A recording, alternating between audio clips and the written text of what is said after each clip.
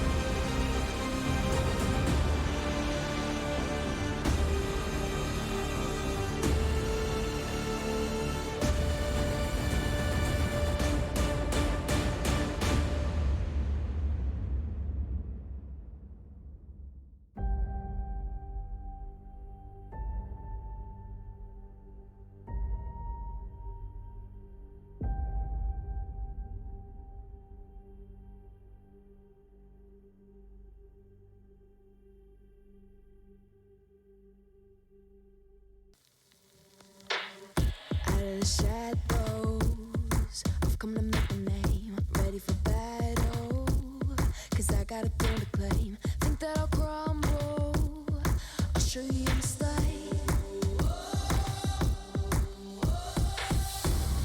Where you see me coming, better run for cover, 'cause I'm not slowing down, I'm never going under. I survived the pain, I know it made me stronger.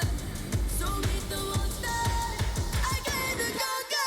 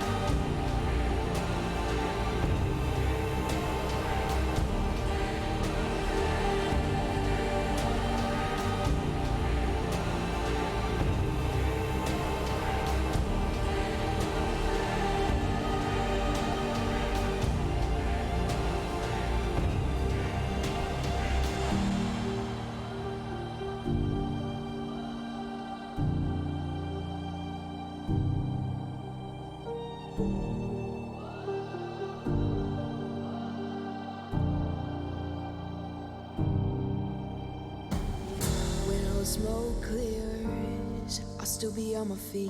Forget all of my fears, 'cause I know my destiny. I feel a champion waking inside of me. It's set in motion, the legend's spoken. This is my moment. Can't break my focus, know where I'm going. This is my moment.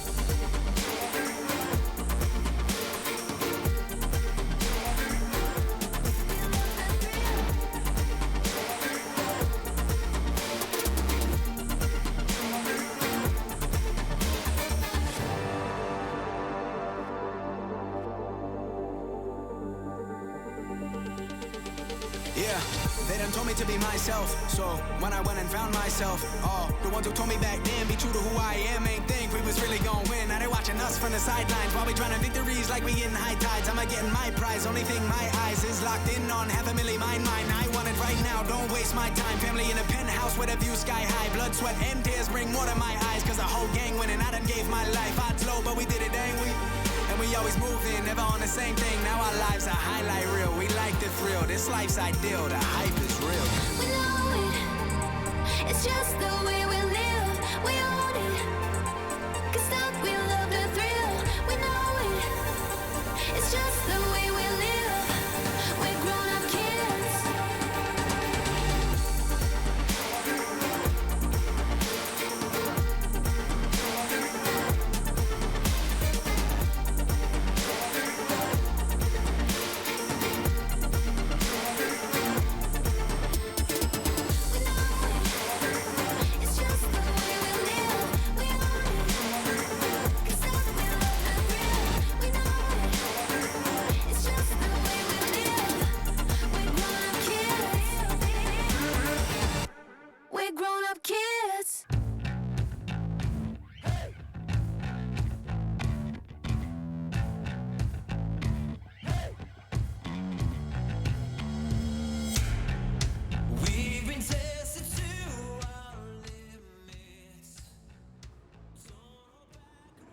And we're back.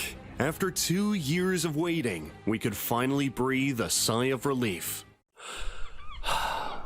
As the Intel Extreme Masters Katowice finally returns to LAN. The entire CSGO scene is always eager to get this one going, all thanks to its iconic status, hefty prize pool, and some of the best teams in attendance. All of this, which is bound to create one heck of a show. So without further ado, let's dive straight into one of the most anticipated phases of the tournament, the play-ins, where 16 qualified teams fought for the much desirable main stage ticket. Fire in the belly. The Copenhagen Flames went from major darlings to not really being the people's favorite at this point. Let's not forget Complexity was about to acquire the Danes just before the new year, but the deal never saw the light of day, so the mood must have been spoiled a bit. Not looking back, they managed first to run over Fnatic in their opening best-of-1 battle. This time, got the guns for it. He mauls them. 3 kills. Blue said, nice trigger discipline as well. Just spams down the last player. Ace for Nikodos in round 2 of Kato. Which was just the beginning before they hit the jackpot against NIP. It looked like somebody added fuel to the Danish fire once again, as the Swedes had to resign. And now, as he goes deeper and deeper towards CT, he gets further and further from threat, and Hampus is taken out by Nikodas. They will get away with the victory, thus fulfilling Roy's dream.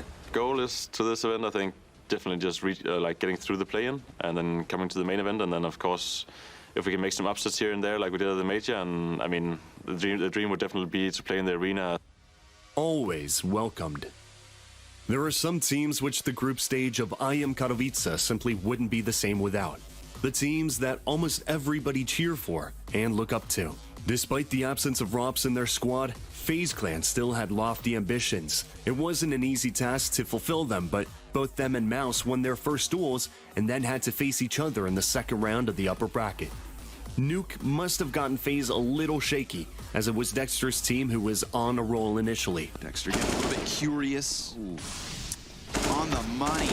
Goes back around. Sprays away. Keeps it controlled to kill Brokey. 4 for Dexter. But then FaZe Clan stand-in JKS came galloping to the rescue. Oh! JKS lights him up! And closed the chapter in favor of the American organization. Brokey's collecting 1 kill after the next. Astralis have been going through some tough times lately, so seeing their progress in the play-ins may once again put a smile on the faces of their fans. After dropping Made in Brazil to the lower bracket, the time had come for Big. It wasn't easy. Kito goes out to the box, immediately removes him, and we turn our attention to the temple, where not even a prayer could save Zippix. And Lucky. But at the end, the Lanimals' determination helped them pave the way to the group stage. Astralis just barely hold on versus Big. They'll play. Now, traditionally speaking, isn't it true that the captain goes down with the ship? Apparently not this time. It's still too early to draw conclusions, but the arrival of Nexa definitely did not destabilize his new home. OG's wins over Renegades and Ents proved many doubters wrong. So wrong, in fact, that OG was the only team to not drop more than 10 rounds to their opponents. Long story short, we didn't witness any extraordinary results in the lower brackets, as all of the expected contenders in the form of Fnatic, Ents, Mouse, and NIP did not fail, despite small hiccups, and did make it through. No matter what, there's still plenty of action to watch, so don't get too comfortable lounging around because the group stage is right around the corner. See you then.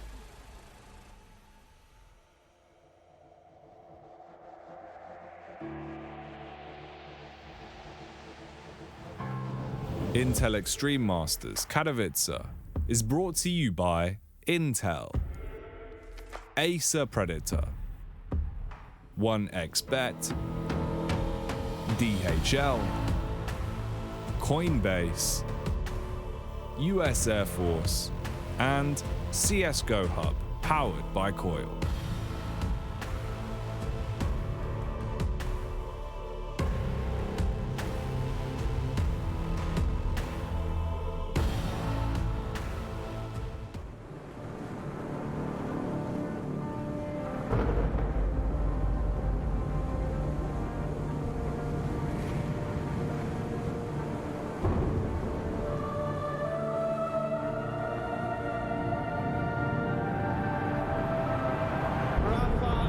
Making history. Absolutely phenomenal.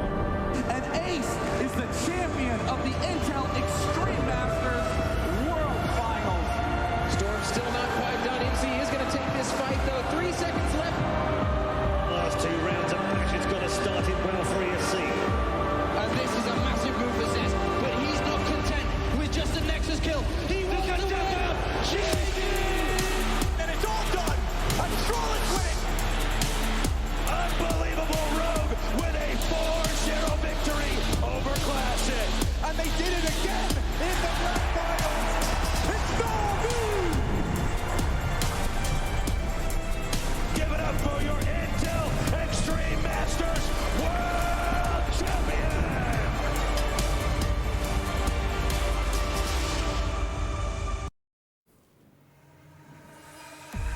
Well, here you have it, ladies and gentlemen. We're back for another great day here of the group stage. It's the Intel Extreme Masters. It's Katowice. It's 2022. Yesterday it's concluded, and we were left with a few raised eyebrows right out of the group stage gate. We were gifted Astralis and Liquid in the same lower bracket, with both having fumbled their opener. But of course, plenty of more Counter-Strike to be played, and to include that of some eliminations, staring in the faces of your Mouse, your OG, your Copenhagen Flames, a little bit of Gambit. Somebody is going to be real upset by the time we're done here in Katowice, and it might just be one of these two guys. I got Maui Steak and Maniac with me. Good morning, good afternoon. Can't be upset. I can't possibly be upset. About the teams anything. we have. I mean, about you maybe, but aside, Counter-Strike in general, I think I'll be fine. I think we have everything we need to be happy. Fair enough. It's been good. It's been good. Some teams not too happy, though. Some of the expectations that we set for certain teams, they didn't quite live up to them. Gambit in particular, man. I didn't really like what I saw from them yesterday. And, you know, this is a tournament where it's wide open. It is, yeah, especially the further we get into the brackets and the further we get to the prospect of being eliminated, right? There's some real rough realities that are about to be faced here, Maniac. Yeah, absolutely. I was having a good morning until you mentioned Gambit. Oh. Basically ruined my day from the get-go, 5 minutes into. Look, we have the Group A graphic right here in front of our eyes, and I guess Vitality did have to shake a little bit. They had to tremble against Mouse. I'm not going to lie. The last map was clean, but boy, oh boy, they could have technically lost 0-2.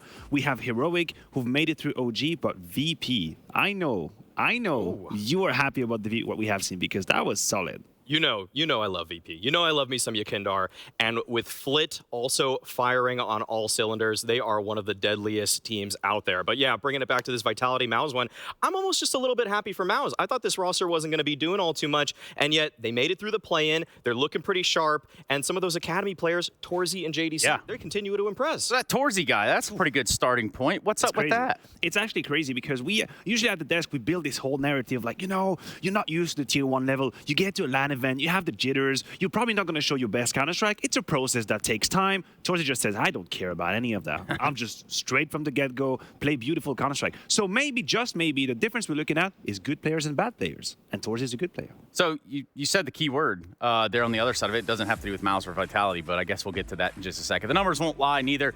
Dupree had a good time. Zywoo showed up per Zywoo origin story there. Have 40 kills or just don't come into the server, I guess, is his whole MO. Nonetheless, yeah, for Vitality, they did find a footing. They found success that might even be expected of the lineup, Maui, but you can't just put all the eggs into that basket. You have to talk a little bit about Nip, too, and a team that has really had an up and down sort of affair.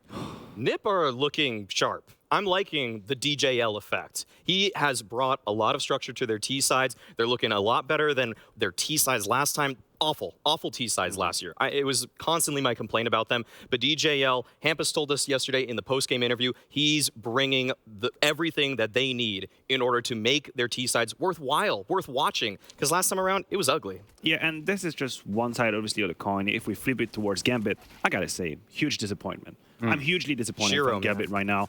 I mean, I could just pinpoint on Shiro. Of course, his personal performance is absolutely not anywhere near enough.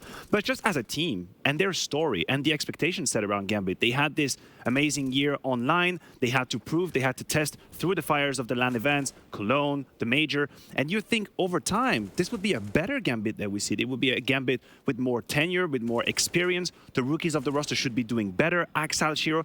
None of it happened. None of it happened. And what if Gambit it goes down and eliminated at the last spot here in Katowice? They are the reigning champion of this event. They won the last time. How? I cannot even imagine them losing out at the last place. That is a super weird one, especially when you think about just trying to, come on, man. Like, come on, Gambit, please, do it to them. Do some of the stuff we were seeing beforehand. Either way, here are those numbers that we so ever built up here for the side of Hobbit and company. With Nip, though, it's just such a thing where I want to believe, but honestly, I get disappointed a few times. They've just disappointed us more than once. There's always this glimmer of hope when it comes to Ninjas in Pajamas that they can bring back some of that NIP magic, but they just keep falling short when they get to that final hurdle, when they finally feel like maybe this will be the playoff run to make it worthwhile. And yet, this time around, I kind of believe. I actually think that their structure's better this time. I'm starting to see more from Plopsky. I'm starting to see more from Rez. It's not just the one-man Hampus show. I feel like the bottom line is probably higher than we expect from NIP. You know, there's a fail-safe. The issue that I have is none of these players make me truly dream. And I feel like any team to be pretending for a trophy has to make you dream when you watch them play. I think Hampus can have a few games where you feel like he's in the matrix and all the decisions he makes are the good ones. But for the rest, it's up and down. It's quite average. I lack of identity and I lack of a player that makes me dream. That is the issue that I have with NIP. And you say the rest. Well, that is Group B. Because that's exactly where we need to leave off. We talk a little about some of the headliners over there. You got to look at that G2V Fnatic that we're going to have coming up here shortly. But Na'Vi, now that's a cool team name, isn't it? They are, of course, one of the fan favorites. Nice Race. Yeah, no surprises there. One of the most popular teams in the space, and they've got Ents, a team that right now are still probably putting some pieces together. They made it through the play-in. Modern's looking pretty decent for them, but they probably still have a few things that they got to iron out, and they got to iron them out fast because Navi's going to be one hell of an opponent. So G2 Fnatic off the rip. We got Vitality, Heroic, and then a little bit of Virtus Pro and the Ninjas in Pajamas. Teams and players arriving to the studio now. Some of them with a little bit more pressure on their back, and that's pretty apparent, Maniac. Yes, and you talk about pressure. Obviously, Na'Vi is a team that everyone's eyes is on them, right? They had this struggle sometime at Blast. They still made it. They still qualified through spring finals. But then you start thinking, is that the level that we're about to see? Is this the Na'Vi we're about to see here in Katowice? Because the whole story is that we get to LAN, they're unplayable, they're the best team in the world, which I fully buy into last year. But I feel like last few days, last few weeks of Counter-Strike have given me reason to doubt. Are they going to be as unplayable as we expect them to be? They came in with some player break rust. That is for sure. What we saw at Blast from them, the fact that they lost to MIBR, I mean, I don't want to be the one to say it, but Na'Vi isn't in the form that they were at the end of 2021. For a couple different reasons, but we're not going to get into that here on this desk. No, that's for another desk at another time. Na'Vi Ents over there on the B stream. All eyes on Na'Vi to continue the reign. We're talking about Intel Grand Slam champs here. Like, these guys, they had a pretty good run at it lately, and that's something that I think we can all be excited about.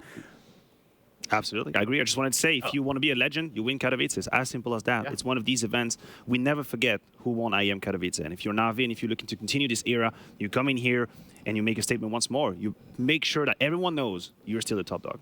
Yeah, and everyone needs to know who's telling the story today, or at least the first part of the day. We've got the first best of 3. Hell, even the second best of 3 if we're lucky.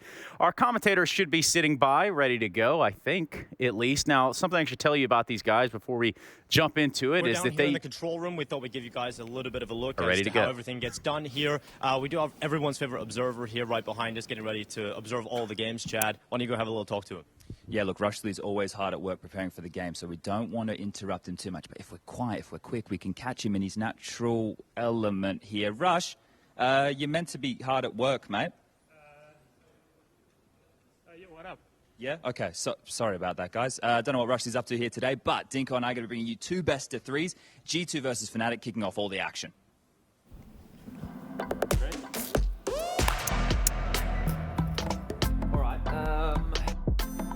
Without disrespecting your former teams too much, what does this roster have that they didn't? I mean, obviously no disrespect or anything, and I think it's pretty obvious. I think the individual skill and the clutching ability might be a bit better. And individual skill, I don't mean every individual is necessarily better than my former team, but I guess on LAN, especially Nico, I could say Hunter as well, because he's had some really good moments lately. Is that I feel like on LAN, especially in clutch scenarios, the ability for them to deliver under pressure is pretty good. With Vitality, for example, you prefer having Zaur or Shox or Apex in clutch, and with G2, everyone can clutch, so it's different, I think. I remember reading in the interview, and there's been a couple of comments made about you as a coach, right, from the newer boys about, like, I think the one that you said, when he speaks, you listen, right? How do you have that aura about you? Do you do anything special to have that aura? Honestly, I don't know. I'm just me. Yeah. I'm ex-army, so maybe sometimes I can give a special aura or whatever, honestly. For me, actually, every team can win a tournament or whatever. For me, it's really special to have a good atmosphere and outside the game. I try to give my best and just, for example, I think all the time for my team and not for me. You said ex-army? Yeah. Okay. All right, so you obviously learned a good amount of discipline there, right? Yeah. Does he have any drills? He waking you up at 6 a.m. or anything, getting you boys out there running? No, but you know, if he comes knocking on your door, then you're late. Oh, okay, all right. That never happened yet, but I guess that it can happen. So you guys both have experience with the younger players. Do you think that gives you an advantage now coming with m0NESY? Like, you've learned a lot from your past experiences and now it's like, this is easy, we know the shortcuts? Or is it m0NESY's different, we have to treat it different? No, we can't say it's easy because it depends how m0NESY can understand our vision, for example, with Hope, because, you know, when you are a young player, you play Faceit a lot, and you just want to destroy everyone, and you keep the same position all the time. But Ilya, I think it's smart, honestly. He tries to understand philosophy, Alexi philosophy, so honestly, I'm really confident for Ilya. The really good strength of Ilya is that at first I could see he was observing a little bit just to break the ice kind of, and like him molding into the team. But I feel like he has more than one player to look up to. Okay. Where in some teams maybe you have decent players but only one of them is like really popular or something. I feel like for him it was really exciting to hop out of Navi Junior to a team like this, and I think that's why he's just listening to everyone and he's trying to make the most out of it. All right, boys, smashed it. Thank you very much. That was great. Oh, good. You killed it, by the way. If you were worried, don't worry, that was awesome.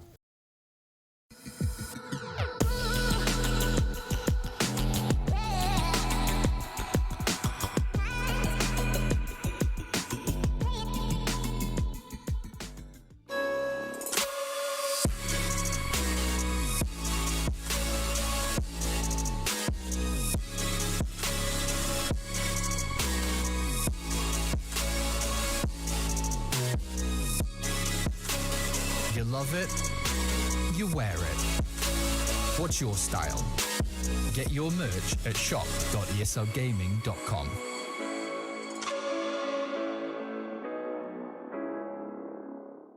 Choose nades, choose a smoke, choose a flashbang.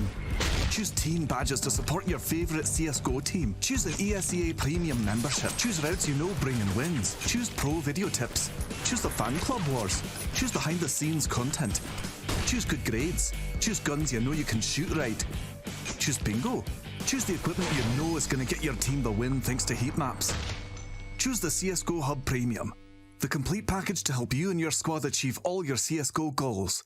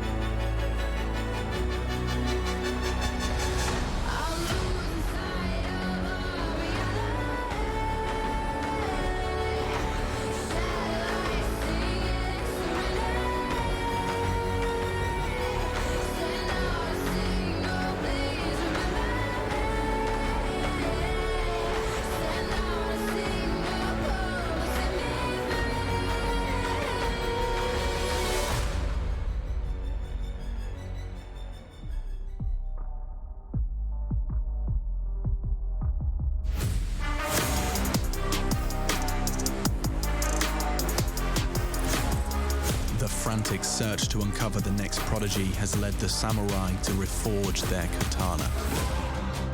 Returning 3 years after Ence's fairy tale run, They pulled off the upset! Alexi B has been given the golden ticket to his redemption. Partnered with talent the likes of which he has never worked with before, Alexi must harness Counter-Strike's most precise weapon whilst nurturing its future star. Every day, every single day, day in, day out, I wake up and I see the message. Sign in, sign in, sign in, sign in, sign in. Every fucking day. Fuck it. Fuck it. Welcome, Monesi.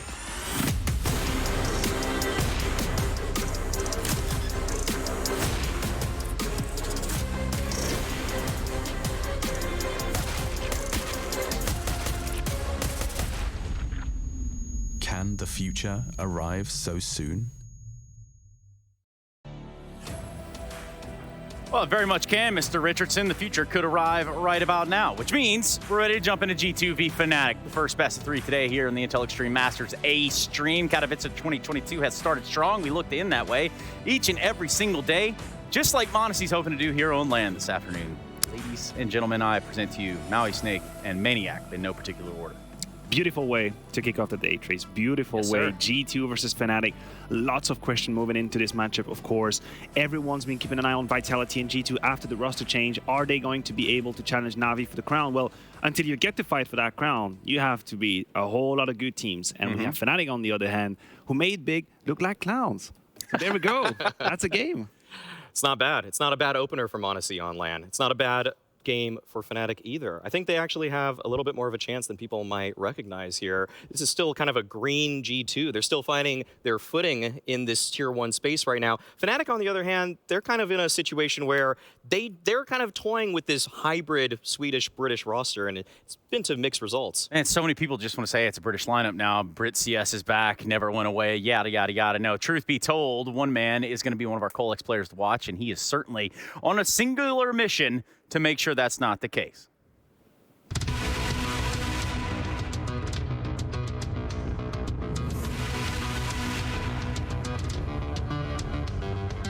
m0NESY, the young gun from the Ukrainian Academy, has now lifted the katana of G2, but can his arms carry the load?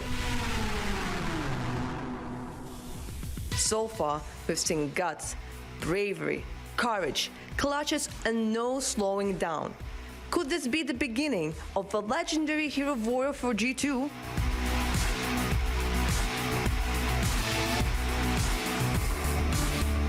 Smooya, the British bad boy, finds a new home and a reforged Fnatic. Despite playing lone wolves on teams previously, he now devotes himself to a team effort. Will this newfound mindset give them the edge needed to push Fnatic over the finish line? Both players have a lot to prove, but only one team can reign supreme. That's very true, Heku. Only one team will win this best of 3, and that's actually the only thing we know for 100% certainty. Maui Snake, I'm looking at this from the very top. m0NESY, that's pretty exciting stuff. But Smooya, perhaps there's more to grab there. I just, for the Fnatic side of things, a little bit topsy-turvy. It is. They were experimenting with who they want to give priority in some of their roles. Smooya is a guy that feels like he can do it all himself, but it's actually been Fnatic winning in the play-in despite Smooya. It's been Brolin, it's been mezii that have been really carrying the torch for them. Even Krim's chiming in, 3-time Katowice champion.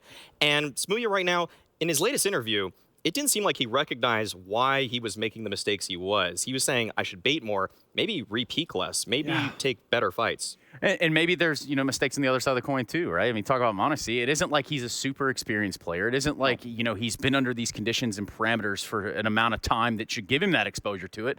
But that's what the time's for, right? I think the first signs that from m0NESY are a clear indication that mechanically speaking, he's almost unique. I think a lot of people agree that he's the fastest we have seen so far. Reminds me a lot of Prime Kenyas, and I know some of the younger audience might not know what I'm talking about, but Kenyas 2014, extremely fast. Now, these first few matches were great matches from m0NESY. I'm not going to sugarcoat it. These were great matches. Mistakes were made. Absolutely. Inattention, inexperience, peeking when you don't have to, not knowing a timing is going to hit you. But this is something we can see coming. All we want to know is, does he have it to become something great? As far as I'm concerned, that's a resounding yes.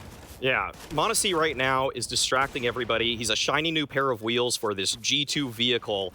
But one thing they're missing is a little bit of tread. But the thing is that I think Xtaz is the mechanic better than any other. He's put ZywOo on the map as one of the best players in the world. There's no one whose tutelage you'd rather learn under than him.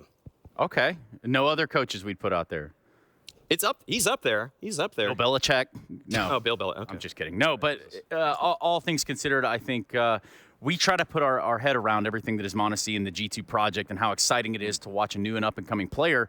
But the people that could tell us the best are them themselves.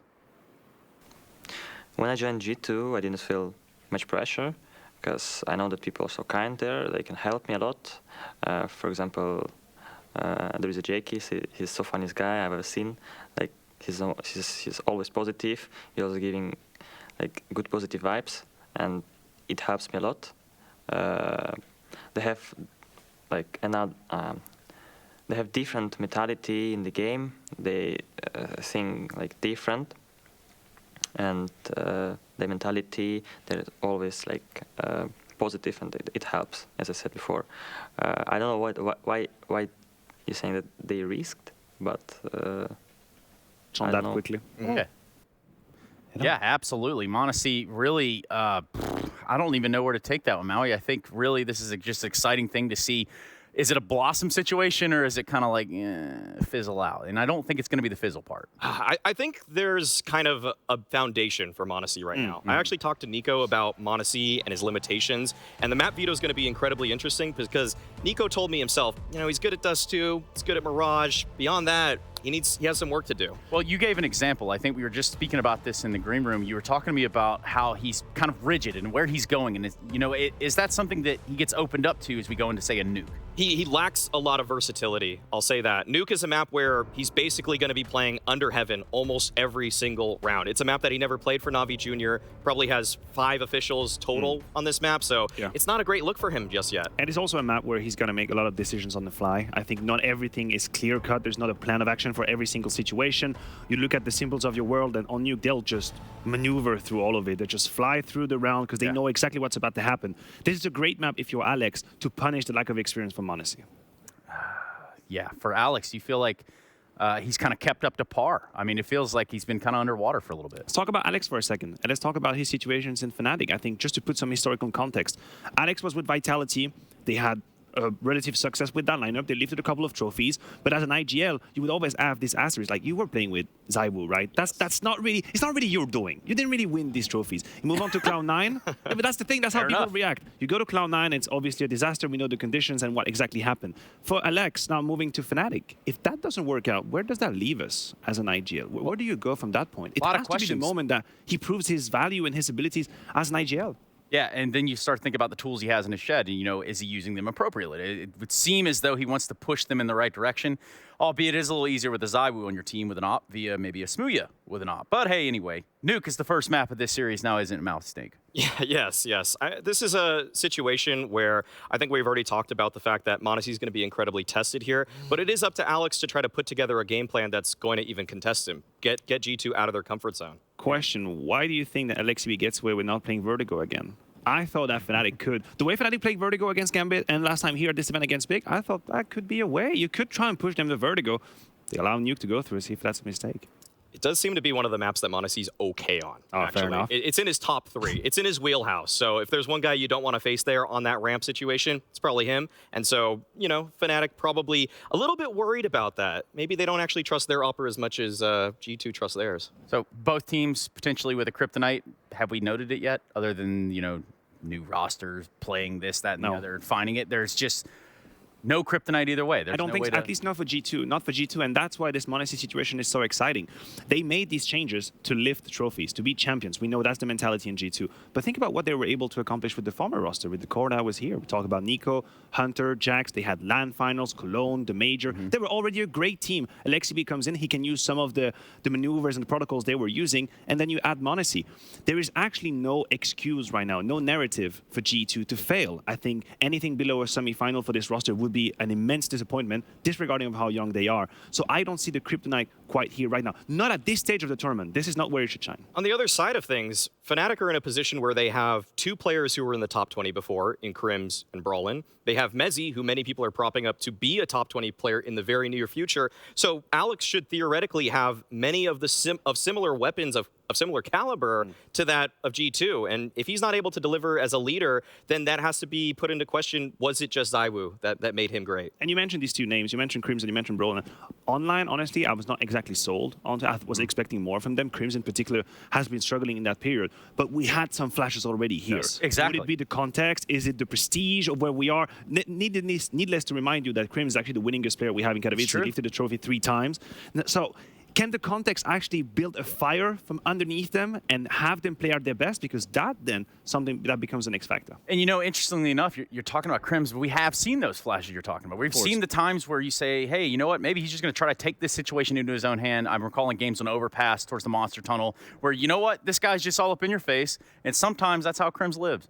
There is one guy, though, on the other side of things that's ready to douse all those flames. Nico's the best player in the server, no questions asked. From the get-go. Yeah. Yeah, there is that. We've barely even touched on him, but he's top 3 player in the world. I mean, Apex told me himself that he's the best rifler in the world. I mean, I think there's no questions about where he is standing right now in the pantheon of great players. Yeah, Pantheon or not, I don't know if we're going to be building any of those. We're jumping in the game just a couple seconds, guys. Who wins right out of the gate? G2. Of course. Why didn't even ask? We already knew that G2 likely to take this series. I didn't go through the script reading, but, you know, who's surprised by that? Thank you very much, Maui, Snake, and Maniac for joining me up here on the analyst desk. We're going to keep things rolling here with the Katowice group stages. We've got a little bit of Nuke, a little bit of Mirage, and thereafter Inferno. Should Fnatic and G2 need it to decide who wins this Group B upper bracket quarterfinal? And no better way to do it than with Chad and Dinko. Thank you very much, Trace, hopping into this one. I'm glad Maui's setting up the fact that Nico is here on the server. All eyes on m0NESY in his debut here at Intel Extreme Masters, but you can't forget about the best rifle player in the world. Nico with precision, power, and an insatiable thirst for victory. Fnatic are going to have to try and deal with him early on today, Chad. Yeah, we get this one underway here. Fnatic on their map choice will be starting on the T side. U2 in the hands of the in-game leader of Alex and the 1x bet odds. Well, they're sticking with the desk. G2 are the favorites here, but it's a ramp rush out the gates and straight into things they go. Jax holding first, m0NESY there alongside him, and this is clean. G2 with a lightning fast pistol. 5 kills, 5 headshots. That's the way you want to kick things off. Absolutely no resistance whatsoever there. You blink and you miss it, so you might want to go with the rewind feature on Twitch just to catch that one.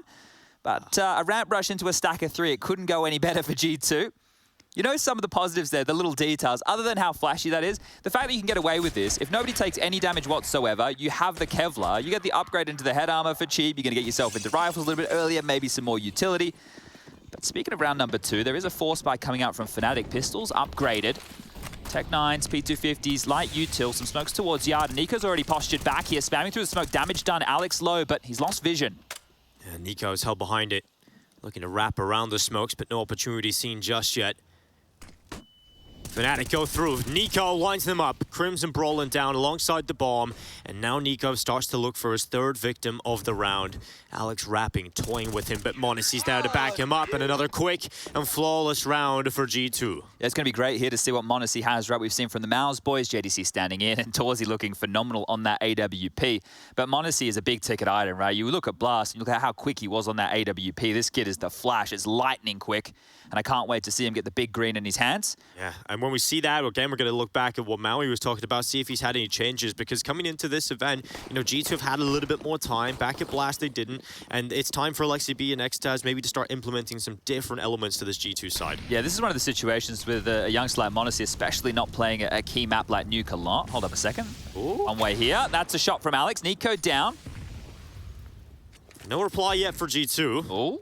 That's another big one. King Mezzy from up top. m0NESY's down. The 2 big dogs for G2 are dead. Yeah, they've been just having a field day towards outside in these last 2 rounds, but Fnatic now starting to drop back. That was both the M4. So Alex has grabbed one. The other M4 is a little bit too far to grab. If you look at the top left-hand side of your screen, you can see that X behind the warehouse. They're not going to get their hands on that, but Alexi will. Scoops it up, and we have a 3-on-5 situation. But G2, they're not done yet. Fnatic starting to turn their attentions back towards ramp. It looks like G2 are about to go for an aggressive maneuver, trying to grab some information. And LexiB is coming back to ramp. Oh, the first spray's not good, but he still gets away with 2. That might be enough here. They can grab another M4, but back towards her. Alex pivots. This could be the kill. Jax, leg spotted. Yeah, he just spotted a bit of Jax, so he knows exactly where he is. We still have 50 seconds left here for Fnatic. They haven't grabbed the other weapon, but they have got their way down this B site. Oh, the sound cute's enough to at least get Hunter to have a look what's going down towards Heaven. They start to pivot. Plenty of time to play out this round for Fnatic. No rush just yet. Another weapon now picked up for Fnatic.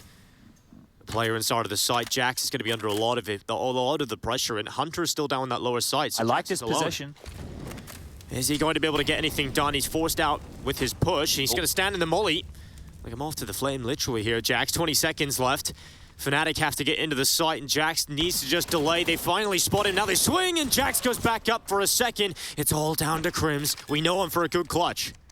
Bomb goes down, 40 seconds on the clock. Hunter up the vent fast. He's spotted now. Crims does initial damage, but no kill. Has to drop back. Hunter, oh, he's been spotted through this middle of the two cylinders and now running down Crims' position. And he'll best him with the MP9. Fnatic close to biting back with pistols. And that was all with the deagles of Alex and Mezzi to kick that off. The rounds, you consider a 5v3 situation. You're thinking, sure, it is an eco, but they've made that as close as you'd like. They didn't invest a lot. They get a lot out of it. Plant 4 kills, and they're just going to keep G2 on notice early here. If you thought the first 2 rounds were easy enough, it's not going to be that way throughout. The one way exploited there by Alex. Mezzi with a banger of a shot onto m0NESY. But Alexi B, he rights the ship, he grabs a couple, and Jackie Boy, the heart and soul of this team, the class clown, he sets them up and allows Hunter to come on in. Crims fully blind, not able to convert, but we do get the rifles out for both and the AWPs. That's key. Smooya with his, m0NESY with the other. Let's see how that battle will start to ensue. It's quite quick here from Fnatic. They send Alex towards outside. Nico will take him out. Okay, well, this is going to be quite the duel throughout. We've already established it. Hunter not able to convert onto Mezzi, so back and forth we go. And Smooya having a look in lobby with the AWP. Trying to get aggressive. Smooya with a more advanced position. Don't think he's going to be finding anybody walking to his crosshair just yet. And the smoke down will slow Smooya out of this, but he's going to play with it and get more proactive, more aggressive. He has been liked. Indeed, he's down to 10. How have they even done that? Smooya's going to be questioning, how is this even happening? And now they've lost the rifle of Brolin. Luckily, Smooya able to glean 1 kill back, but can he find a second? The timing to get away, but Smooya gets spammed down.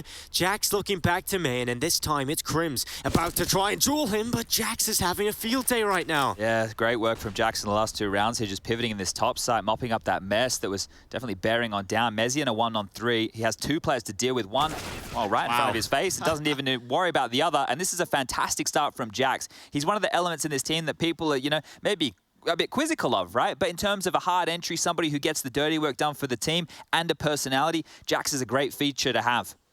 I mean, you have Jax showing up, right? That's just an added bonus to the fact you got m0NESY, Nico, and Hunter on this team. Jax can have these pop-off performances every now and then as well. He's definitely... Look, I'd have to go through and double-check, but at least for my opinion, Jax is the best old boy as far as aim goes. His aim is the best for his age. So I always love watching him play. Gives me hope that in matchmaking we're not going to get trashed by cheaters anymore, Dinko, but that doesn't seem to go that way. No, I think that's going to be a common theme. I think it gets better for a few months, but you know, we always get tricked, Chad. And here we go, back to ramp. A couple of set flashes there. m0NESY off the line, and this was a pressure point that Maui pointed out on the desk. You know that he's that heaven rotator with the AWP. So he's lost control, at least, of the ramp room, and they're creeping closer. If these pistols are able to skirt around the corner and get in his face, we will need to see the flash pop off with the AWP. But they're out of nades now. They've got some ground to work with. The one flash on Brolin might be the go signal as they turn their attention back towards the top side, hoping they've forced out some rotations, and they have. Alexi B currently resides in the lower site, but there's still multiple players bearing down to defend A. Brolin's going to set up the flash, trying to allow this pop in from Fnatic. Here it comes. Flash up for Brolin. We missed it. Oh, it's not going to work. In fact, the flash is going to blind Hunter at least. Nico coming in with 1 as well. But that bomb has got down the vent. There's still rifles here. That's the problem for Fnatic. You still have to deal with Alexi B, who's down here and now has a rotation of his teammates. Jax gets picked out by Brolin. Oh, a shot for Crims lands through the smoke, but luckily Alexi B is in a very good spot to deal with it. Now Brolin into the 1v3 clutch total. 20 seconds to do it as well here, and just so many angles to clear out. Brolin will go down, and a 5-0 start for G2. Yeah, not a bad start at all. This was picked into by Fnatic. I'm sure they wanted to try and deal with some of those pressure points that have been mentioned, but so far so good. Now, G2 are the clear favourites here. Fnatic is still a team that is winning us over. And the elements of this Fnatic team, there's a lot to get excited about, right? Alex, a chance to show what he's got as an in-game leader again. You've obviously got Brolin, who's a fantastic rifler alongside of Mezzi. Those two, you can almost see a bit of parity in terms of the ability of those. Smooya, he's had the potential as an AWP player. Now he gets to show it. And, well, the absolute legend of Crims. So can't wait to see more of what is offered up here. Deep nade, Mezzi down. Smoking there through. Mezzi's in. Running. He's just running with it and nearly opens it up. Although, unfortunately, from a little bit of hope for Fnatic, it's turned into misery with 2 players lost and no trade. Yeah, I think we might need to keep an extra close eye on who's been winning up the duel towards Yard more often than not, because in multiple rounds here, I'm just scrolling through the kill feed, it's been Alex going down to Nico, right? We're looking at 3 rounds in a row here that Nico has actually been able to take out the in-game leader on the other side. They've only been able to get 1 opening kill this entire time for Fnatic. They really struggled in the early round against G2. This one feels like it's just going to simmer out. They do have some space. They've gotten the bomb down towards Secret here, sure, but 3-on-5 situation. This looks handled unless Nico looks away.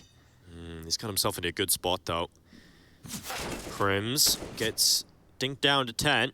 That's a problem with that angle, isn't it? As you just go over this girder, little noggin gets spotted, and well, he will slip towards the back vent. Looking like vent to top, but there's a molly in his way. Yeah. Can't really move with that. Nico now making sure that that vent is locked down. So if Crims tries to get into it, Nico's still there, and he actually will go down with the bomb. Yeah, this is perfect. This should be done and dusted right here. Hunter to find Smooya coming out the squeaky smoke, and now it's just Brolin, last man standing yet again. 1-on-5. Not a hope in the world as he looks on up, and he goes on down 6-0. As this is looking to be quite the start here for G2 on land with the young gun. We do also have the B stream going on over there as the first tactical timeout is called. It's Na'Vi versus ENCE. Now, we all understand the situation that's going on with Boomage, but Na'Vi is still competing with their 5 currently. Mirage, the opening map, picked by ENCE. You can check that out by adding a B to the end of your URL on Twitch. But this timeout is being called by Fnatic here, and you can understand why. This would be a good opportunity to get Keita stuck in, the coach of the Fnatic, to give them a few extra ideas. Yeah, they've definitely tried a lot of different things already on this T side. You know, you even have Mezzi taking this risk, for example. Just not a lot going for them, just trying to crack those openings, trying to get into a situation where they actually have some space to play with, and G2 have been running a very tight ship so far. The only real round that Fnatic have posed a threat is with the lower tier weapons. Yeah, and look, let's have a look at the frag count as well. 2 is the highest on Crims, Brolin, Mezzi, and then 1 apiece for Alex and Smooya. So that's 8 kills over 6 rounds. What's that? 1.3 recurring kills per round. That's not how you're going to get them on the board. Pistols out again, back towards ramp one more time. Alexi B tasked with locking that down. A little bit more active from m0NESY with that AWP. We'll keep eyes on that throughout this one. Alex already towards outside. And now his team will try and challenge down Alexi B, who goes away with nothing, but decides to drop down and just try and buy some time here. He's got the Incendiary to try and slow them down as forces them into the right side, and now Alexi B looks towards it. Headshot is good on the first, looking for a follow-up, but does get overrun, and so now Fnatic have the sight. The smoke towards Decon will stop Hunter from having much success, and now he can't really do much about it. So Fnatic get the bomb down. They've got a rifle in play, but Nico's now arrived as well. Yeah, that was Alex on the lurk towards Yard, so that duel continues to rage on. m0NESY from ramp here, difficult angles to clear. m0NESY coming back down. Smooya's close position with a pistol. Timing nearly works for Smooya, but now he's pinned and m0NESY misses, but at least has the rifle of Nico to back him up. And now it's just Mezzi inside of the site. Down below in dark. Nico's going to check him, but Mezzi hits the headshot, and now he's trying to win this one out for Fnatic. Mezzi has a chance for a second, but m0NESY quick to clear it up. Okay, good to get the bomb down right. That's their second plant only so far within this first half. This ramp play that they're doing, we've seen those set flashes thrown out a couple of rounds to push back ramp control, and it works. You see what happens with Alexi, he gets blind, he has to drop lower, it's a defensive play. So that's something that they can at least rinse and repeat, and with rifles and a bit more utility, they'll be able to swarm that bomb site with ease. So if we see that come out in future rounds, they know where a bit of a weakness is, or at least something they want to exploit in that defense. But we get back into the gun rounds, and with Smooya on the AWP, in this situation, you want to try and activate him to at least hold territory. He doesn't have to find a pick, but at least to, you know, have Nico no longer be a menace towards Yard, force him back, make them turtle up. Smoke's landing towards Yard. Bit of an L block there as Nico tries to spam on through and find any damage he can. Brolin and Crims working on the space. They got the bomb on the back. This is looking like they're going to peel through the smoke, potentially into the top site. Oh, a little bit of a gap, not actually allowing Nico to see anything, so Hunter will fall victim to that play, but m0NESY getting aggressive into the hut. This is different, and couldn't quite follow up for the second. But at least keeps his team within touching distance here.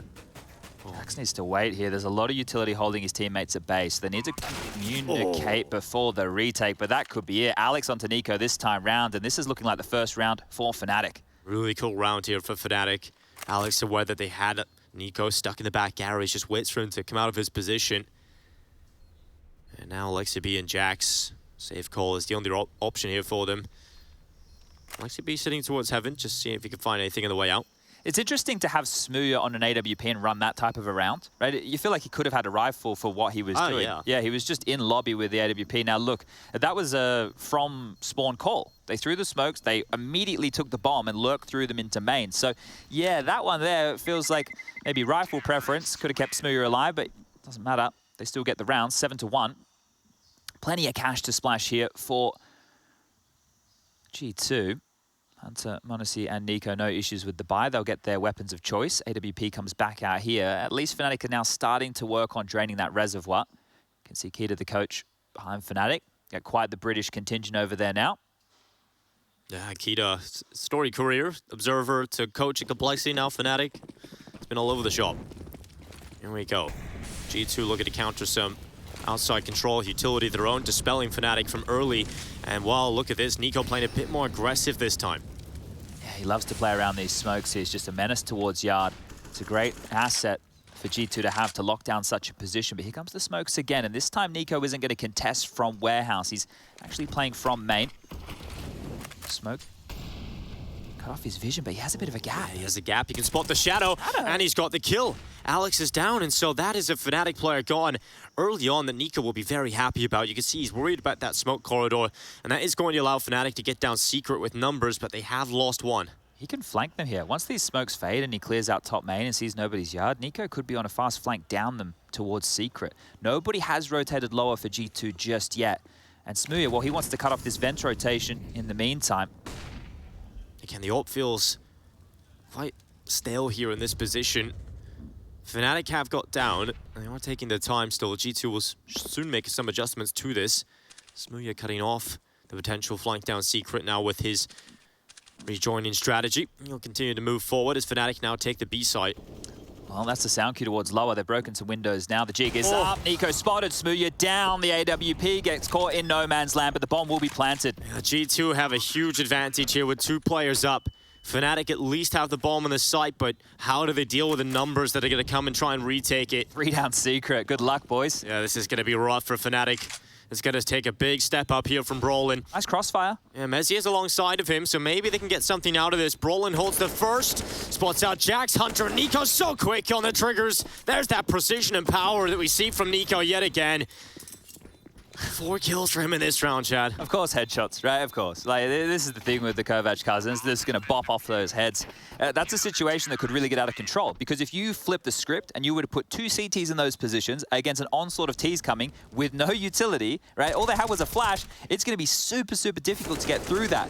But they just went, they traded efficiently. Of course, they sent Jax in first, and then they just trade off of him. That is perfect play and precise. Going to be frustrating now as the scoreline reads 8-1. Smooya hasn't done a lot. He's not really in a position to get a lot done in this T-side AWP. No, that's the thing. Like I mentioned that they don't have to like try and get him to find picks, but he's not even being put in a position to hold down territory, right? He's actually was playing lobby with the AWP. Lobby AWP solo. Yeah, and that's not something you see every day of the week. Well, m0NESY back to his comfort position of hell with this AWP. They get into space. They're walking down again. Walking down secret with the numbers into the garage as well. Crimson Alex charging forward. m0NESY could get blindsided here. Yeah, this is where we're really going to see the youngster tested. Now, he doesn't have too much support nearby. The run boost could really throw him for a loop. We'll be able to see the info on the crossover, so Crims now has a better angle, but m0NESY very passive. He's waiting instead for Smooya to come into his crosshair, and that's about to happen. And that's the quickness of Smooya actually being more accurate. Unfortunately, the glass protects m0NESY, and he's on 3. Yeah, well, Smooya there should have been good for a frag. You just have to be a bit frustrated with that. So quick there from Smooya. Well, they do have the space, and they do have the time. They're starting to apply some pressure. m0NESY floating back towards ramp, Heaven being pushed, and they're going to come up secret behind them. This is all going to come down to the timing here. Oh, Hunter. The bomb's on Smooya's back right now. If Hunter's able to find him as he crosses to join his teammate or come into main, this could be a nightmare as well because Nico's close. So as soon as Hunter calls that, he has the rifle, and Smooya's not in a great position here at all. So Nico can come up behind, and he's got 1. He strikes on a 2, and that's the bomb down. 19 seconds, a recovery mission now for Fnatic trying to get that bomb back. I don't even know if they can. LXCB reacts to the headshot, and now Crim's barreling outside, but Nico's watching for it. There's not enough time. They have to just come down to Monacy. 3 HP. Luckily, he's nowhere near the site. It's G2's round. The bomb's positioning that for Fnatic. It all comes down to just that Nico play up secret. That's crazy, right? Because a lot of teams, when they lose yard control in that fashion, when you lose around towards Hell and Heaven Warehouse, you start to push into lobby. They didn't go for that play, right? They actually had Nico coming up through secret. They were trying to hold on to what space they could. Because the way the meta is at the moment is, yeah, you lose ladder, you take lobby. You want to go tit for tat as far as real estate goes. A great shot from Crims, but you were right. The time at that kill coming in was 5 seconds. There was no way they could make it to the bomb site in time. So G2 had already won the round as that skirmish went down just outside of main. And again, Smooth's going to be feeling bloody frustrated, right? Because he hit the shot onto Monacy, he just didn't get the kill. That one's going to sting when they watch it back in the demo. But there is enough money for a buy, and the max loss bonus, sure, it's been in play. How are they going to get activated here? Is pace the answer? Do they need to go for something a bit more top poppy? The AWP in the hands of Alex. You want to look towards his spawn. He's going top silo with it. This is interesting. Okay, it looks like a wallbang. Yeah. There's no one going to be coming into his crosshair here. It's not going to work out. I'll give that ult back to Smooth. Look at this change up. LXCB getting boosted up on the ramp with Monacy towards Hell. The thing is, if you're going to run a T-side AWP, right, you want to set it up. I said you didn't have to, but that would have been in the entire game, right? You could use it differently throughout, but now that we're 10 rounds deep, going into 11, you want to try and get Smooth some info so we can find the fight. So this is just rough. He's feeling like he doesn't even get an opportunity right now to use the big green. The story's not all about him. There have been holes, there have been gaps, they've lost the timings. G2 are just controlling the flow of this game here nicely. Yard Smoke's a little bit stalled out this time. We'll be dropping sub 1 minute. Nico, this time, getting a bit more aggressive with the smokes, goes through with a flash, and Hunter and Nico, the cousins, take outside. And now Fnatic, they're about to walk into the blender. Monacy with the first. Again, LXCB boosted up as well if needed. That bomb down clearly in his sights. Monacy going back for a peek, and LXCB's turn. It's just one for the in-game leader, but Mezzi thrust into the clutch. A 1v4 for him. 30 seconds left, and again, yes, he's got the read of the flank, but can he deal with 2 prongs of the approach? Jax just runs through the fire, 10-1. This is a masterclass from G2. Yeah, X has the coach behind them here, not having to do a lot. Just kind of having a pretty chill time. Yeah, boys, keep it up. The fist bumps are good. Everyone's doing what they need to. There's no dramas here whatsoever. And you're looking at Nico, 15 kills for him, 11 for LXCB, 9 for Hunter, 8 for Jax, and 6 for Monacy. The team is just having a field day. There hasn't been a lot of dramas. There hasn't been a lot of pressure building up. And remember, this is Fnatic's map choice, so this is falling flat out the gates. I will say it has been quite CT-sided in some of the maps we've had here during IEM Katowice, but this right now, for a team who's chosen to take this as the battlefield, is looking bleak. G2 have made this outside control unpredictable. They've kept it different pretty much every round, and so Fnatic are struggling to adapt to it and come up with the answers. Nico's down here this time, has dropped on through towards the lower bomb site initially, and this is what you're talking about. We've seen so many different faces flashing through, giving them the space, fighting, spamming through the smokes. Different variations, and it's really just making Alex's time rough, calling against a mobile Nico. This is one of the things you need to have in the highest level of Counter-Strike, though. So many different looks, so many different faces to prepare for these maneuvers. But they head back towards ramp again, and this time without the pop flashes through. Good timing on the incendiary here from LXCB. Going to buy a few more seconds. Again, they have got Nico already down on B. Smooya this time being set up for the There we opening, go. and he's got it. The scout opens up the head of LXCB, and therefore the ramp at 45 seconds. Not seeing that quick rotation back to Hell from Monacy because they already have Nico down on B. And let's see if this rifle can strike. Numbers coming towards him. First shot is a miss. Able to recover for the second up to the right side, but he needs to be careful. He needs to get his gun out, and it goes up over the top. Nico will go down, but he's softened them up, and that's the bomb. Dropped to the feet of Hunter as he follows up with another.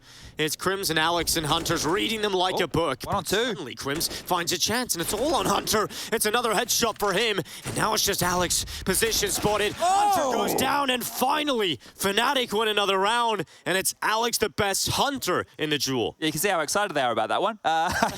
It's been so few and far between, but that's a lower buy that they're able to pull on through. And it looked great, didn't it, for G2? And then multiple kills came in all across the map. They mopped this one up and they get it done. So good to see them converting. I thought that nade from Nico was going to be perfect, just landing on the lip of the ledge, but not enough Vegemite this morning on his toast. That's a reference about 3 of you will get. I apologize. All the Aussies. Anyway, great stuff from Alex there. Grabs his 4th kill, grabs them their 2nd round, and let's see. Fnatic can still grab 5 here on the nose before they head to halftime. Well, the smokes head outside, and again, Nico has changed up his position. He'll be up here dealing with some of these smokes. Fnatic having to commit a lot just to try and remove him and trying to get the problem that is Nico. They're going to start walking with those smokes down towards Secret, upstate from the B stream. Currently 12-3 half for Na'Vi, looking very good over there for them. Could be a similar half here for G2 as they continue to try and deal with Fnatic. There's a lot of real estate to take. Hunter is the player they have to deal with this time, back over towards Decon, but there's so much utility. Oh, they're not even going to use it, they're just jumping over. Well, Hunter's easily picked up the first Alex Look out. at all the damage. And all the players now softened up for Alexi B to deal with some of these squishy players. He's going to look up to the window. It smashes open. Alexi B repositions to the left side. There's some utility coming through to try and limit some of these positions. Oh, but beautiful. The CTs decide to swing, and it's Nico and Alexi B taking the bomb out of play. Fnatic are like fish in a barrel right now, and G2 do not mind just shooting them up. Mezzi and Smooth have to rediscover themselves in this clutch.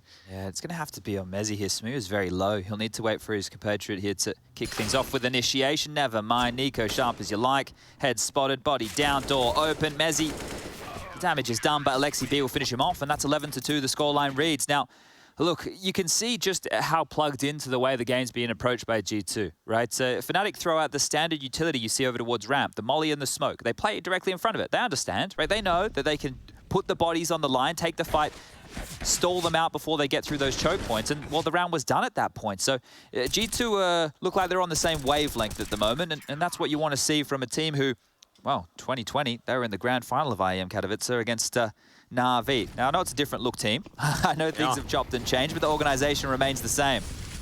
And Crim's trying to change it up here with some pace into the play. Hasn't worked out because Jax and Hunter have just slapped him. And now Fnatic have Mezzi and Alex left alone. And m0NESY is just ridiculously quick. A headshot comes in. Hunter closes it back to a flawless coming through for G2. Yeah, okay. Well, look, if Na'Vi's owning and G2's owning, maybe we're destined for another Na'Vi G2 final, Dingo. Yeah, do you think we've had enough of those? No, I don't think we have, because now we look at this roster, it's much better for G2, right? You've brought in a sniper that can actually go toe-to-toe with some of the impact, and alongside Nico, that gets very exciting. So I'm looking forward to this. If that happens again, Chad, it's going to be great. Wouldn't it be crazy, though, if they've employed the secret weapon from Na'Vi, and that's the straw that breaks the camel's back. But here we go. Final round of play. First half, Galil's out, and this has been an absolute drubbing right now. G2 are looking hot to trot. Could better Na'Vi's half from that B stream are getting 13 at the half here. Alexi B certainly looking to go that way. He's found the first. Alex at least getting some space towards outside to play with. At least. Yeah. It's the little things in life, right, Dinko? Yeah, but he has lost his teammates now, Chad. It's not, he might be alone here. The lone wolf of Alexi B, working on his own project. Could be walking into this AWP any moment here.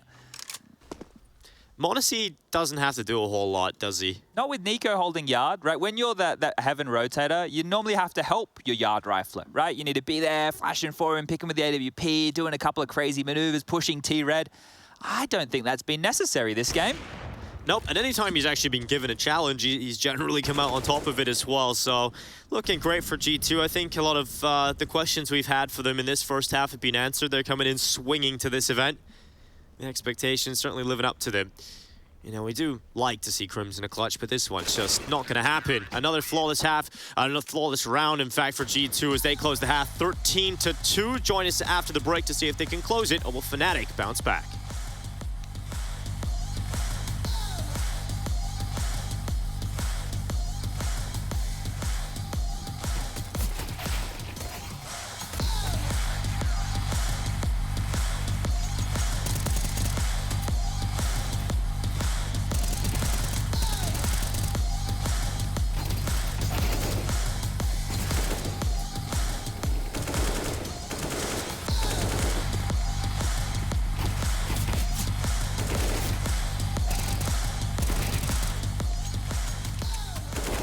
Ilya, kom. Ilya, flash. Flashing now.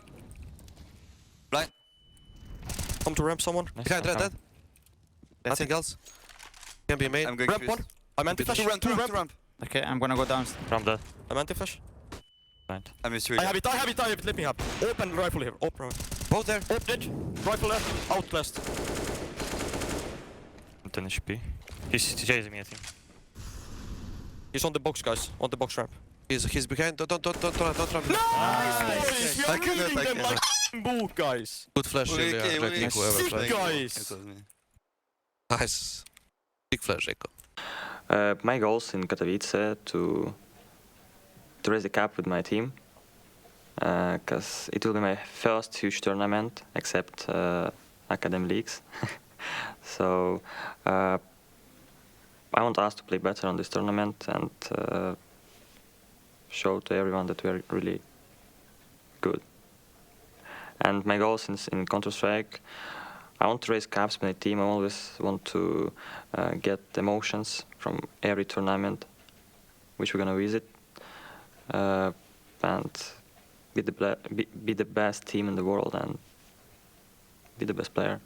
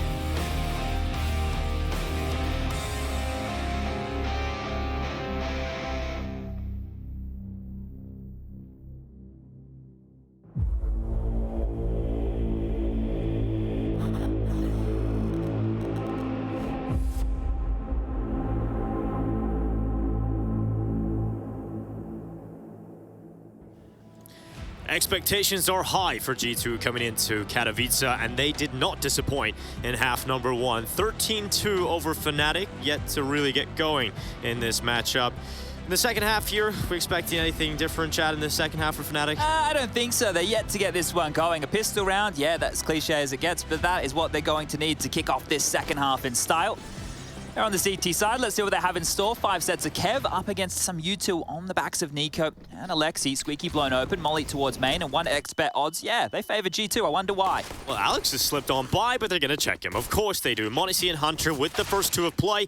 And now Jack's at least trying to get involved. It's Mezzi and Crims trying to do their best to pull Fnatic out of this hole. Mezzi unfortunately runs out of ammo, and it's all down to Hunter versus Crims. So quick, though. He's so quick here. And look, Crims is ready. He's looking, but Hunter hits the headshot, and 14-2 for G2. Yeah, and that was just a biff. You know, nade open door, get the molly in. They're everywhere, dropping on silo. Beautiful stuff. Now, look, if there was any questions about how Paul Boomich was doing over there in isolation, I think that if you saw the little snippet we had just before coming back to this one, he's topping the server over there against ENCE right now. 18 kills for Boomich, getting it done. And Na'Vi, they are looking like a force to be reckoned with here throughout the group stage early on against ENCE. But great stuff in the 14-2. At this point, G2 win against the Force by Fnatic. We can move very quickly on to map number 2. What a showing this has been. Smooya, he's just trying to find his settings. It's been a long time since we've been back on LAN, Chad, you know? He hasn't had a little touch of it in a while. Yeah, they've had a bit of banter throughout the game, old Alexi and Smooya, all in good fun. And here we go. Some smokes lined up towards Yard. As he down towards Secret immediately here. Alex is going to drop a Molotov towards front Secret to slow the crawl of Nico and Hunter. Nico has loved playing with these outside smokes on the CT and now T side, but Alex slips behind him. No. How does Nico turn for that? That is ridiculous. And now looking for more in the Khalil, rattling away. I feel like there's an angel up there somewhere overlooking Nico on Nuke now, right? When people are shooting at him in the back with a deagle, he's got a little bit of immunity, right? It's only fair. It is only fair. You know, once you've had enough horror in the world, you need something to help you. Yeah, look, he had the spotlight on him now. You know, in the smaller games, it's all right. We'll keep you safe, Nico. We'll keep you alive. There's 21 kills. He's got 6 deaths. He's been loving this one, just doing what Nico does best. And oh, he will be bested here at least. Oh, they know where Mezzy is. Get that AK, boys. Get the MAC-10s out. Get him. You know, back when I would play with Top Gun, you know, and we're chasing, he'd be like, get the dogs out. You know, it'd be, so that's what I'm sure they're yelling right now, because they know where Mezzy is. Alexa B is looking for it, and he's got it. Mezzy down, nothing for Fnatic. You know, much as it pains me, Chad, it's not looking so great for the British here. They're just getting absolutely wrecked. Oh, really? Smiles from ear to ear on the other side of things. Looks like, oh, maybe a round to extend play. Boomich will be holding on to that on the B stream, but one more round in it for the Na'Vi versus Ents game as well. Another force by Fnatic to try and put up a little inkling of a defense here, but yeah, this one, I don't know if we're going to be seeing another round of play. It's AKs, Galil's, and a very, very good-looking G2 to finish off map number 1. Brawl, interesting position inside of the vent. Dodges the utility by getting down into the vent, and now Nico, he has just traded positions again. Somehow ships in the night once more. Alex has got behind him. No Guardian Angel this time, and finally down. Alex will best him. And now Crim's turn. The deal really gets away with something here. But right now, G2 not really wanting to walk into too many pistols here. Yeah, they do need to find an avenue that they can take, though, because... Okay, well, all right. That might find the avenue we're looking for. Alexi B, weaseling his way out through that squeaky door smoke, parks himself next to the vent. Mezzy, he smells something, he sees something, he even gets the kill. Mezzy takes down Alexi B, and looking good for Fnatic now. He's got an AK, he'll get out of that alive, and now what did G2 do? They know there was a player inside of ramp, so he may be gone, but they still have to take the time to check that. And who takes the initiative right now is Alexi B calling from the grave. Hunter's still alive. Jax, well, he's leading the pack. Takes a deagle tag. It's not enough to dissuade, though. Jax's aim, sharp as attack. Down goes Crims in a 3-on-3 with Mezzy. Mortally wounded here, 12 points of health. But still with an AK. If he can get away with one, that would at least keep his team within this. And Mezzy's got a decent position here. Now they cross. It's one chance. Unfortunately, not really capitalized upon. So decides to drop back. Luckily, he stays alive here because now he even has a teammate in the side alongside him. Hello, Jax. Alex is there with him, but Jax coming up heaven starts to no, Jax still reacts, and Alex suddenly with 2 has a shot for the 1v1. Hunter will still take him down. G2, they impress us on their first map of play. Absolutely not breaking a sweat versus Fnatic.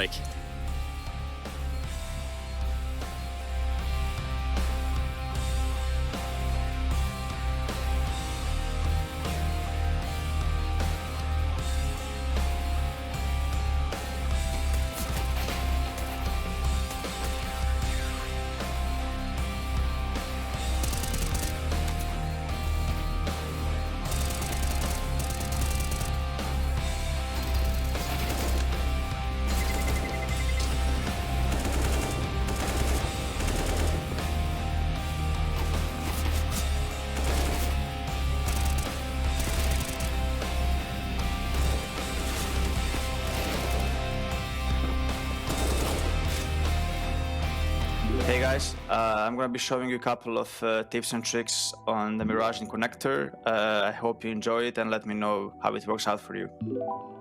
So I have 2 ways to open the round. One is starting from CT towards A, then connector, and then starting from Inter. When I start towards A, I usually use my Molotov at the start every round for the guy on A, so we stop the rush. Like cross there, sometimes I jump, sometimes I pre-fire because the upper can be holding this line or they're boosted, so you should be careful about it when you cross. When you have the verse spawn, try to maybe sometimes flash or nade in the Molotov so they don't see you crossing.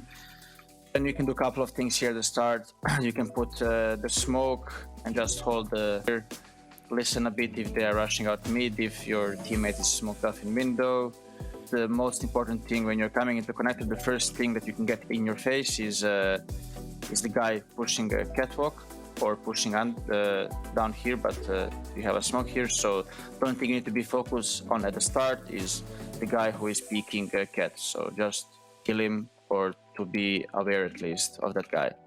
So you don't have to smoke immediately, you can smoke on the timing when you hear the steps close, or you can do the shoulder pick from here, and once you spot someone or you see smoke top connector flying, you can just smoke down connector like this, and you can still play around it. I guess this is the most important smoke when you're in connector, and you should know how to play around it and not waste it just for nothing, because always try to have purpose of the smoke and how you play around it and how you delay the opponents, peek above it. So just learn a couple of ways how to play around it, and you're good to start around it at least. You cannot really stay in connector the whole round, because if the opponents wants to take the connector, they will take it with their protocols, with smoke here, molly here. So there's no really space for you to stay around connector except of this box, but it's not really great angles to fight when you're here. So it's the best, after your smoke disappears, it's best that you leave this area and you try to play from around the jungle or window. Couple of angles that you can hold is this one. It's kind of an off angle that you can kill people if they're coming up. The second one is that I'm using sometimes is this one.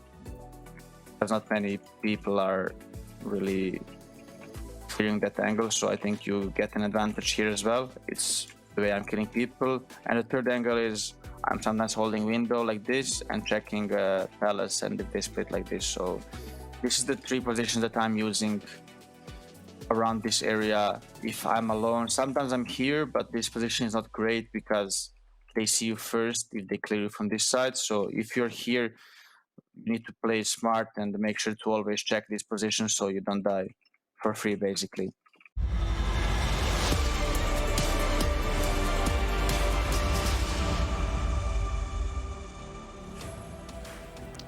Nico nailed it there. You're definitely going to want to check those positions before you die for free. Sort of like that of Fnatic Hero and Nuke now, isn't that right? Looks like G2 are going to be running away with this one from the start, and they make it look convincing. Nico and company. Oh, man. There really ain't a whole lot of things you can say here for Fnatic other than commiserations. Now, Maui, Snake, and Maniac might have different words, so let's find out. What's up, Maui? This was a swift reminder to everybody out there that Nico, not only one of the best players in the server, but in the world. This was just a dominant performance from him. Yeah, I agree. I think that next to Simple, Nico might be the most influential CT player on Nuke that we ever have right now. It's so crazy the amount of work he's been able to do. And if you're a Fnatic, you never really put him in a position where he was uncomfortable. He always did exactly what he wanted. He took the jewels he wanted. He pulled back, fell back when he had to. He had m0NESY plug in with him a couple of times with the AWP. And this is why picking Nuke sometimes goes horribly wrong. Yeah, we called Ancient a cruel mistress, but Nuke is just like, I don't even, you know what? Forget it. We'll get away from that analogy right away. Not very fair, so to say. For Fnatic, did it just, like the flatness of this, is there going to be any weight to the series, Maui? Yes, yes. When does that happen? Because I'm waiting right now for them to show up. I mean, it simply can't be worse than this. I suppose literally it can. Literally it can. But in all honesty, in all likelihood, it's probably not going to be this easy moving forward. For G2, they came out swinging. For Fnatic, I just feel like the game plan to challenge Nico as frequently as they did, that's got to be a little bit of a flawed approach. There wasn't as much of testing Alexi B as I would have expected. He had a little bit of trouble on ramp. One of the few bright signs for Fnatic was how they were able to beat him at that spot, get down towards lower. But Nico towards outside was, he couldn't be touched. In fact, you talk about it, Smooya's kill on ramp was 33% of all his kills the entire game. That's yes. a lot of success being found. Look, Fnatic never had the depth tactically or the individual prowess to challenge G2. As simple as that. This is what happens when you have such a distance between two rosters, one on the CT side, closed off, economy for them, individuals shining. That's it. There's just no game. For Fnatic, you're trying to look for silver lining, they're going to be on the CT side of the next map. And this is where I hope they get to show us a little bit of Counter-Strike, because there was a league of difference between these two right here. What a reality that is. Now, we do get to see the rest of the series get played out. Might as well talk a little bit about the other series being played out currently. That's one featuring Na'Vi. We're looking at Ints. It's a little bit of a similar score line in terms of a 16-8. Well, don't want to count my chickens before they hatch. It says 15 on my screen right here. Nonetheless, U.S. Air Force aim high head-to-head. Now, Smooya featured here. This is cruel. Feels like it's a bit of a mean shot. This is mean. We didn't have to do that. We didn't need to. Well, I didn't do this. I thought you did this, Maniac. This is why Headshot... I thought you did that. No, Maui did it. That's right. Maui did Yeah, it. right. I Maui called Snake. this one up. That's M-A-I-S-N. I just wanted to show how useless headshot percentage is as a stat because, Okay. I mean, Smooya It's won in that, overvalued. but he got 3 kills. It's overvalued. I can never hit the head anyway, so I always thought it was overvalued. Just for Bit. Bit's the only guy that can make it work. Bit makes it look like it means something, actually. It does. Okay, so there's that 16th round, I promised you. Navi Talk over about Navi Ince. a little Yeah. bit?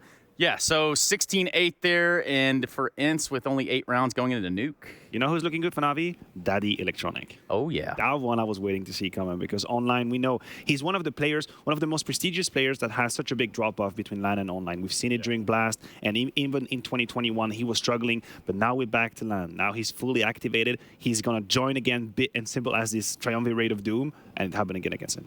Yeah, people's productivity when they're working from home is a little bit worse, but when you're in the office, you're going to be a little bit better. And Electronic knows that his office is in the stadium, in the arena. You see, if you're working from home, you can, wear sweatpants, drink your favorite soda water or whatever it might be. I don't know what I'm allowed to say here in terms of soda water, so didn't want to go down that road. But yeah, there is obviously a comfort level difference. And, for some of these players, it's pretty more apparent now. For a guy like m0NESY, doesn't really care about that. Talk about comfort level. You want to talk about G2. Last time they played Mirage, 16-4 to Vitality. Yes. Made them look like they had absolutely no idea. They had this great comeback against NIP as well, where NIP should have closed, it couldn't. Now you move over to Fnatic, and what we have is a loss against Apex. On Mirage. That's Apex with K and S. I was about to say that they lost to one singular Vitality player. Wow. Just Dan alone took them on. All right. Well, look, I'd love to kick it with you guys, but let's just go to a break, see if Fnatic can do anything. And then we'll see that in the second map. So we're going to go to a break. We're going to come back with more action here at the Intel Extreme Masters. It's G2 Fnatic for us, Navi Ince over on the other stream, and Mirage standing between G2 and a dub.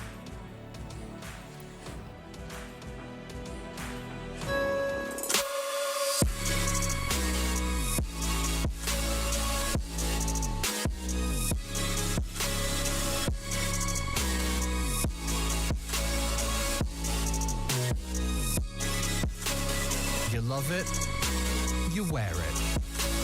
What's your style? Get your merch at shop.eslgaming.com.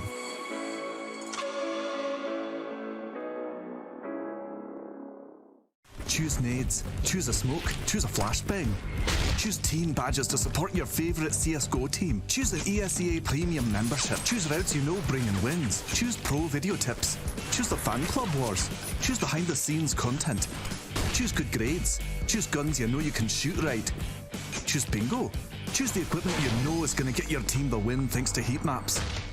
Choose the CSGO Hub Premium, the complete package to help you and your squad achieve all your CSGO goals. He went back. No. You can flash once more. Flash, Flash and I go again. Go, Jackie. We need to go now. Wait for Jackie healing side. That side. Top hat. Twist. Dead. He was maybe secret. 1 HP, 1 HP. He go on the left. Nice!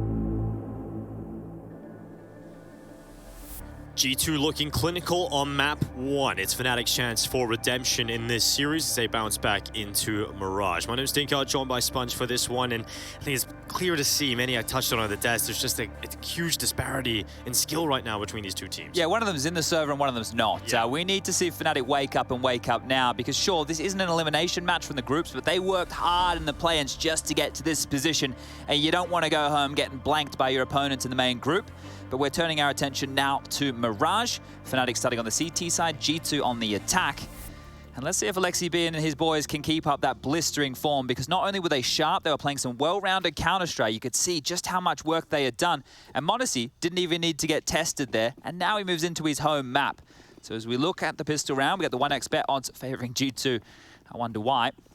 Two players over towards the B apartments, Nico and Hunter. Jackson m0NESY dealing with mid, and Alexi, well, he was just lingering over to A apps early. It's a three-man B defense here from Alex, Crims, and Mezzy.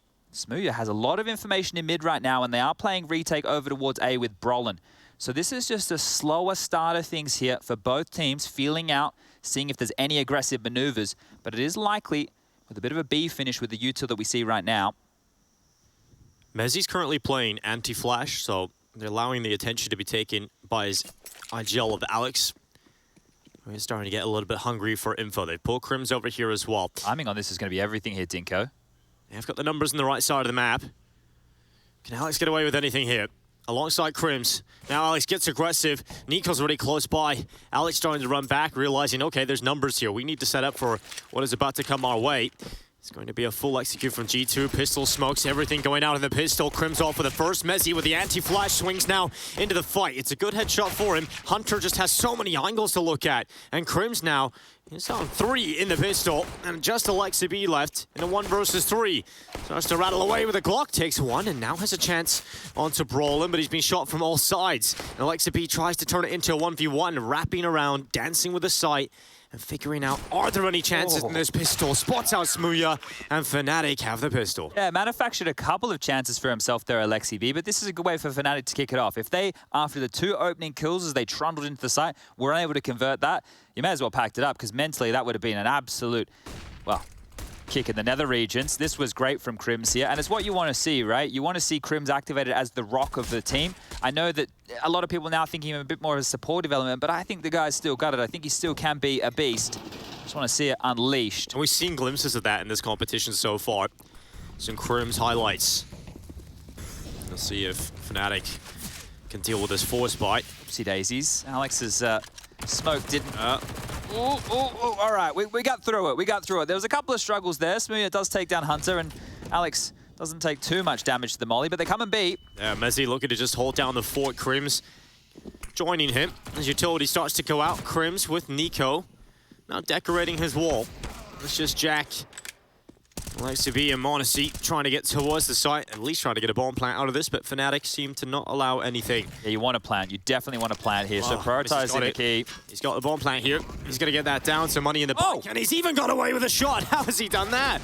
Now Jack's alone. He's a lovely shot himself, but he's still got 2 more to find. He's still worried about the apartments. No. G2 always find a way to make these rounds look a little tough, don't they? Yeah, look, that was quite threatening there towards the tail end, but the plant, I wanted to highlight that because if they go in on that type of a force by round and they walk away with nothing, then they have some dramas. But the fact they get the bomb down, the fact that they get 3 kills, that's a pretty good round, all things considered. However, Fnatic survives. They post the 2-0 scoreline. Let's see if they can do better than the previous map. If you missed Nuke, you didn't miss a lot. It was a 16-2 in favor of G2. And they're all cut up, just like that. Yeah, I did see a tweet, though, from Carlos after we finished the first game. I just went and checked the cellular telephone device, and he's informing the world that Jax is actually 38, not 28. So, okay. Look, aging rapidly is old Jax. He looks good for his age, I think. Definitely the best 38-year-old as far as aim goes. I don't think there's too many people who would question that. /S, for those of you at home, maybe not catching the sarcasm in me voice. But a couple of meat cleavers of Deagles brought out. Alexi already down, and this is a better start for Fnatic here. And this is going to do wonders for their confidence as players start to hit shots like that and receive shots like that. The game might be a bit more of a banger. Well, let's see if Smooya can get involved in this one. He has got the M4 positioned just around the stairway. And here come G2. Couple of numbers looking to run down his crosshair. That bomb is leaving And going back into spawn, and Jax. Oh, a giant hole left in Smooya's face right now. Yeah, what can you say about that one? This is starting to fall apart here. And timing. Yeah, I don't know if Alex is going to be ready for this type of maneuver. The bomb's up in the B apartments. If he continues to T-spawn...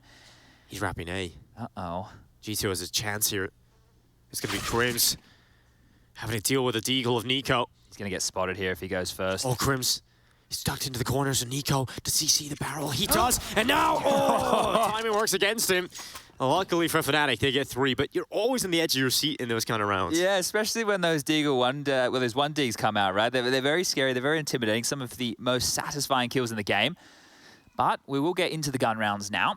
And one of the keys here is, look, Jax does fight in Smooya here, but if we can get Smooya activated early, get his confidence up, because you can see he didn't have a whole lot of it over there on Nuke. It didn't feel like he had too many opportunities to get involved, especially on the T side. This is his chance to do so. Could be an AWP's playground mirage from time to time. Speaking of AWP, m0NESY's got his in his hands and straight over towards mid for a pick with the pack. They've got mid control for free. Yeah, Nico's so quick to just run down this position. Crims was looking to get boosted up. That nade actually might be meaty. Takes a good bit off the top of Nico. It is interesting to note here, and this is some of the bits and bobs we've seen with G2, is having Alexi be the in-game leader on extremities. Right, the pack there was Nico, Hunter, and m0NESY, and look, that's a very potent pack in terms of headshots. Alexi's going to need clear lines of communication from his team. Fortunately, you can see their screens. Now, Brawl in the next port of call, they need to deal with him before they can go A. Brolin spots the feet. And so that's a good little bit of info for Jax, now realizing they have to try and clear out this position. But Brolin's going to throw his smoke down and gets aggressive, gets away with the bomb and his life somehow. Yeah, very cheeky there. Nice little maneuver from Brolin, the babyface killer, to give them the number advantage. Looks like G2 are not going to be relenting their A pressure though. Still numbers sitting outside of this. Smokes at the ready. AXQ about to come in here.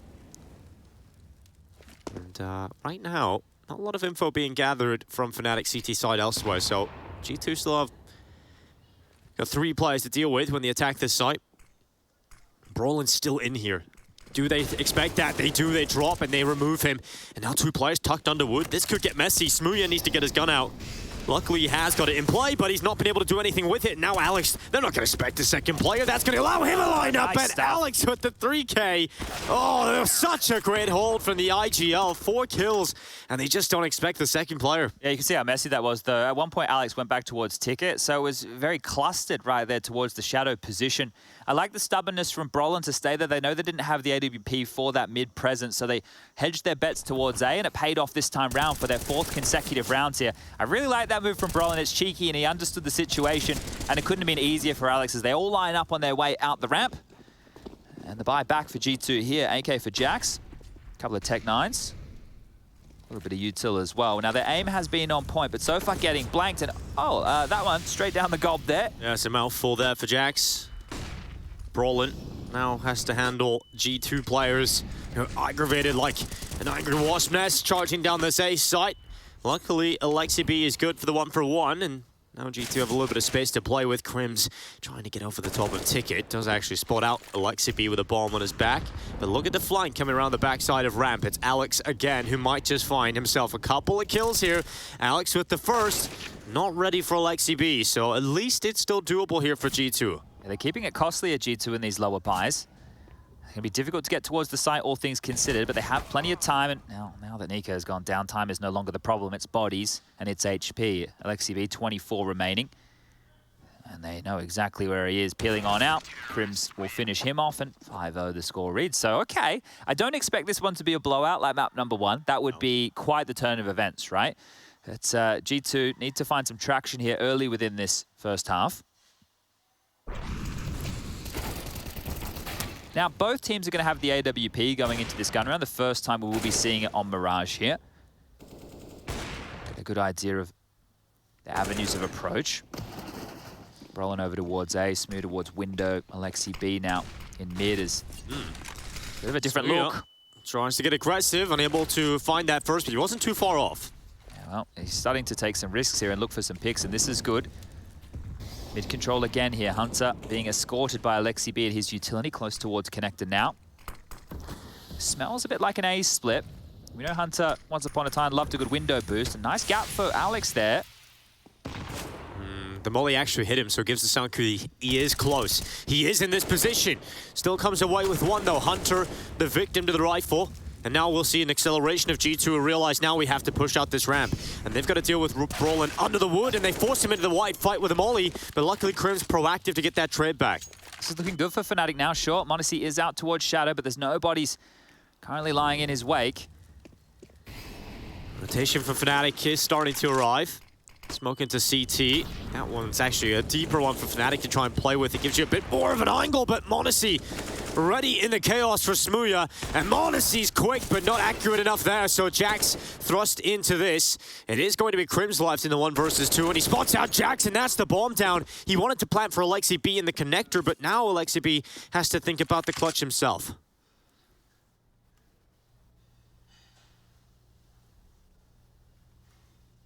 XCP sits up in the murder hole. 24 seconds to get that bomb back. Crims realizes he has to come to him.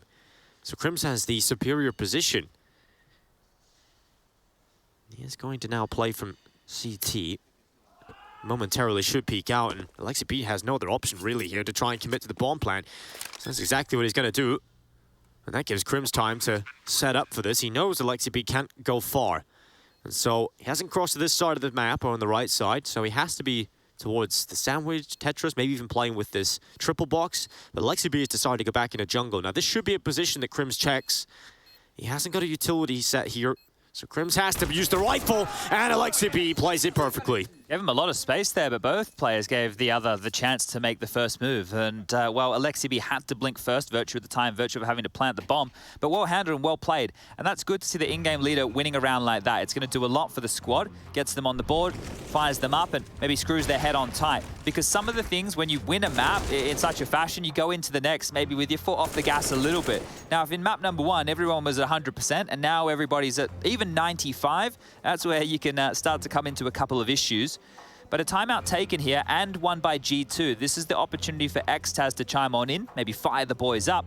And as you're pointing out, Zingo, there is a double AWP setup here on the CT side. One for mezii, one for Smooya. They'll need to do some heavy lifting right now because the buy is not great. There's Famis's in the mix, there's no defuse kits, and util is very, very skimp. Both teams with a sub-optimal buy going into round number 7. G2 with Galil's in the hands, we've seen those do a lot of work even, so you can never really count them out in this situation. Smoke goes out to the window early. It's smoke execute, but Alexi B will play with it. Smooya has a gap on the right side to try and play with over the top of connector. This is curious now. They have Jax and Nico both up in towards apartments right now as Crims and Brolin both push ramps. So ships in the night, they don't even know it. Hunter's got the opening, Smooya's down, and now there's a massive void in mid. More pushing, more death. And G2 profit from all of this. Yeah, these aggressive maneuvers have not worked for Fnatic at all. They haven't reaped anything from it, and it continues to be a negative downturn. It's just mezii left. A 1 versus 3, and he's nowhere near the right side. He's over in B right now. The question is, do G2 want to try and take this away? Do they want to try and take the rifle out of the hands? Vent's not broken here, so Nico will need to make a sound cue if he wants to get closer to mezii, who's already starting to scamper away in the B apartments. He doesn't want anything to do with this 1-on-3 situation. He just wants to keep his toys. Doesn't want to share. I mean, the one saving grace here for mezii is the fact that G2 don't have much money left over, right? So if you're loose on rifles, they'll be still playing around with some weaker guns. We'll see if the hunt comes into them. They're finding him, and down to the underpass. mezii trying to do some damage now and trying to just desperately white-knuckle grip this AWP. And look how quick they react. They know that's the AWP, and they all three start springing in his direction to rip this out of his hands. Time now a bit of an issue as the bomb will detonate very, very soon. If they want to get aggressive for it, they'll need to start moving. But you can see Alexi there just with a big smile on his face, laughing as he's trying to wallbang. So must be good vibes over there in the G2 camp. Just a bit of an understanding there, because people see Fnatic go aggressive there and think, well, what are they doing? Why are they just pushing? But as we pointed out, util was low, so it's difficult to stall them out for the entirety of the round, or normally as you would do. You can't keep the mid control, you don't have all the nades necessary, and they opted for double AWP, so they wanted to try and fight for some map territory throughout. So you can understand the aggressive maneuvers. It's just unfortunate none of them went their way. Yeah, it's unlikely that 3 maneuvers isn't going to at least get you 1, right? And Fnatic just had everything go badly for them, and because of that, now down to pistols. It's all on mezii to try and get something out of this. Yeah, well, hasn't even dropped it over to Smooya here, so it is Mezzi's choice where to take the AWP. Window smoke, deep connector smoke, and if they can just avoid the AWP, it will be a G2 round. USPs are not the most threatening. Alexi and Hunter both reside below window. Monacy to oversee business. Clearing out the vent room, making sure nobody's home. But this is the chance right now. Mezzi has to activate here. And, well, Jack's likely spotted on the jump. Needs to be careful as he, well, identifies where the AWP is. Does Mezzi keep moving? He does. Straight back through B, dipping over towards market. That's good. Keep the AWP mobile. It's your only weapon. You want to keep G2 guessing. You got to make it work. And under a minute left, Fnatic have got all of their players on the right side of the map for the time being. G2 starting to send all of their numbers towards this A site. Clearing out connector, clearing out jungle. There's still plenty of time as Alexi B now strikes to the first kill of the round. G2 starting to converge on this A side. Again, just USPs, but it's Mezzi's AWP that starts to get exciting. It's one onto Nico. Flash holding it back, although Brolin, even with a USP, is getting something done. And now it becomes a little scary here for G2. There's only 22 seconds left, and there's still so many numbers here for Fnatic. Mezzi's found another on the AWP, and that's the bomb down. It's all on Monacy, and oh! Fnatic have done it with one op and USPs around it. Oh, I just love how beautiful that was. They drew like a line in the sand there on the A site. If Brolin just stayed tucked, and how conservative he was with how much he peeked, that was everything, right? The fact that he just kept his head down, and Mezzi showed the AWP first. They couldn't push in because they were so scared about the AWP, and that was the key to winning this round right here, right now. Look at Brolin. Yeah, what's up? You're not even worried about me. Able to get so much impact, the silence USP, and that was just one saved AWP. So a huge round there from Fnatic to steal away, and it's great to see them showing up in map number 2 because map number 1, I think they were caught sleeping. Straight into what will be an A execute here. All 5 bearing down. They forced in. There's a Deagle and a MAC-10 alongside these AKs, and here we go. Brolin jump spotting, seeing the numbers come out of the ramp, so should be calling for Fnatic to send some backup his way. Try and get a couple more just to try and bolster this defense. Smoke's there, Smooya through the smoke. Able to take out Nico from Palace, and that bomb at least goes down here for G2, but still, it is Fnatic to hold the numbers.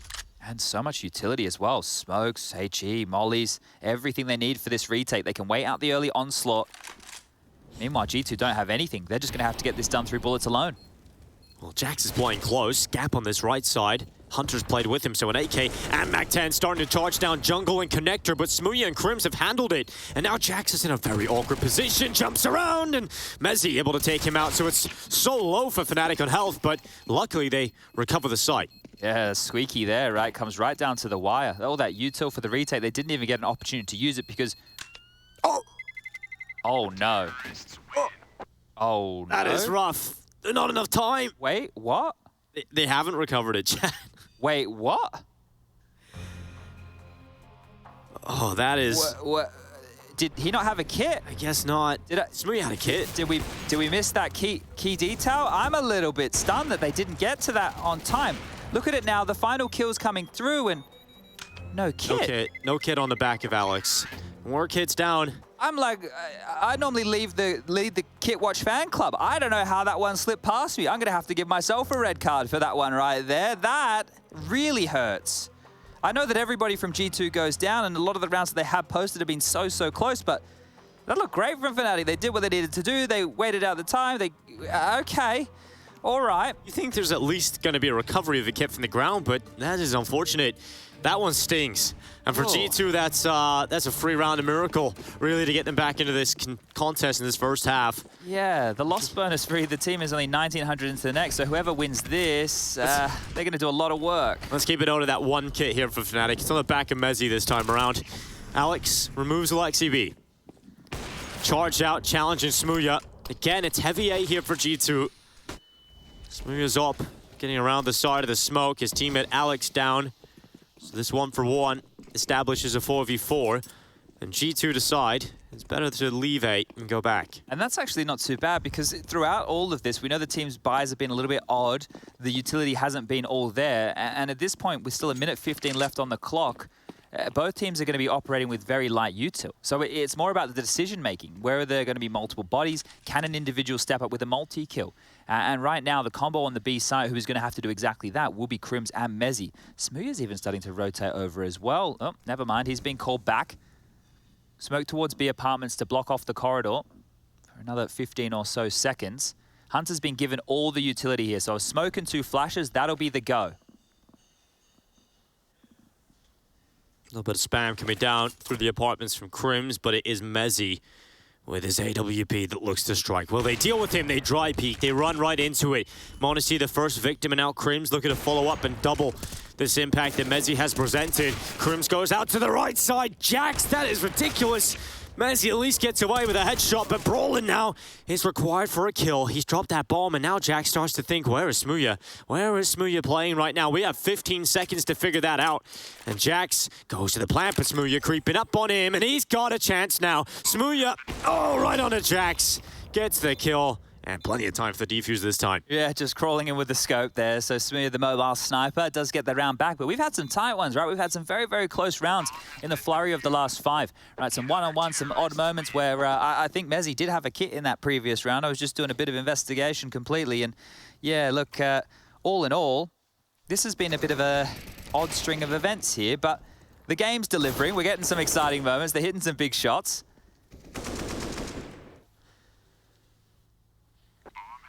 We do have that B stream going on as well. We kept you up to date with map number 1. Na'Vi versus ENCE is now live on map number 2. And the second map of that series is going to be Nuke, Na'Vi's pick. So if you want to check that one out, you guys know where to head. But we'll keep our attention here as Fnatic are set up right now on the pedestal to grab 8 rounds. It is just these pistols.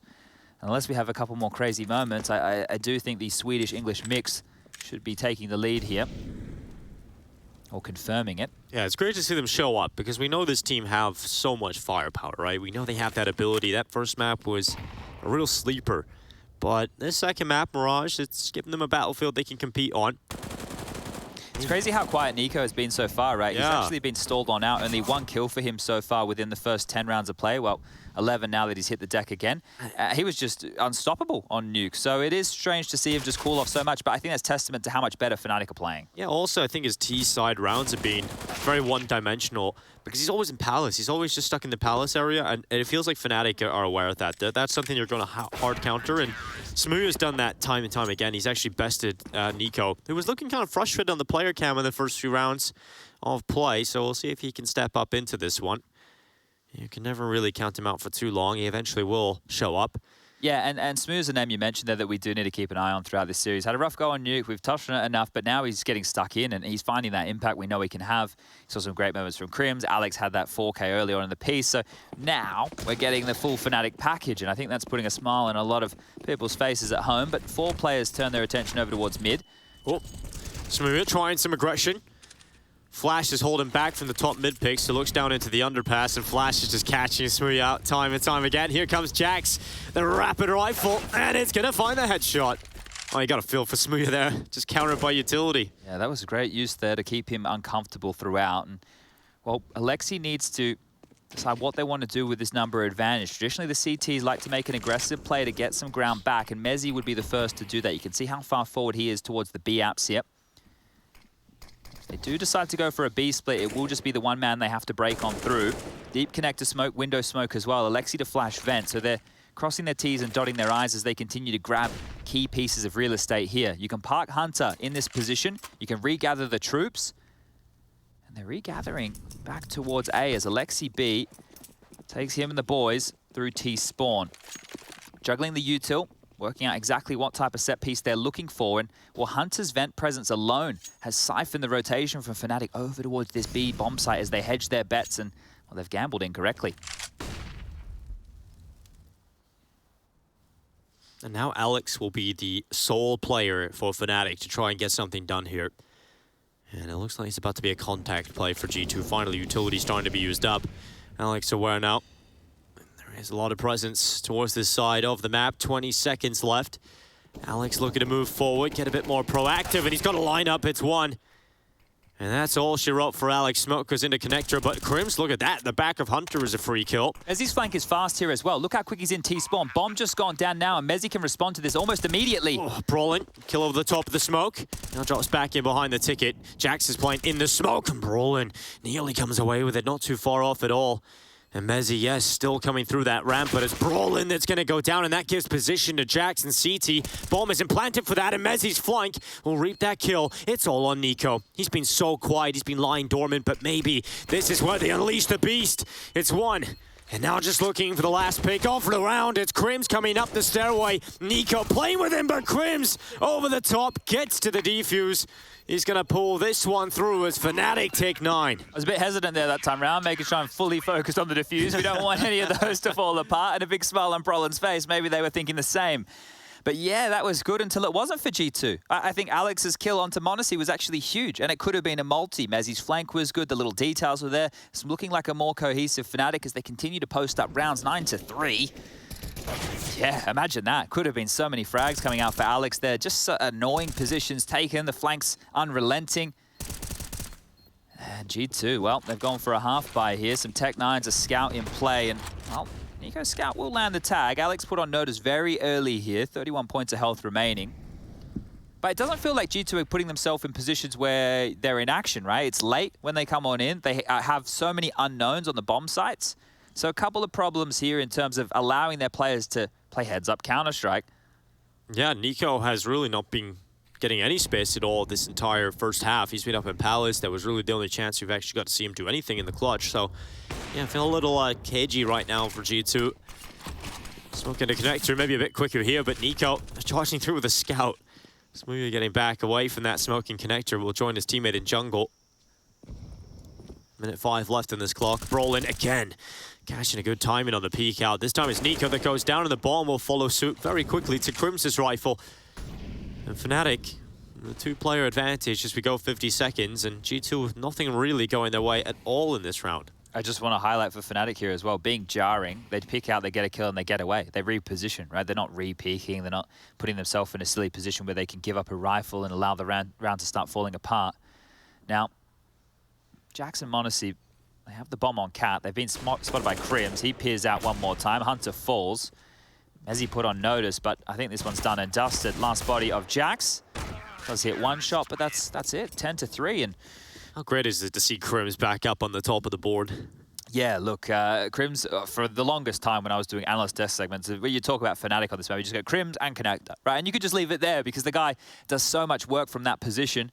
Now, once upon a time, one of the absolute best, and these days, you know, Fnatic, since they lost their shine over the last couple of years, people had question marks around whether he was still going to be able to bring it, and I think we're seeing that he can. Him and Brolin are two of the key pieces of the remnants of the Fnatic roster of old.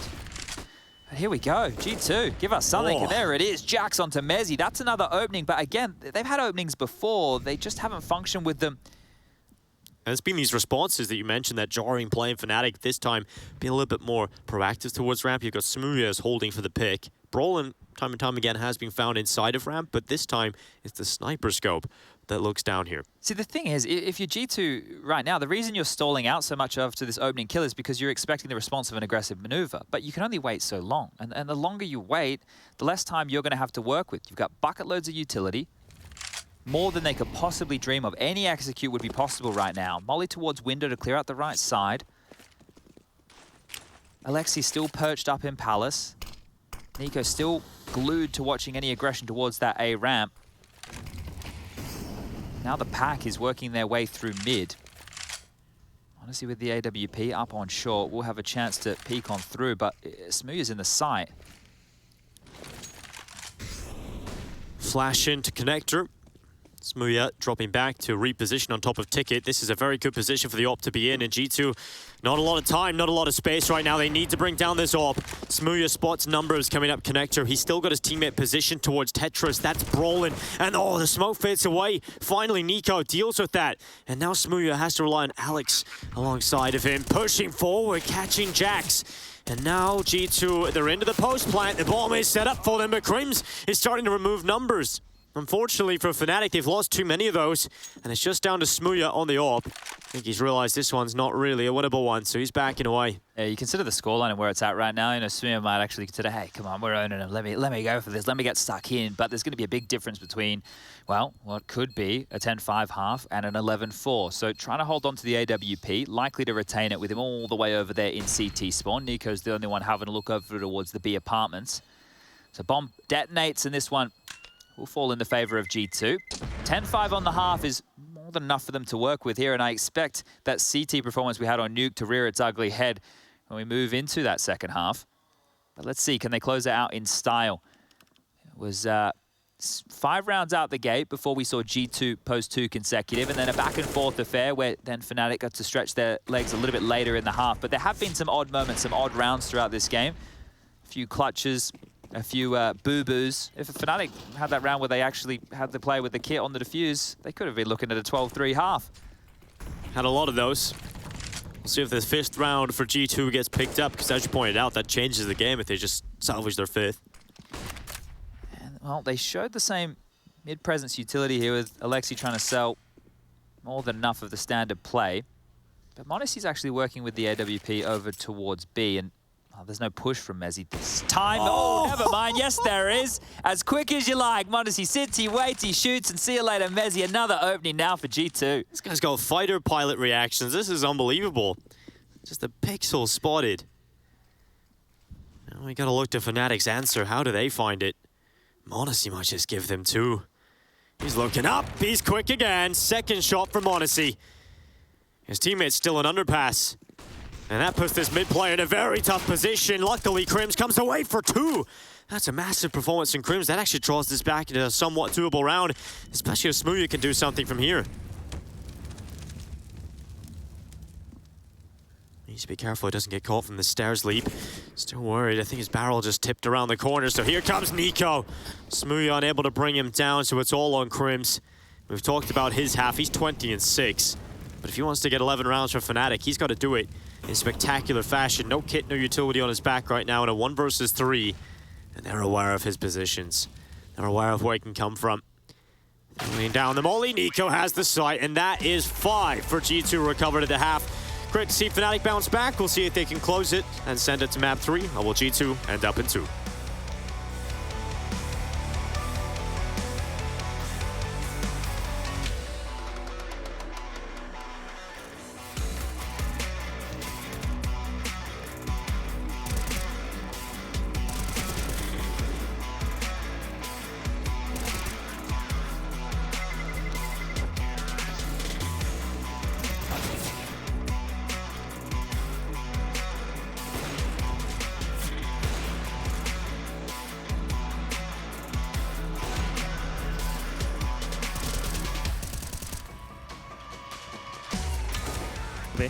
Nothing ups. One slope, I think. Nede.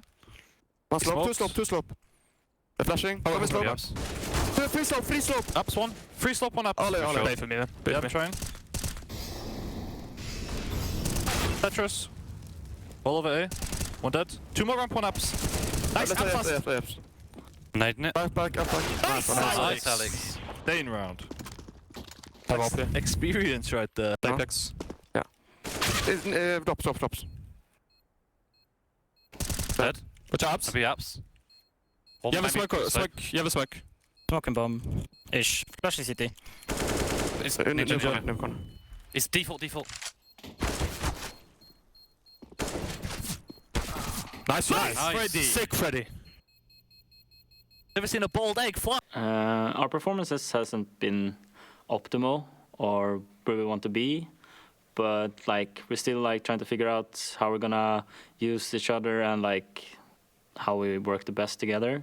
And there's still a progress, and it's probably gonna be for a while.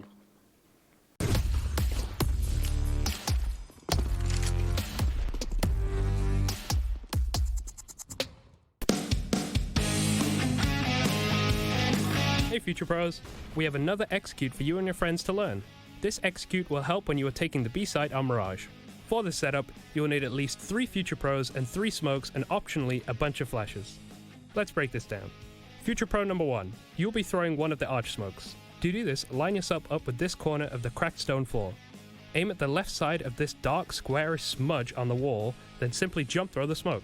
Since you threw this from close to mid, I would recommend wrapping around cat to get to B or maybe holding off rotations in mid.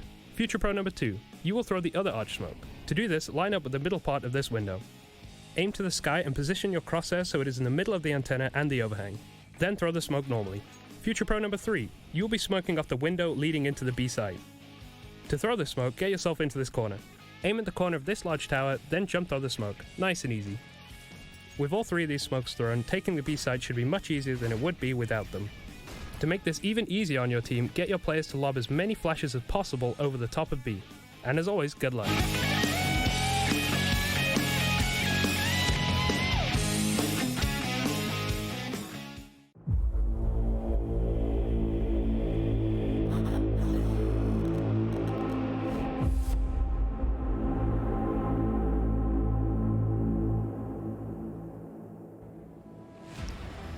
Second half is live. Have you ever seen a bald egg fly? Smooya certainly hasn't, but our B stream is back in action. The tech pause is concluded, so if you want to continue watching that one, you can head back over to ESL_CSGO B.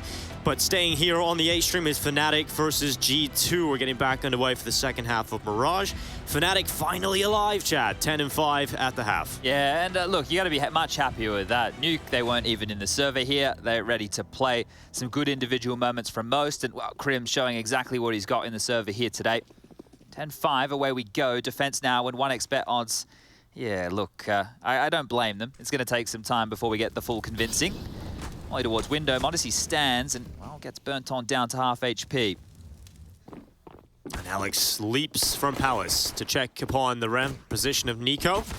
And Nico is getting pushed from multiple sides. He's going to try and deal with this one. Crimson Alex finding kills in the meantime. Nice snappy shot from Nico. And now Smooya is pushed in towards CT. It's the Kovac cousins in the 2 versus 2. Smooya going for the shots, rattling down, trying to pull Hunter away, but Crims flanks around the side, and Hunter does get removed. In the meantime, Nico is repositioned. He's read the B play. He's read the B play. Okay, well, the kit was on the back of Hunter, so if Nico gets there, Crims is still dealing with the rotation. Smooya's not going to expect him to be here at all, and Nico's going to hear the bomb going down. He's going to hear the bomb going down, but he can't do much about it because it's planted for the short side. No way Smooya's ready for this. No way. He has a 1v1. Oh! Okay, Smooya, lovely shot, and Nico, the frustration in this game for him right now, he is just feeling it. I think Smooya there might have got the fright of a life. It's a good shot for him to hit there, but the fact that Nico immediately preempted that, it was almost like he knew that Hunter was going to go down in that situation. So the maneuver all the way around, almost paying off right there, but this was look, a pretty standard pistol here coming out of Fnatic. This was the shot from Smooya. Okay, yeah, I feel like he would have got a shock of a lifetime as he jumps up. Nico frustrated he was unable to convert that one right there, and G2 do opt to go for a bit of a force buy. Deagle's scout, CZ. Nico's in that connector with the $700 hand cannon. Monacy's scout to get some information towards the B apps. Bit of a slow approach here as Fnatic do already garner mid-control. Brolin under the window. Alex out towards Delpan, Smooya top mid with Mezzy. There's a couple of gaps. If there was an A push to come through, they might have a couple of dramas, but fortunately for them, just Nico and connector to deal with. A wobbly shot, the second one lands, and well, he's going to get on out of dodge. Falls back into the shroud. And now a minute and 5 seconds left. It's Hunter's turn to see if he can get anything done with the CZ.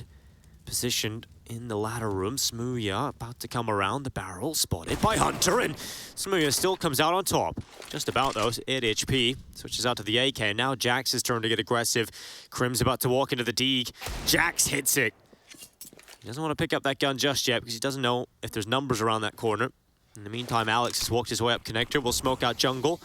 There might be a gap here for Nico to play with and try and catch them. Oh. There is, but Jax has been cleaned out, and now Nico swiping in behind. Unfortunately, not enough damage done to bring down Mezzy.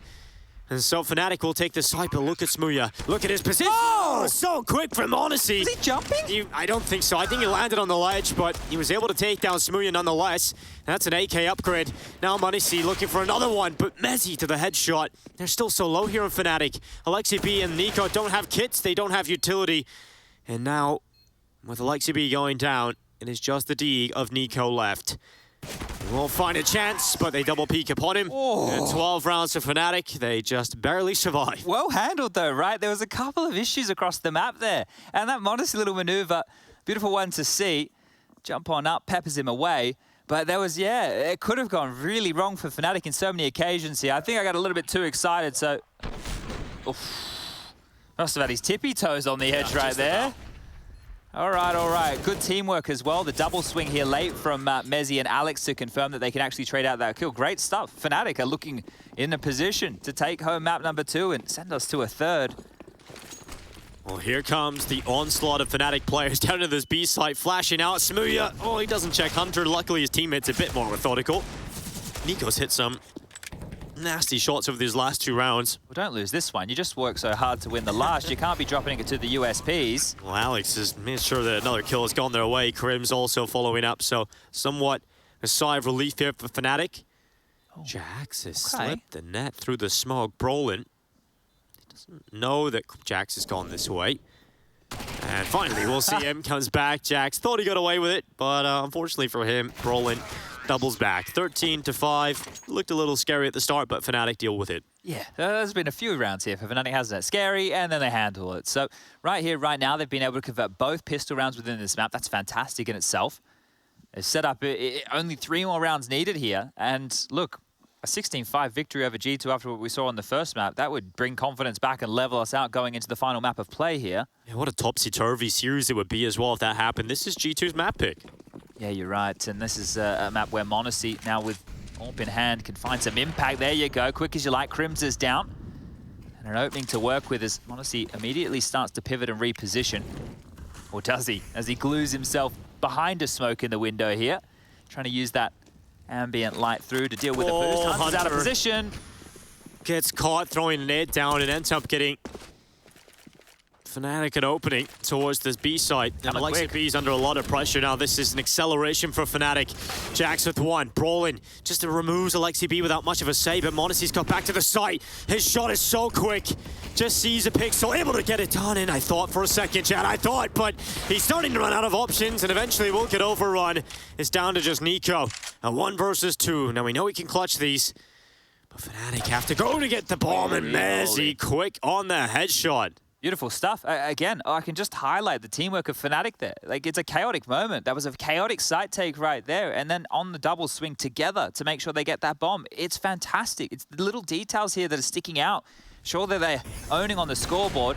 The first from Monacy was quick, just not able to connect any more of those flashy shots. And a nice shot there from Mezzi to close things out, who's found himself 17 kills. Jax is the scoreboard leader right now for G2 on 19. He needs a friend. And they're back down to a rough-looking buy. So it feels to me like G2 are going to concede 15 here.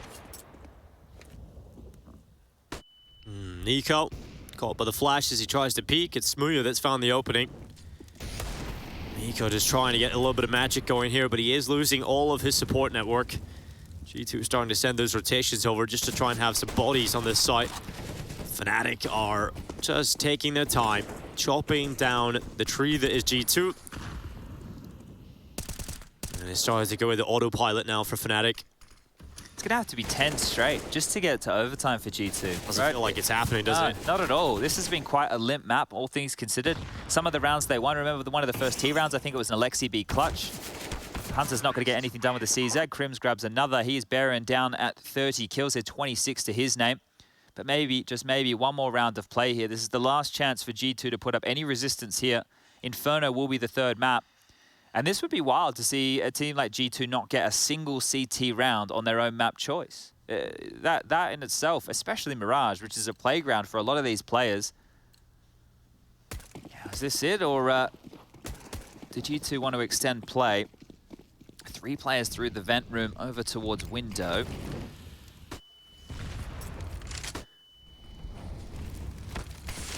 Alex gets out towards top mid. Monacy trying to take a bit more of a risk here. Let's see if the AWP can get something done. Playing at the edge of the short smoke. It will begin to fade away shortly here, and he's not really been given the best chance. Flash, in fact, will force him back, and Jax is down. Mezzi makes the solo play forward. They knew they had Alex pinned in that corner, so luckily the molly burns him out. So the numbers are back to the 4v4. Now, here's the thing. Fnatic have so many rounds to work with. You can have a few more risks like what Mezzi just went for there, creeping out towards Tetris on his lonesome. And now it's their opportunity to play out the 4v4, which tends to favor the Ts, especially so with all the U2 and a lack of info for G2's side. Seems like they're giving the full set to Mezzi so he can maybe fake out some utility uses towards this A side because the numbers are going back to B. It has to be pretty convincing here for Mezzi because there is quite a heavy amount of players over here for G2.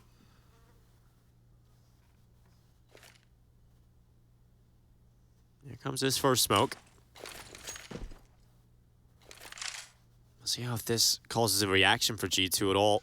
No. In fact, it's on the opposite. It's pulled players over towards B, and luckily Fnatic have decided to call that off. They're going to be running back. Yeah, what's going on here? So leaving one lit lurk player, Brolin, to go underpass, and the rest of them are going back into this A play. And this is working out somehow. It's just Hunter left alone playing from CT. He's eventually going to realize he needs to call for the cavalry to get back over here because the numbers of Fnatic are starting to come through now.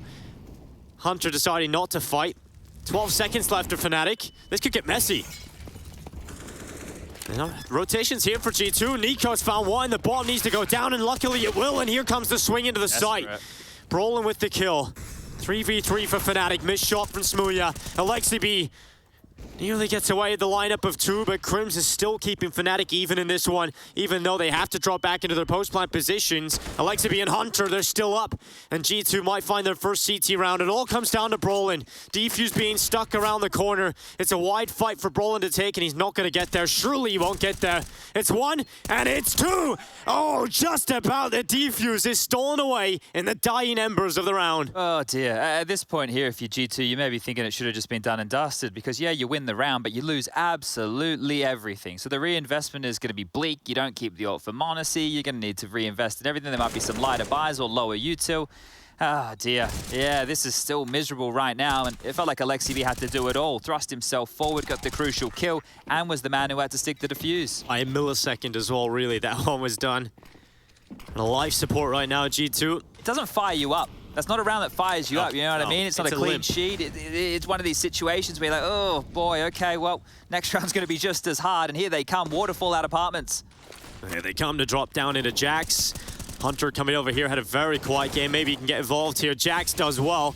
And this quick play for Fnatic has been dealt a pretty bad hand. Yeah, door's closed as well. Nico's already over towards T-spawn, so they can only go forward if they try and drop back. Oh, they should meet their logical demise. Alex is looking sharp here today. Crims as well. Nico's on the backside, and Alex will not be able to get much done there. Crims, the last player up in the 1v4, tries to transfer back down, but G2 takes 7, and that's the low buy that they've been able to pull through. Yeah, and continue to see good stuff from Jax. 22 kills from him, right? He's so far ahead of the rest of his team. It's almost 10 kills between him and the next, which is Monacy on 13. But this is an opportunity now. This is a chance. G2, they need to get another consecutive round with at least 3 players alive like this again. Great stuff from Jax here, right? He's under a lot of pressure with that apps pop. Does a great little job there with the Famus. But this is a key round. If we are going to talk about a conversation at all, they obviously need every round, but a chance to break the economy. And Crims is an AWPer? Yeah, apparently. And he's quick to it. Takes out Monacy. They go 1 for 1, and Crims might just, by virtue of Bogdan's law, get to retain that AWP. But this was similar scenes as to what we saw in the first half. After opening picks for either side, it just seemed to slow right down. Jackson Nico with an info player starting to feel out towards the top of this A ramp, and well, Alex is the only one close. He is quite passive. How far do they push the issue here? Well, they have got Alexibi relatively pushed up in the apartments as well, so that's buying the rotation for Hunter. Jax, does he go around this corner? Alex, the timing looks away. It couldn't be worse for him, but finally drops his crosshair back down. Players spot each other, but no one comes out on top. Jax is actually continuing to push right here, and I like the call. He's going to know it's clear. He's going to know it's B for sure. Are they ready for Alexibi to be in the apartments? Hunter's here at the bench. Oh, ouch. He needed one, but Brolin forces him to eat lead. And now Alexibi gets bested by Alex, and suddenly it's Jax and Nico. A 2v4 recovery of the B site is needed here, and it just looks so unlikely. Fnatic with a great showing, a great recovery here on Mirage. And now a whisker away from sending us to Inferno. Jax left 1v4. Crims about to knife him, and that is how it ends. A statement in the pullback from Fnatic. They recover and take G2's map pick. This one will be decided on Inferno.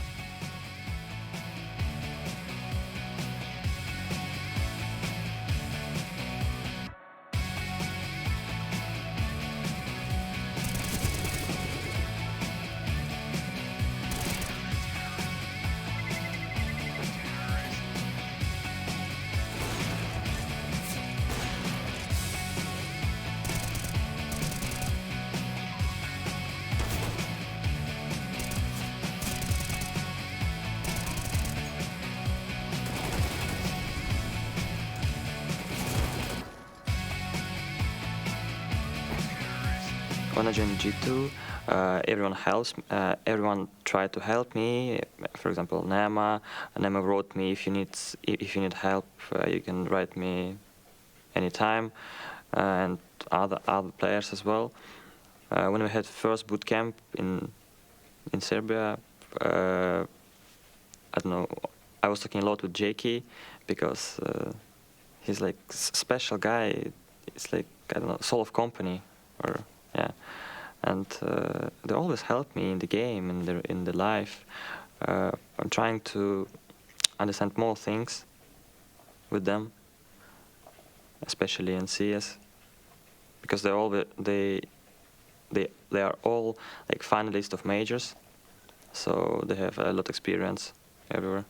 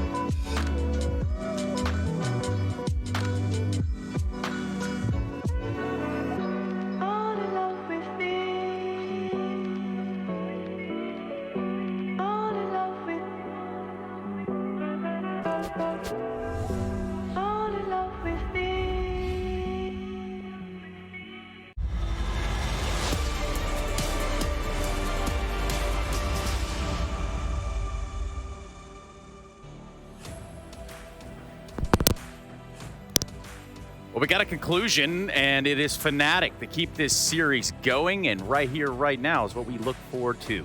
G2, a little slightly on the back foot, but nothing irreparable.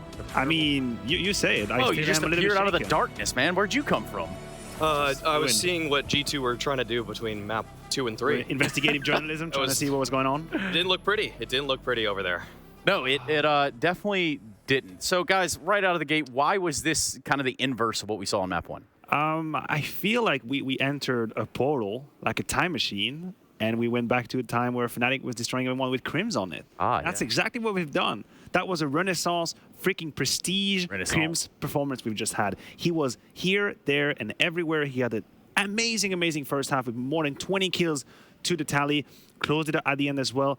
I hadn't seen that type of beast for a long, long time. Katowice Crims. Katowice Crims. He just unleashed. Kato Crims. I'm going to draw into question a little bit of Alexi B's calling. I actually don't think that it's looked too good from what we saw at Blast. I think that's carried over here. It's very one-dimensional a lot of the time. It's kind of uninspired. The amount of times they just decide to walk out a ramp on gun rounds. It's kind of questionable. It's kind of questionable. How creative is it? No, it's not. Yeah. It's not. Perhaps Messi's got some words of creativity as well from the Fnatic side. We're going to catch up with him real quick. You guys managed to get only two rounds on your map pick. How did you manage to mentally recover and take away Mirage? I think just to reset and gain confidence and just make sure, like, forget the last map and just go on to this one in full confidence and do the same back to them. Awesome. Then good luck in your third map. Thank you. What'd you get from that, Maniac? Thoughts, questions, comments, or concerns? Good feelings on the side of Messi, of course. The fact that they were able to bounce back from a very bleak first map in that fashion bodes extremely well. I think it teaches a lot about the character of that team as well. It's something that we don't really know. Fnatic haven't exactly been at too many Tier 1 events, and then we see they have the nerve. They have the backbone to get absolutely slapped around on their map pick, then react, have a much more beautiful performance. So that, to me, is a great sign for Fnatic. Yes, this is an incredible bounce back for them. If they're able to carry it over to Inferno, then we're cooking with gas. Because Fnatic in the past, I mean, sometimes you'll see flashes from them on certain maps, some kind of rollback performances like we just got from Crims, but it's about putting it together in a whole series against better competition. I've seen them take one map in a series many, many times online, but this is where it really counts. Yeah, and we could talk about Mirage. I almost get the same sort of vibes as we did over on the first map of the series, where it's one way or the other, and it is just one way. There is something that really bothers me about it. We have here a beautiful reel of Crims destroying everyone, and if you pay attention and realize mostly from the CT side, that's where he was styling on them. You talked about Alexibi, you talked about his in-game leading performance or lack thereof in that game, and that is something that worries me because the haters out there, the people who disbelieve in Alexibi, they will use that game and they will point towards Alexibi and say that he does not deserve this position. That was not a great T side. Lack of solutions, lack of depth, lack of changing the rhythm, only hoping for a couple of flashes here and there. These kinds of side hurt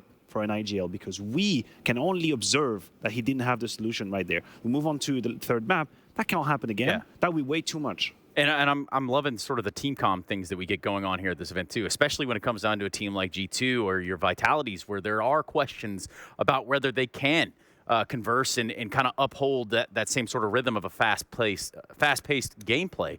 Now for Inferno, I don't imagine that this is going to be as one-sided as both our first maps. This is where it really counts. I mean, this is where I've seen some flashes of brilliance from m0NESY in moments, in little micro situations. And what we got from Mirage, we got that again, just these kind of moments. But I think Maniac, it's sometimes just a little too, it's too little from m0NESY. You don't see multi-frags necessarily coming out. You get that one highlight to get him there, to get a little opening, but it's about piecing it together for an entire round. It's not that m0NESY hasn't been dominating rounds here whatsoever. No, I think it's really easy to be smokescreened a little bit by how fast he plays and how fast he flicks, and he will be impressive, and you will watch a couple of kills and think, damn, like that was huge. But as a sniper, if you want to be at the very top, what you got to be first is effective and efficient. That's what you're trying to do. You're trying to make sure you add these kills to the tally all the time. So a little bit less flashy, a bit more efficient on the side of m0NESY. That's what we would be looking for in the future, and if possible, in that third map already. I'm going to give you the joy, Maniac, of just saying yes or no to is Jax going to close the series out here? Yeah, my boy, Jackie boy. My boy Jax. Well, we're going to find out in due time. We do go to a break first for Fnatic and G2 to rejoin the server and us to get Inferno underway. Navi Ints going on in the other stream, and let me tell you, it doesn't look like a Navi scoreline we're used to seeing. We'll be right back after this.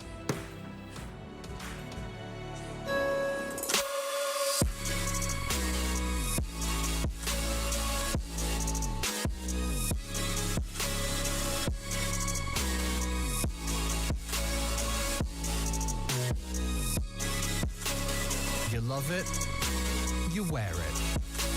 What's your style? Get your merch at shop.eslgaming.com.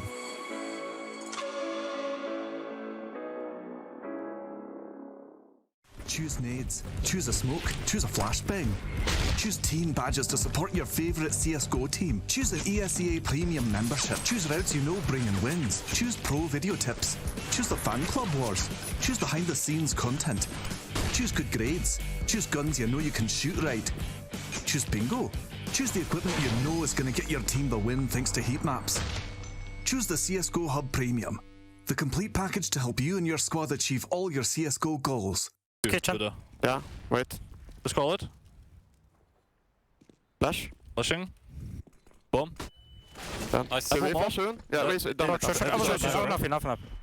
Top pick, yeah, I'm not picking, Nice!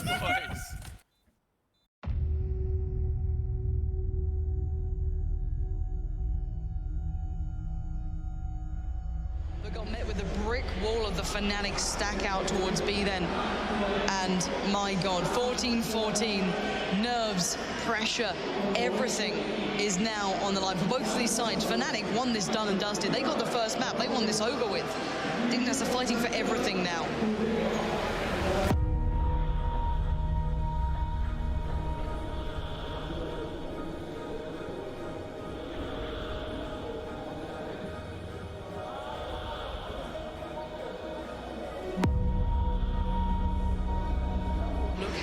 players are here for Fnatic.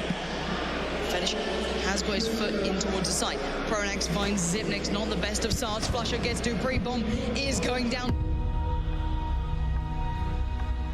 Device still kicking as Fetish waits and waits. Finds himself a little bit of smoke to hide in, but it's a 2v4. Desperately hard to hold on to. Device around the world we go. Oh, but the defuse is coming in. He's still going. Oh! Just about gets it as the flames come in, and look at the little dance of happiness. That is how to control your nerves in a situation. Dance it out, but my God.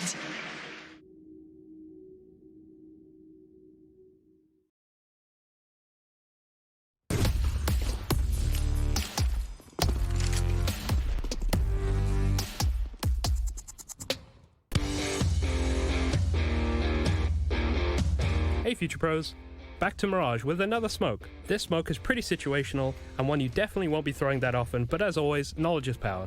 To do the smoke, jump onto the first crate at Tetris, find this incredibly obvious dark spot on the wall, and jump throw the smoke. By some wizardry, you will find that this is somehow smoked off stairs. This is a very easy smoke and I hope you find yourself in a situation where you get to use it.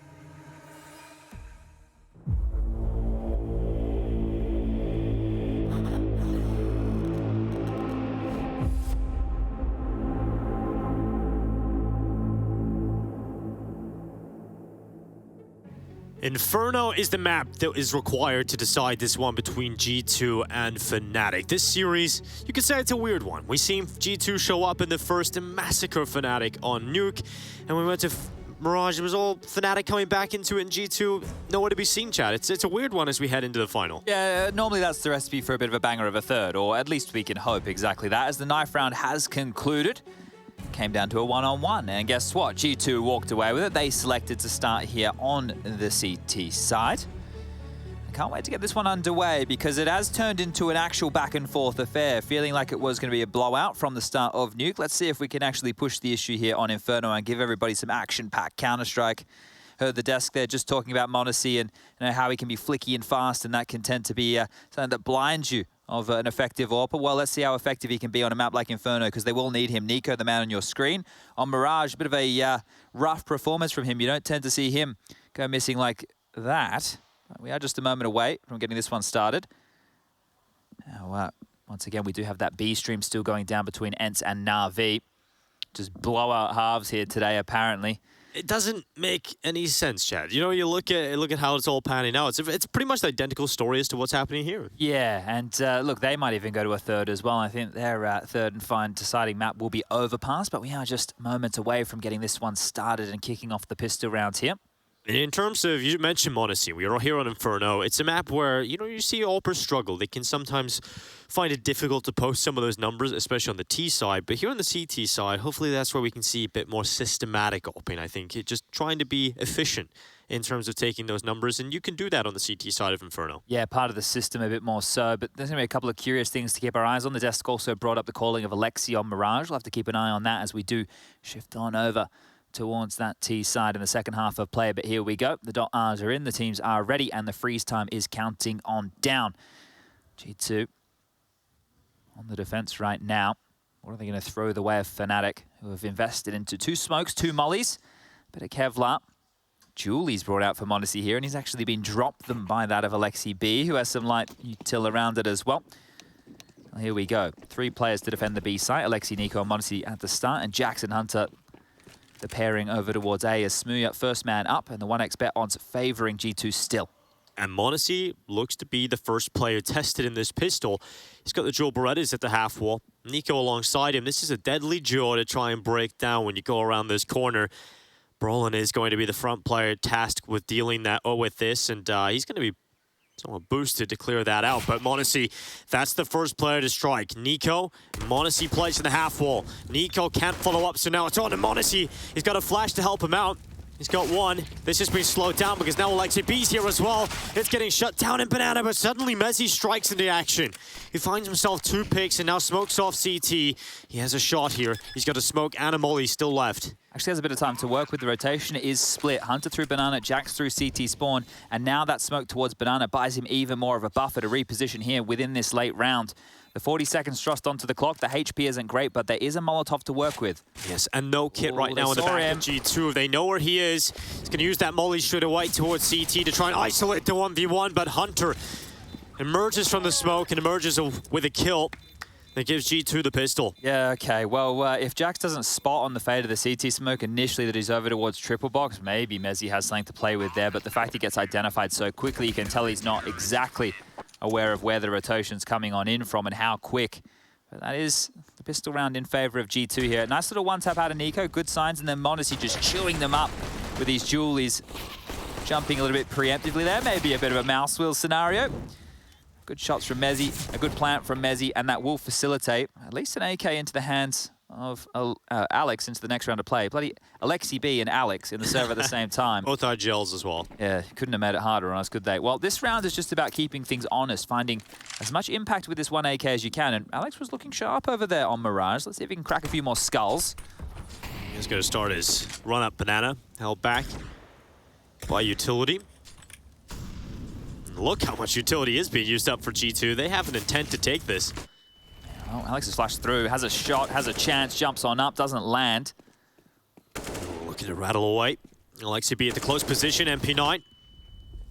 Flash is just trying to keep Alex back, but finally he gets his chance. Alexi B has been taken down. Now Fnatic hold the advantage thanks to the hero AK. This is huge from Alex. Like the fact that he just had the big balls that continue taking that fight. He was leading in. He wasn't baiting any of his players with pistols. He said, let me get this one done. And now calling the troops back to parade up mid to the lying sight of m0NESY and Jax over towards Pit, who's looked pretty tidy on the FAMAS, I might say.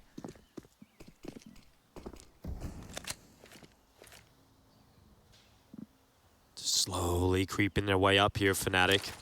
G2 finally start to use some pieces of utility, so but close. Fnatic are already on the site. They're already emerging onto the site itself, and m0NESY, his turn to try and hold. He gets away with 2. Nico backs him up, and Smooya tries to get the bomb out, but Crim's into the clutch again, 1v1 this time.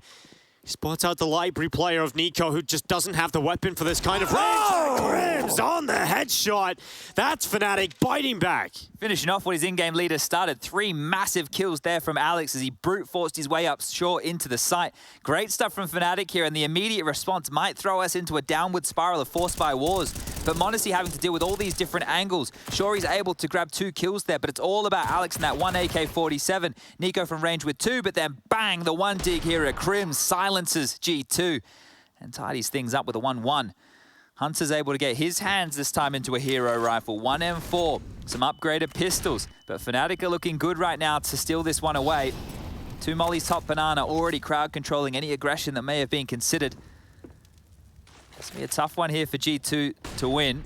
Hunter gets flashed into the fight. Alex will take him out. Not looking so good for G2 at the beginning of this round. Good reply from Nico. Yeah, that definitely helps.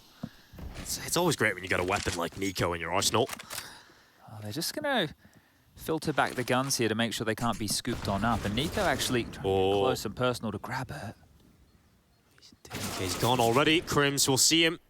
Nico goes down. Yeah, they're well aware of the fact they were looking to see if they could salvage that rifle. And if they continue to execute towards B, it's an open passage right now. Alexi B is held at bay behind the smokes.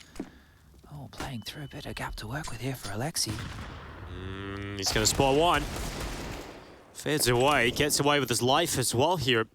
Okay, something to work with. A gap in the CT smoke. We saw a bit of that during the play-ins, rearing its ugly head here again. And Alexi with another opportunity. There's no smoke to deal with coffins. Well, Alexi B is going to try with his deagle and has the shot. Can't quite capitalize. Smooth with the headshot back. Well, they may as well give this one a bit of a crack here, unless they want to see if they can use this P250 in the deagle in the following round. Look, it's not the greatest to carry on through. And if you were theory crafting what could be possible, a flash from Monacy to allow Jax in, but we can see that they are backing off. An exit would be great. A salvaged AK would be fantastic, and you can see two lying towards the top of Banana here. Great work from the Obs team to catch that. I think maybe just waiting on the blowback. When the bomb goes off, those AKs likely to go towards Banana. Oh, they're coming though, Dinko. They're aware of this. They know that's what's likely going to be happening right now, and I don't really know if you can even get to these AKs. No, it's not seeming likely, especially if they just tuck in need a very towards lucky this bounce, corner. don't you? Well, maybe, just maybe, luck's on Monacy's side. No, into the corner, and they're not going to get anything out of that. So retaining the upgrades, but realistically, Fnatic win out the Force by Wars and should be seeing themselves get up to a 3-1 scoreline. Now, this is the thing, right? You're aware that a player is probably going to try and grab that dropped gun in the shroud of the smoke there. Alexi made it interesting for a moment, but as soon as Smooya gets this kill, it's all over Red Rover. Did you ever play Red Rover at school? No. No, you were Our school banned a bunch of fun games, man. We weren't even allowed to play British Bulldogs. Okay. I was kind of just going into the PC era, you know, when you're not allowed to have fun anymore. Oh, okay. All right, yeah. Fair enough. You guys were the real kids, right? Then you go to the generation before us and the generation before them. We're taking a quick look here at the B stream update. I can't believe that scoreline. I really can't. It's kind of wild how this is all panned out. It was a similar story for both G2 and Na'Vi. We take a look in this B stream right now, and you can see 15-4. Ent's about to close that one out versus Na'Vi and send it to a third. And it's a team effort too. I was just looking at the scoreboard there. Everybody contributing as flash forward. Well, some dinks. That's about it. As the mop and bucket in King Mezzy's hands.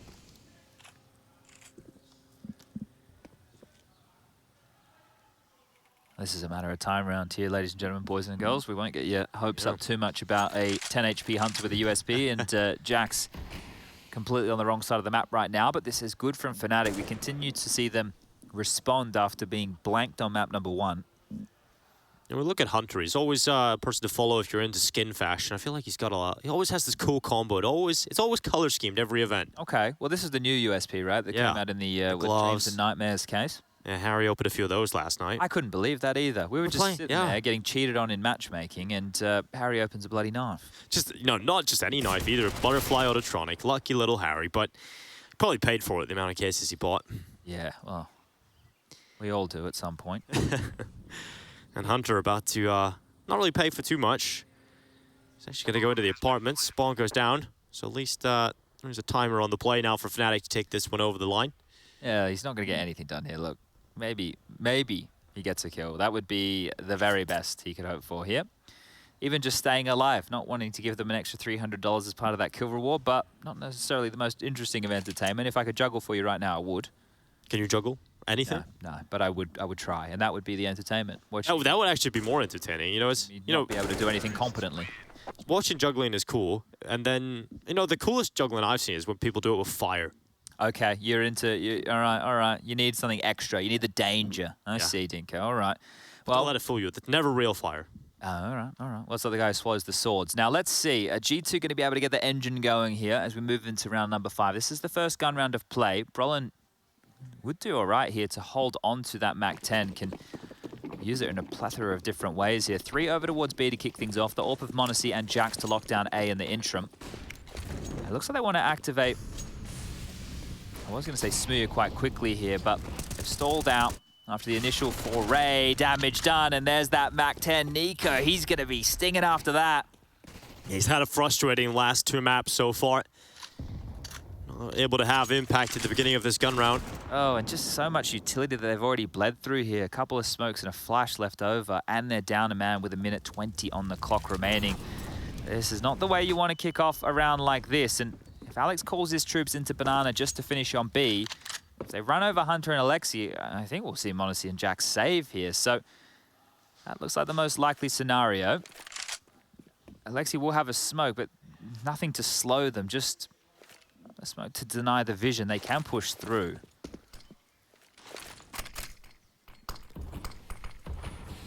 Fnatic getting the pack ready to go with a flash. Hunter has got Alexa B alongside to try and defend this. It's a first for Alexa B, but Alex and Mezzi clean it up. And there's that save call. This is the thing. When you see a situation like that and you can see what calls being made for the in-game leader, you already know it's a done deal. And the details there were great. The entry flashes coming out from Smooya, but the one that was the key was the one underarm towards that sandbag position to get anybody trying to be tricky like Alexi, right? He's playing there, hoping to play for Find the Smoke. You come in, gray screen, he gets a multi-kill. Well, not to be the case right there. One and done.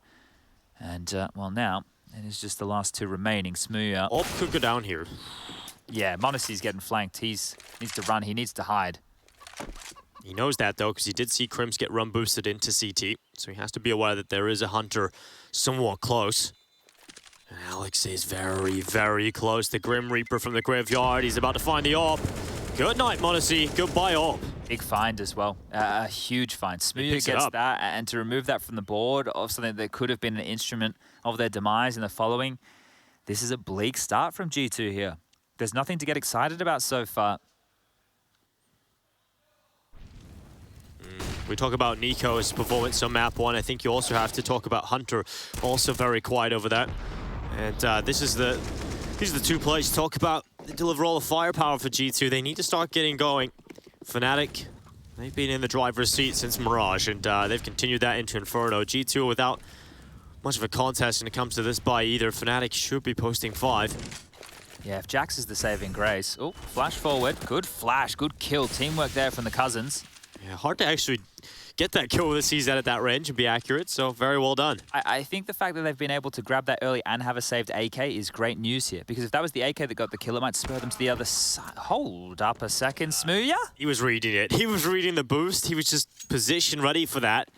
And that is a kill that maybe G2 are not expecting to happen, and even Crims is close to Boiler. Thought he was going to be the player to dismantle that, but Smooya decides to do one better. Hunter does have the AK in his hands, though.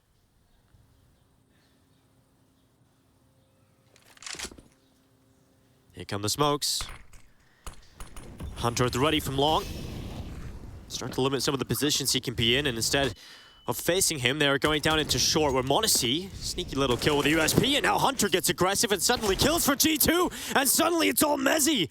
1v4 with the M4. He's found a chance. A second kill as well for Mezzi. 3 picked up, and you thought that was G2's chance. Mezzi is their nightmare, and now Nico, can he recover for his team?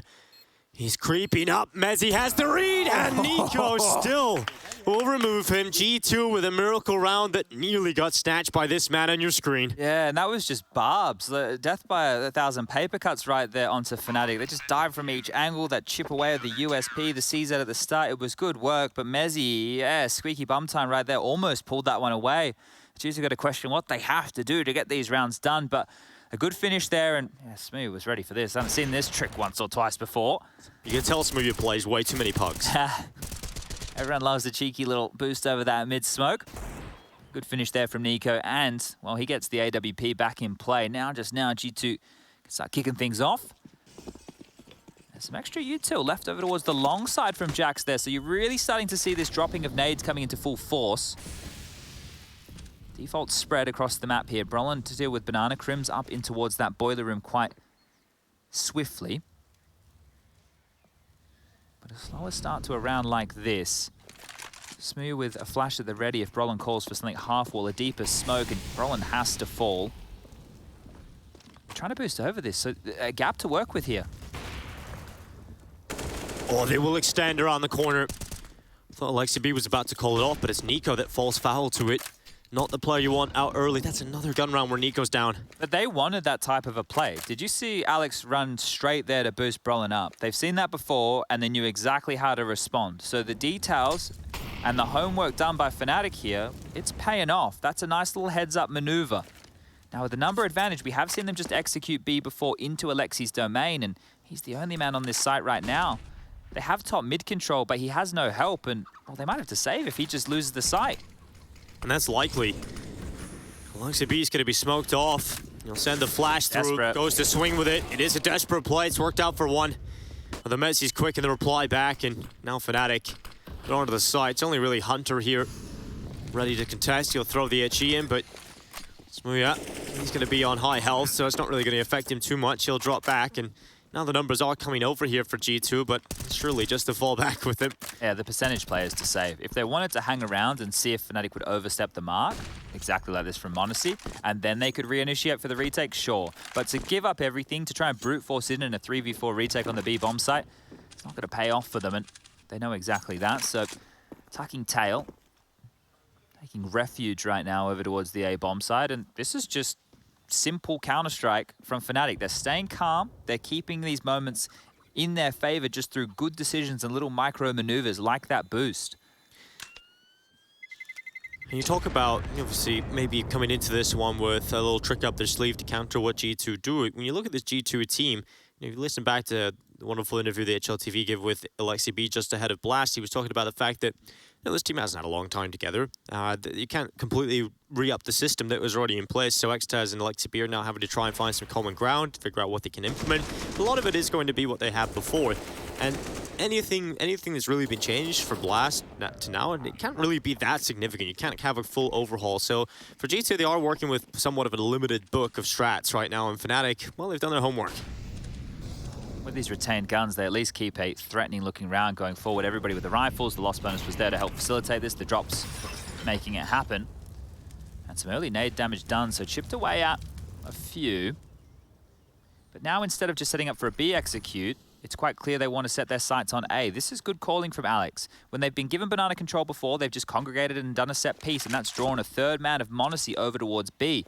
Meanwhile, it is just Jax and Hunter to try and lock down A. If Fnatic decide to go, if they decide to put the pedal to the metal, they're going to have to lock this site down with merely 2. G2, starved of information, starting to now get the flash peek into Banana, look to consolidate some control of that, and that is going to call for Alexi B to send his attentions back over to this A side. Nico was on his way, but they've gone back to grab utility, that's all. Here come Fnatic. Numbers heading to the A site. And Jax for the pit. His position is so important here that he delivers something. He gets a bit more aggressive around the short area. Alexa B in the rotation has found one, but m0NESY overruns Jax. He was pressured by the utility, and it's Hunter without a single kill. m0NESY is just cracking them open right now, and Fnatic into the site. This is looking good for 6 unless G2 can pull a retake, and even that, Nico's just not getting involved in this matchup. Yeah, gone down through the smoke again. Had a couple of those deaths so far within the early stages here, and, well, on everybody's favorite 4-letter word, save, as it's mumbled under the breath, and they now tuck tail, and, well, I said take refuge in A last time. This time it's over towards B, so just chopping and changing the scenery for the save. G2 haven't really been in this game since Nuke, Chad. It feels like they're really, really out of this one. They're being dictated to. Yeah. Right? They are definitely, and when they did try aggressive maneuvers, Fnatic were ready for it. So that's the difference maker right now in terms of individuals being able to find their form. Maybe some more heads-up plays where they're actually the ones deciding the pace of the round. Where do we want to take the fight, right? But at this moment in the game, when you're seeing the scoreline sitting where it is, 6-2, it's already getting away from them. Right? It's already getting away from them here on Inferno. They need to get this going, get it going soon. I love this little execute here. You can see that front landing, the smoke landing front site. It opens up the avenue for them to focus pit and then peel around to deal with the site players. Otherwise, a very potent crossfire to break. But yeah, cheeky little grin on Alex's face because it's going perfectly. This is what you dream of as an in-game leader. You call the strats and they work. Exactly. Everything goes picture perfect. You're not having to adapt. It's just going so well. And, you know, G2 were playing a very disruptive style on Nuke. It was so different. You know, anytime you would make a call towards outside, Nico was in the smokes. You're constantly changing it up. You couldn't call against it. But now it's Fnatic heading into a G2 that are predictable, are readable, and Fnatic manipulating them to their will right now. And we'll see if G2 can find some answers. Otherwise, this half could very quickly get out of hand. Now, who do they call upon here? Because sure, you have m0NESY on that AWP, but to find impact if the utility is perfect is not going to be easy to get past. Oh, it's pushed down mid. I knew there needed to be some aggression. Yeah, and Hunter's the player that is tasked with doing it. He's already down. Alex, he reads it. He turns back with the bomb in his back, but Nico, 2 kills. He might just get 3, and Nico certainly will. That's more like it from Nico. Finally taking matters into his own hands. He's frustrated. going down time and time again with zero impact. But they were the ones taking the initiative. They're the ones here who have decided, hey, we're done being dictated to. Let's take the fight to them. We got some individuals here who can definitely hit and hit hard. Honestly misses. Yeah, that quick shot, right? It's fast, but as Yanko said, as Maniac said, it needs to be efficient. Well, Fnatic now are tasked with a difficult round ahead of them. Haven't been in these situations too often on this T side.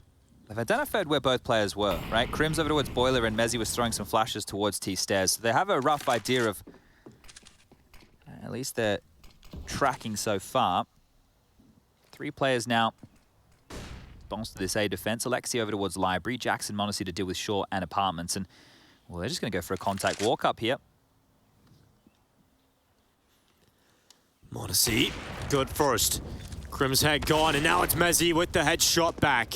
A 1v3 and now left for the right floor. Unfortunately for him, doesn't get much further than Jax. So 3 on the board for G2. You can see Nico trying to hype up the team because this, you know, as much as it is a great round, it is just the first step on their way back into this first half. Yeah, need to win another round here at least to start breaking the economy of Fnatic. Residual money for Alex, 3.6 after a full buy, 3.3 for Krims, 3.5 for Mezzi. So you know that in the next round of play, they will be able to get a potent-looking purchase going. So a few more like this necessary for Nico. What's the change up here, though, from Alex? Does he want to take a few more risks with the call? 3 over towards second mid, Brolin to babysit Banana, Smooya with that AWP. Pointed swiftly straight up the guts. Flashes deep. Oh, Monacy had a shot there to take one away. Couldn't quite do it, so has to drop back. I like that, though, because you know that Monacy's going to go for those type of maneuvers. If you can push him back early, it's going to force him to start being passive. He sat there for a good, 10, 15 seconds until boiler control was taken. It just means they can hold off on their utility. Right now, they have to draw a rotation. Monacy's felt some pressure. More util has to be used over towards B because they've lost that extra man. So systematically forcing G2 to go through. And forcing them into a more passive setup disallows information to be picked up right now as well. And well, this might be real quick. Yeah, they're starting to challenge down Alexi B. They forgot the bomb. That is a slight problem. G2 do have a tendency to do that, and we'll see if they go back and pick it up this time. Finally, Alexi B plays from first oranges, swings out, Brolin on the headshot, and now a little wrist move through the smoke. Nico has started pushing forward. He tries to get through it, but Smooya has taken him down. A 4 versus 3, now 4v2 as Fnatic will best most of the players inside of this site. Okay, that's a bit of a yikes right there. The bomb was left T stairs. Like, Alex was on his lonesome running back up Banana. If there was a push down mid, he may have lost that. So fortunate are Fnatic as they get up to 7 and, well, rinse and repeat for G2. We've seen them save once. We'll see them save again. And this is really good stuff. Like, they're really aware that the way that the rotations are coming in from G2 here. Okay, well, if we know that they have Banana control, they're likely just to leave one player. If we do a couple of quick flashes and swarm the site with some set smokes from deep, we'll be able to overrun before the rotation comes in.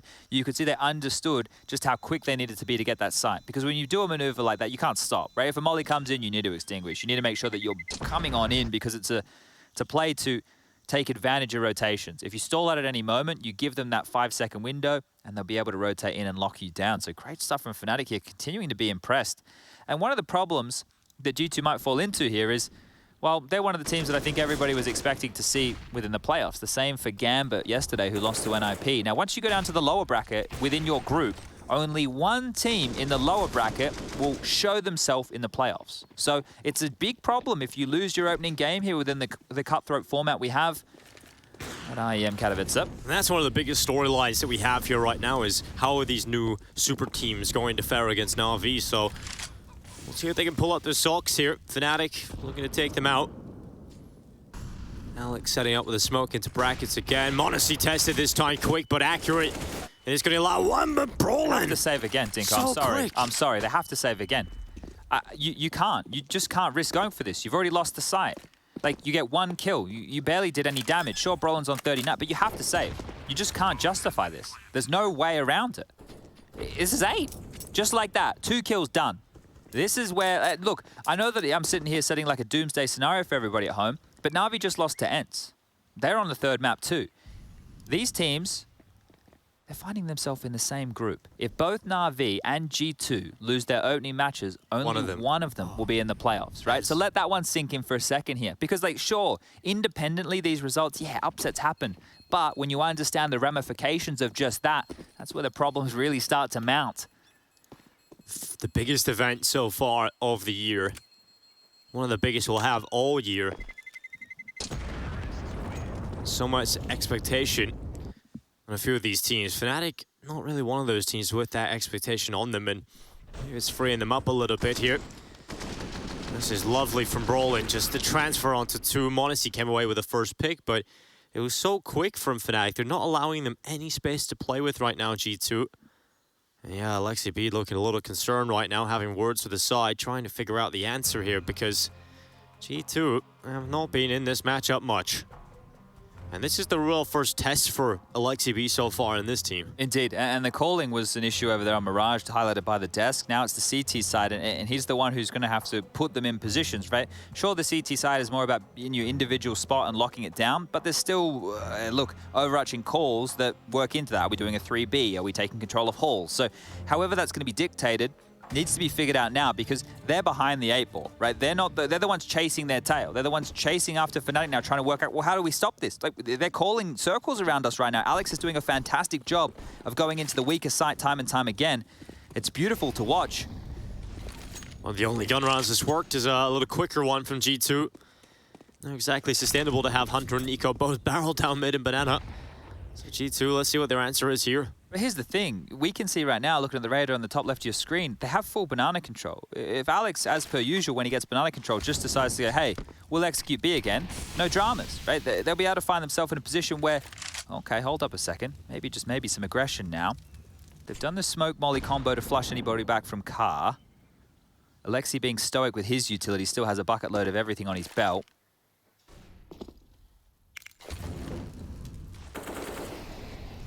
And a great response. This is the perfect set of utility. Molly sandbag, Molly top banana, clear on out. They've regained control.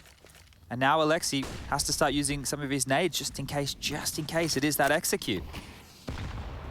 They're not even gonna go deep enough to deliver even a slither of impact. And now Fnatic turning their attentions back to A. At least this time, G2 do have 3 players positioned on this side of the map. So smokes up for Moto and Arch. The flash is coming around. They might just try and wrap this A site. m0NESY is going to be his tension pulled away. They're actually trying to get through the archway. Maybe even a split into B is an option right now. With 25 seconds left, that bomb has to decide right now for Fnatic. And they're charging their way down Speedway, but this has to be quick. There's still 2 players here for G2, and Alexi B now has banana. So that safe access point to the B site's no longer there. And Fnatic just don't have time. Alexi B drops the bomb. 9 seconds, Nico with the shots. That's better for G2, but Fnatic run the clock down.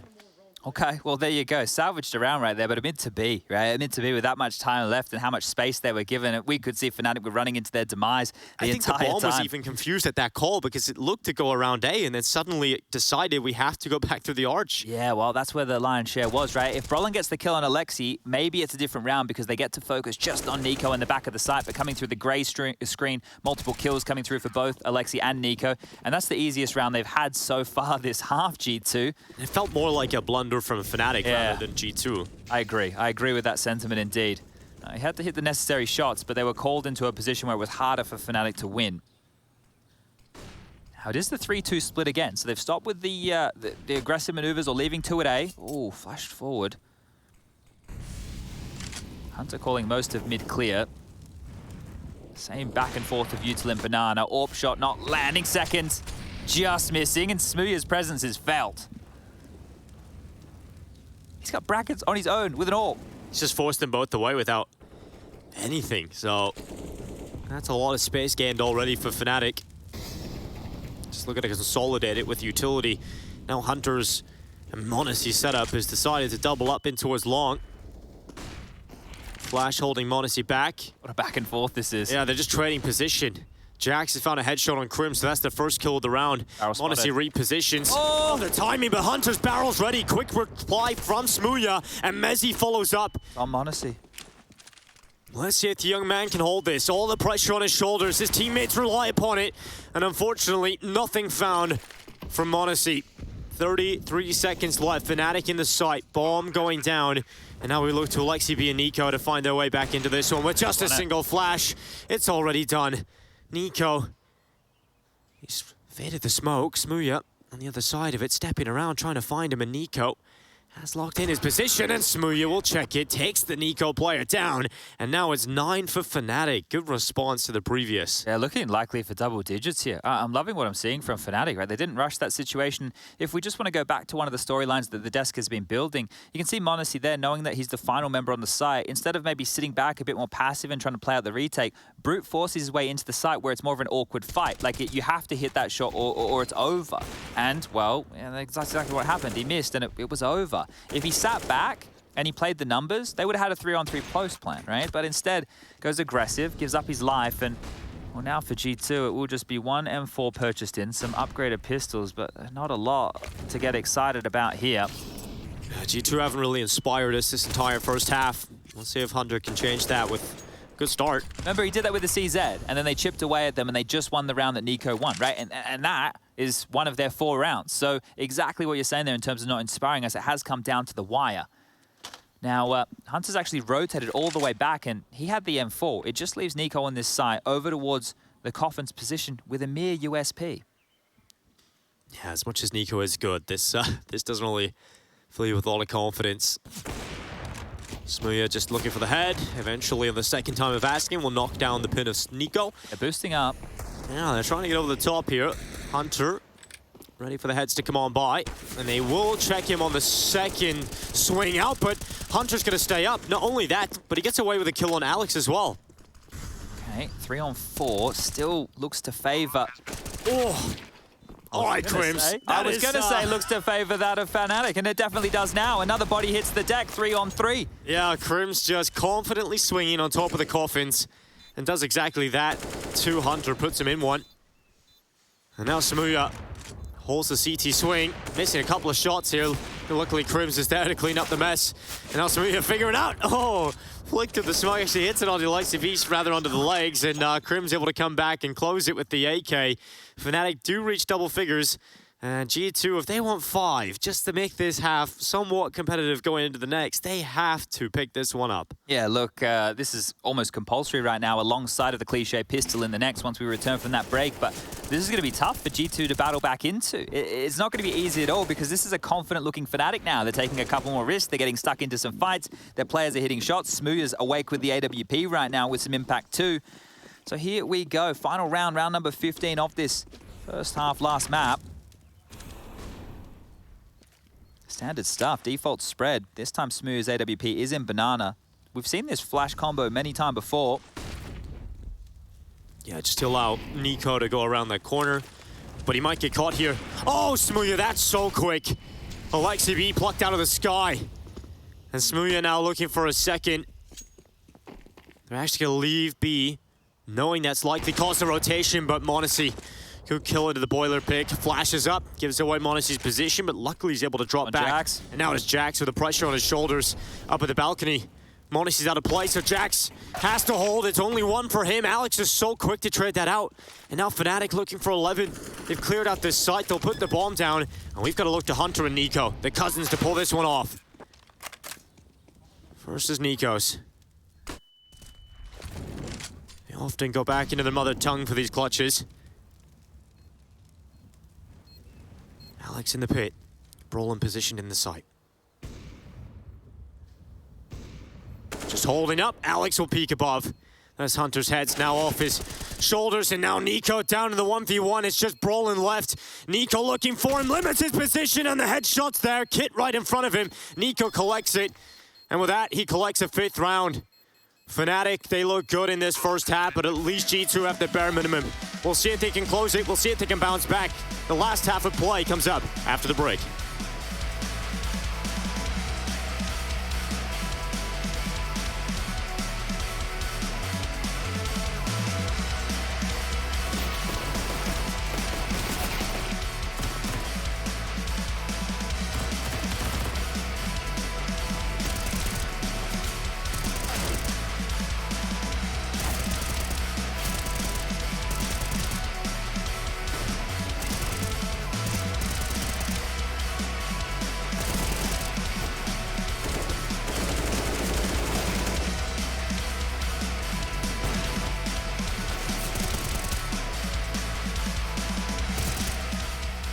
Come right side. I'm gonna jump through here. Wait, jump through.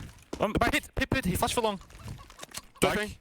Bike, side, backside. Go. Left side, ding, punish me. Nice. Dead, long. Oh, one. Library. There as well.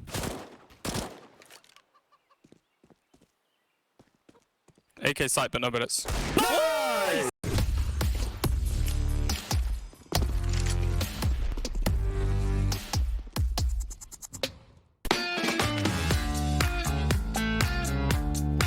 Hey Future Pros! Today I wanted to show you an old strat that Fnatic still like to bring out from time to time. This execute is an alternative method to take the B side on Inferno, utilizing a wall of smokes. As with any great dish, executes, when you have the base locked down, you can start adding in other ingredients, grenades. To make this recipe, you will need 3 Future Pros, 3 smoke grenades, and some flashes. Future Pro number 1. You'll be throwing the close smoke for the wall of smokes. To throw the smoke, line up with the edge of this wall. Place your crosshair above the middle of the tree and right in the center of these 2 sets of wires. Then simply toss the smoke. Future Pro number 2. You'll be throwing the other smoke to complete the wall. To throw your smoke, get into this corner. Find this slight dip in the trees and aim ever so slightly above it. Then toss the smoke. Future Pro number 3. You'll be throwing the deep CT smoke along with a flash. To throw your smoke, get into the corner next to these barrels. Find the third wooden strut and place your crosshair in the dip above the tiles. Then toss your smoke. To throw your flash, it isn't really a lineup, just lob it over the roof and pop it above the smokes. This should blind anyone on the site and also a player in CT. Now you have all the ingredients in place, it's time to think about your approach. The idea behind this strat is to cut off any site players and isolate the counter-terrorist player in CT spawn. Killing the CT player shouldn't be tough, unless you're playing against Scream. You can then wrap through ruins and split the site from 2 points. If you have the bomb, you might be able to get it down while the smoke's still up. JW is struggling a bit here, but I'm sure you guys can do it. Like with any great dish, feel free to add your own spices. Want to double nade CT as you push? Go for it. Want to throw a metric heck ton of flashes over the site? You can do that too. After all, you are the cool cat of your very own strat. And as always, enjoy.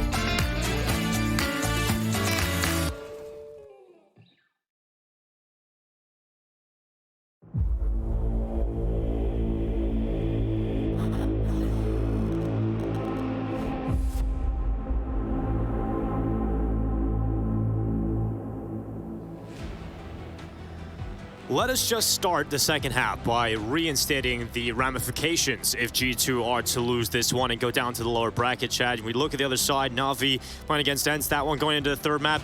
You mentioned earlier, only one team, if they go to lower bracket, can make it into the playoffs.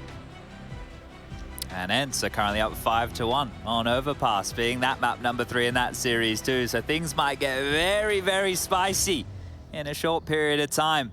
But here we go, half number 2, the pistol round kicking off, and well, now it's G2's turn to be on the attack. Let's see if they can offer up anything a little bit spicier than the first half. 1x odds still favoring G2, all things considered. We'll see if G2's T side can make up for that. Alex first tested, but Brolan, the player that'll get the first pick of the round. Jack's able to 1-for-1 it. And now G2 start to wrap the A site. Brolan trying to get into a better position from the balcony. Raul's a couple of shots down with that reload. That's going to be death. Hunter comes around the corner. And now Fnatic with 3 players left up. There's only a nade in hand here, an Itchy to toss into the site. With G2's positions here, it feels very good for them. They're going to be hard to break right now. You get a move on as far as this retake is concerned. Bomb, about 10 seconds gone. And here they creep on in. m0NESY plays from Graveyard. Good shot onto Smooya. Crims and Mezzy. 2v4 right now for them, and Fnatic just, there's no shot back in this. Mezzy may as well hold on to his Kevlar here. Crims should look for a kill. He doesn't have any Kevlar of his own. Mezzy's going to get a cheaper upgrade next round into some head armor if he chooses, or he can opt to pick up something a bit more potent in the weaponry department, but that one was done. So the right call to make here is they jump away. G2 get the second pistol here in this map. That's both going their way. However, within that first half, there was not a single G2 round that was won consecutively. They were spotty. They were few and far between. That needs to change right now. Well, Fnatic going to be setting themselves up with another force by victory. I got to see the calls of Alexi B here. We had some great calling out of Alex in that first half. It's Alexi B's time to step up to the mark. He has got unbelievable talent around him. Oh, actually, Brolan's been able to get himself into a Famas here. So when you take a look at just how potent this buy is, some Deagles, an MP9, a Famas, and a Scout, That one was dropped by Mezzy, right? So that extra cash, he kept his Kevlar, drops a FAMAS, and, well, let's see how many kills come out of the FAMAS, because that is all virtue of Mezzy staying alive. Oh, Brolin holding back in behind the sandbags as Nico with the first, and Brolin gets cleared as well. Good job from Nico to find those first, and Hunter with a mid-hold as well. Yeah, rotation coming in quick. Smooya and Crims are here, held at bay behind the smoke. And, well, Crims has the flash. It's not like he can flash Smooya through to fight in that smoke, but maybe so to pick through coffins.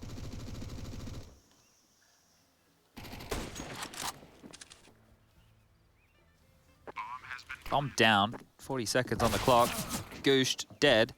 And now it is just Smooya who will be staring at a grey screen. He's been spotted as well, and there you have it, a clean one. All 5 staying alive, and now it's G2's turn to get loud.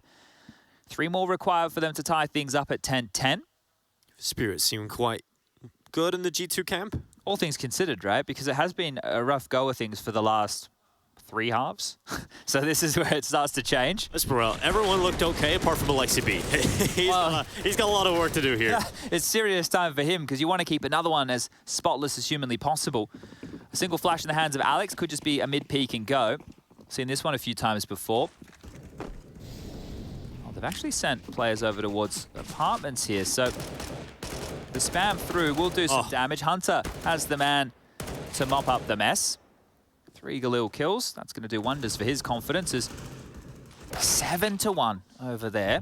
Simple currently 0 and 6. Oh, dearie me. Okay, this is not looking good for Na'Vi. We know when they kicked off Blast just the other week, they were... a little rusty. Yeah, starting slow. I thought that was past them since the, obviously, newer additions to the team, but still seems to be plaguing them right now.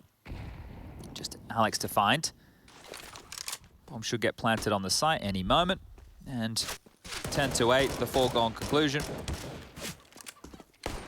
Yep, there it is. Okay, just dancing in the water, having a good old time. The scene of Hunter's massacre. But here comes the buy for Fnatic. Smooya's going to get that AWP back out. He has enough for that, so the rifle's going to be supporting that, and some utility as well available for Fnatic. Jax has just purchased the AWP, I do believe, to give over to Monacy here. So both teams are going to operate with the big green. Actually, there's a double AWP on the T side. Oh, no. Yeah. We talk about, you know, Chad, Inferno's a great AWPing map for T-side. It is. It's so good for T-side AWPing. It's one of the best in the pool. There's so many open corridors. The utility can't just completely suffocate any choke point. So the double AWP T-side, this is on meta. See this every day of the week. This may become a real problem here. I'm a little bit worried about G2 in this juncture if they don't pull this round out of their ass, but Alexi B has already slipped up mid. Oh, Alex gonna clear it. Does he expect the apartments? Drop back from Hunter, running right down into him. The Galil makes it happen. So back to the 4v4. Still again, 2 AWPs for G2. Nico's gonna make it work. He's decided he's the AWPer again. There's no way they accounted for this, so there you go. Yeah, they were throwing just something different their way. Double AWP T-side, I am loving it. Look at this. Nico, not a care in the world, just jumping around. I think maybe see if you can, you know, change that for an M4. Get rid of it, maybe change it to a bit more serviceable rifle here. Yeah, or I think you toss that. Or really, they just stay with him. Yeah, there it is. There it is. We knew it was going to fall that way, so... At least it was meta for 1 round. Yeah, and it could have been a boo-boo because it's an expensive weapon, so that could have trickled down the economy later in the track. So they've been able to avoid any dramas. 10-9, just 1 round in it now. And this is that 3-man CT save. I mentioned that before. Yeah, I just want to point it out for people, maybe you're tuning back in after watching Counter-Strike years ago, but if they keep 3 alive, and as the max loss bonus is 3,400 into the next, they'll be able to drop Silenced M4s. Right? The Silenced M4 a little bit cheaper now. Should be able to get yourself a tidy-looking buy if you are Crims and Alex, if your teammates hook you up. Armor, kits, utility, should see alongside of that. Good one-on-one talk from Alexa B to Monacy, so I'm interested to see how that's going to pan out. Yeah, and let's see where Monacy spawned here. So he's not in a forward position. Towards the back of the pack now, so we won't be seeing him go for any crazy picks, but this is 4 on the trot out the half, and wow, the first time out taken, the first time out necessary for Fnatic, because it has been a little bit of a stroll up until this point. As I mentioned, the first half for G2 was spotty rounds, nothing consecutive. Well, now 4 on the trot, and if you add the one that they got on the way out the door in the first half, that's 5. So finally, starting to get something done here. It's crazy how quickly G2 have been able to pull this back to just one round within it. It didn't feel close, right? Oh. It didn't feel close, but that's the power of the pistol. The power of winning against the 4-spy, the first gun round. Setting themselves up here in a perfect position to tie things up. But what's the timeout going to net here for Fnatic? Do they have a maneuver up their sleeve? Smooya over towards A with the AWP. He's going to be looking down middle. m0NESY also tasked with holding mid. This time a little bit more passively from the T-Stars, who won't be swinging into Smooya anytime soon. Nico caught in the fire, and Brolin gets away with a kill. That's a necessary opening right here. It's going to give them, give them banana control. Alexi's actually swooped on through to apply a bit more pressure. His presence alone has forced Smooya back over towards B, and m0NESY and Brolin to tuck themselves into the site. They will have to reinitiate here. They need some space. m0NESY out towards long. Alexi here as well. And they think they have banana control, but this is a good stack right now from Fnatic if they stay put. Alexi B, close at the half wall. Has the bomb, surely they can't just flash him forward. Yeah, I think he's starting to realize that now as well.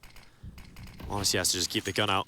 That bomb, he's got to think about throwing that backwards. If he decides to go with anything, he's calling his teammates back in to help him out. This has worked in their favor, because now the stack has left the site. Oh, and Alex is creeping through. They're applying pressure now. Smooya needs Brolin to come on back. Yeah, he's panic calling right now. Come back. They're on their way. 40 seconds. G2 trying to get through this smoke. Damage being done onto Alexi B. They're trying to get through, but just the numbers. Alexi B lightning fast to the head of Smooya. Now we've got to look to Fnatic for the retake. 4v4. They may as well give this one a crack. They have some good util for this. The molly is good.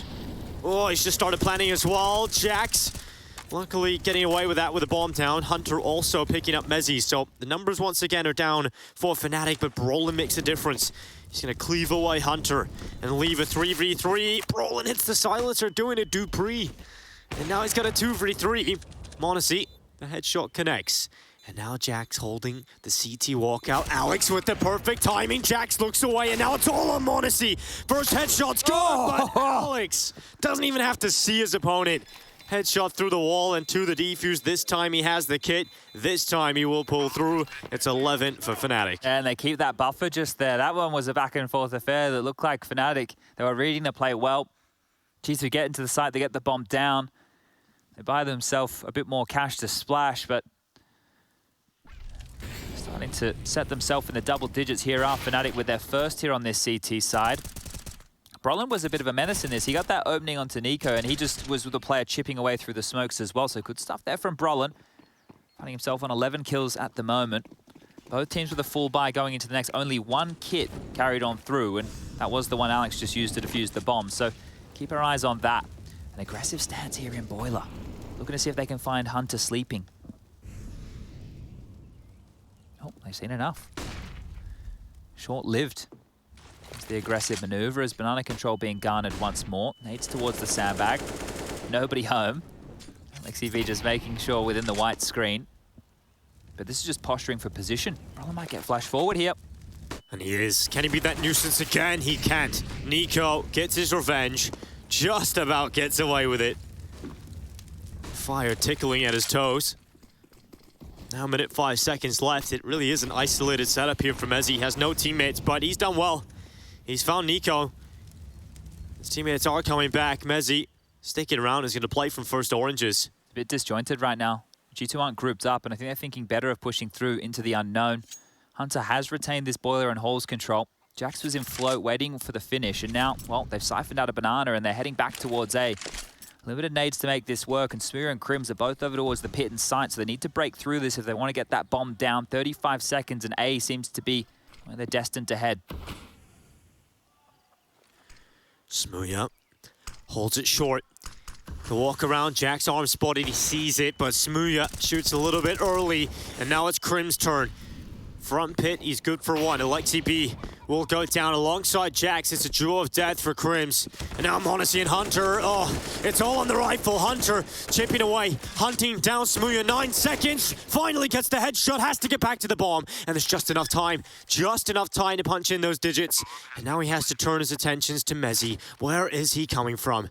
Hunter's gone to the AWP.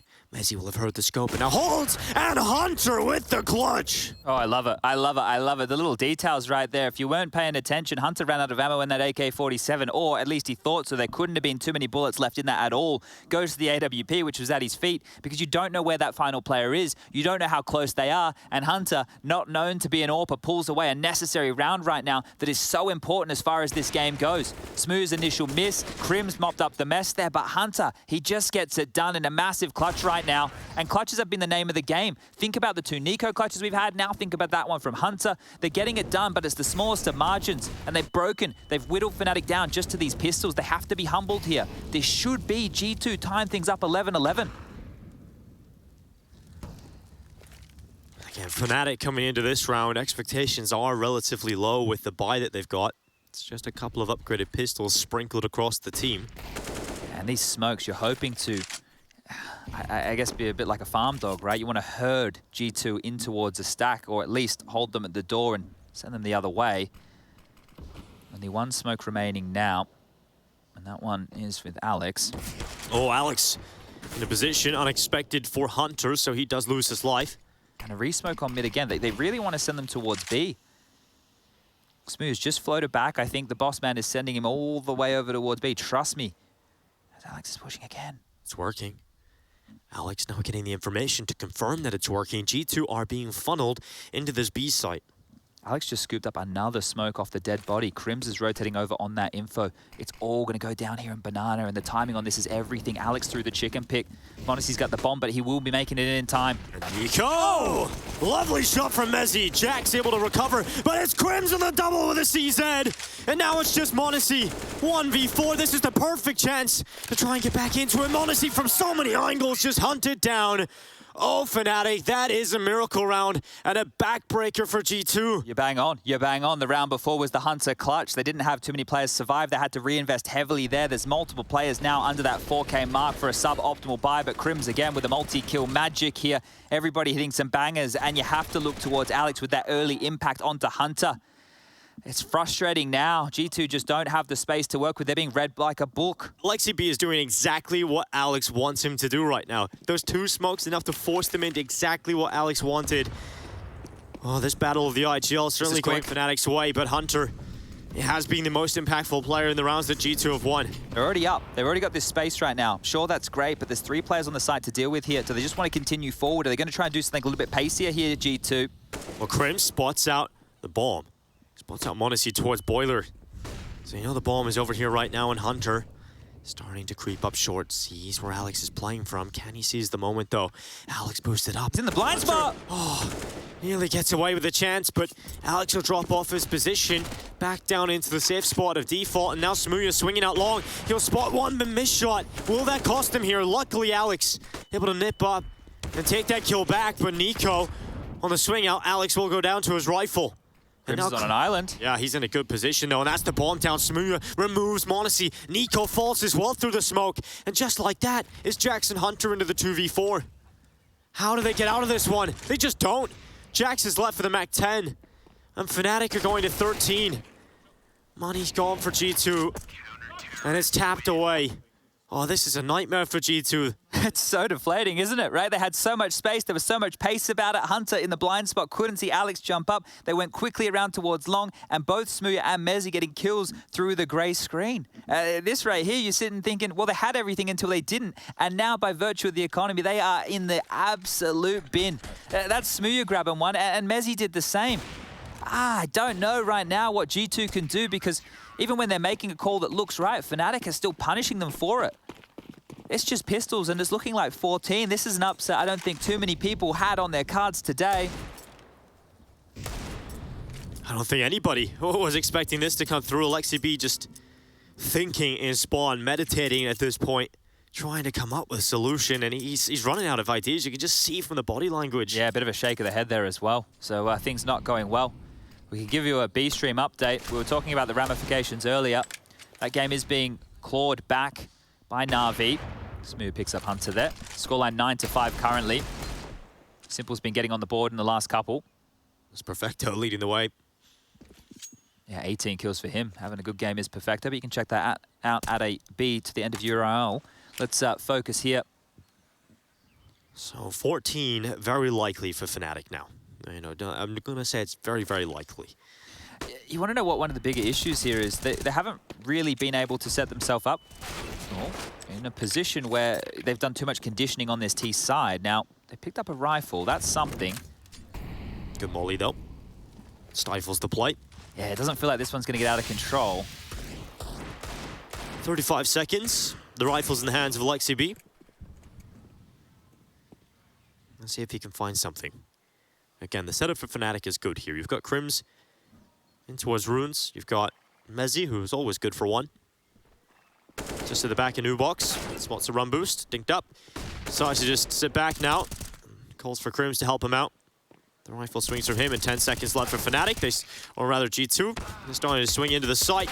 And, well, a couple of shots from Nico and Jax and Alex, but there's no time, so Jax can't go down after the time. He's not going to get the lost bonus. He's not going to get the lost bonus. He's got an AK, though. Just live, just live, just live. He needs to stay alive. They're hunting him. They're hunting him down. Oh, they've got him. Oh, it gets worse for G2. They've lost Jax. And Fnatic, you can hear the celebration because they know that's going to wound this buy completely for G2. Oh, it can't get worse for G2, and then it does. Yeah, that really, really sucks for G2 there, but great awareness from Fnatic to run that one down. Right, this is one of the risks. If you're going to play late-game Counter-Strike on the T side, this is one of the problems that comes with it. And Alex just so aware as the in-game leader of what punishment he could put on down. Well, here we go. All the eggs in this basket here for G2. You don't want to let Fnatic get to 15 because that's where a couple of fruity risks are going to come out on this CT side. A couple of over peaks, a couple of pushes are going to get in your face. And speaking of that, Smooya up in towards the boiler room with the AWP. Oh, staying reserved is old Smooya. He knows this round has a lot on it. Drops back. Jax with his Tech 9. Now he's trying to make up for it. He's compensating with the noise. Yeah, well, there's no ult for Monacy. He doesn't even have an AK in his hands. He's down to a Galil. This is a rough round. This is not going to be easy whatsoever. Fnatic are in the driver's seat right here as Alt Bullet heard. They know where Smooya was. Now, how do they react? Nico with some warning shots through the smoke to see if anybody lies in wait. It is a passive approach over towards B as Brolin and Mezzi tuck in towards the back of the site, almost wishing and inviting them in for a B finish. Alex and Crims have retained some mid control over towards Arch side. They've just been smoked off, but as they boost, if they call mid clear from this, they can rotate over towards B, ready to deal with the execute. Here comes G2 charging down into Brolin. The first is good, the bomb loose, and now Brolin gets away with a second. Mezzi taking all the kills, and now just down to Monacy. We've seen some filthy, filthy clutches out of him in this site, but it's an AK this time, and it's a volley on him. He has to get back out of dodge. The only place he can go is new box, and he gets caught setting up the smoke. And Smooya with a war cry. It's about time we hear him, but he saved it to the right moment. Once you get to 15, you can unleash the fury there. But in most of these situations that Monacy's been left alive in clutches, it's quite clear to me that they don't want to give him room. In both of them, they've run him down immediately. They've just put so much pressure on the young kid, not allowed him to play his game, not allowed him to isolate fights. And they've done a great job of locking this down. Every single micro decision for information that Fnatic is making is profiting right now. And sure, the loss bonus is there, the buy's back in, G2 can purchase, but this T side, it's really, really rough. If you're a G2 fan now, you're now converting into the biggest Na'Vi fan ever, just hoping they pull through that win to avoid the lower bracket, but Fnatic, their buy is superior. They have looked a better team here. And G2 is there anyway back into this one. Look how much utility's been used up in Banana already. More comes through from Fnatic. This time, they will not sit back. This time, they force the issue. They bring down Nico to 36. Smoke stalls this out, and that was a key Molotov to use. They didn't get top Banana control off of that. And Mezzi still retains all the information right here, right now. Fnatic know exactly what's going on top mid, and this flash could end it all right here. He is going to set him loose. Mezzi swings with a flash, and Monacy good to the headshot. G2 with a player advantage. Is that their signal to go? Well, if it is, they've got to go right through a smoke. Brolin looking the wrong way right now. He turns, and it's one for Brolin. Nico quick to trade, Jax through the smoke, and G2 have the B site. Well, will be the save here. Fnatic know they just need one more round. They don't need to push the issue here. If you want to try and get some exit kills as they attempt to exit the site, why not? You want to inflict as much financial damage as you can, but during some of these tighter rounds, Brolin and Alex, well, they're running out of cash. Mezzy too. So keeping these in your hands is going to be important going forward. Every round needs to be a full investment from G2 for this point forward, right? So it is Fnatic who want to try and make sure they have weapons in their hand to contest every round they can. And just one more necessary.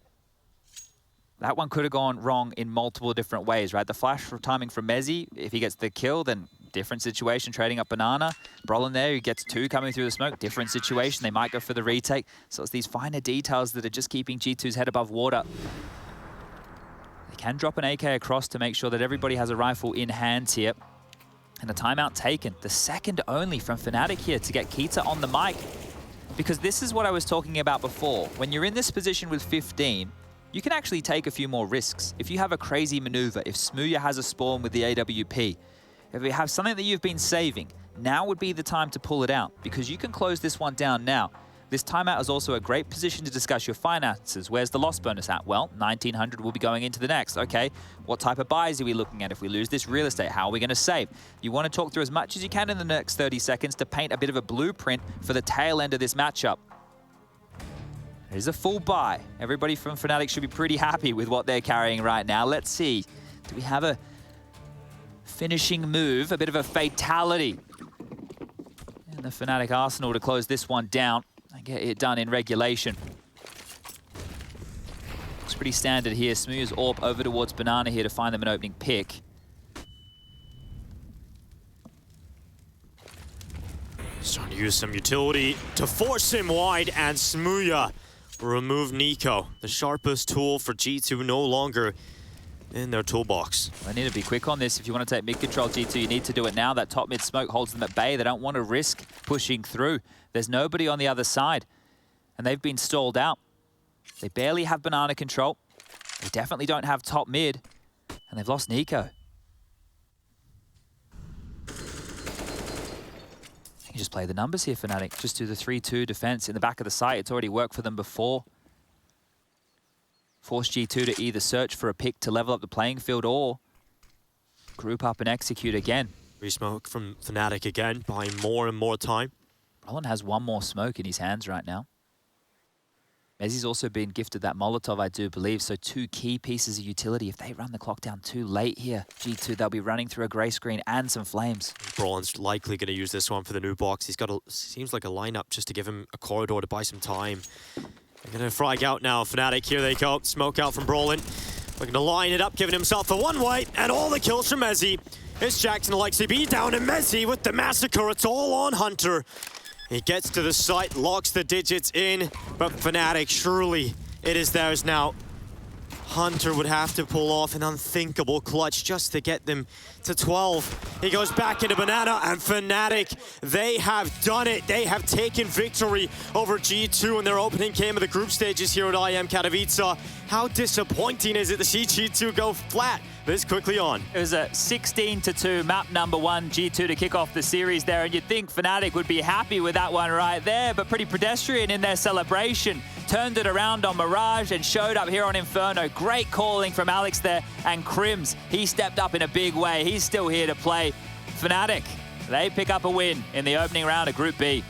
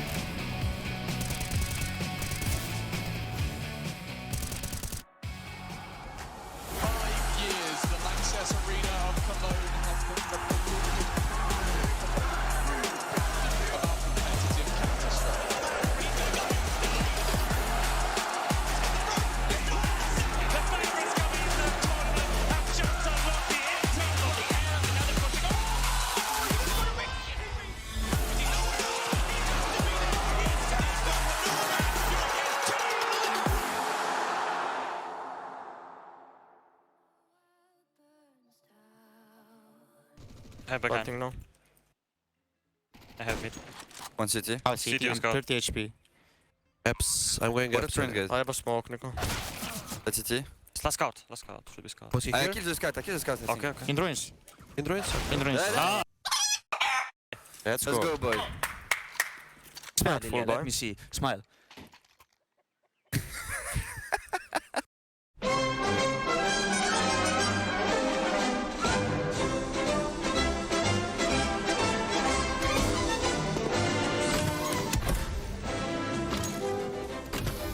In the road, Oh, I near see the him. police station.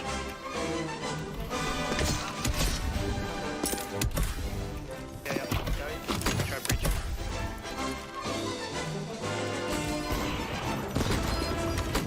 Got him. Oh! I was looking at him. Oh, I see someone else bumping. This house. Oh, I see a guy close to me as well.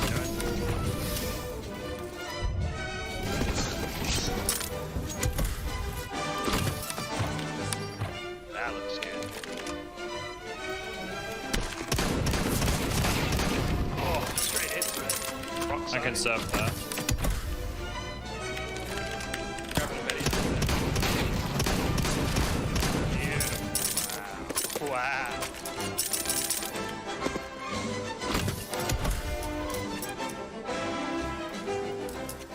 Oh, it's delicious. Yeah. Yep, going. I can't help you. Light ping. Oh yeah. I'm excited. It's not good at all. Saved. Saved. All the trees.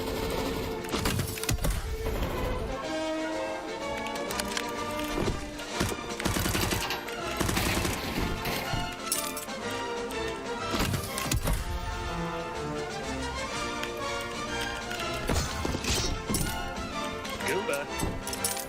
Alright, I'm going, dude, alright? Good luck. This is gonna be tough.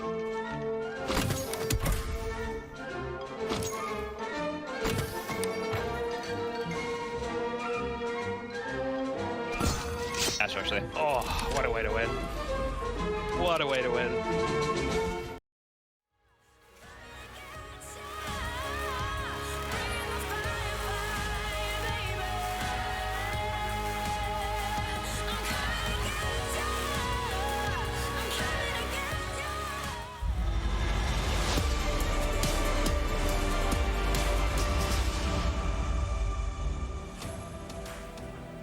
Well, I don't think anyone saw that coming now, did they? Oh, this microphone's on and everybody can hear me. Tell the entire world that G2 has just taken a fat L to Fnatic. Oh my goodness. Not how we expected this one to go. G2 dropping down to a lower bracket with a steadfast pace. And of course, our pace will pick up as well. Maui, Snake, and Maniac. Eminem here on the desk. Eminem. I like that. Eyes of Reach. I got the flow of Marshall Mother, or was like on. The real Slim Shady up in here. Real Slim Shelly even. My dream. Never happened. Oh, gotta just put it out there though. Alex called a fantastic game of Counter-Strike. This was a tactical brilliance coming out from Fnatic. And, you know, Smooya's hitting some shots with the op. Goes a long way too. I think right there for Fnatic, you have to have a little bit of confidence booster after probably some ups and downs. Yeah, I absolutely agree. And I want to pick up on that thread you talk about. Alex, he has to be the hero of that last map. I'm going to be really honest. The way he called on the T side, how many times he outmaneuvered Alexibi, how many times he called the right stack, he figured out the rotations, he pulled back when he had to, used the fake just a tad, not overthinking. He was exactly in that sweet zone where you as a leader feel like you are in your opponent's brain and you know exactly what he's about to do, and then you got him right there at the corner. Yeah, you absolutely do. Of course, when we look at the entirety of this thing, round 10 might be a good start, Maui? This is a round where Alex, like Maniac said, was just in Alexi B's head. It was a 1-4 setup. Alexi B was the lone B defender, but early on in this hit, Alex throws the deep CT smoke. Alexi B flubs his flash because he's a little bit blind, off kilter, and then they just find the entry frag on him. There's nothing Alexi B could do here. He thought he called a winning formula with this kind of setup, but it just was not it. So let's kind of examine that in a way that B seemed to be that port of call there towards the later stages of that second half. Yeah, absolutely. I think Alexi ran out of idea. G2 ran out of idea as a whole, and they tried to attack that B side time and time again. But what's quite interesting in that clip, if we compare it to the other side of the coin, is that whenever G2 had advantages, they struggled to confirm them, right? They didn't really know. A little bit of overthinking in there, a little bit of second guessing, too slow when they had to be fast, too fast when you had to be slow. This is when you're completely out of rhythm. But Alex, on the other hand, never had that problem, always in the sweet spot. Even the rotations on CT side were so strong for Fnatic. They always pretty much had the strong side being attacked. It was rarely that Alexi B guessed right that he was going to go B when there were only two. It was always Alexi B running into a Fnatic wall. Yeah, and a Fnatic wall indeed. They are going to go ahead and put that W up, and we are going to get that opportunity. It looks like Mezzi's going to be coming in for an interview. Great series from Mezzi. Good stuff from him. Good looks for Fnatic as we go I really had an forward. opportunity to talk to Mezzi, but it was so quick. And right now I can have a proper interview with you. Mezzi, congratulations. I'm not saying this was not expected, but you were probably maybe like not really the favorites because, you know, like you had to go through the play-in and now you're here in the groups and you managed to win against G2. With a score 2-1, the first map, you managed to get only 2 rounds. Why was it hard for you to get like 5 or at least like 6 rounds on the T side of Nuke? I just think, to be honest, they did a good job at disrupting us. I think every round, like, we were dying outside with, like, through smokes or they were flashing through, and they created a lot of disruption to us, so we couldn't really get going on the T side. And I think they just did a good job, and we just needed to play with more confidence, which we tried to do more on the second 2 maps. When it comes to Nuke, you didn't manage to get a single pistol round. When it comes to the next map, which was Mirage, you got both pistols. And right away, you managed to turn around and just like have like a really dominant performance. Do you feel like that the pistol round is something that your team really needs to get? I think it definitely does help. I think we are usually pretty strong on the second rounds as well, but I think we kind of just said, like, this time we're not going to really think too much about the pistols. We're just going to get, like, most of the time 5 armors and just see what happens and just try and hit some headshots. And I think on Nuke, we probably overthought a lot of rounds, and especially those pistol rounds, so we just kind of just thought, let's play with confidence and see where it goes. Well, you joined this tournament through the play-in, and I just ask all the players, like, what is their goal? Like, how far do they want to go? What is your goal? Top 8, semifinals, finals, I don't know, the cup? Well, obviously, everyone wants to win, but I think for us, we were just kind of wanting to obviously make through the plane. There's a lot of good teams there, so just make it through the planes, and then obviously now we're here, just try and take it game by game, see where it goes. Obviously, for me, I'd want to make it to the stage and get that experience, but everything from now on is just a big positive. Awesome. Thank you very much. Thank you. Get to the stage, get the experience, maybe even get the dubs. Who knows? With Fnatic, seems like almost like a bag of popcorn, just popping up wherever, right? Maniac, round 22. 22, eco round, good stack coming out of Fnatic. We can dive right into it because this was once more a great example of Alex being in his opponent's mind and also basically a round that truly hurts you in the nether regions, as Chad would like to talk about it. Region. Look at this, a stack on the B side, all these pieces coming in together. Crims with the fadeaway, but it could be a little bit lucky. I just think he's there when he needs to be. They have enough bodies, they have enough angles on them, leaving m0NESY completely alone. Gets the first kill, but the time is playing against him. 25 seconds. Alex quickly on his back, and that is just it. I think it was a back-breaking round, eco play, just to talk about it, and mentally that just hurts. You're trying to fight your way back, and suddenly a CZ just through the window. On top of that, though, I want to say that the stack is good, but some players had to hit shots, and that's exactly what Mezzi and Crims did in this game. Those dudes were phenomenal for Fnatic. I think Mezzi has usurped Roland. I actually was a little bit critical of him as they started this roster out, but I think at this point, he's come into his own. He is the leader. He is the star player for this Fnatic team. It's exciting stuff, obviously, with the ups and downs, whatever it might be, this lineup needing to find that rhythm to their rhyme, which is what we're going to give them. Guys, I appreciate your time. Now we have to turn our attention onwards. There are other games to be played. As I'm sure you all know at home as well, the Intel Extreme Masters Katowice 2022. We've already had the play-ins. We're now well in to the group stages. Vitality and Heroic are looking to join us here in the server, and you can see them arriving now. We'll be right back after the break, everybody.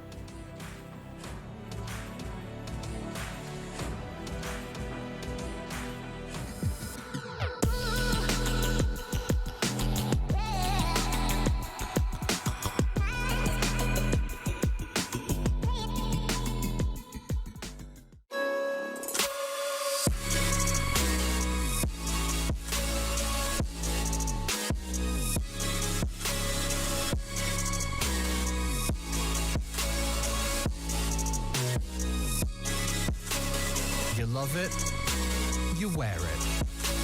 What's your style? Get your merch at shop.eslgaming.com.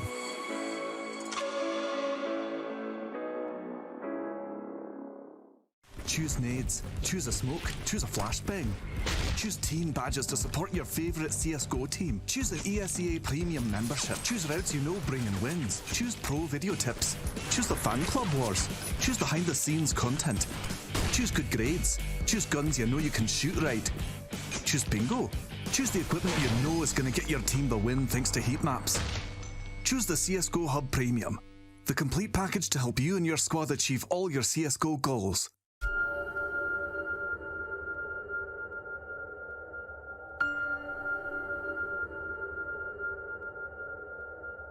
3 times the charm, as they say, and in 2014, that statement couldn't be more true for Ninjas in Pajamas. After DreamHack Winter 2013 and ESL Major Series 1 Katowice 2014, this legendary Swedish roster took their third shot at winning a major championship trophy, and in the grand final in Cologne, they faced their natural rivals from Fnatic. It was 1-1 in the maps, and everything would be decided on the third arena, Inferno, where after the initial Fnatic lead, Freiburg helped NIP turn the tides and in time, make history in Counter-Strike.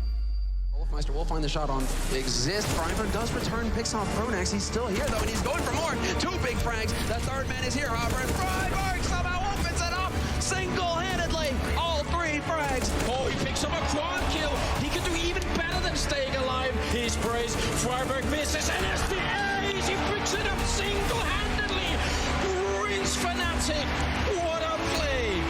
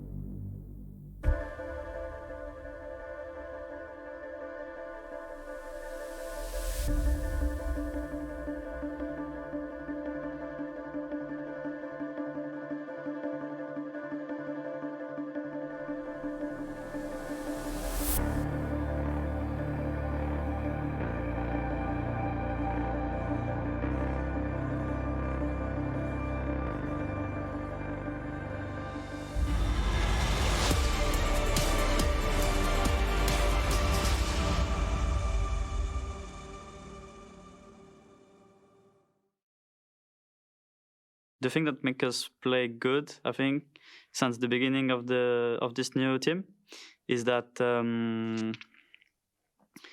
is that we had very good.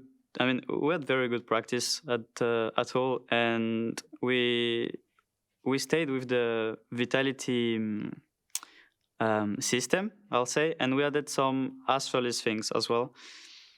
So it can only be better for sure. And with that, we completed a lot of things. Of course, we have a lot of things to focus on and work on as well. But yeah, we are very proud about the first qualification that we did for the Blast final. It's for sure something that we wanted a lot, and it's playing best of one as well. It's not really. It can be very hard. So yeah, it's very, very proud of this event. Yeah, well, that's one way to put it, man. Thanks for Vitality having had Mouse on their plate. That one definitely had a few rounds in it. And of course, joining us on the desk now will be Kassad alongside of Maniac and myself. Hi, I'm Trace, everybody. Heroic versus Vitality, situated front row and center, one of our headline matches of the day. And, well, as we barrel through the brackets, guys, we start to go through the groups. These two, was it inevitable, Maniac? I think for Vitality, it definitely was. We had a couple of questions about Heroic, but now they're both on the precipice of making it to the playoff. Would it be in semifinal if you win the next game, or the quarterfinals? So there's a lot at stake in this game. And as long as Vitality is playing, I'm just happy. I'm very biased, man. Very easy to get happy.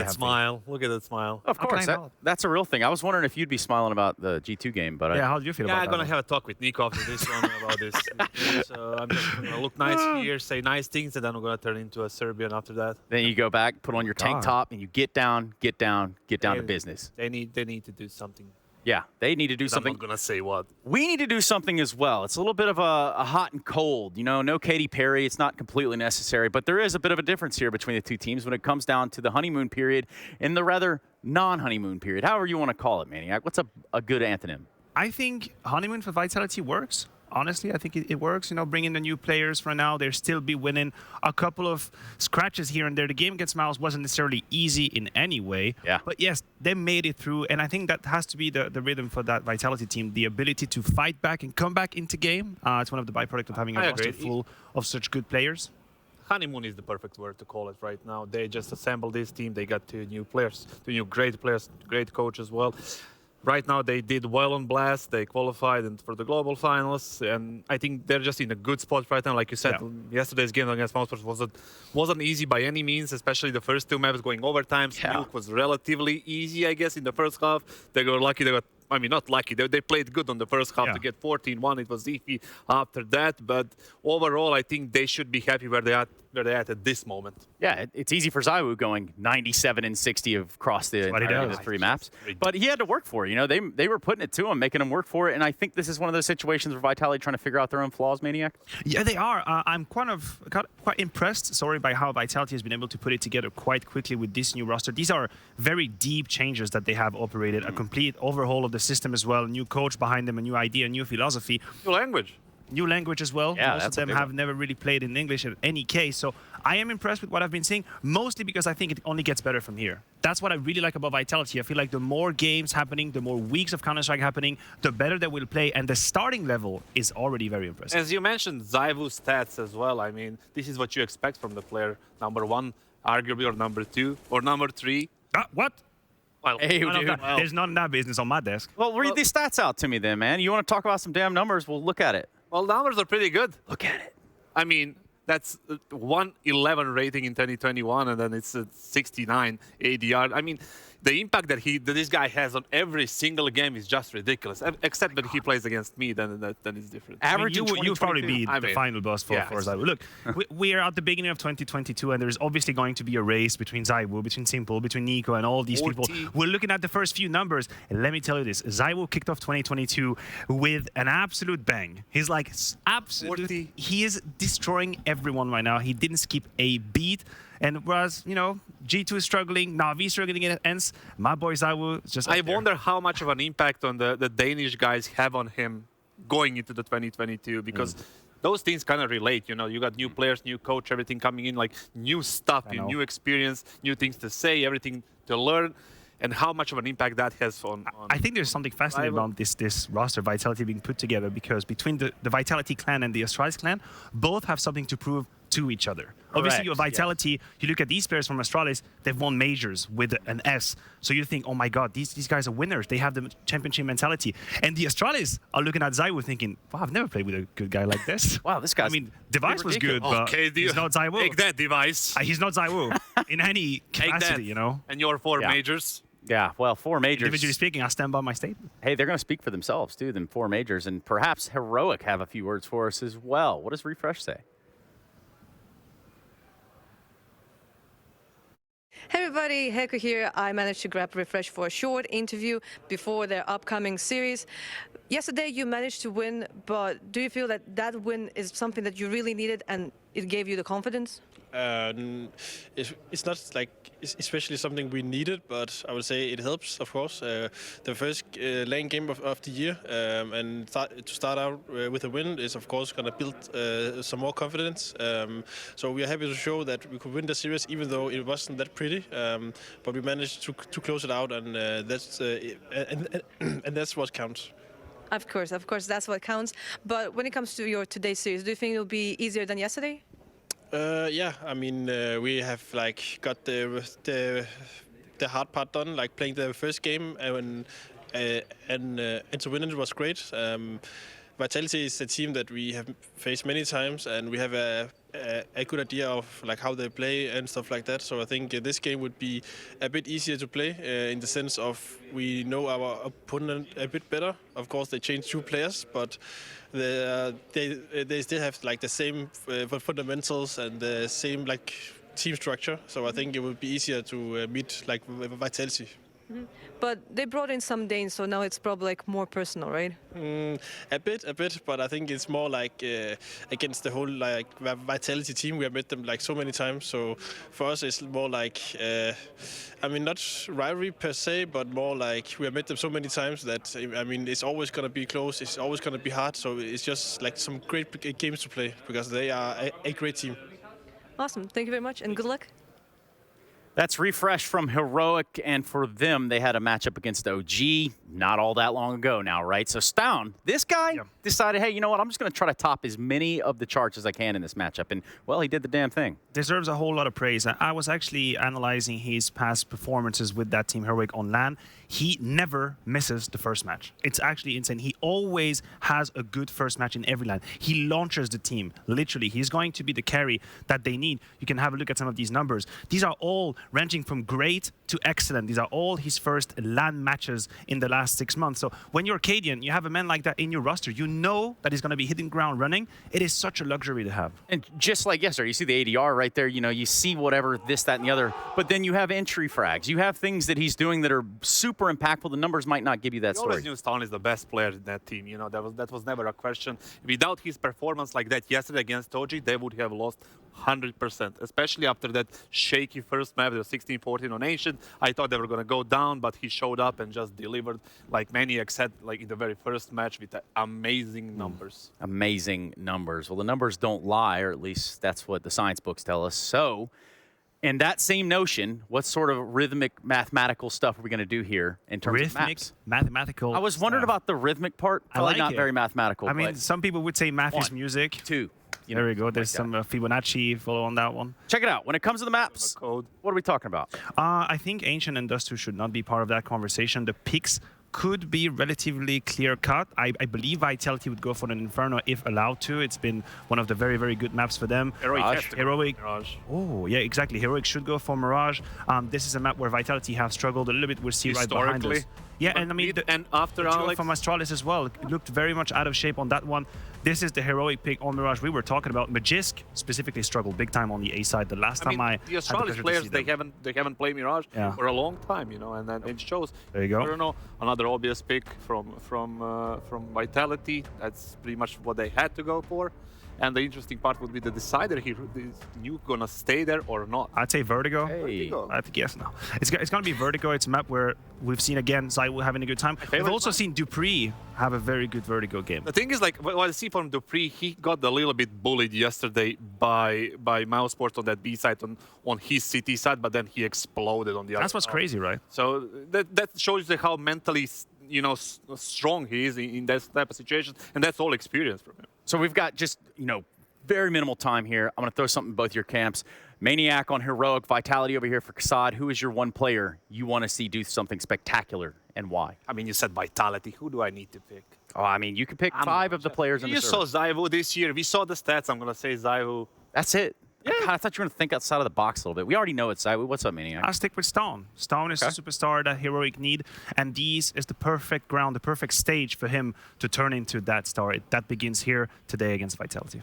Well, Cadian and company are getting front-faced, centered, and ready to go in front of their monitor. Zywoo, on the other hand, is definitely going to have his own words to say about this Group A upper bracket semifinal. Heroic v Vitality at the Intel Extreme Masters Katowice 2022. And this group stage keeps on delivering. Surely this series will not be any different. So, in the words of OJ, let's get it on. A split desk coming into this matchup, Team Vitality versus Heroic. We're getting to see a couple more Danes added into the mix here for Vitality. Coming into Mirage to start things off, Chad, you're looking at 2 players in particular who haven't played this one too much. Yeah, Kassad and Maniac were pointing to that. Magisk and Dupree, we need to see how their Mirage performance goes. Last time they played it, since joining Vitality, was all the way back in the middle of 2019. Since then, we've seen them have one outing against G2, and as Matthew mentioned, wasn't so great for Magisk. But here we go, CT side start. Dupree, Magisk, and Apex on the site to defend. Well, Magisk starting to try and play around the triple. And just getting forced back by some utility. Maybe Apex can do one better. Now his position given away. They start to overrun him, but Magisk, he's going to play forward. And now Zywoo swings through the smoke. His 2 kills picked up, make it 3 for Vitality in this pistol. And Cadian finally arrives to the party. Can he get much more? Has he arrived empty-handed? He certainly hasn't. Just 1 for him, though. It's down, left alone. He may be the star of the show for Heroic, but not much in this pistol. Yeah, look, if you're going to rock up to a party empty-handed, you missed the memo. So Cadian late, and the round falls for the French. But here we go. This is where it's going to get a little bit spicy. We had the pleasure of doing the Heroic game yesterday. It was a great game, actually. It was very entertaining. We had the classic Heroic in the server here. As mentioned many a times, down on good form. But they were doing their gamble stacks. They were doing their fakes. It was aggressive. They were getting stuck in. And Vitality, they had to work hard just to get to this point as well. Now, I want to point it out one more time. There is a lot riding on this game. Winner is our first team qualified for the playoffs, whether it's quarterfinal or semifinal. Well, we still have to learn in the coming days, but this would lock them in for the Spodek at minimum.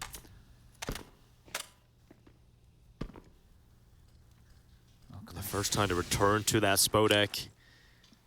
2 long years. 2019 was the last time we had a crowd there. Yes, 2020 it was a different vibe. Kind of ominous. For Vitality, they got to deal with a Heroic force supply. Now, these rounds, they pack a punch when it comes to Heroic. They're starting to gather outside of the B site. They still have smokes here. They could opt for window and door. They could double smoke the pillars at short, the flash and go, the waterfall out. Dupree and Masuda, here they come. Dupree, he has the better weapon. Has the range with it as well. Look at a second kill. This has stifled the Heroic attack out. Luckily for Tessis, he drops Masuda. And now Cadian just refreshed, left alone, taken down. 2-0 start for Vitality. Yeah, easy stuff. Didn't feel like that one was going to get out of hand there, especially with Dupree not being smoked or flashed off the line, able to focus on the window, jump out, and from there just able to continue to cascade the kills and force Heroic into a bit of an eco situation. You can see unblinded, they're a little bit late on their way out the door. See you later, Alligator. Simple stuff. Now, look, we were talking about the Mirage situation. Now would be a better time to continue the conversation. This has happened when we saw Device go over to NIP. It's happened when we've seen Blame and Config join Astralis alongside of Zipex and that of Glaive.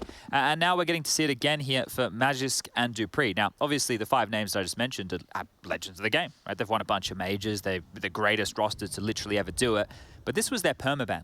This was not a part of their success. So to see how quick the other 2 can catch themselves up to speed, well, this will be interesting. Hold on a second, Apex. There's a few around the corner here. 1 and done. It's a nice little scavenge there of the M4. Dupree wants to fill that void. Apex delivery services, giving 1 M4 away. Let's see if Cadian can get anything done with it. Heroic starting to send a couple of numbers out here. Magisk and Dupree, double setup in middle. Goes in, actually down onto Dupree. They're reading this one, but you may read it. Dealing with it is another factor. 2 for Dupree, 2 for Magisk, and 3-0 for the Vitality side. Yeah, and didn't get close enough to pick up to either of those M4s. So Famis's for Zywoo and Masuda. We'll see how the upgrades come on through. There's plenty of cash to splash. Bit of cheeky chat going on between the two teams here today. You'd love to see it. Bit of banter in all say. You guys can download the demo after the game and read all that yourself. But here we go. First gun round, round number 4, and AWP in the hands of Katie. And here, smoke out of the hands of Shush. Mid control being taken. Stound leading the charge. Blind is Apex, and Dupree getting boosted on up. So they want that short control, and they want it now. Katie won't be greeted with a leg or anything until Apex has rotated into connector. Drops a smoke of his own design. The run boost out, a little bit scuffed, but they still get the mid control. Deep connector smoke. They're going through their paces here, and they aren't being challenged right now. Allowing to work with the space are Heroic, so this is more of a passive setup from Vitality as far as mid's concerned. Dupree up in the vent room. Masuda to jump spot B, and the other 3 lie in wait to defend the A site. Very slow approach here. Both Mirages have been slower than expected so far today. Yeah, and a lot is on the line, especially. No one wants to make the move that makes the mistake that opens up the chance for your opponent. Methodical from Heroic. Vitality not giving anything up. B split heavy here. Certainly looking like that is the play on the cards here. Finally, there will be a duel as Dupree. They'll cleave the head off the shoulders of Testis. That's information though. Cadian's immediately rotating back towards B. If Stound can keep Dupree in the vent, they can isolate Masuda.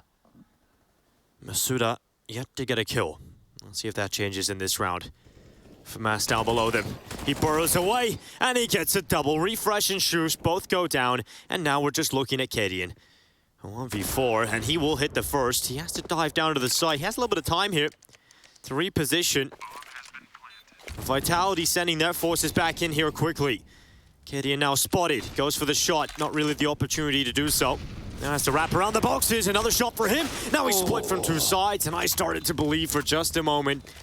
Heroic, unfortunately, will have to wait for another to get there first. Yeah, Corral just there. If Cadian gets the molly off a second longer, buys himself the buffer, could isolate a fight right there, but a cheeky smile on Masuda's face, and necessary, because exactly what happened, Dupree was isolated at that vent position by that of Stout. You see it in your kill feed here. Though those 2 kills from Masuda were mandatory. If they didn't come in, they would have multiple members on the bomb site, and they would have been able to lock this one down and grab their first gun round. So good stuff here for the French and Danish mix with a 4-0 scoreline. It's a weird combination. The French and Danes, yeah, I don't think it's ever been done before. So you go to the kitchen, you're hungry, you make whatever you've got left. It's the end of the week, but might just be a banging meal. Here we are at Vitality. It's still a very strong buy. Heroic into mid. A bit quicker this time round. More presence for a fast split. Never mind. Jumping, Tessa's down. I don't know if Apex saw him, if it was just blind spam. I think he would have been way too low behind that smoke. I think it was 2 smokes up in con. It had to just be a shot through it. Utterly ridiculous kill for Vitality to start things off, and now Heroic is the answer, an A-sided attack. They still have one up in Palace. Couple out towards Tetris, and that is Shush down in Sandwich that puts an end to the head of Magisk. Apex gets involved as well, no swinging, but it's not enough. And now a 2 versus 3 Vitality, thanks to ZywOo's kill, are back in the lead with the player count, and ZywOo starting to have a little bit of a field day from this CT spot. It's just Shush left. He could pivot right now. If he's quick, he can go through the underpass, back over towards the B-bomb site. Dupree and Masuda are waiting for that jungle smoke to start to subside. As it does, they can call it clear. Might be able to listen in on some of their comms.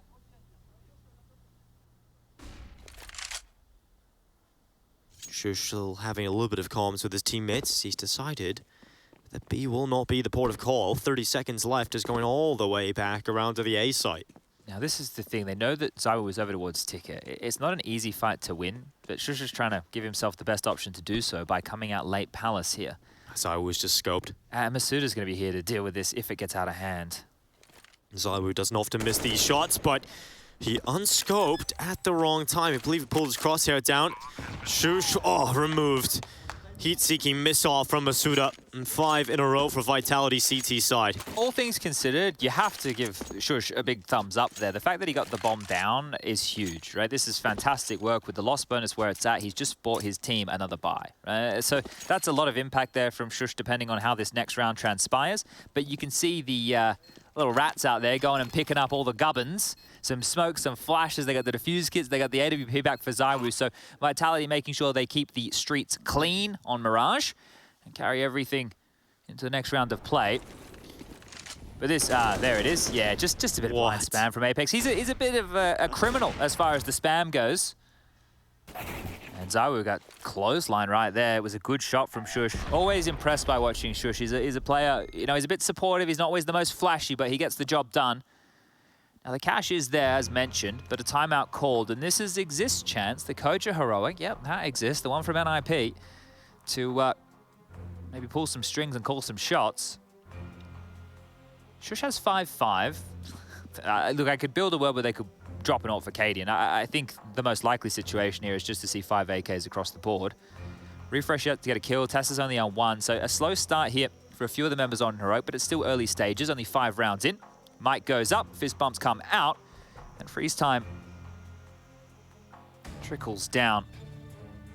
This is steady right now from Vitality. They're doing what they need to have a strong CT half on a map that's unfamiliar for some. Yeah. So Mac 10 for Cadian, though, could be fast.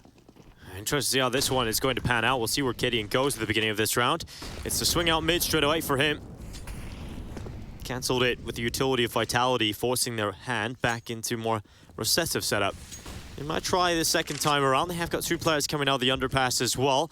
It is the run boost out. Tessus gets in behind the boxes. And again, you still have these 2 prongs to the approach in underpass. It's interesting with Cadian having the Mac 10. He could have easily had an AK here. You can see the residual cash, so wanting to save for an AWP in future rounds. But considering it's slow, I don't know where he plans to deploy it. Boost up into window now and undetected. This is a huge gap for Stown. A massive gap right now. He slipped through because the murder hole's open. And he can even go to B right now. No one's aware. Oh, they have no idea that this could even be happening. Snown is the little menace in their backlines.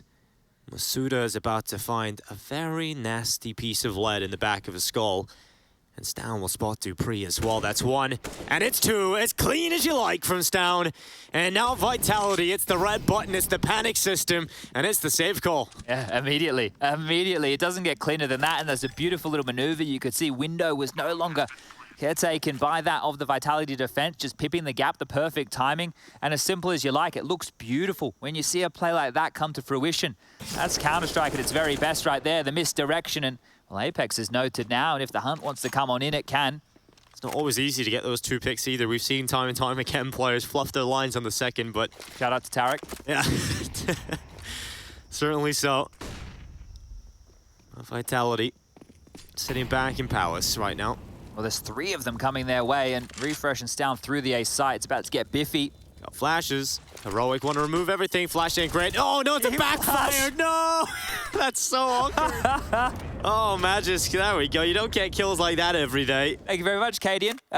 Maybe the Danish flag on the other side confused him a little bit right there, but Heroic will get their first round. A comedy of errors there to close it out. But regardless, they have a 1 on the board, and they can thank Stown for that one.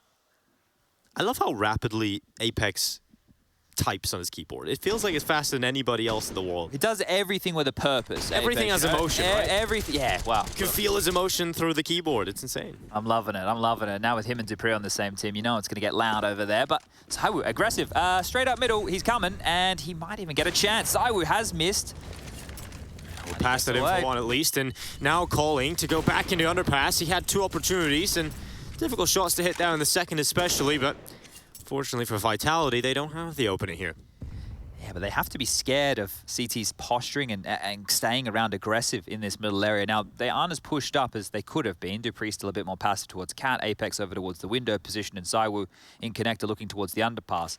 They are playing a bit of a retake A setup currently with Magis just towards the top of stairs. So if we do have an A execute, they might be able to find their way in to at least get the bomb down, but currently, Heroic are just in a default spread across the map, and well, ZywOo's not done fishing. He's having a look again. Doesn't miss this time round. Nice and easy for ZywOo. Vitality do find that opening they've been searching for, and ZywOo might get another one here unless the utility's good, which it should be, to try and get him out of this position. ZywOo has a pretty nice shot down into the underpass, and tight angle. Unable to land it here, ZywOo.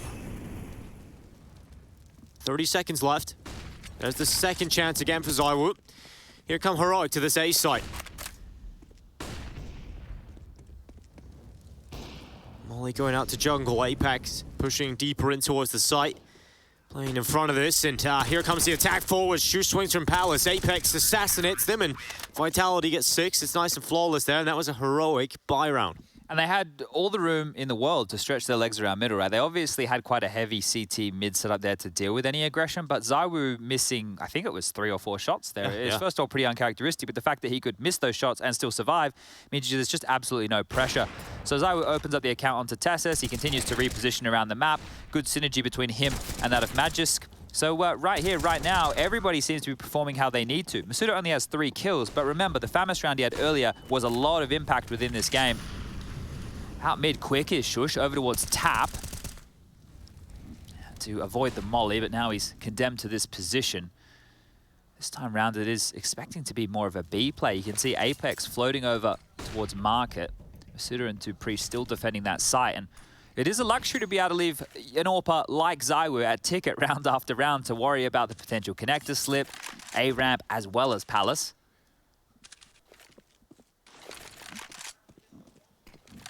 And they keep adjusting it as well. It's not like this is predictable. Last round, for example, they had him a little bit more aggressive, more proactive. So they keep it unpredictable here, Vitality. I think a big load of their praise so far has been their CT side setups and how they've been able to perform immediately out the gate. But we'll see if Apex is able to get something into the mid-fight. Could peek out. He doesn't pick up a kill, but he does pick up a heap of information in Dupree. It's one, but the bomb is now separated from the pack, and Magisk is starting to tear them up. It's down to just Stown. And 1v3 we know is the star of the show here for Heroic, but can he do anything? He is the secondary AWPer for this team, so proficient with a weapon in his hand. Trying to just get away with a shot. He needs something here. 30 seconds. He's stuck in short with no real path to the site. It's so rough for him. Look where ZywOo is. Look where ZywOo's decided to play. It's gone, yeah, if you want to go B, that's all good, mate. But the time is low. You have to come into my domain. You want to plan open. Well, he's been spotted and tagged, and ZywOo swings on out. That'll be it. Beautiful play right there. Heads up awareness, and 7-1 as Vitality are starting this blistering hot. And Apex is making sure they hear it. We did come to our conclusion over there on our B stream. We were giving you the context of what would happen if G2 and Na'Vi had both lost their opening jaunts. But Na'Vi, they do reign supreme thanks to God Fecto, stepping up massively with 33 kills, plus 17 on Overpass. So more games to come on the B stream today, and one more on the A stream after this one. Impressive for Ments to bring it that close, but Na'Vi are inevitable. This is an A execute here. We're going to see 2 smokes, a bunch of flashes. ZywOo is towards ticket again with the AWP, and Magisk in a passive position towards connector. So likely to get the bomb down here unless ZywOo goes mental. Oh, you can never count that out. Smoke going out in front of him. That gives a bit more cover to play with. He actually go deeper into the site and get involved. Missed shot on the first, and in fact, ZywOo will not go mental. In fact, he goes down very quickly, and Tessus finds the follow-up. So maybe more than a bomb plan here, Chad. They might just get the round. Yeah, they can really start to work this one through. First kill for Refresh as well. That impact felt immediately here, and they're posturing up to deal with this CT push. The flash is good. Magisk swings. He's got one, but he needed more. Oh, he's got a double out of that, and now Masuda, his chance, but goes down to Tessus, and it's all on to Dupree. No kid on his back, but there is plenty available right in front of him. He'll start to encroach upon the CT position, but Tessus is watching for it.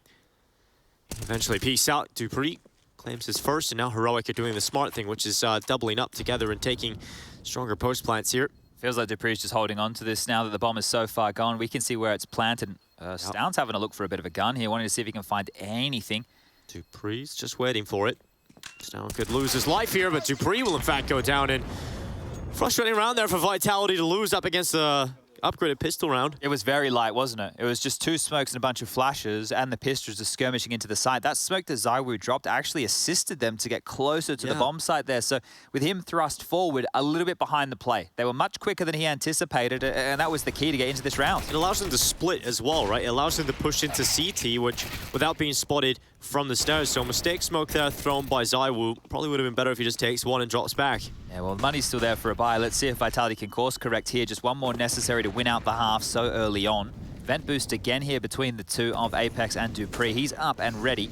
Apex needs to get away. Doesn't want to sustain too much damage here as warning shots are fired through the smoke. Quite the intimidating force of Heroic members quick here. flash is going to go round short. Dupree, oh, he peeks out, and oh, he gets a double. That has shut down any of that spice that Heroic had at the start of this round. I think Cadian's flashed more of his teammates than he has the opponent so far this game, or at least the kill feed will have us believe that. But he does get Dupree back and drawing it just to a one-man disadvantage here for the Danes.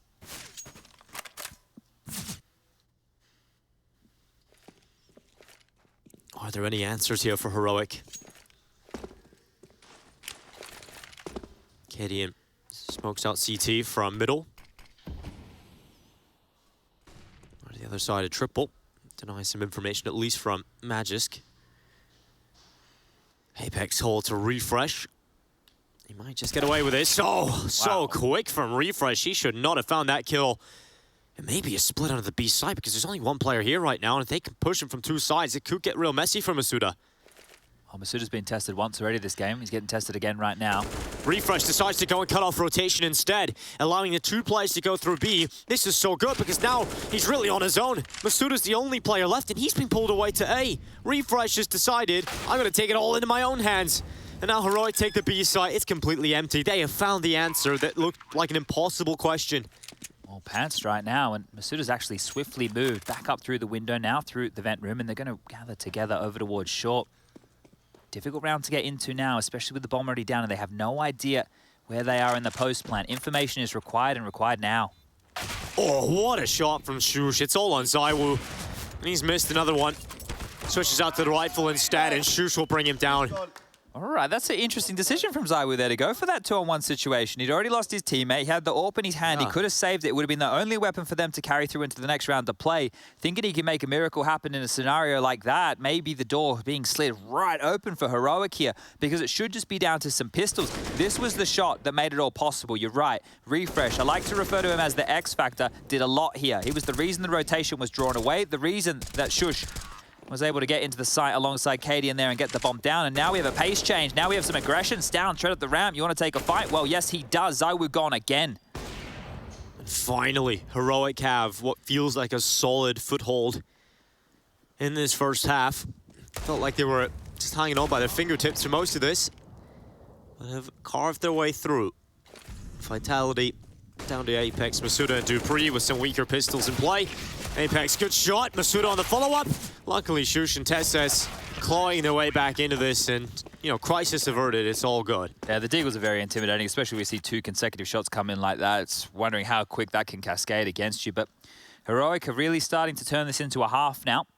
The gun's back out here for the French-Danish mix, but there's no AWP and not a single defuse kit that is available to purchase here. So post-plants can be a bit of a drama. We are moving into round number 12, and Heroic is starting to get this party started. This is a change up again. 3 quickly over towards the Palace position. Stown selling a mid-fake. Cadian up the round, and Stown is sharp as you like. Zywoo going again, and they're already in A. Yeah, Zywoo, you talked about how they can be reliant on him to just shut down that A site, hold from ticket, but when he goes down quickly, you can be left in this situation. And Magis looking to claim at least a kill back. He's done that. Tesses dispatched off, and Magis catches out Shush as he backs into his crosshair, and that's another kill. Suddenly Vitality, they might just get onto the side because look at how Heroic are set up. Could Refresh be the X Factor again? Oh, they're not accounting for it one more time here. They've all got around the wall. They've all evacuated the site. Look at this Dinko. 1 from CT, 2 from Connector. What are you going to do? Refresh looks to asphyxiate this Vitality side. It's a headshot so quick. Oh, that is Masuda's neck just snapped in half. And now the time it's ticking for Vitality. They are leaving the site, realizing this is a done deal. Refresh. My God, he is looking so sharp right now. Look, he doesn't have the most kills for his team, but the impact. Yeah, it's wild to see. Stown as well, we think about the round he flanked B. Flanks are the name of the game, right? And one of the things with a team who's not so proficient on a map like this is those holes and the rotations. And we've seen them exploited time and time again. They're not accounting for somebody slinking through that window and punishing from behind in a lot of these occasions. It seems to be the recipe for success. And if that's a problem in this half, Heroic have a very dynamic CT side on Mirage. If you're a team that aren't used to playing this could be a real difficult second half as well. So for Vitality, you want to get as many rounds in the CT side as possible. Just slid into that one, didn't he? That just looked like he had done enough right there. So that smoke, just couldn't see Refresh slipping in behind, but Back to pistols for Vitality. And Refresh seems to be aware of that. See the MAC-10 buy come in. That tells that Heroic have a good understanding of where the economy is at. And the next round to play it will be the 3,400 loss bonus. So MAC-10 out to try and make this one quick and farm up some cash. He takes it towards B. The rest are charging straight through middle here. It's a double vent boost though, Dinko. There's 2 players up. ZywOo and Dupree are here. Kedian, oh, he's not going to check it. All. Doesn't even think about it. Forgets it's even there, and ZywOo will punish them for their negligence. It's 2 kills, and he's got a 3rd! Okay, ZywOo. This could be an unbelievable round. He's looking for the AK, throws it back up to his teammate. Yeah, ZywOo doesn't need much more than this. He's got the AK picked up, and now it's Apex's deagle, and it's just Refresh, just like that. It is completely snapped. Refresh, he may be good, but this with a MAC-10, this was meant to build money. Now it's to clutch the round at a 1v5. ZywOo, he finally will fall, but that's all. My God, what a round. Oof, well, they're not going to get to that AWP. Oh, they did get to the AWP to salvage it right there, but ZywOo, right, he got punished in like 3 rounds in a row. He's like one of the first deaths. He's been getting slammed, and then he goes, I've had enough of that. I think I'm going to put up a bit of resistance right here. Slams Heroic and forces them to go into their second timeout. And yeah, you're right, Kadian's negligence. He wasn't focused on that position at all. The double vent boost against him. The second was beautiful. The third, great. And you just love to see it. The deagle chiming on in. Well, it's not the end of the world. There is still enough money to go for a buy here on the Heroic side of things. Keep this competitive for the tail end of this first half. But that rattles your cage, right? That's the round that just taunts you a little bit. Kadian now having some words with his team. Stown in particular having the one-on-one conversation. One of the things that can happen if you're an in-game leader, like what he just went for in that play, you can pace set a little bit too harsh, and your teammates, if they don't stick to you, right, if you haven't tied them, you don't have a tether going on, but you can see how late they were to even attempt to trade there off of the Kadian initial death. So maybe one of the little dramas that was experienced, or maybe one of the things they needed to discuss. Trust me, boys. Follow me into warp. But the AWP's still retained, and at least the big green on Kadian could find some impact here. A heavy B presence early, clearing out the underpass, making sure there's no lower push hijinks. Tessus is babysitting over towards the top mid, and while Shush was doing the same over towards A, but already calling back to join the pack. And look at this stance from the CTs, right? We have known that the window push has been an issue. Look how passively Apex is watching this. You have Magisk, who has to deal with Connector and assist ZywOo on the site. And now, since it's been quite quiet, they will operate in a bit more of an aggressive stance. I love how fluid Vitality are. Apparently, Kadian's seen enough. He's just called the troops back towards top mid. Smokes are being lined up for this mid control. And there's no prying eye of an AWP to worry about, so they should be given the room they're looking for. They'll certainly get mid, but getting through any choke point is going to be very difficult right now. Vitality have pretty much everything covered off. If you're Heroic, you have 40 seconds now, and you have to have some explosive ability. 2 smokes left, one of them being used up already. That's the last flash gone, and there's the explosiveness from Tessus. Apex down, Dupree immediately replying to the smoke, but Magisk, the player that's in such a good position at the sandwich, he might just turn them into mincemeat. About to cross into his crosshair. How does he not get a single kill? Oh, that one there could have gone another way, but Tessus prepared for that. Wow. Lots of shots coming out of Heroic here. They just exploded through Connector, all 5 players. That's a reply. Yeah, uprooting Vitality's defense right now and, well, throwing them back into this tailspin as far as the money goes. 2,400 in the next to buy to finish out the half here for Vitality should be there, especially if Dupree can hold on to this. They're bearing down in his position with multiple members. This is seeing his head over the top of the window, and, well, he'll get the kill at least. And there you have it. All right, good recovery from Heroic. Just the ZywOo nightmare in the last, but last round of the half coming right up, and Vitality would love to squeeze out a 9th here. I think you're bang on, especially with how the tail end of this half has trended, right? Of the last 6 rounds, 5 of them have gone in favor of the Danes, and they've started to warm into this game after what was a good start from the French. Here we go, Masuda down to a deagle. ZywOo gets his AWP, everybody else into the rifles. Look how quick he is with the AWP. Kadian's fast on this. He's so fast. Oh, he's gonna get the shot. ZywOo goes down before the smoke blooms. And that's gonna be a huge opening for Heroic at the end of this half. And they found another one. Shush is the player taking a heads-up play into Apex. It's only good for one. I know everyone's dead on A right now, and what that's done is forced the rotation over. Dupree's the man who stayed the closest in towards the vent room, but the bomb is noisy. They are making their way quickly, and Dupree's heard it. Yes, but can he deal with it? Already the AWP has crossed over. Stown removes Dupree.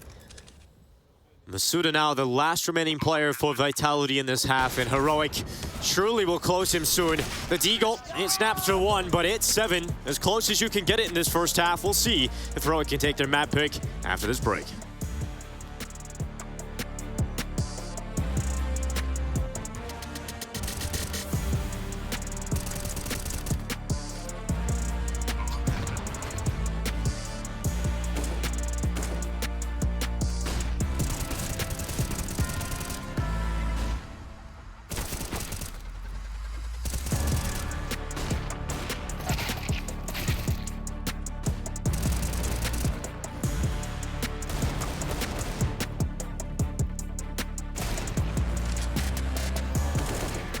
One short. One is short. I rotate. Nice, Kevin. One is short. One is Kevin. Let's be ups. Okay. Is he up? AVP, Yeah, he's up. Yeah. He's planting default now. Let's go shot together. Wait for. I'm just running. Landed. Backside. Backside. Sit backside. Go out window when you're ready. First. Nice. Nice, Kevin. So good round, Kevin, man. Holy shit, man. That's so sick. That saved everything, Kevin. So good, man.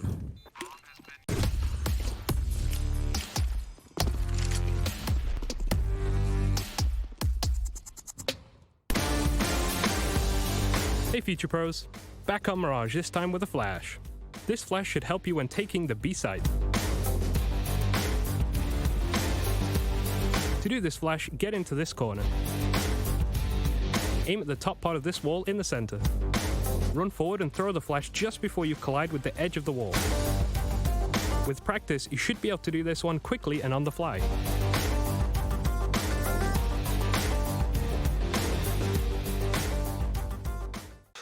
Coming into Katowice and also after the play break, we are really hyped up, and the energy in the team is really good. We had some really good practice after the play break, and we had 4, 5, maybe 6 weeks of practice where we have added so much new stuff, and we've been working hard, and everyone in the team is just ready to perform at this event and also see where our level is, because right now it's kind of unknown, even though we lost against the K23 guys, but now it's the first tournament for us in this year, and we're just really looking forward to play here at Katowice.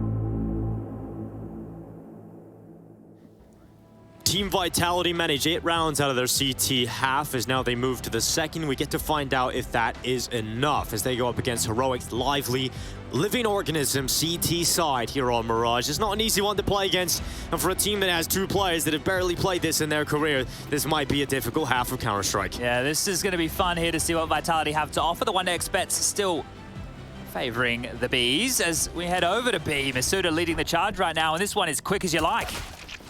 Well, Shush forced off his angle.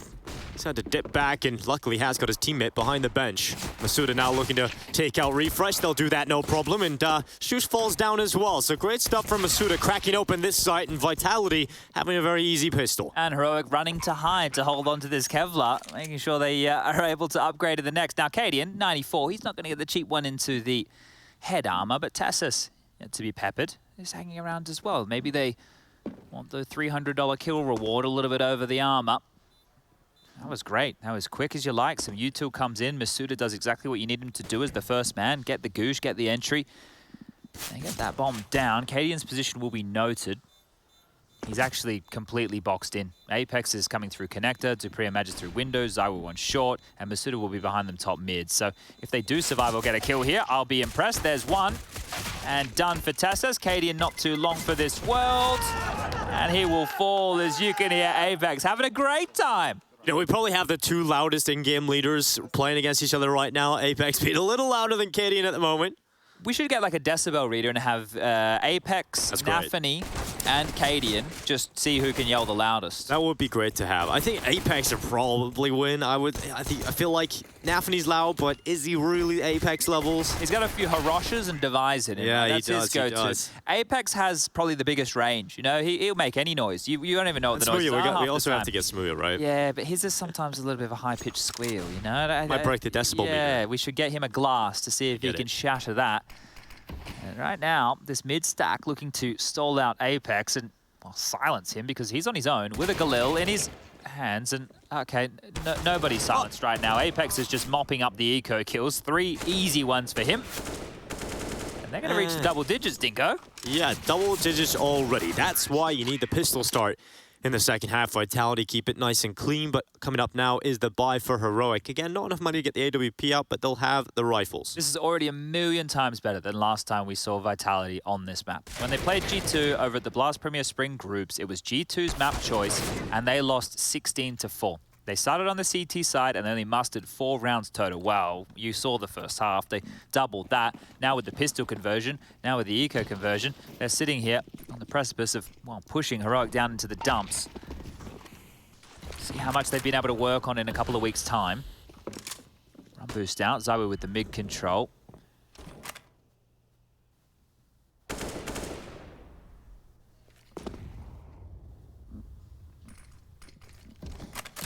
Was quick to get the mid control. Slowing down now as they begin to encroach. It is Heroic. Again, they will always be proactive, starting to fight in mid, and they pull those kills back. Shush gets a double Apex, and Zywoo only good for 1 between them. Just have to understand the details of that round to love it more and more. Like the molly towards the underpass to isolate the jewels, they only have to look forward towards top mid. There's a flash coming through as well to blind up the Vitality members who have already taken that space, and now they find themselves in a number disadvantage. Still have some nades to work with, but no smokes, and TeSeS with that space over towards the B apartments. Well, that means they know exactly where they are.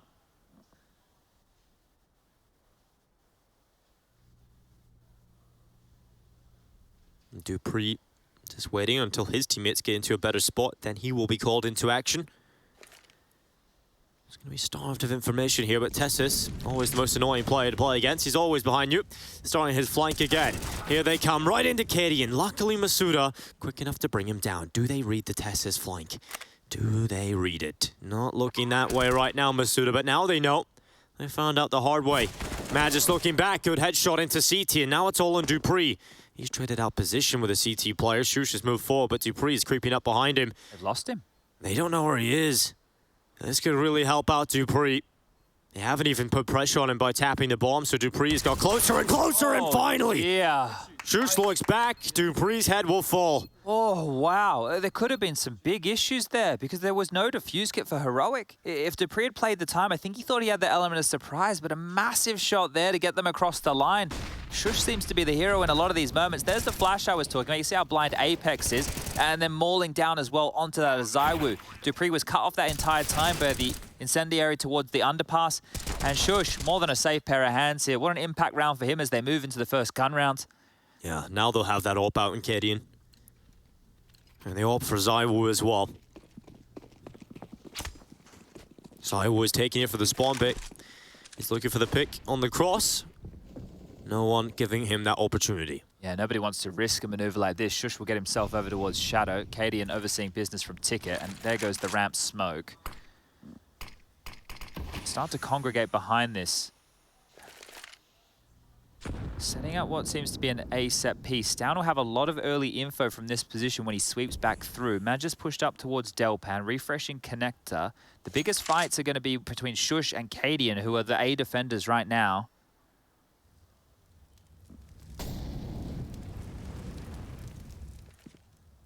Oh, this nade is going to soften up that of Masuda if chucked deep enough. Only lightly. I think it went too deep. Yeah. Cadian. Good kill from Triple. Easy as you like with that one. As we go under 1 minute on this clock, it's a refrag and a reflash, and oh, Shush has got a double. This guy is on another level right now. Beautiful stuff. Beautiful stuff right there. The utility was great. The flash was perfect. And now it's just Magis in a 1-on-5. He'll find nothing. Heroic will grab another round here, and that's it. You'd be getting fired up about that. Every little detail there is great, right? Just stalling them out, the util work. It doesn't get the highlight it needs, but if you're a Counter-Strike player at home and you have a flash for a teammate or have an awesome combo like that, it feels better than getting a crispy 1-dig. It's what CS is all about for most of us. Shush here, the easiest kills of his life. 2 players completely white-screened. Shush is having unbelievable impact right now. You mentioned him earlier being one of the more supportive elements, but in these gun rounds, especially in the second half so far, he's found multi-kills and it matters. Yeah, and look at the buy now. Vitality don't have enough. Loss bonus yet to build, and we'll have to just sit here around on some pistols, having what we like to call a French tactical timeout. They just hang around, they look at each other, chill a little bit. There you go. They even started a timeout. The word timeout. The audio guys just triggered. Timeout. Yeah, nice. We just woke him up out of a sleep chat. Well, we could probably play that. I'm sure Existence back in the day when he used to do that would have been sitting there loving it, right? He get the timeout music for his. But just 3 to find now as Apex does hit a banger onto Shush. Let's see if he can get any more out of this. Cadian holding the cross.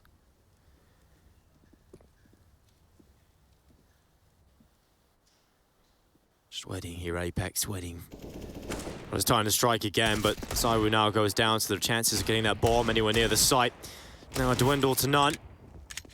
Apex, can he get anything more than the 1 kill he's already found? The answer, just no. Cadian removes him, and we're tied up. One of the keys the desk was pointing out, they highlighted it with some beautiful graphics, was ZywOo's performance already this year, and they were talking about, obviously, the race between like the Simples, the Nikos, the ZywOos for the best player in the world. Well, ZywOo had a bit of impact, right? That Deagle round is the one that stays in our mind from that first half, but at the moment, just with 12 kills. If he steps up in the second half and gets activated, he is the difference maker necessary for Vitality, right? And unfortunately for ZywOo, you fall under the brush of the other players that we were talking about. We expect you to perform. Tier level. Yeah, it's 20 every game, or that's an underperformance. So this is his chance now as the rifles are back on out. They're quick to swarm mid here, but Cadian's AWP is true. Yeah, you gotta love that from Cadian. Tessa's now, trying to rattle away, but Mattis covers off his teammates, and that's the kill back. You always have to expect another move, and Stown is the player that catches ZywOo on the retreat. Not only that, all of mid was clear, so they're aware that they've already dropped on back. They've dipped out a dodge. The rotation is coming in at this juncture right here for Heroic. Cadian should get in position in time to post up the big green over towards the B apartments. And Shush is clearing out T-spawn. They have information again. Vitality don't know this, but they are currently getting trapped in a very difficult spot. Cadian. That's the bomb. Has dropped the bomb. That's going to cost more time, if anything else, to go back and get that. And that's going to allow Heroic's flanks to become even more potent. The flank is already coming up through the apartments. In fact, Shush might just get there before Magisk even gets out of the apartments here. He's throwing the bomb on down. Shush is going to hear that, but this is going to be so hard. How do you get out of this? How do you get out of this? Shush with one. Now it's all on Magisk. They're doubling up in the apartments. Cadian's even holding the van as well. Magisk gets cleaned out. Shush with another impact round from him in the guns. Beautiful handle. Like, that's great. That's great. And it's what you were talking about with Heroic, right? Being like this constantly moving organism. They're just flowing throughout the map. They tend to have a good read. Cadian gets the opening pick and immediately runs all the way back towards the B site. So staying fluid with their positioning. And it was a bit of in-game leader on in-game leader action there. But yeah, not only did Stown get the kill, he got the information, and then Shush doubled down on exactly that and continues with his impact here. Vitality have now lost 4 consecutive rounds and find themselves back down to just pistols one more time. Deagles for all 5. Window smoked, so's top of mid. Very standard util as we're on board with Zywoo here, clawing on down through the underpass. We'll have Refresh to deal with on the jiggle. Did he spot a leg there? Looks like it. He's primed. Certainly does see him. Molly even to force the fight. Refresh. Oh, tries to, but good team play there for Vitality to get that first. Okay, and the thing is, it's hard to get excited about that when it is just the Deagles. At least they've been able to get themselves a weapon to pick up at some point within this round, but they're being a bit tentative about it, and you can understand why. We know that Heroic love to get stuck in, and now they're reorganizing this, immediately calling to take back mid-control with the 4 remaining players. 2 in connector, Tessus on short, and Cadian over towards window. They can secure this rifle and make sure it can't be picked up. Oh! Well, you try, but Zywoo sometimes says no, but unfortunately for him, Stown doesn't really care, goes back in, disobeys his rules, and now Heroic putting themselves into the 3v3. Vitality have a chance to this A site, but Cadian's got back here. And if they drop out, they're going to drop right into his crosshair. Missed shot. The bomb, unfortunately, hasn't got across. The bomb's still up there and actually has dropped down, so Apex has actually slipped his way out to the lower site. Not planning just yet. Well, Dupree's position was noted. Tessus goes down, and this becomes a winnable 2-on-2. Oh, Apex, though. He doesn't expect Cadian in the connector, and so when doing that, he will go down, and Dupree's running away. That's a bit confusing, because was an AWP run out. Yeah, he shot from exactly that position. So Dupree will just hold on to this AK. With the loss bonus, they will be buying in the next round of play anyway, so it's not the end of the world. He's still got 1.9, he has head armor, he can buy all the nades that he needs, and he has the AK. So, look, you can understand the save here, but yeah, a bit of a concerned look on the face of Exist there, as this game is tight. You know, it is tight, but Heroic start to pull ahead by 2 rounds now. And Apex, you can see in his emotions that he feels like this is maybe a missed opportunity, but it's ahead of this gun round that you realize you've got to pick it up now. And the thing is, they know who they're playing against, so at this point, you would assume for both these squads, they have a good idea of how a team like Heroic likes to approach the game. They do these kind of all-in, gambly type maneuvers, and it felt like Vitality weren't ready for that. But it was a light buy. Now the gun's back out. Time to assemble the troops up and over into Palace. A 2-man rifle push and more aggression out of the CTs.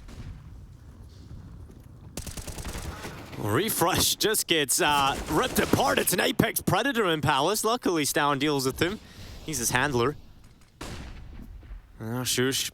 Look at it. Oh my god, Stown just gets decapitated on the drop down, and luckily he has got teammates behind him to make up for it. They just keep running into this. There's so many bodies to do just from one Heroic. by one. It feels a little lost right now for Vitality. Yeah, and they're running into situations. They're getting opening kills or they're getting trades and they think that they have the space, but that's exactly what Heroic are hoping for. Like, they've had 2 guys push Palace and then Shush still in the site and a player towards Connector. You think you get through multiple players on A, you're like, okay, well, at least we should have a breathing room, but Heroic are not giving them that. Timeout called, and chance for Apex to talk to the crew. Now, they don't have Zonic behind them at the moment. They have Matt, who is the assistant coach. They're running out of options here. Max loss bonus is in. The buy should be doable. They can opt for a half, but that would concede the 14th round to Heroic here. Now, we knew there would be woes on this map. They've kept it competitive, but you've come this far. You don't want to let it slip through your fingers now. Next map of play will be Inferno, and if we need it, Vertigo as the 3rd and final of our 2nd series today here on the A stream.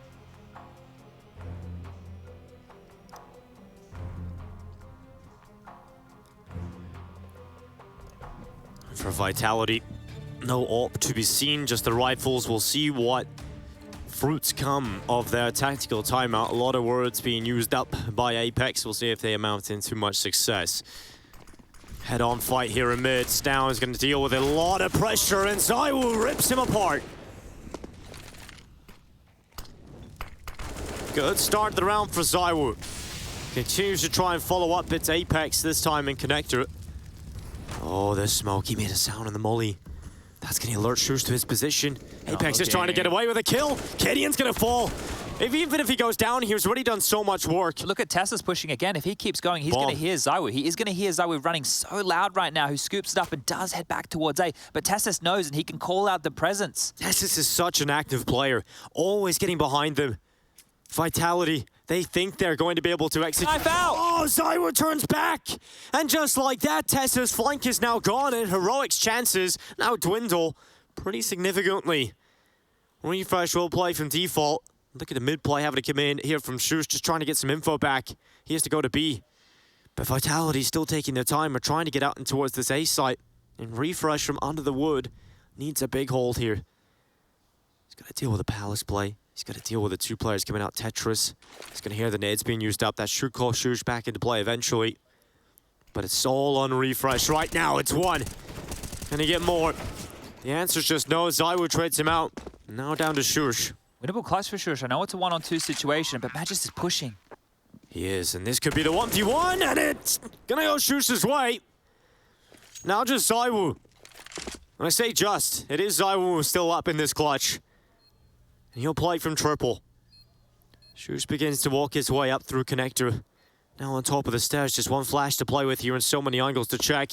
Yeah, just like that, the sound cue mid. ZywOo plays it to perfection. 11 rounds of vitality. Well, I was asking just rounds ago for ZywOo and his impact here within the T-half, and there it is. 4 massive kills for him, gets the opener and gets the closer in this one, and it got shaky. Shush continues to be quite the force to be reckoned with here. Apex frag there in towards window was the one that set this in motion, but the presence of mind, or maybe the luck of ZywOo there to turn in time, is what allowed them to get back into this round. But the buy is still hodgepodge for Vitality. It's going to be 3 Galils and 2 AKs. It's less than ideal. Whereas Heroic, they have everything they need, and they've done a 2-man underpass push. They know it's not B already. But the thing is, they already know it's not B. So Cadian and Refresh can start repositioning. They can use whatever utility they have to try and stall this out. There's a Palace smoke. This is the best play for Heroic to make to get this info in this round, and here they come. Vitality charging out to the rotated players. It's Apex with 1 and not a single kill yet for Heroic. The flank is so quick again. Look at Shush. We're at a minute 20. He's already in T-spawn. It's just sandwiching Vitality. How do they get back into post plants here?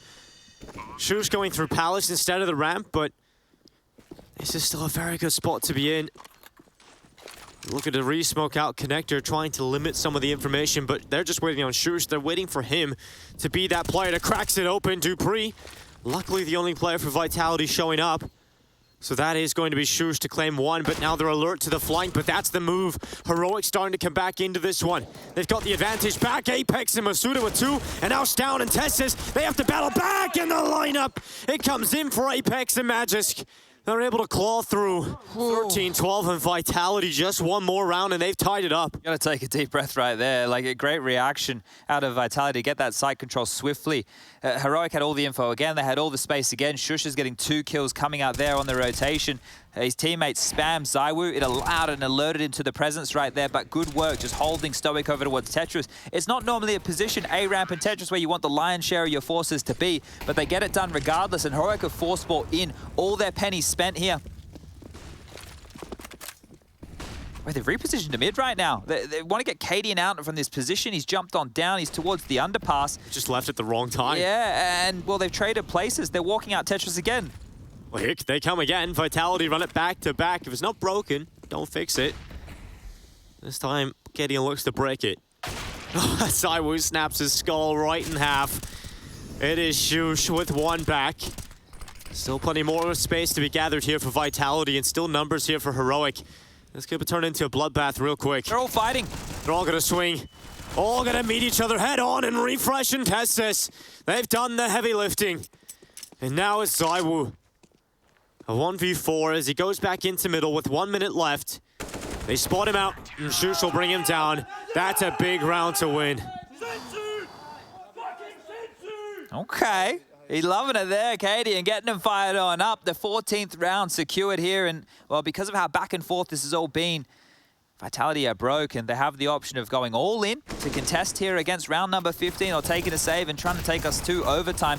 But it was so crazy because they all went to mid to help out Cadian, who maybe he was going for the jump, like the boost. Maybe he wanted to make it towards short, but flubbed his lines. They had to bail him out, but there was no pressure, and then they all just biff over towards Tetris. But it is the all in. This is do or die right now for Vitality.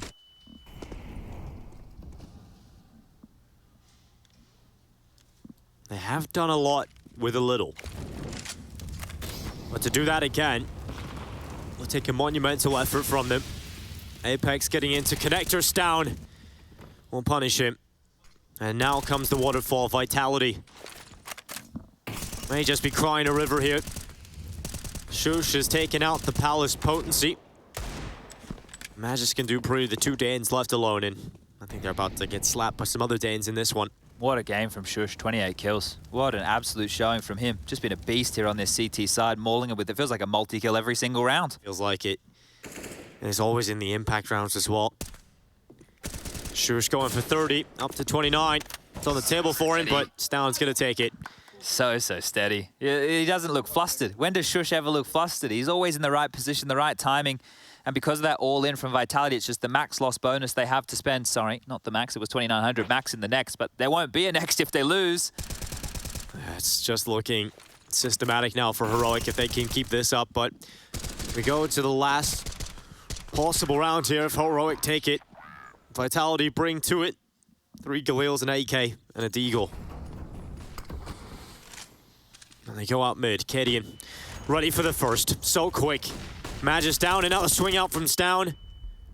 Rattles away onto Zaiwu, who luckily stays alive, but Stound does not relent. He continues to push forward, and now Masudo realizing they need some control back. But unfortunately, he loses control of his own skull. And now Shush, he's hit 30. He's still alive, and Kedian's ready. Vitality starting to fall flat here on Mirage. It's just Zaiwu and Dupree. And now only Zaiwu, 14 points of health, stuck inside of Palace, and Heroic have all the numbers swarming that bomb.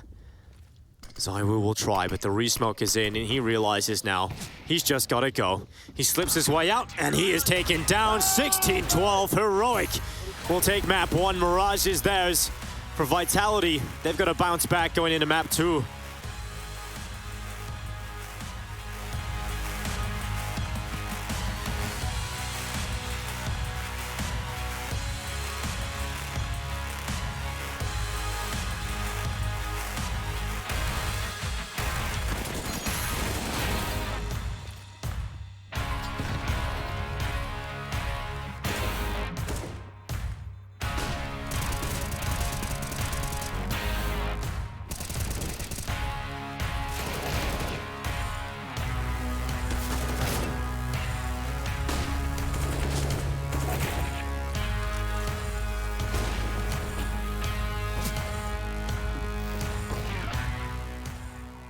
I mean, listen, you already know what happens at DreamHack and IEM Dallas, right? Okay, first, you have to snipe tickets for all your friends, getting you access to the DreamHack Gaming Festival and IEM, the way to the stadium, the other fans, enjoying the music acts, the festival party, crushing opponents in the LAN area, meeting the stars, entering the arena, the nerve-wracking 1v1s. Oh, you like overtimes? Those insane clutch rounds. Watching with your friends. And when the whole crowd goes silent. The champions. The defeated. Lifting that trophy. Writing esports history.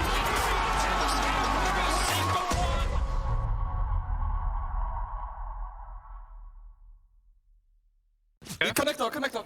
Wait. One flashing middle. Just wait, guys. It was on the ground, I think. It's top mid. Mid. Oh, middle. Nice. Delpan! Good guys. Good run, Thank you.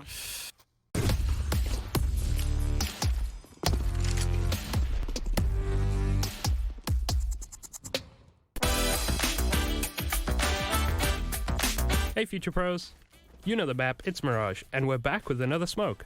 This smoke, if thrown correctly, will land in the window on B side. To do this smoke, line up with this curb on the ground. Position your crosshair up where these two planks intersect, then jump throw the smoke.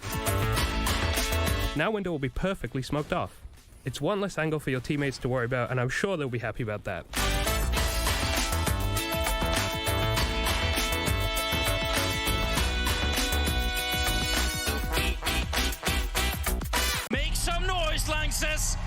It's Cloud9 versus Na'Vi. Map 2 coming up now, the first semi-finals. This is going to be one hell of a game. Cloud9, they've picked up the first map. Let's get this show on the road. Throughout the years, Cloud9 surely had many ups and downs. However, in 2017 at ESL One Cologne, many did a double take when they witnessed them in action. No utility at all for NIP. They want to go hard at this, but already Automatic with 1 second as well. Automatic, unbelievable. After taking care of NIP in the quarterfinals, it was now Na'Vi's turn to face the speeding American train. And face it, they did, forcing Cloud9 to fight hard in order to secure the first map. Then, history later repeated itself on Overpass, but initially Nadas Vincere were on the run thanks to one player, and that player was Shroud. Like Skadoodle had actually come out on top there. What a flick coming in. Shroud getting one another headshot. He's tapping away. Shroud. Can he do it again? He's up to 11 kills and looking for number 12. Are you kidding me, Shroud? Can anyone take this man down? He's got 12-0. He's a one-man army.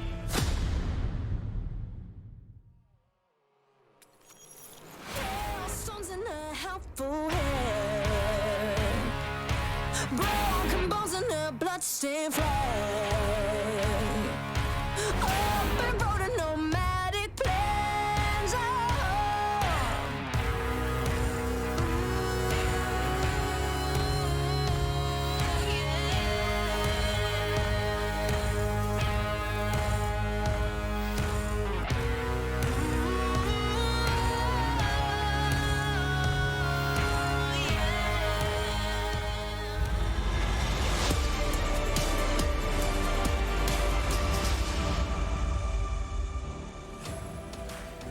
Okay, I'm gonna try something here. So, boomers and zoomers alike, get ready.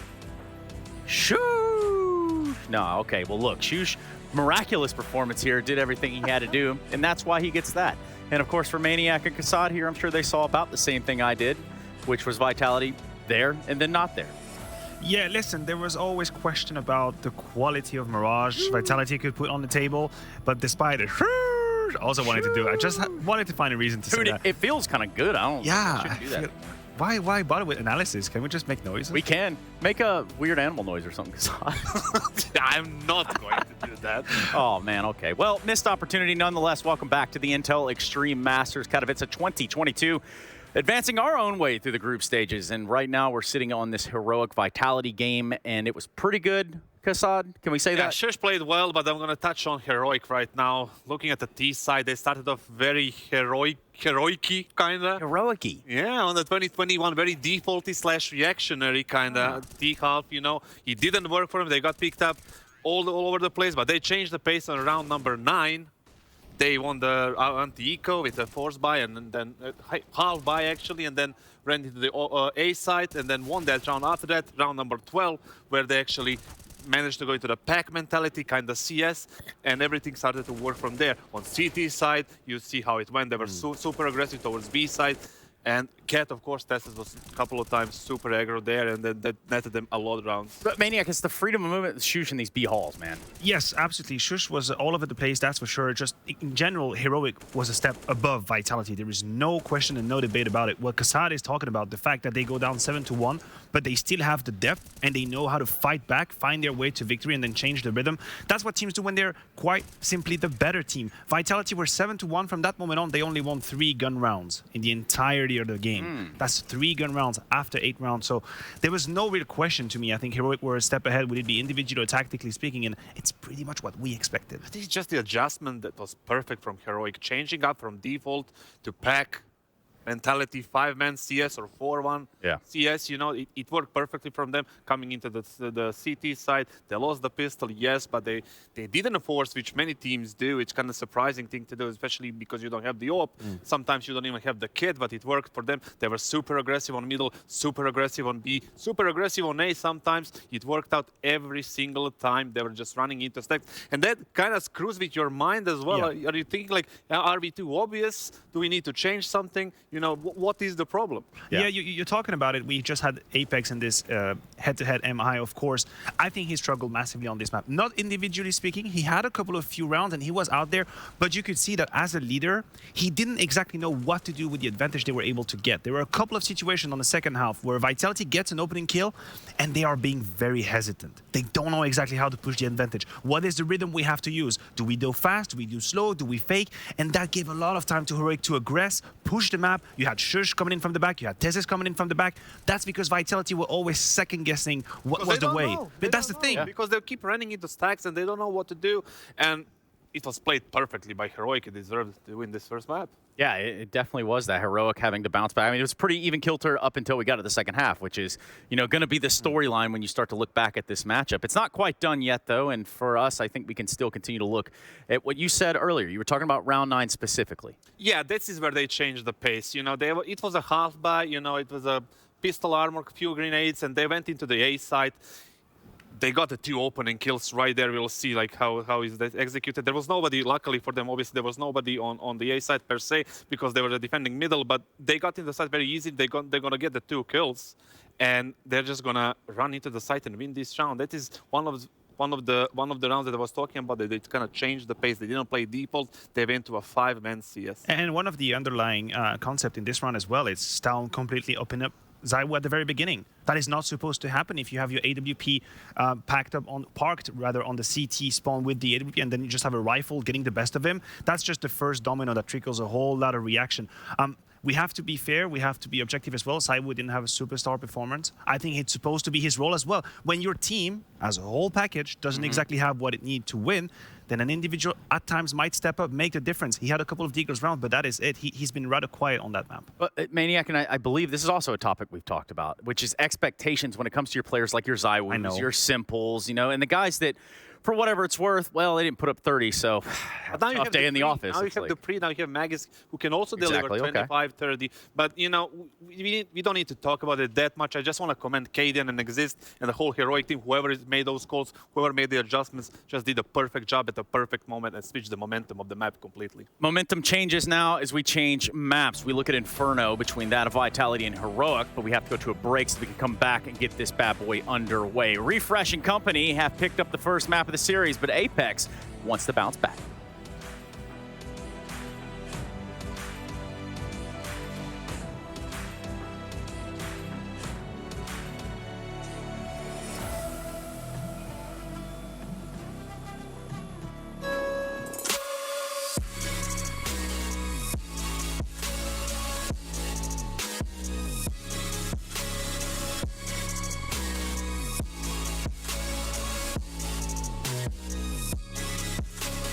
You love it, you wear it.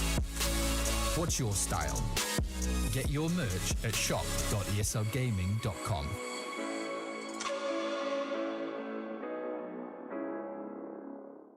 Choose nades, choose a smoke, choose a flashbang. Choose team badges to support your favourite CSGO team. Choose an ESEA Premium membership. Choose routes you know bring in wins. Choose pro video tips. Choose the fan club wars. Choose behind the scenes content. Choose good grades. Choose guns you know you can shoot right. Choose bingo. Choose the equipment you know is going to get your team the win thanks to heat maps. Choose the CSGO Hub Premium, the complete package to help you and your squad achieve all your CSGO goals.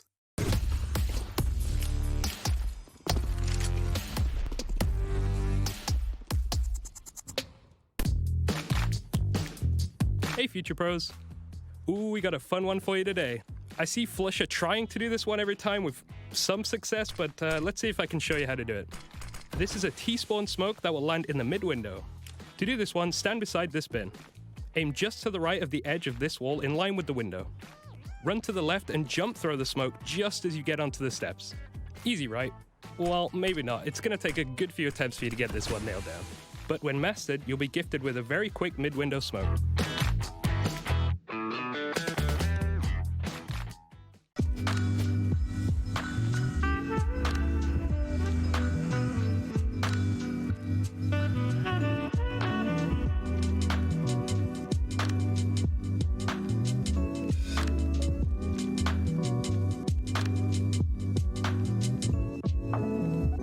All in love with me.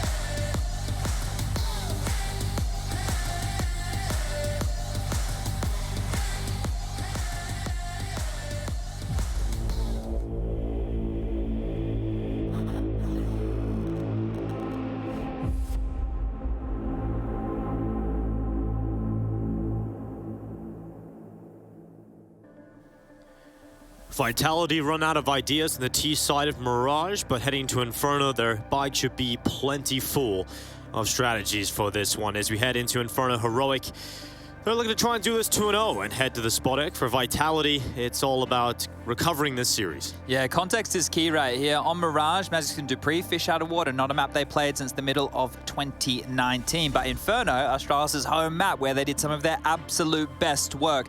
And not only that, plugged into this team, they take the slots of Kyojin and Shox, almost 1-for-1 on that CT side. But they need to kick off this affair for map number 2.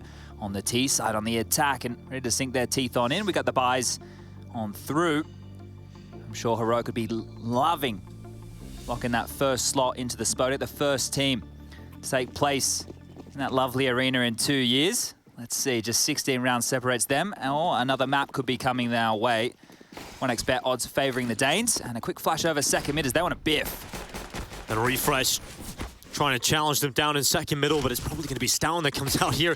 Burst for War. He's going to find himself a headshot, looking for a follow-up, and Stown gets 2. It's just Apex and Dupree. Just like that, Vitality slapped to the ground, and Heroic have gained all the ground here. There's no map control at all. It's Stown. What a ridiculous headshot. And it's all on Dupree. Yeah, the worst place to be as well. Sprung his trap, spotted now. They're hunting him down. You may retreat into the safe house, but it's not safe for much longer. Closes the door, they smash it open. And Dupree dancing with death. This is never where you want to find yourself on a T-side pistol round, getting run down in your own house. The Glock and the knives come out, but there it is. Refresh finishes him off, and that's going to be the first round here for Heroic. And they keep picking up what they left us with on that of Mirage. Aggression, taking fights, taking space, setting the tempo and setting the tone. Let's see if Vitality can put a stop to that. But that whole push out the window room for Refresh was a ruse. Like, I'm sure if he got some impact, that would have been fantastic, but it opened the avenue for that Halls push of Stown, and multiple kills soon followed. Cheeky with the knife and a smile on Madge's face. But here we go, the force buy back to Eagles for everybody on the Vitality side of things. Bit of info for Tassus, an annoying nade limped on through. Not going to find its mark. Apex taken down swiftly. Kadian and Stown with the first 2 of play. Puts it on to Vitality's side. Ooh, Masuda and Dupree to find a way out of this one, and they probably won't. Yeah. Yeah, no, that is fair. I think if you go for a force buy and you lose 2 players that early in the round, the rest are going to quickly follow. Confidence looks like it's an all-time high for Heroic here, as re-peaking seems to be name of the game. I guess if everybody re-peaks, then nobody's in the wrong. Exactly, everybody's on the same team. It looks like a strategy when everybody's on board, whereas if it's an individual, it's a mistake. I like this here. You know, what's good for the goose is good for the gander. Yes, Chad, whatever that means. Well, a gander is a collective for geese. Okay. So a goose is singular, and a gander is a group. I get it. You like that? It makes a lot of sense. There you go. We're all learning out here. Well, you know, we call, I don't know if you call it this, but a walk is a dander. You ever heard of that? Walk is a dander. I don't know if that's just a thing where I'm from. But Is it yeah. D-A-N-D-E-R? Yeah, so you go out for a dander. It's out for a walk. Okay, no, I haven't heard that one. Oh, there's one. I love a good old adage. Well, here we go. Vitality staring down the barrel of a 3-0 start. And yeah, some issues because so far within the 2 rounds of play, it's been as competitive as 1 kill. That's not ideal. Look at all the major trophies in the server right now. When you hit tab, guys, we're in the Go TV, and you just see all the major trophies. Let me tell you, as somebody who got to play at a couple, I never made it that far. That was the dream, to make it to the top 8, to get yourself a little in-game trophy like that. You've got the B-Stream update here for everybody as well, and Mouse continue to impress. 13-9 up over OG here. Crazy stuff. Academy players moving up in the world. I actually spoke to Devilwalk a few days ago in Stockholm. Obviously, he was one of the first players to win the first ever major in CSGO, and he was saying, you know, it's so cool being able to look back in the game now, and your name is always, like, your full name, not just Devilwalk, is written into the trophy inside of the game. So really cool. It's awesome how you just get, you know, immortalized in the game that you've loved for so long. Yeah, it's the little things that count like that. At least you got a sticker, Chad. Yeah, well, the last major I played was the first that signature stickers came in. So you made it there, that's enough. And then I went, I'm retiring. No, that's not what happened. It's the peak. No, I copped a couple of losses at major qualifiers, and then I went, oh, now I'm retiring. So, look, it takes some time, but we all get there eventually. And this is a very slow round. I need to come up with a catchy name for this, but basically on the T side here, if you take your time, you stall it out, you can siphon through some of the CT utility, make them reinvest. Just a way to keep them honest as far as the economy game goes, the game within the game. And they're just going to get mowed down, right? Eventually, they will need to make a bit of a play. Maybe some of our newer Counter-Strike viewers. On the T side, if you do not die before the time transpires, you do not receive a loss bonus. It's a way to incentivize you making a play, but B's open. B is very, very open. Zywo has a gun now as well. He's going to favor the Deagle. He gets across, looking to put that bomb down, no problem. Zywo now has an M4 and he's got 2 players in Banana. This could get messy real quick. Zywo goes for the reload, Testis knows he's in the corner. Zywo goes down. And now it's Masuda's MP9 and suddenly a 2v2. A doable round here for Vitality out of nowhere. He's gonna hold down. Smoke still up. Masuda's position given away. The boost coming in. Masuda now looks towards the boost and he has a shot, but luckily Heroic are able to recover from Counter-Strike tips to a round that just looked like it was about to come through. Yeah, that is wild. That is wild right there. That Zywo double. And again, another close defuse that Dinkon had to make sure we keep our eyes on because I don't believe there was a kit in play. Wow. Oh, that one almost got out of hand there, didn't it? Well, kept on their toes are Heroic. Can't be getting overzealous in some of those scenarios in the future because Zywo's here. First was nice, second was even bloody better. Look at that, down, bang. And this just kind of was a little awkward, but still in a winnable position even when Zywo goes down. You don't know if they're in ruins, that's a problem. He never got that control. But this is all about this buy. You've got the AWP out in the hands of Zywo, and Zywo is one of those AWPers that can have impact on the T side. Kadian looking to take down the Banana fight, but Apex just domes him. Yeah, the nade molly combo, but Stown wants to pick up where he left off. The AWP scavenged away here, so at least they have the big green to work with, or in this case, the boom is orange, but he can stay top Banana with this in his hands. Tessus to rotate back towards A.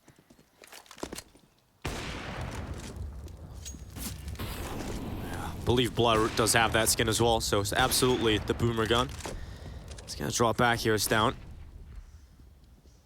Magisk around the corner, Flash gets down off the angle. I feel when you have this much Banana control with this much time left in the round... Playing a risky business right now, isn't he? Isn't he? That you can just congregate in Banana and execute. And you know that Heroic loves a gamble, so it's not as easy against them as it is against other teams. But if they were just to execute B with all this onslaught of utility, Stown would be overrun. He would have to do something otherworldly. Well, Stown, let's see if he's got that ability. He's found one. Masuda. The first victim. They're all coming Banana for the retake here. Yeah, this is quick. This is a flank. Oh, okay. Okay, that's out of this world. Nose go through the smoke, and he's gone back for more. It's just Zywo and Stown. That is ridiculous. Out of this world from the young man. There was no way. They had everything they needed. The execute should have been picture perfect. How do they rip that one out of their hands? God. It makes sense. Like, what are you meant to do? How are you meant to deal with this? Traces through. Oh, dearie me. Stown, you little magic man. Rips this one out of the hands of Vitality. And you can see what that's done to Apex. If he wasn't in the dumps after map number 1, he definitely is now, and it's so early. Woo! All right, well, 4-0, Heroic. Picking things up in style here. Oh, that's a tilter for Vitality, but... Whoa. Oh, yeah. Well, there's the leaning tower Pisa right now. Tilted off the face of the earth. Team Vitality back in the AKs.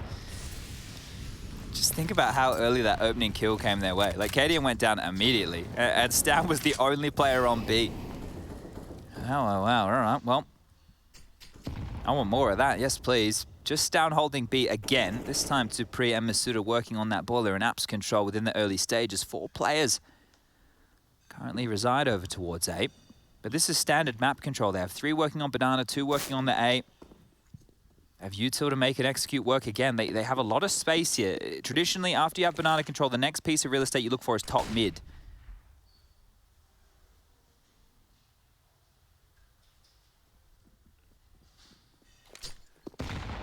Head into top mid. Does a good bit of damage, and Kadian does even more. Refresh. Quick to go down to the rifle of Zywo.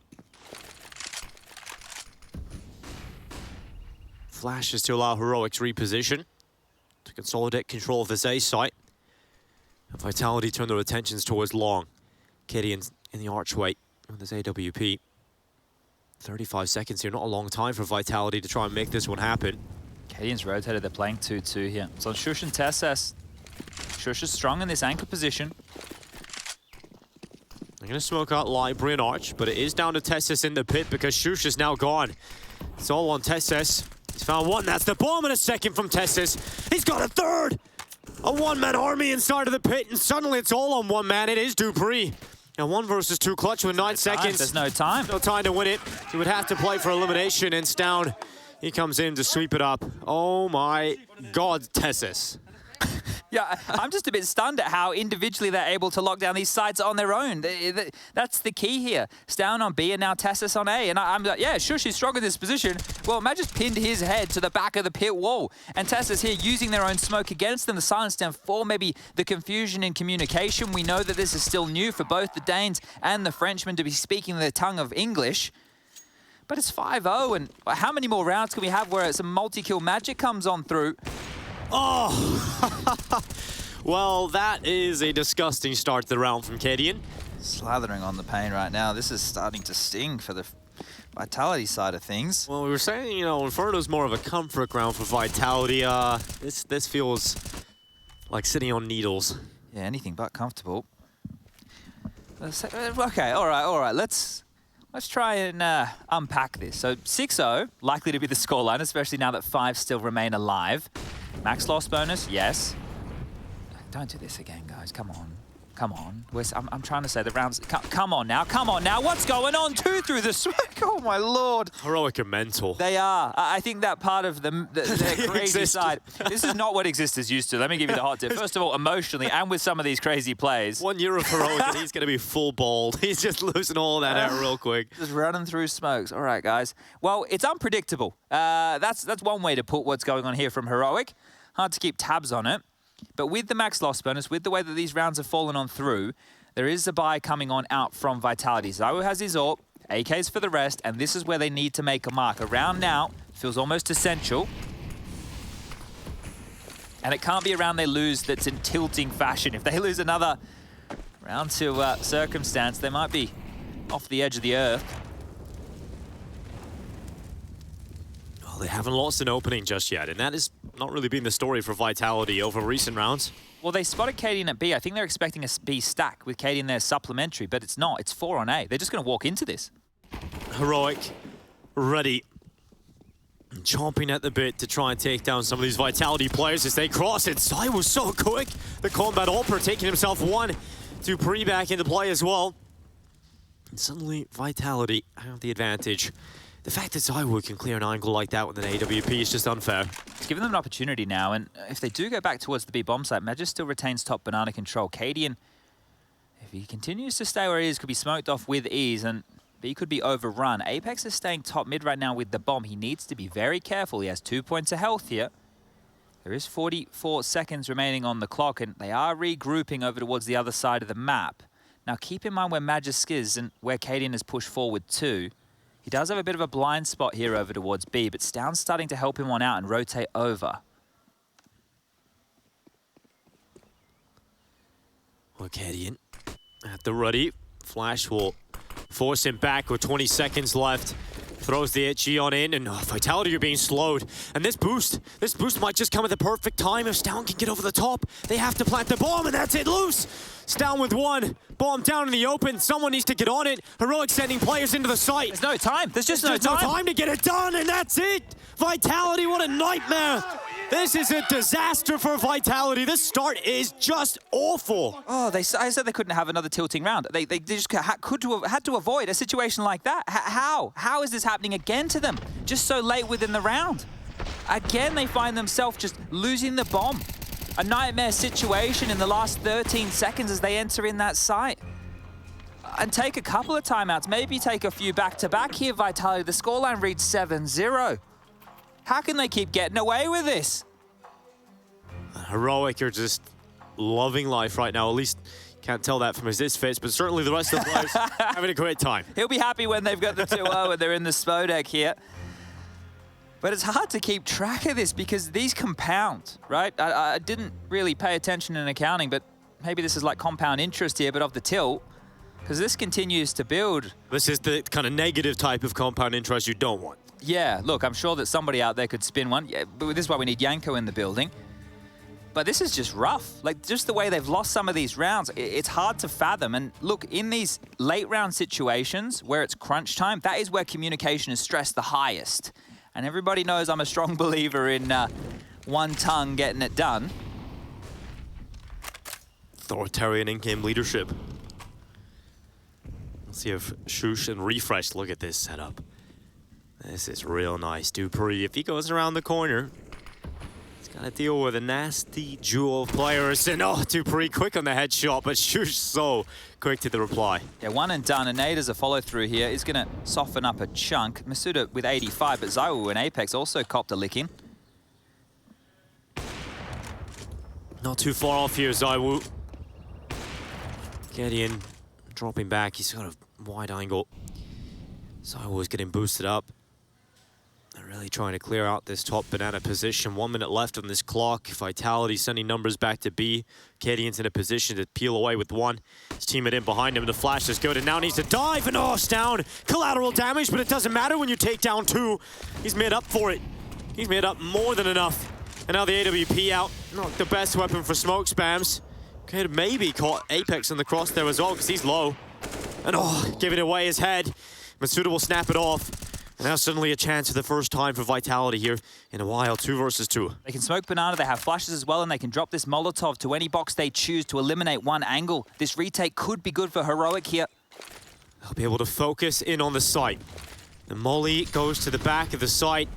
And Vitality, they play from Coffin and First Oranges. There's 2 Frenchmen in this clutch. They can speak in the mother tongue and they make sure it happens. They needed that round and a sigh of relief on Apex. They finally got around. Yeah, and look at the Heroic situation here. Just because of the nature of how close some of these rounds have been, they're already in the scenario where the cash isn't necessarily all there.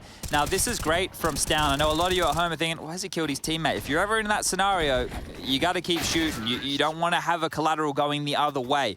So Stown did the best he could, but then hanging around a little bit too long in the open, Masuda punishes, and then Masuda and Apex convert for the first one here. This is the chance for them to really have a landslide of rounds coming their way. Win this one, and Heroic are broken.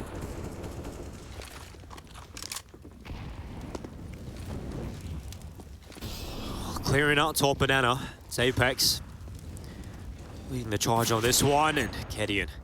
Another shot, another opportunity, but unable to pick it up. Yeah, and this is quick top banana with a fast rotation back towards mid. They want to pounce on Refresh and Shush, who need to stand tall. It's going to be a 5-7 for Shush and Refresh on the MP9. It's not the best weapons for the job, and Cadian's not here to deal with this arch side push just yet. Oh, that flash did not work. Thrown in by Cadian. So that's actually blinded him and forced him back into the library spot. Luckily, Zaiwu and Shush have gone blow for blow in terms of 1-for-1 trades. So we now look to the site here. Shush repositions in towards the close box. Vitality still have an option to split the site from 2 sides with Masuda still in this position. But look at Heroic, they got the numbers over here now, and they haven't put the bomb down yet, Vitality. Magic starts to cleave away. It's down, this down first, tests this out, but the 5-7, it's back in business, and Shush has found a double. He's going back for more, and he might just get it, but dupreeh finally removes him from his position. And now Gideon into the clutch. dupreeh puts the bomb down. Gideon goes aggressive, and Masuda on the headshot claims 2. Okay, good stuff from Masuda. He's had some pivotal kills in the last 2 rounds here. And now, as I mentioned, this landslide can begin. Shush did the best he could there to deal with that. He had so many players around him here, and he has been a standout, especially over there on Mirage. Great stuff from Shush. A really good round, but it wasn't enough. Now this levy is open. How many rounds can Vitality put down consecutively here? 3 should be an almost guarantee. Heroic have to take this save. They need to keep it conservative. They're all looking with their USPs and default starter pistols. The only investment appears to be a flash in the hands of Refresh.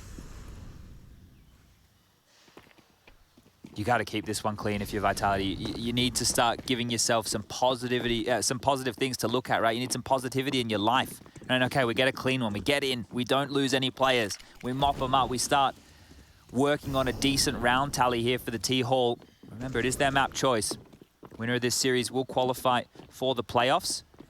Later match within the tournament will determine whether that's for quarterfinal or semi-finals. But here they are, they're all towards spawn and lining on up. dupreeh, 1, 2, 3. That's the way to do it. Everyone's favorite kills, especially when you don't see the opponent. They're the best. And some style points to it. Look at this. Oh yeah, luckily Apex does spot the player up on top of the wall. It doesn't look like their wish really came true. And 3 rounds for Vitality. But that's it. That's perfect right there. That's exactly what you wanted if you're Vitality. A clean round, you stay alive. You know, okay, we did what we needed to, boys. Like, this is it. We're doing the right stuff. So now they've put themselves in a position where they can play out this map of Inferno. It was looking dire up until 2 rounds ago. Rifles are in. No AWP in it. A little bit of a chat about the money situation. No defuse kits. We'll see how that affects the way they play this round. It's going to be A heavy, I think, here, Dinko. There's already 3 players swarming towards second mid with the bomb, jumping up in towards window, and they're just spamming Banana to hold them at bay. Heroic dumped so much utility down B just to get that Banana control. And now they're going to deal with... Oh, Apex! That is beautiful! Now Shush up on the balcony. Apex gets another one! And just like that, Heroic surely save. Leading by example, and that's one of the greatest things I love about Apex. He used to be an entry fragger back in the day when he was just a pure fragger within the server. Now he's an in-game leader. If he grabs that quality he has and he says, you are following me, I am the boss, you will come with me. He can set the tone, he can set the pace, and right there, that's beautiful work. Now they can work on the hunt if they'd like. Magus knows that there's players over towards Banana, has been joined by his countryman dupreeh. They get everything here. Heroic's money is once again back to the bin.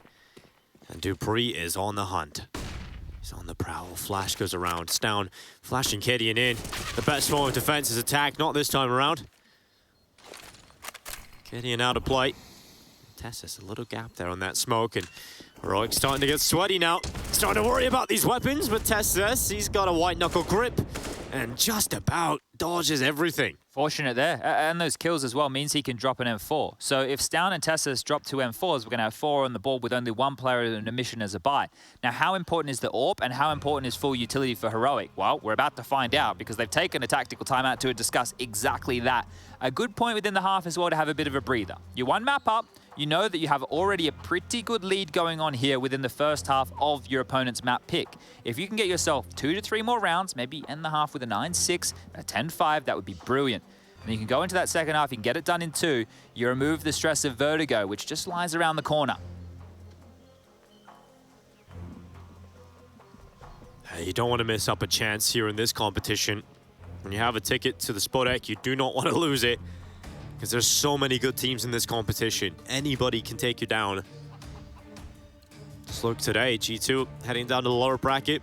Just an example of how things can go south quickly enough. But Heroic in this round, they've just lost some team damage already. Oops. Well, it's minor, all right? They've left a bit of... Yeah, look, it's the little things that count. 3-2 split this time. No hedging from Kadian and co. Those 2 rifles... Tessus takes a risk. Sometimes risks don't work out. It's down at least, getting that kill back from the boost. And now Kadian, oh, that was ripe for the taking right there. No, Magus gives him another chance, but fortunately for him, he falls back. And so dupreeh follows up and gets the advantage here for Vitality. I wish it looked as simple as it is right now. Now, it looks like Apex is calling them back quite swiftly, but the HP is the problem here. Refresh and Kadian are the ones with Deagles, and they're the ones over towards B, which is apparently where Apex wants his team to finish. Shush is also pushing apartments right now, and he can find himself a weapon on the deck. So that's been picked on up. Now, the longer Vitality take, the closer Shush will get, and their low HP is such a problem here against the pistols. Well, smoke goes out towards CT. We'll see if these pistols can start fragging out against some of the lower tier weapons, or low health, should I say, but nonetheless, it doesn't matter because Apex and dupreeh have closed it. Yeah, it could have been a lot dicier than it was. So 7-5, and how quick that changes. It was 7 in a row from Heroic, and now 5 back in response from Vitality. Quite the showing here, and they've got their act together, right? Because some of the rounds they lost earlier were a little bit tilting. No longer seems to be the concern. So Heroic chose to take the more conservative approach of the 2 options they had last round, and now they're fully investing here. Kadian back into the AWP, the utils there, defuse kits are out. But what changes? Aggressive molly down mid. That's just going to hold them at bay. ZywOo flashed off, burning and extinguished, but the nade is good. The dunk. They counter it. It's called ZywOo for a reason, that AWP style of play. Heroic have the ante. And Apex, at least trading that back for Vitality, so the numbers once again at an equilibrium. Might just be a limp out from apartments here of dupreeh. He's pretty set on this. Shush is ready for it too, though. Oh, he's made a step. Now dupreeh will be alert to his position. Shush will hear the utility now being used up, and he's at the ready. Flash is good. Shush is blind in the open, still gets one. He's lost track of dupreeh. Yes, dupreeh slipped down. Shush removed and silenced. 1 minute left. Vitality still have to deal with 2 threats inside of this A site right now, and that bomb is no closer. Cadian's AWP watching for the balcony exit, and that's where the bomb currently is. Refresh hunting down Apex. The timing, oh, it couldn't be better for the Frenchman. And he's going to get a shot now at getting into the site because Cadian's gone into the apartments, and if Magis gets the timing here, he's about to find the head. And that's exactly what happens. Tessus in the 1v3. He's on the B site. He's nowhere to be seen. Yeah, needs to save this one here. Well handled, but it was fortunate timing there that seemed to fall in the favor of Vitality. Every single one of those ebbs and flows. There was multiple occasions there where Heroic could have gotten into the backline, but just the overlap of players worked on out better for the T's. And that's the game of inches in CS, right? I mean, in Counter-Strike, we have little timings that can change the entire round. Both teams making it the right play, but it's just timing comes down and costs them. Well, right now, Vitality are in a position to win out this half still, right? It didn't seem that way whatsoever, but if they manage to pull an 8-7 half with 8 consecutive rounds here, we're back in the driver's seat, and we are destined for Vertigo. I did think this series would go the distance, and, well, the start of Inferno maybe made me doubt that a little bit. I mean, it's back and forth, but it's a whole lot of back and a whole lot of forth right now. True, very true. Tessus will retain the AWP, so that's quite nice for him to carry on through. dupreeh goes down with the bomb, but lots of cash to splash over there, so that's not the dramas. Not being able to plug up these gaps are Heroic. They're the ones chasing their tail now. But yeah, dupreeh slipping the flashes were great. You could see that the Shush had no idea that there was already a player across. There's the timing from Apex. And here's the timing from Magis. So both getting to shoot players in the back or the sides of the head. Easiest kills as you like, just not on pistol rounds. As second timeout called here for Heroic. The Danes talking through the final 2 rounds of play. Max loss bonus is there. Famis dropped, AWP in the hands of Cadian, M4's for the rest, Diffuse kit again. So they have enough to contest a round like this. But when it was early, they were aggressive, they were pushing through smokes, they were getting stuck in. Right now, they're the ones being dictated to, and it's becoming a bit of a common theme, right? When the team is setting the tone, they seem to be converting the rounds. When they're sitting back and receiving, we've had a couple of occasions, Stown, where he had that epic AWP round on B, and Tessus from the pit, but otherwise, seems to be those who make the decision to fight, come out on top. Round 14, here we go. 2-3 split, this time the 2 on A, 3 on B. There's the ZywOo maneuver you referenced again. This time the molly not going deep enough, so ZywOo will be able to stick around. And that molly's going to force Cadian into his crosshair, and that's a great opening for Vitality. Yeah, just jumping straight into the jaws of ZywOo there. You got to be careful. You don't miss. Shush has changed up his spot this time, playing from the balcony. Refresh down at short. Shush is looking for that boiler info to set up Refresh, but he needs to be careful of his own problems right now, and he will come back. He sees that utility, get your gun out!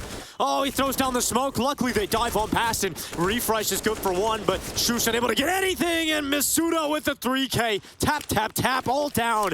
And Stown. Well, he's nowhere near the site again.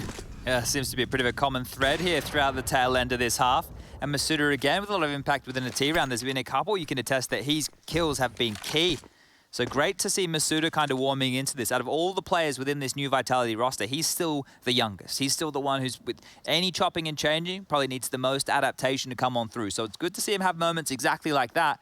And now it really does feel like it's going to go from a 7-0 to an 8-7. So really, really good stuff here from Vitality just to hold on, right? Not to let this one slip away, because it's easy to do when you're getting battered and bruised and you start making a couple of misplays. That's the winning mentality that you want to see. As Stown noted, they can chase him, they can hunt him if they like. The fragging count for Heroic is very low this game, and Stown was the big part of that. Luckily, stayed alive. He's the only player getting kills for Heroic's fragging count right now. You look at everybody else, in particular the X factor we talked about in the former refresh not having any impact, and he's in a pretty important role on that A site, and that's where we've been seeing a lot of success for Vitality lately. Yeah, it has been a little bit difficult for the likes of Refresh. I think Tessus had one key round that we caught, but since then it's just been laboured. Cadian as well, not finding too much impact. He's been the first death in a couple of rounds. He's got the AWP again, so thank you very much, Stown, but they need to make it work this time. They can't continue to lose. You can't go out the half losing 8 consecutive rounds. That one is going to sit in your mind for the 2-minute ad break.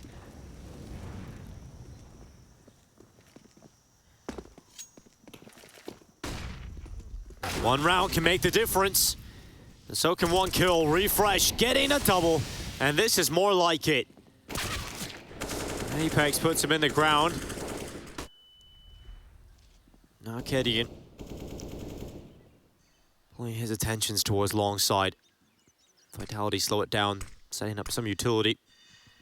Look at this from Heroic. 2 players coming back down banana. They can wrap them. They're trapped. Vitality have no fallback plan.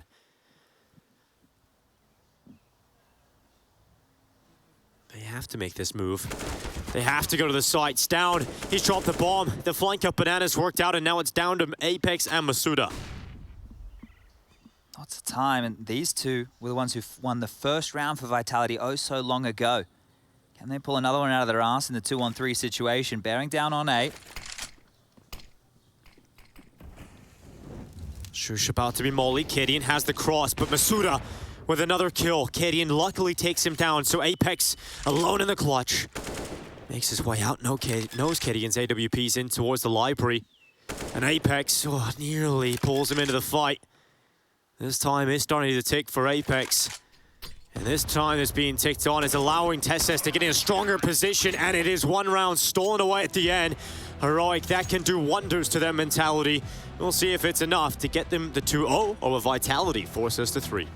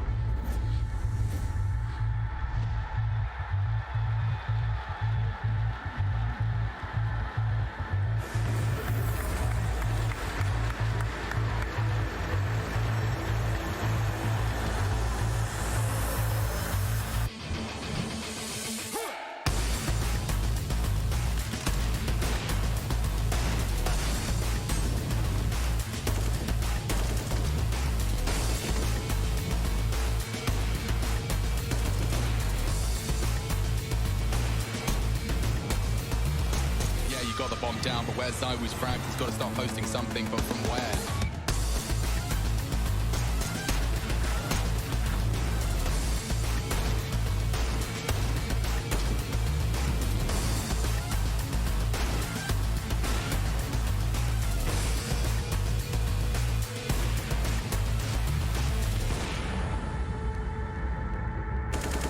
Zywoo, he's just got a slight gap under the smoke, and it's enough to catch Boomich in transition.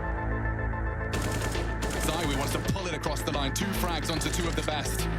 And now swings out for another. He's possessed. Zywoo won for another ace. Another clutch. It's Perfecto hunting him. No one has been able to knock him on his ass yet. And he's got 6 HP. It didn't stop him before. And it doesn't stop him again. Zywoo!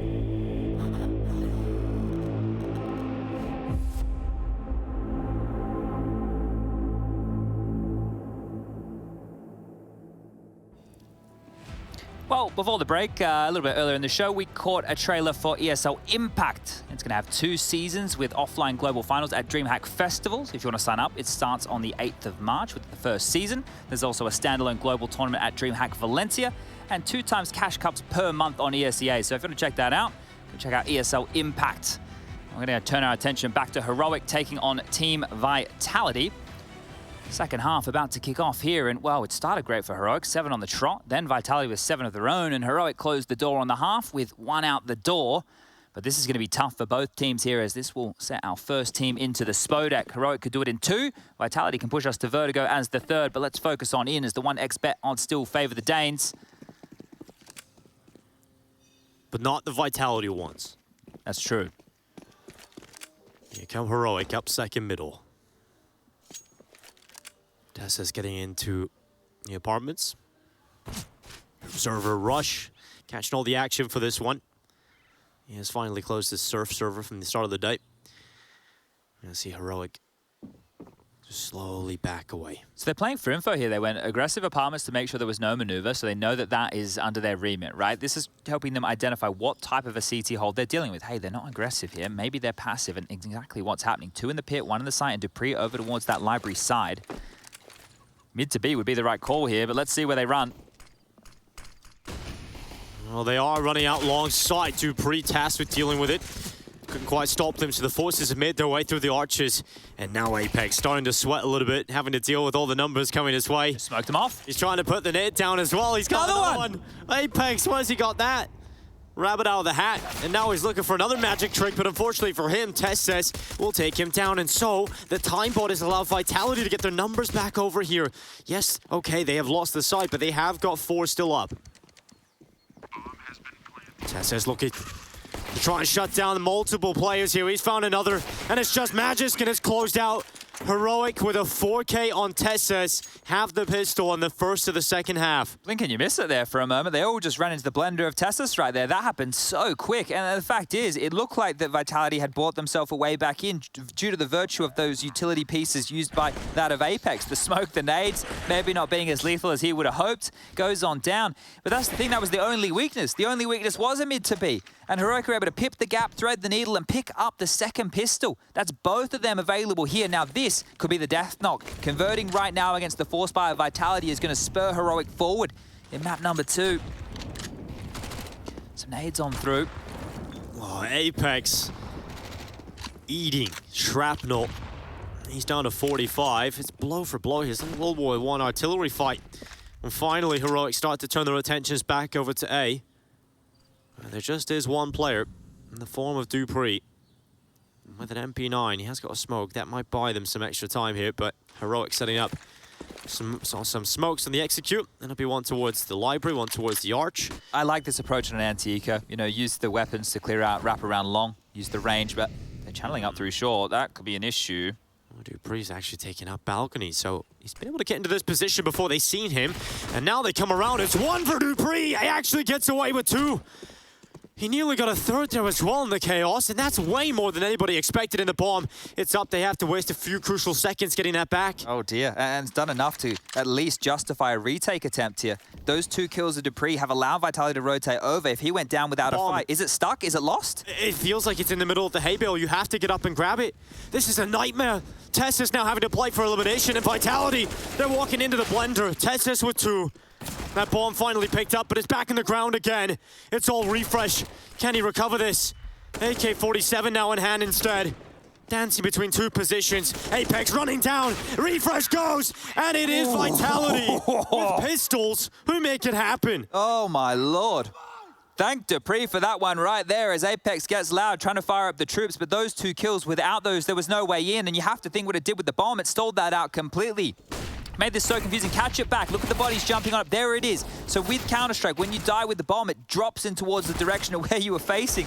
Virtue of that up onto the hay cart, and yikes, that one stings. And if they had went long, they would have negated that problem, Chad. That's why you like that. Yeah. I've never had much fun going short on a bit of an anti-eco, and that's exactly why. Well, Vitality, they get to bite back in a big way. Blow for blow here. We're going to have a pop through the mid-smoke here with these Tech 9s. They're lining them up. Dupree and Zywoo are close mid.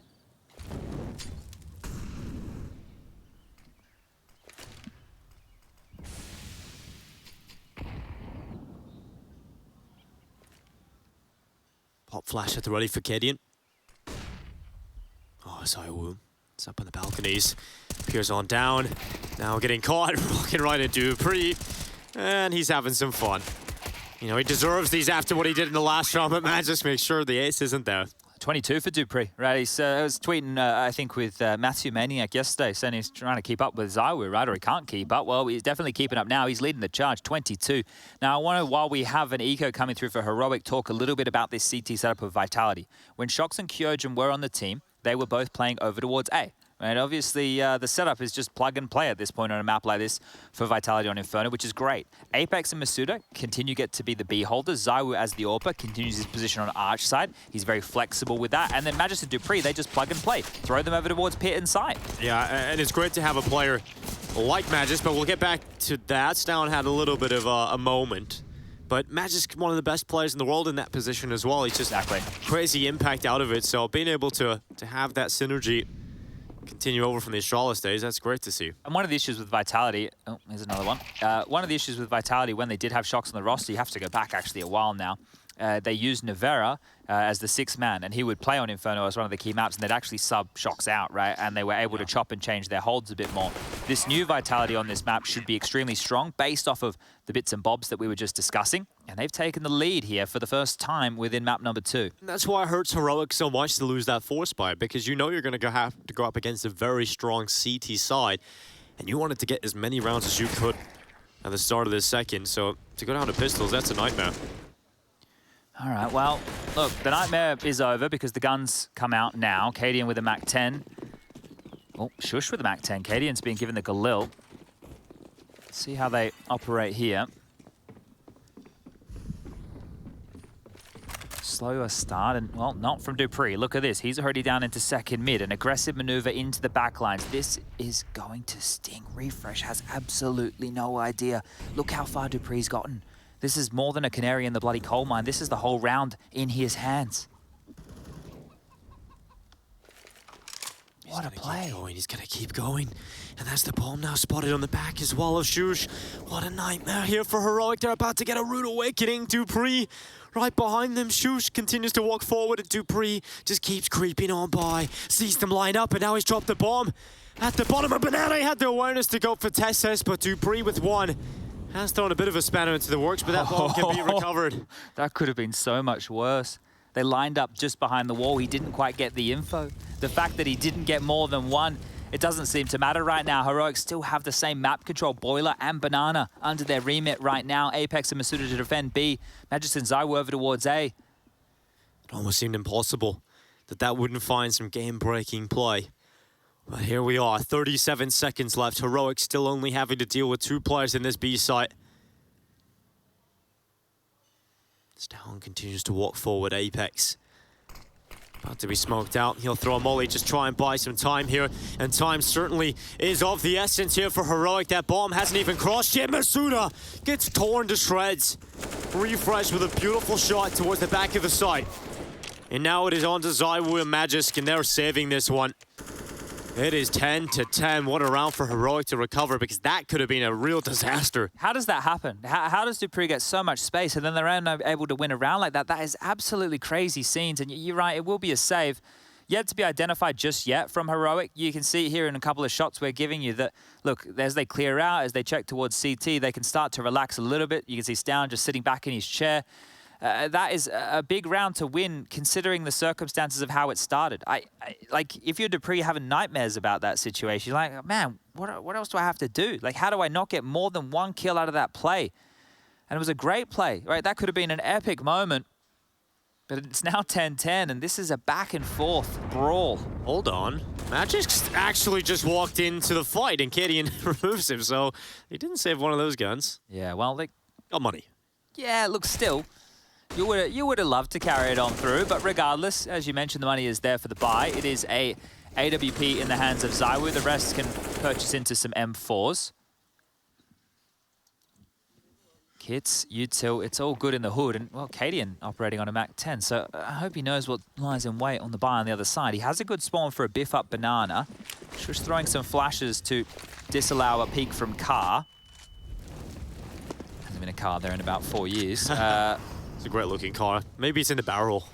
Yeah, it's a car in spirit. It used to be the most armored car, I think, in the history of Counter-Strike. Yeah, whoever that was really using some high-quality military spec metal. Soaked up all the nades, but now we have got Heroic looking to set up in posture for A.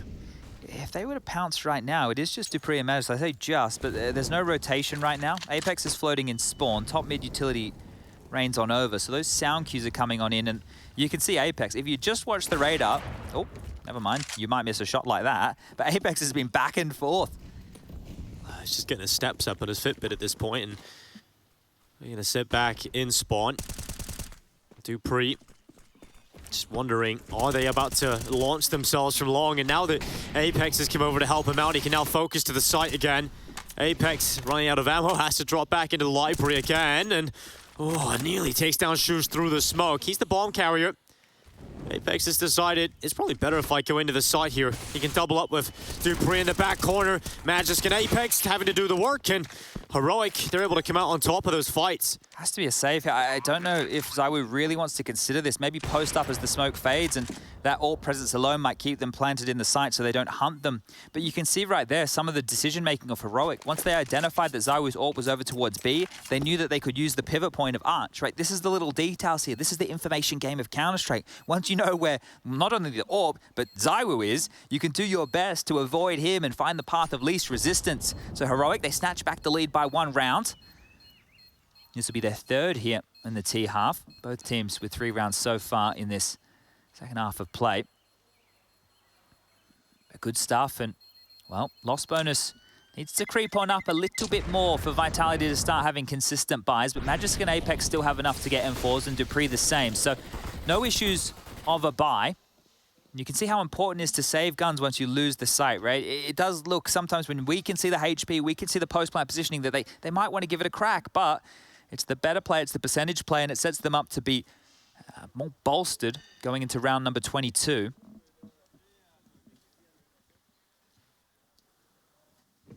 Just listening into the comms, both teams level-headed as they understand the importance of this stage of the game. ZywOo is their biggest tool, and they haven't really used him.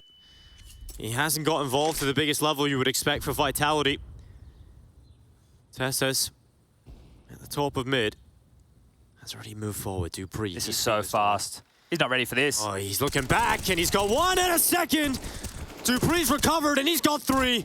He's even dinked up the 4th as well, and he'll get it. He'll confirm, and now he might just get all 5. 1 player left, and Dupree's got it. All 5. This 4. He stalks all right, Dinko. It's all right. It's all right. Look, it looked like 5. It did. We're going to blame Magisk for that one. I'm as excited as you because how quick that came, it didn't look like Dupree should have been ready. It didn't look like he should have been ready. Look, blame Magisk for that one, mate. We'll send him a bit of an email after this. Don't you worry.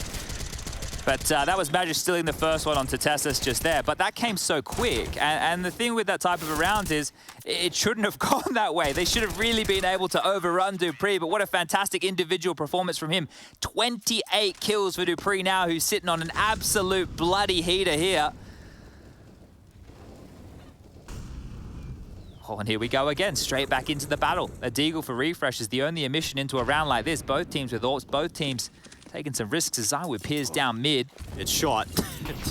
A sick opening, but I'm going to drop back.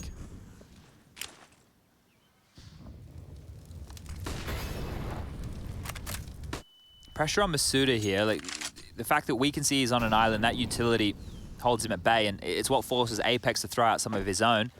Molly doesn't land, and Masuda still can get on out of dodge. But remember how Heroic have already used key information here to help them navigate mid-rounds in the past. Right now, they don't really have the same information their way, but they do, if they want to, push the issue, have top mid control as well as Banana. Right now, Team Vitality are operating in the dark.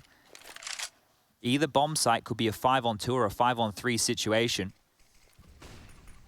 Mid control postured, top Banana smoke expended. 35 seconds remaining. This one is about to heat up towards B. Cadian's coming back over now, and he has the AWP. Still no rotation from Vitality's A defense. Here we go. Apex looking for the perfect time to just pop that molly. They're going to have to go here. They're going to have to try and come through the smoke. Masuda at the ready as they go on through the lineup. Scoop from Masuda. Apex is going to help him out. It's Gideon and Stown, a 2v3. And Zaiwu continues to try and chip away, but Heroic have managed their way into the site. They've got that bomb down. And with both players being up, now tucked in pretty good positions, it is still difficult for Vitality to get back into this one with one flash.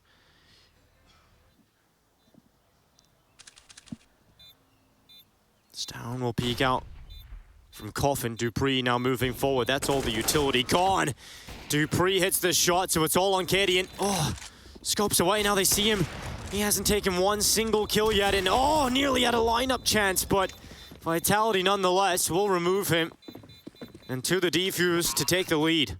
This is some of the best Dupree that you've seen in a long time, ladies and gentlemen, boys and girls. He is owning right now. Every single decision he makes is perfect. He's just being able to get away with whatever maneuver he wants. 30 frags to his name. The next closest on his team is Apex with 17. And when was the last time you saw Zaiwu dragging the bottom of the scoreboard with 9 kills? This is fantastic work from Dupree here. He's just feeling the game right now. He's in that flow state. This is beautiful, beautiful stuff.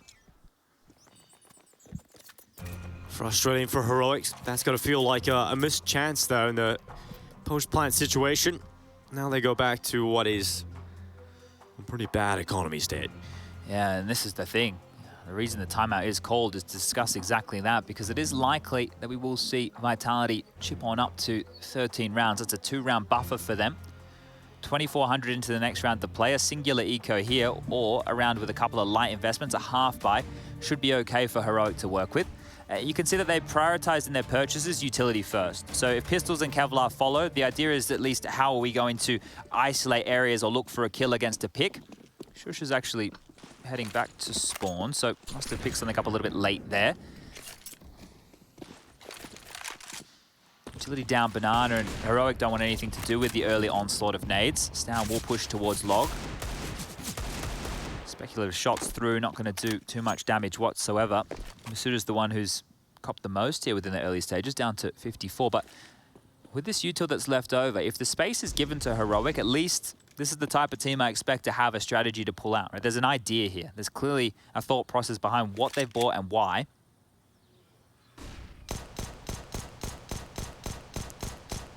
Gideon spamming from that distance, trying to sell the fact that they're not as pushed up as they actually are.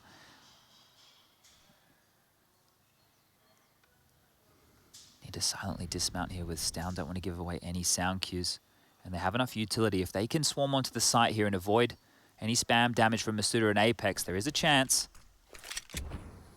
Front sight smoke limped down. That's to force the reposition. Dupree starting to rotate over. They have an inkling that maybe, just maybe, this is a B finish.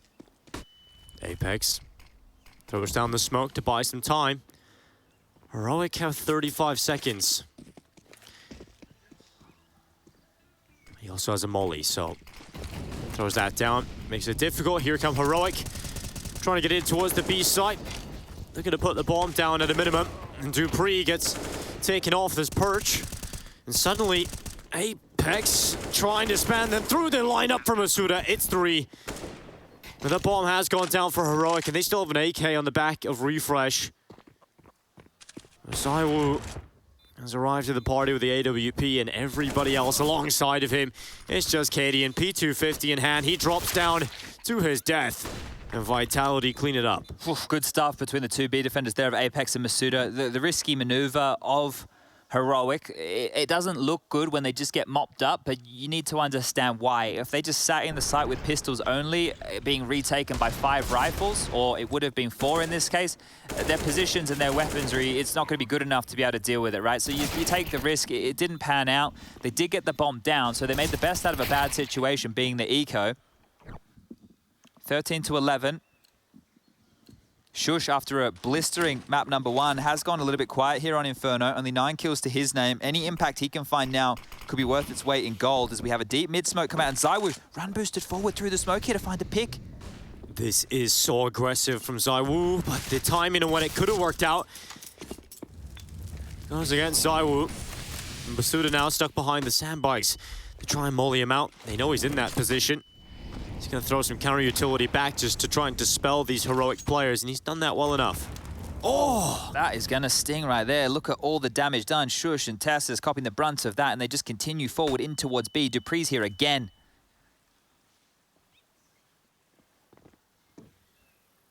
Three players being here right now is going to be so hard to crack open. Heroic charge, they try and get through. It's Dupree and it's Apex. They've gone 2 for 2 on Heroic's kills. And that bomb is held back. Dupree nearly gets away with another. That would have been ridiculous. Luckily, Stown suddenly into play here for Heroic. It's on to ZywOo and Magis for the retake. Call on the save. Yeah, they've cancelled the attempt. Oh dear, okay. This just continues to be a back and forth affair right here as I stumble over my words. You wouldn't think I get paid to talk for a living. It's been a long day, Chad. There's no excuses. I seen 5 kills and there wasn't. Hey, Alex saw 6 one time, so... Yeah, that's true. Also, I guess. But he cancelled it. Oh, dearie me. All right, well, a good round back from Heroic here, and it feels like a simple approach, right? This is really going to heat up in the next few rounds. At one point, there will be no more saves. There will be no more saves allowed. You're going to have to go for these retakes. You're going to have to get stuck in.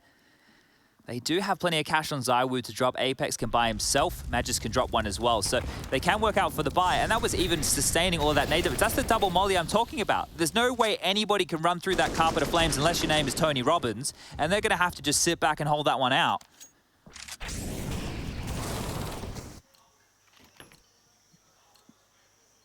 Here we go again. A real opportunity for Heroic to put a stamp here in the later stages of this second map. If they win this one, they can break Vitality as long as they take it all away. A bit of a B stream update. First map going to Mouse. OG versus Mouse on Ancient. Looks like it is the pick of OG. Shoot into that one. Whack a B to the end of the URL, but we're going to turn our attention back here. Flash over. Bombs in spawn, all the way back in spawn. Not on the stairs, in spawn right now. So if they are to commit now, they would still have to run back and get that, and that's going to take a long time to get to the site, and Stown commits forward into Apex. It's not worked out for Heroic. And nobody from Vitality moved. They're happy to put their faith in the in-game leader on the other side of the map. Dupree and ZywOo stay stoic over towards the arch side. Shot fired off. They know where the AWP is now at least. Magis still tucked in towards the back of the pit where he can do some of his absolute best work, and this might be a round where he's called upon. Under a minute. Bomb is going back to B. Won't stay there though. It's a full execute being set up with smokes, mollies, everything but Dupree. They walk into him and he nearly comes away with 2. Smoke ain't great there from Refresh either. That's not going to go into the archway. Instead he uses the molly. And now Magisk coming back and playing from Graveyard. He's going to look out towards short as Refresh is low. Continue to run forward and Magisk nearly transfers.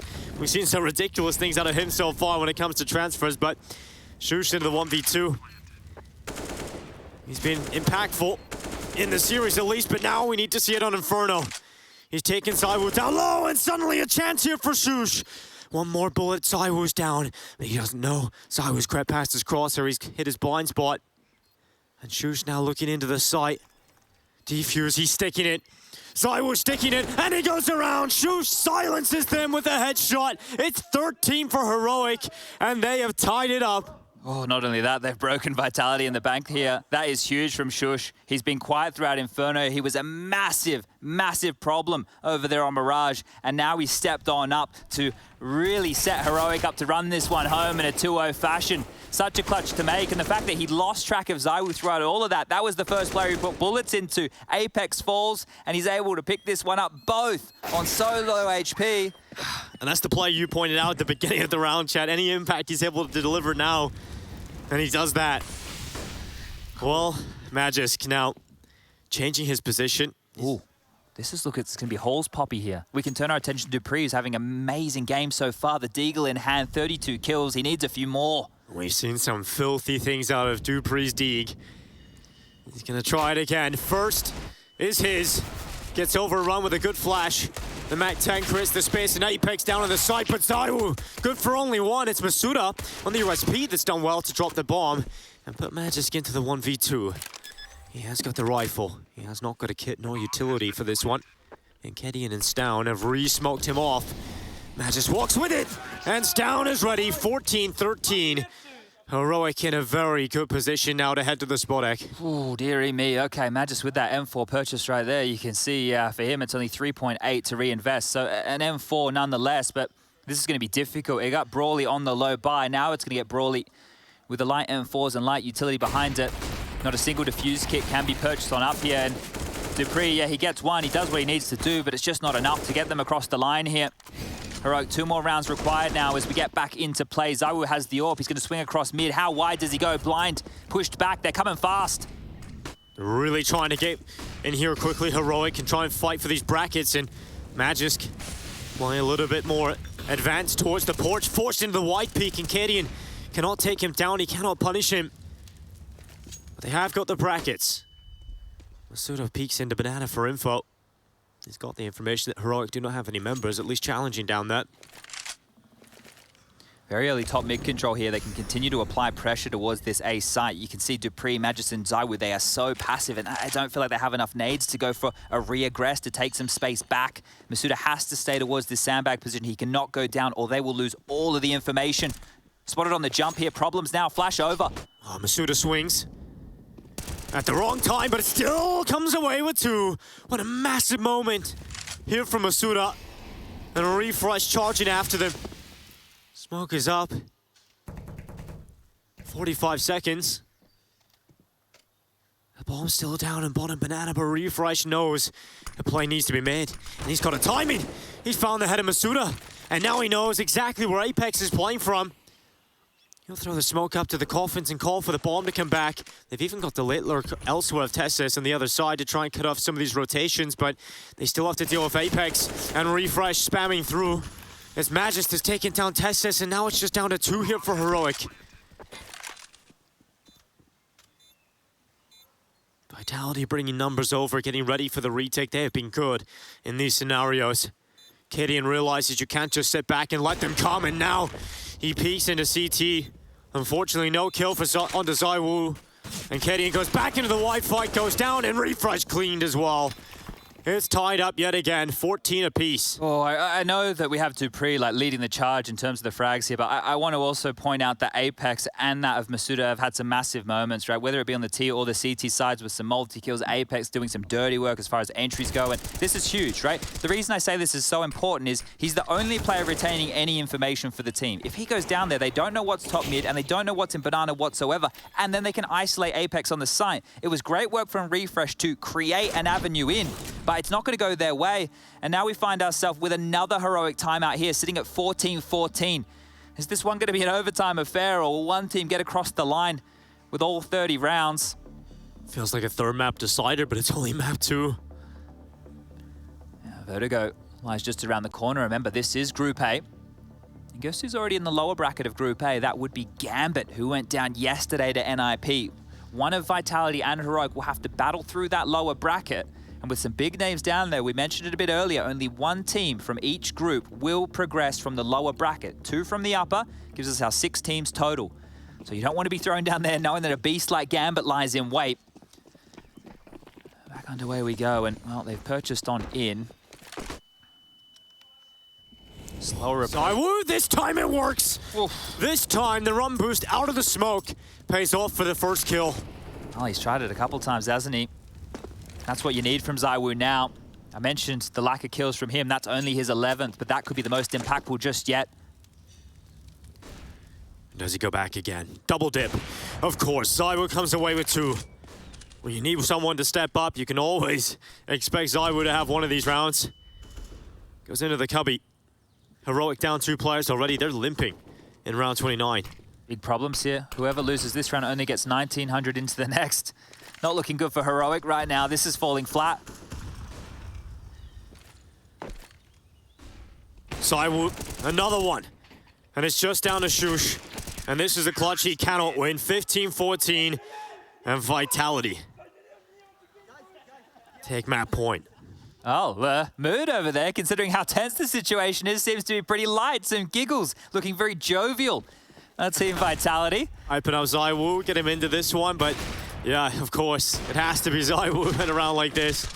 I guess it's good for Apex to be firing him up like that, right? Because to be honest, like that's not the level of impact we expect from him. That round, yeah, but the game overall, this is good that he's been able to activate. It doesn't matter that it's late, but it is late for Heroic right now. It is just these pistols. It is just utility around it.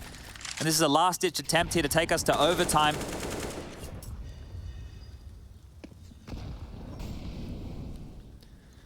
Heroic have won stranger rounds in the past. We're not going to count them out of this one. But we have to say Vitality certainly looking good for map 3.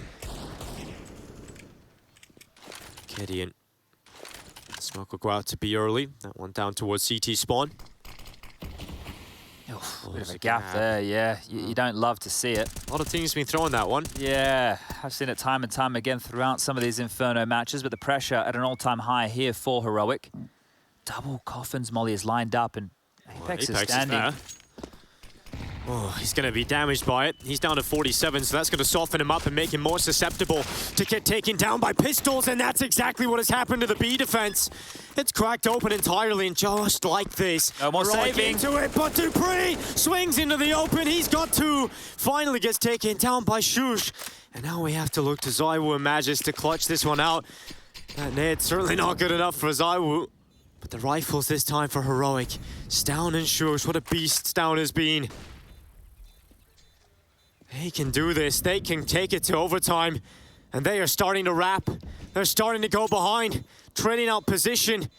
They're not going to expect this. 2 players coming from this side. Finally, the fight comes in. And now it's just Shush versus Magisk. Sticking the defuse around the corner. And this time, Magisk gets it done. Oh, the time again, Chad, has cost them. 15-15, we go 30 rounds all the way, but overtime to separate the 2 of these. Heroic Team Vitality. We got to conclude this one after the break. Stick with us.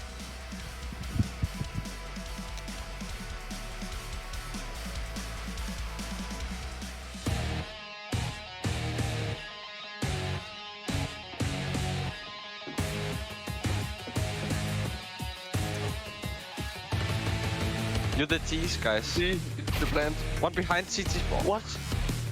How's that even possible? Then he's on the B as well. He's boosted somewhere on B. I don't know. You can't stay in the skybox, man. One B. Bomb. Okay. Clear. Hey!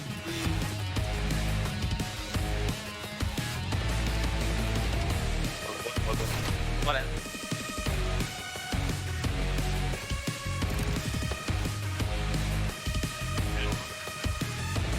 Bricks.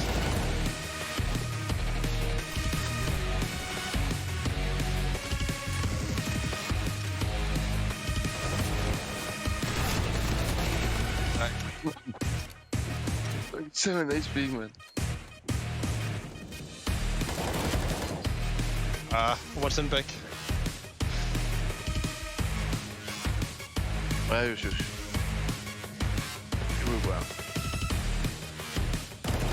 Hey! Oh! Arch open. Yeah. One arch and the behind you. That's the side.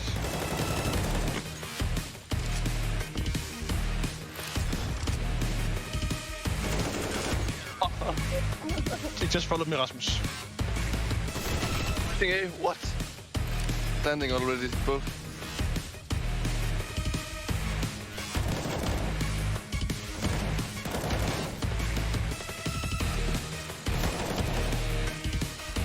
This is so funny.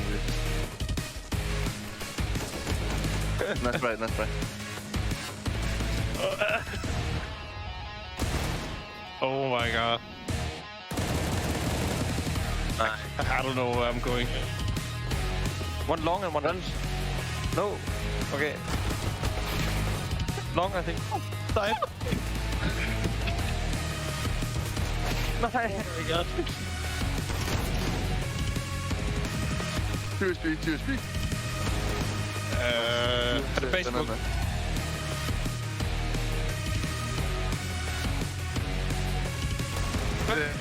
Yes. Oh, ja, den Nico.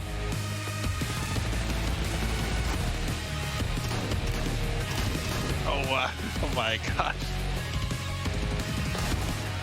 Oh. GG.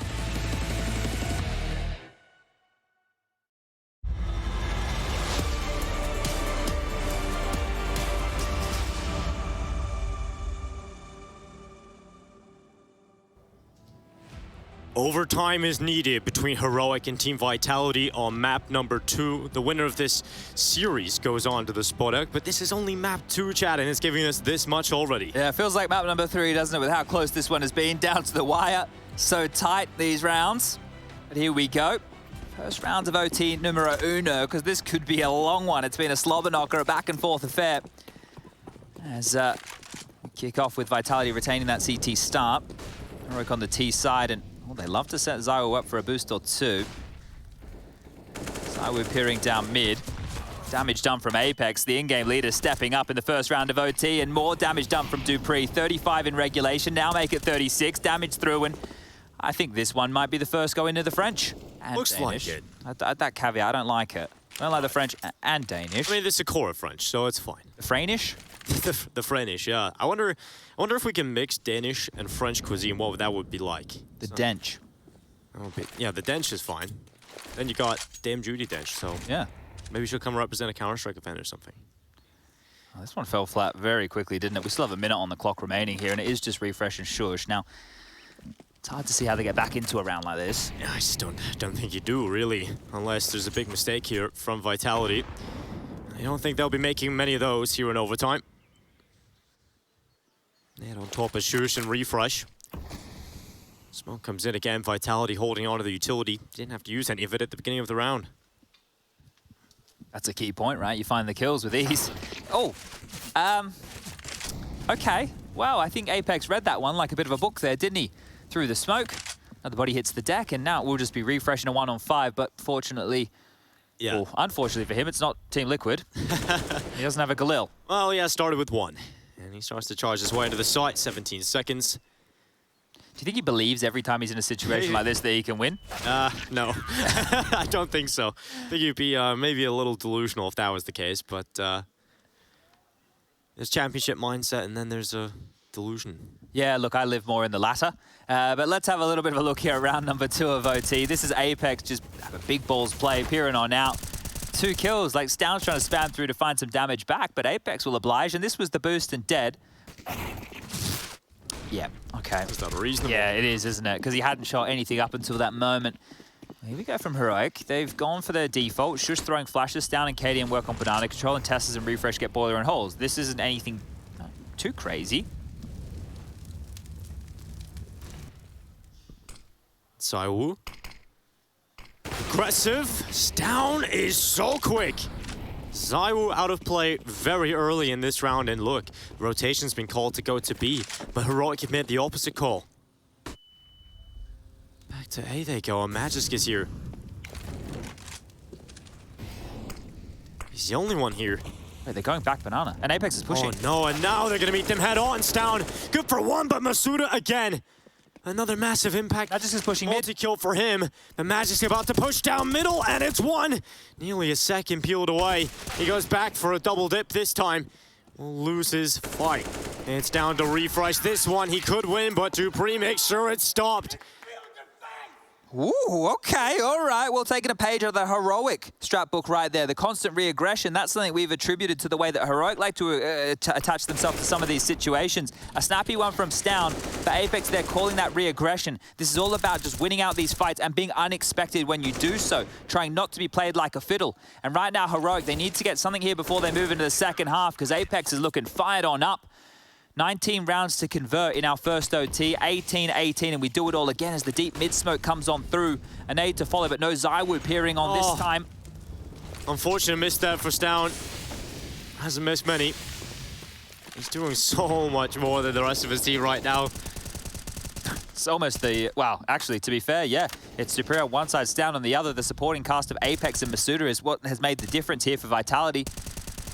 Oh, Kedian getting tickled. Stown getting aggressive. Jumps up over the half wall, spots 1 in behind it. It is Apex.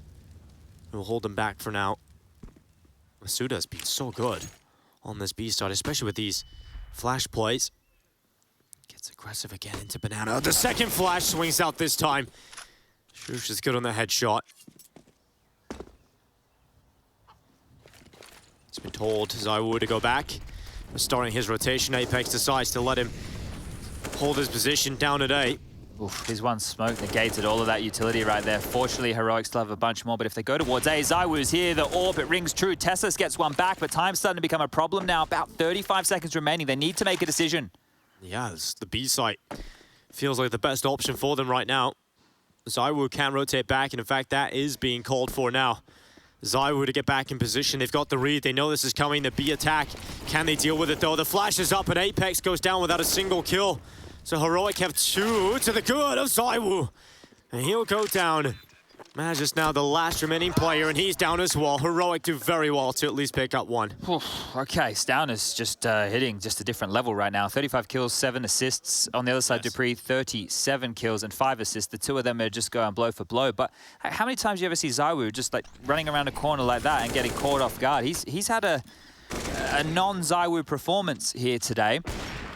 It's never too late for him to show one up, but that is the lifeline Heroic needed going into the second half. Now, we will remind you, when this game kicked off, Heroic started on the CT side, they had 7 consecutive rounds. And then Vitality had 7 consecutive rounds on their T side, so both have had very good halves. It's also worth noting the $12,500 overtime rule set here, so you don't have the 16K, which means economy can sometimes become a factor. Let's see if that will pan out here. Second half of play of OT1. Heroic using a little bit of utility early. Vitality taking holes. They're up in the apartments right now. Shush is about to be tested here. He's done well before from this position, and now he's got his teammates coming back over. Flash is going to be good, but Shush plays anti, and that's going to be 1 for him. Oh, no scope from Zaiwu, but Kadian's done well to pick up a kill, and now Masuda hunting down the refrags. Oh, nearly follows up. Majus luckily makes quick work of that. Good trading from both teams here. Tessus and Refresh put into the 2v2. And Vitality have come out on top of this. The low HP of Refresh is a problem as both start to walk through middle here. Coming up through the short position, have to find Apex, who's in Graveyard, and Magisk, who's now tucked himself in over towards Pit. This is not going to be easy to break. And Tessus, is he going to see the head of Magisk as he goes into the pit? Comfortable position for him, and Vitality have it. They have map point.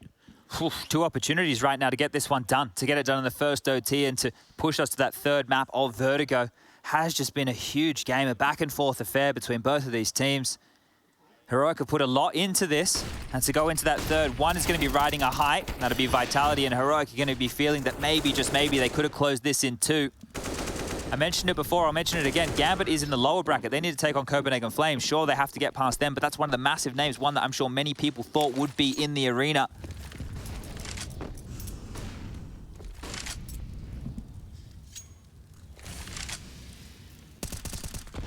Down. He's been an animal. But it really feels like he's the only thing Heroic have got right now. Can he do it? Heroic need 2 more to force us to another OT. And Dupree has been the bane of their existence and will continue to be so. Kadian at least trades that out. Bomb scooped up. They know where the AWP resides right now. Refresh has been flashed through to peak and finds nothing home, but Zaiwu just around the corner has 2 on his plate.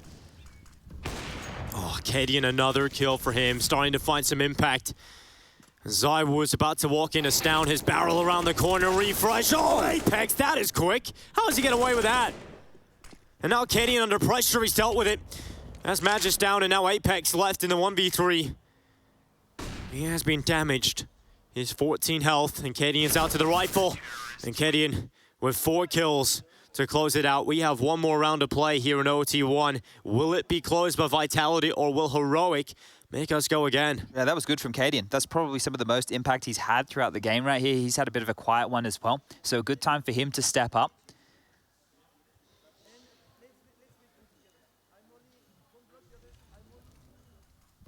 Oh, he's going to molly something. He's mollying something. You know that there's a molly coming from Apex. No one should block him, so maybe it's going to be Banana. Yeah, looking to be Banana for sure. It's going to be a bit of a biff here. Multiple members on either side, and that is nuclear damage done. That is one way to kick off the start of this round. Well, Apex, he's been let off the leash by himself. And now he's chasing after Testes. He's done good damage there. And that really is the Apex mentality. Yeah, this is what he was doing within the first half, right? When the chips were down, he started taking a few more liberties and we were getting entry frag at Apex back in the server. He was setting the tone, he was setting the pace, and well, they're turning their attention back towards A right now. Cadian's AWP, deeply rooted within the site. Refresh to be his bodyguard, and Shush, he's in the wrong place at the wrong time. Oh, Cadian needs to be careful he doesn't get caught here. Throws down the smoke for short. But it's going to hold them back for now, but they're going to boost over the top of it. They're going to gleam the info. Would have heard that. Refresh would have heard that fall off right there. They know something's coming. They're going to throw some utility. Shush goes up into the graveyard. Apex will not be able to best him, but Dupree quick on the trade, and that bomb is coming back to A. 2v4 here on A. 43 seconds as well. Cadian missed shot. Can't afford to miss too much in these scenarios, and Refresh at least gets away with one, but Cadian is such an uncomfortable position. He's stuck here with the AWP. He's alone. First shot is good. Now looking for the follow-up, but ZywOo is quick to the trade again. He's got the bomb down in the site. Vitality looking to close it, looking to send us, but the molly burns him away. And now it's just ZywOo left in the 1v2. Molly goes out, but they push past it, and ZywOo, he's so good in the clutches. He's a beast when they need him, and he's got it into the 1v1, but can't close it. It's down, the talisman of Heroic, as Cadian will scream him down. We have to go again, Chad. We do it one more time here, 18-18. Double OT about to ensue here, and it's so difficult to separate these two teams coming down to the wire round after round. It's these micro moments separating the two, and Cadian in the site under so much pressure. A good shot to hit on Magus there. Oh, a great follow back here from ZywOo, tracking through the smoke, and down there in the one-on-one, gets it done. And Cadian is getting fired up, going Super Saiyan. And that's the opposite side of things, but here we go. Keep yourself calm, keep yourself focused, because let's do that again. This time it's a four-man B lean from Heroic. They're pushing Banana. They want to biff and fight here. Refresh with a couple of flashes to help them out. Down forward, spammed up. So many nades either way, and Magus gets the opening this time round. Oh, they're looking to follow up quickly, but Cadian, he's come alive in the overtime. He's found himself 2 on the AWP. Dupree looking for some answers. In fact, he's looking for 40 kills. And they're turning their attentions back to A, but the bomb is still on Banana, and that's Dupree down. Cadian hungry for another. Oh, and he's got it. Lovely flick out. And it's just ZywOo. A 1v3. And this isn't the type of performance that you'd expect from ZywOo, but maybe, just maybe, this can ignite him as he's looking for his second.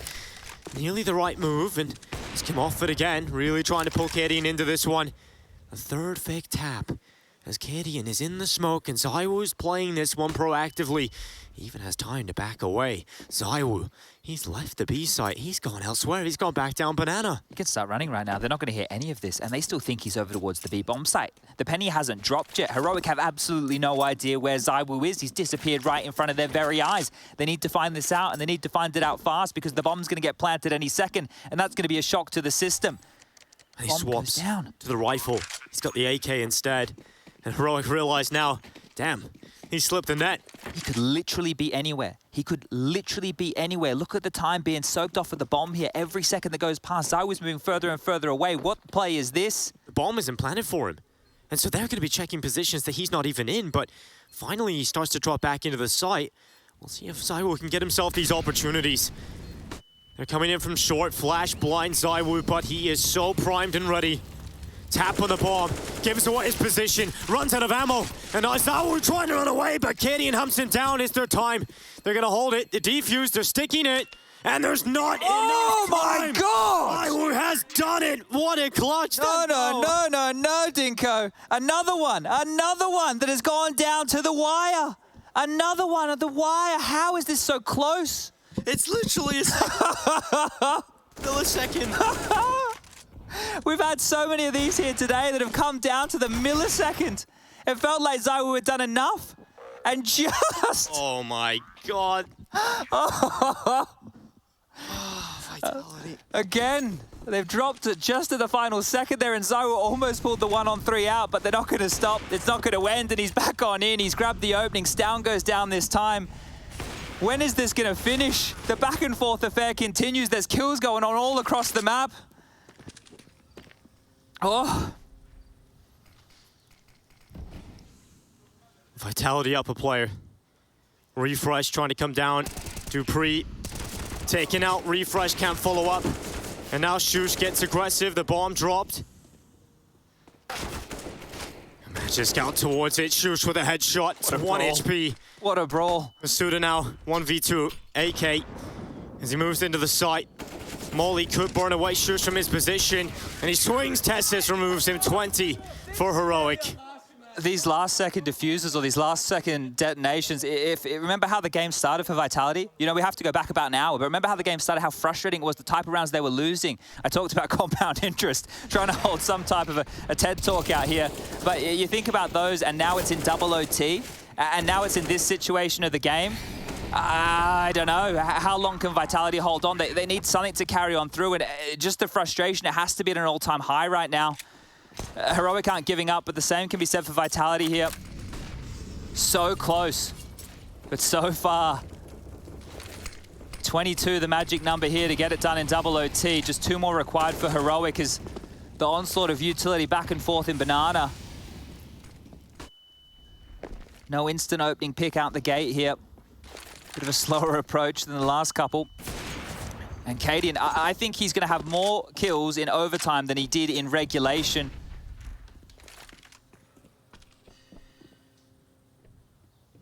Coming up mid, all 5 members of Vitality are here to press down on A.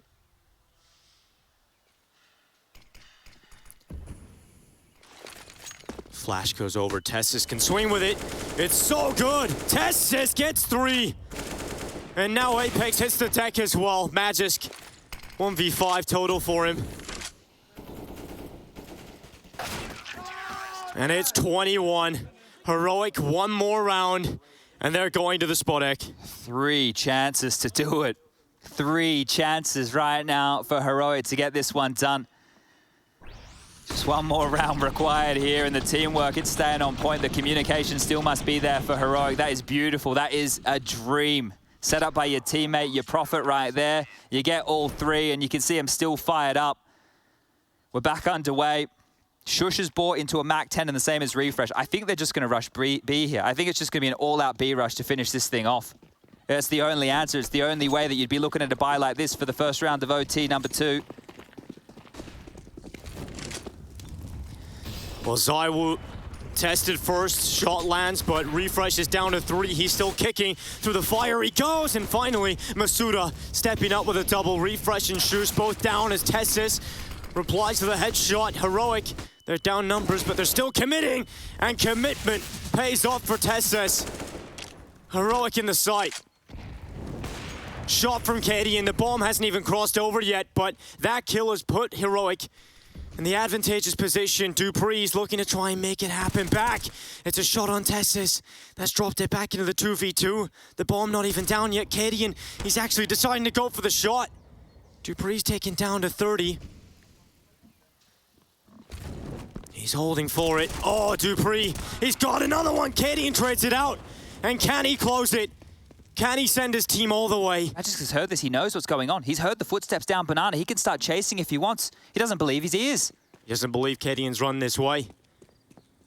He's going to walk into the A site. He's going for the big move here. And because Magisk hasn't budged, it's because he hasn't moved away. That's going to give so much time for Cadian to get in a good position. This is the thing. Cadian's all about fun and games. He's all about the misdirection, and this time he's actually followed on through. Magisk, he has to run all the way over towards the A site. That's going to soak up about 10 seconds just to get him in a position to glue down on Cadian's position. But he has no idea that Cadian stayed in the site. He's stuck deep within the back of the A site. AWP in hand, 23 points of health. And the shift key comes into play. The bomb halfway gone. This time can cost him. Magisk still has to clear so much. Smoke onto it. Cadian doesn't have the best weapon for the job here. Has to go to the pistol. Magisk sticking to defuse. He has to. It's his only option. Cadian is missing. Oh no! Cadian's done it. They pick it up. 22 rounds found first and Heroic. You can see what it means. They worked so hard. They never gave up. And another round right down to the wire.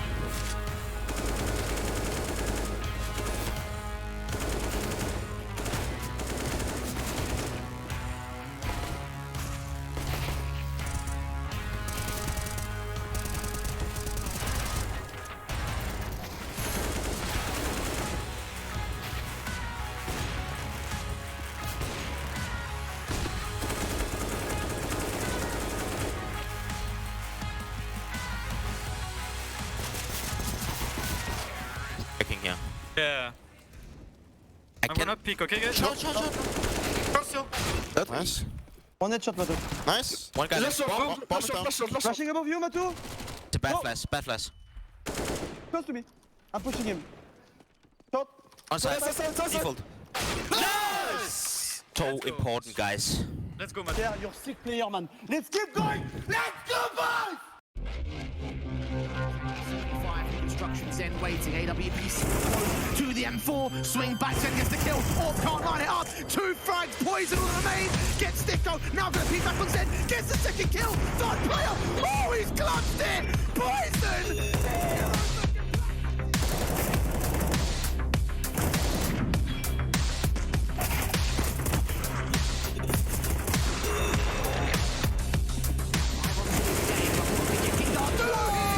Incredible play! 4K, not the ace, but Sandy's pumping himself to deal with it.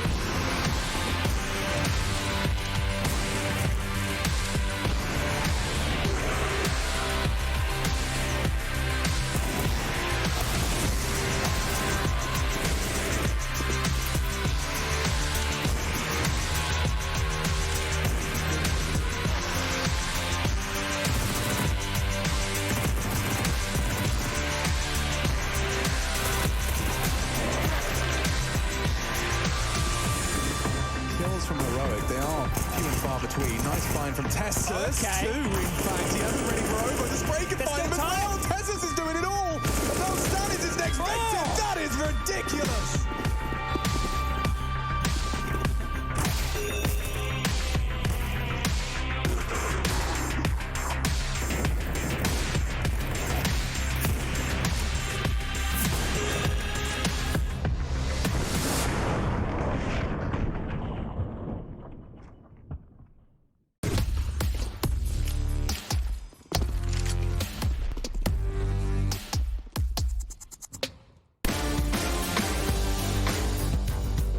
Hey Future Pros! Today I'll be showing you a sick smoke to block off Banana on Inferno from the A side. This smoke is incredibly precise, so if you want to use it, you will have to practice it a lot. To throw the smoke, get into this corner at the haystack. That's the easy part. Now onto the hard part, the actual lineup. For this explanation, we will use enhanced footage. If you look closely, you'll be able to see these 2 lines. Now let's pretend this is a box. You will position your crosshair along the top of this imaginary line and ever so slightly to the right. If you're on the correct pixel, then congratulations! You will be gifted with a smoke that lands at the base of Banana. If you mess it up, don't worry, just tell your team you were going for a T-stairs smoke and it should all be good. Good luck with this one.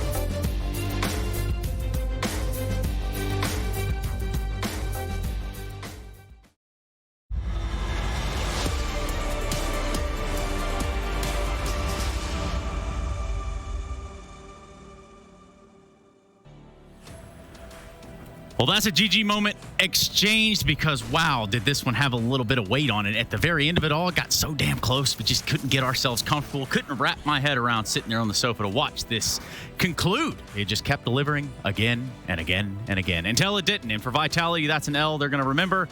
For Heroic, well, it's a celebration day, isn't there, Maniac? And that is a very much deserved celebration if you are Heroic. I cannot stress enough how tense and intense. Can you hear me? All these clutches. Oh my God. I cannot believe so many tight rails we have witnessed.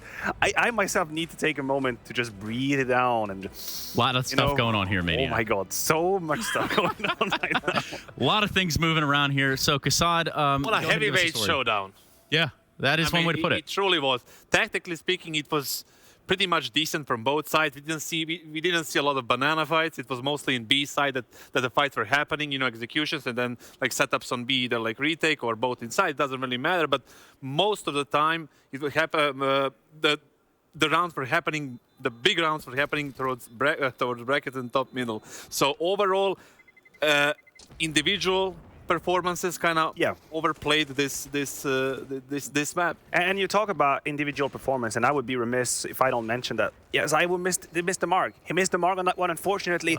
That's the price you have to pay when you're one of the best players in the world. When you go missing in a high-pressure situation like this, he would have been the difference maker. Zywoo having a normal game, an average game, would have been the difference maker. You had dupreeh going absolutely ham. He was trying his absolute very best, but Zywoo missed that game. He took way, way, way too long to come alive. He did. I mean, you brought up a great point while we were watching it, that it was, hey, if we do go to a third map, Zywoo might power up Goku status.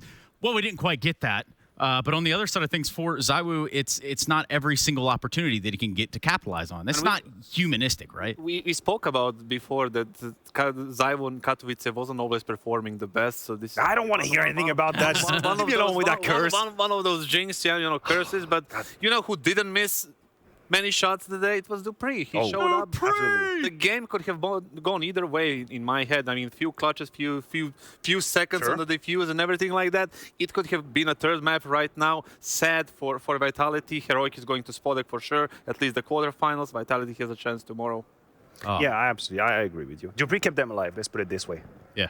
A lot of individual performances there, heroics, you might even say, from one side more than the other. In fact, we're going to get that interview from the looks of it. That's Ollie, one of their stage manager, and it looks like he's grabbed Kerrigan. Wait, not Kerrigan. Cadian. Perhaps Cadian instead of Kerrigan. You guess the country, right? I was close enough, yeah. Oh, my.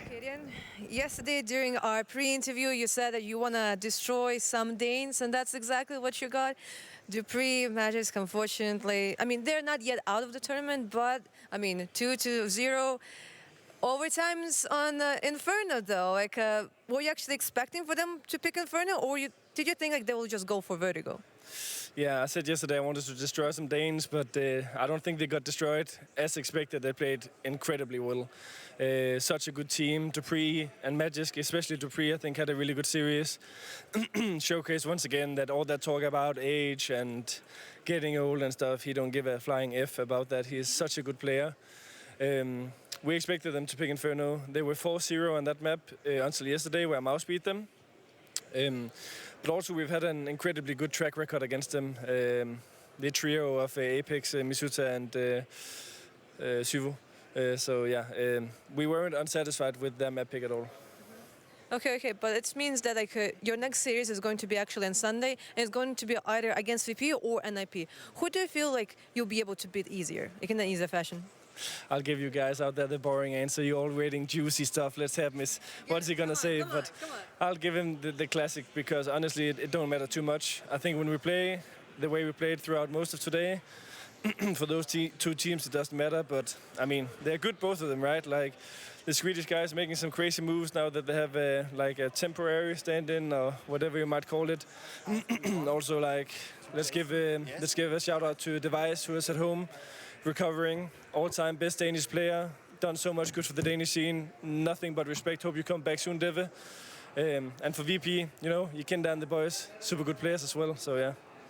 Okay, Kaden, I'll not delay you any longer, because I can hear that you're kind of losing your voice. You need to restore it for Sunday, because like again we need to. I mean, there was a moment when I almost went deaf. Like, you were yelling. I mean, it is encouraging your team, so just keep on doing that. But I'll not delay any longer. Thank you very much, and thank you for the interview. Thank you. Yep, that's Cadian. He's going to be one of those flagship figure players over there. He's been through a lot with the lineup, with himself. Any way you want to spin it there for Cadian, it's been an uphill battle. But they seemingly have to feel good about today, which is what matters the most. I think, getting a good grasp here for Heroic is a great way to step into what very well could be an appearance within the arena. It's a very important win. It's a very important win for Heroic. You say it. Puts them in the top 6. Cadian is a man that wears his heart on his hand, right? He gives into everything, and you could see how he was invested in that game. I thought that was Kerrigan. Yeah. Don't do that to him. I was trying to forget about it. Why'd you have to do that to Trace again? Tomato, potato. Now read us out. It's a good start for the year for them. Perfect start. They want to get back into the old shape, now that losing streaks and then being cold and stuff. Losing would be OG in the lower bracket to Mouse. That hurts. They're out. That's the end of that. OG goes out in what I believe dead last. Yes, that is a hurtful result for OG, and all that pre-hype that was built around next side running. Unfortunately, they were not able to catch any good results. It's one good event, one bad event. I mean, it's kind of balanced. Sometimes maybe good, sometimes maybe shit. Yeah. Especially this. Fair enough. Heroic, though, you see that over there in that highlighted yellow means they've done good, and that's all you need to know about that. And also, while we have this opportunity, some very special guests, some guys that have done so much in the world of esports, to include things such as coining the term holy moly red beans and ravioli. It's going to be Sadakist and Moses who should be sitting by. Can you hear us, guys?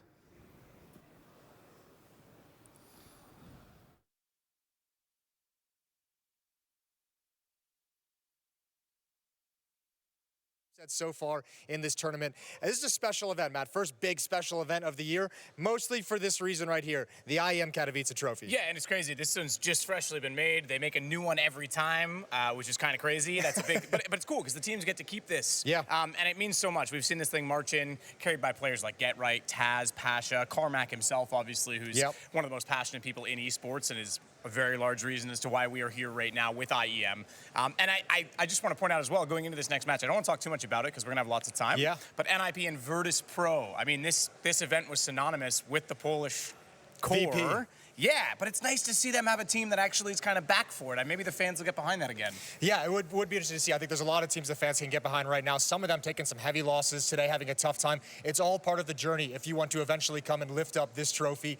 Such a battle, such a grueling battle to get there. 10 years of history on that one, too. I mean, we see these at the ESL ones, etc., but this one is, IEM Katowice is special for a lot of reasons. 2021 Gambit and freshly engraved on this trophy as well. Another team's going to be trying to add their name onto the trophy by the end of this event. It's not going to be an easy task to get there. We're going to continue that journey right after the break, so stay with us.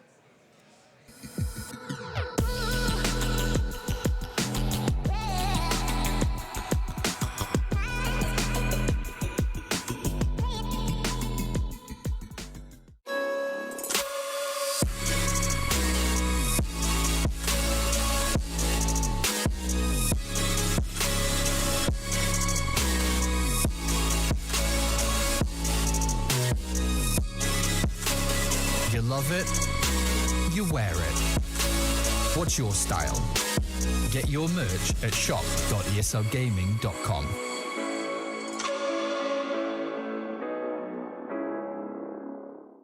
Choose nades, choose a smoke, choose a flashbang.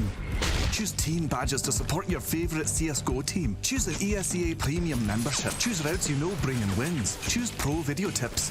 Choose the fan club wars. Choose behind the scenes content. Choose good grades. Choose guns you know you can shoot right. Choose bingo. Choose the equipment you know is going to get your team the win thanks to heat maps. Choose the CSGO Hub Premium, the complete package to help you and your squad achieve all your CSGO goals.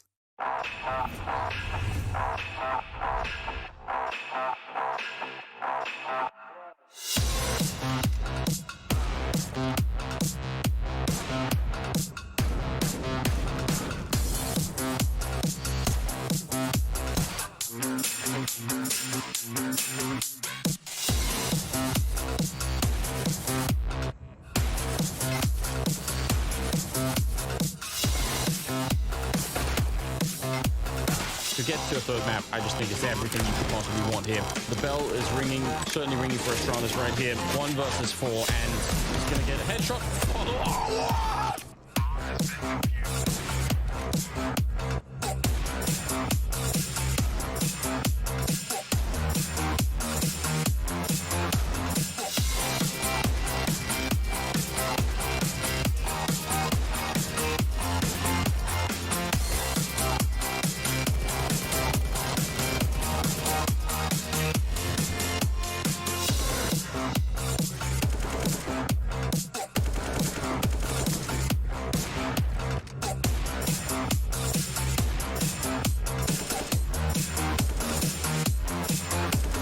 Fights are about to come over. Device is even here to help out. And now they give it the respect to get back to the car. Device reads it! Burning alive and the collateral in the flames!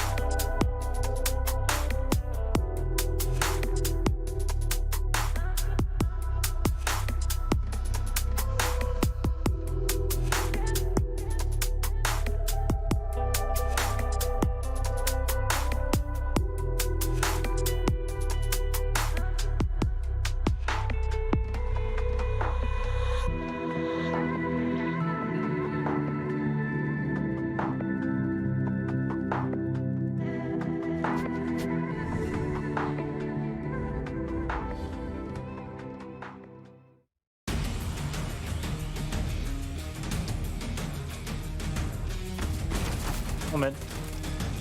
Planting! The fuck outside? Last shot, last shot. No! Down mid, not short. Oh my god. What the heck is this? Be nice, be nice. Flashing over, flashing over. Smoke mid side.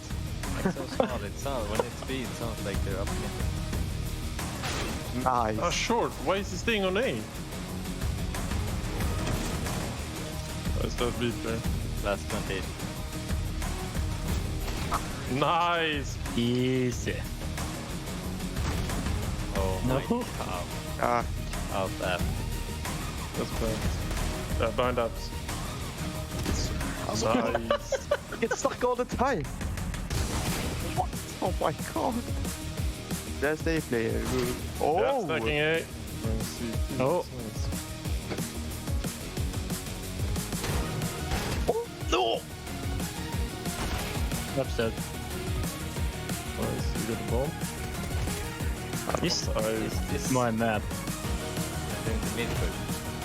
Yeah! No, And that's ups. 50.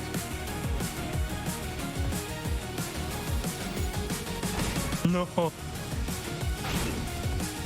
Nice, just camping. What is his mate doing? No. Yeah. What are you doing? Yeah, I'm playing default, man. yeah, he's playing default. Playing Slow. slow.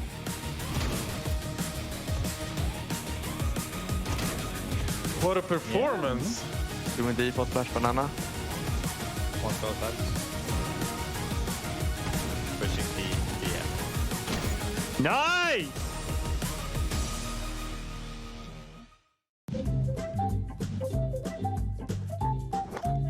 Right, mouse 2 and knife. Oh no, I'm not a thing I want to be.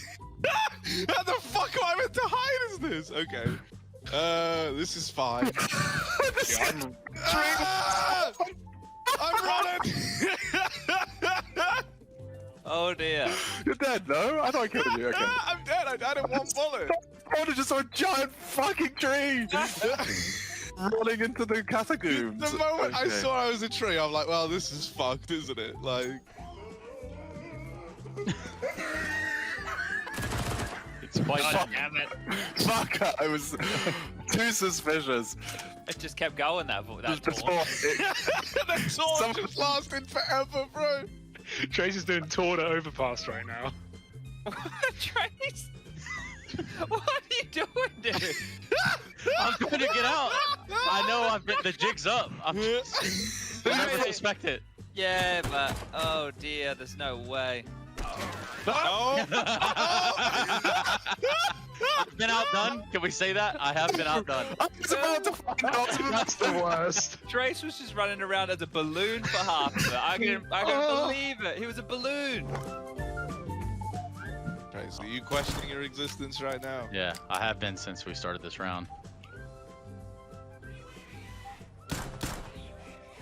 I just saw Alex jump out of his skin. Is that steal?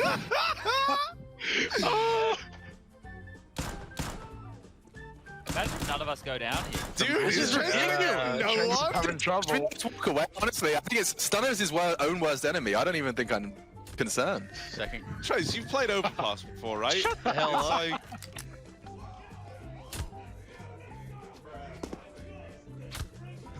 Would you stop talking? The loudest motherfuckers.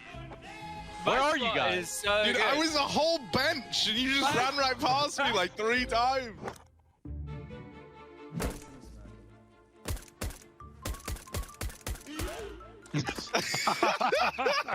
Pardon me. One's out.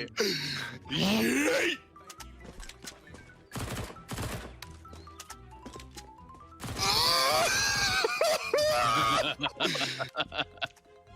He looked very suspiciously at my patch of grass. Oh, Harry, not bad, man. I'm actually quite impressed. Right?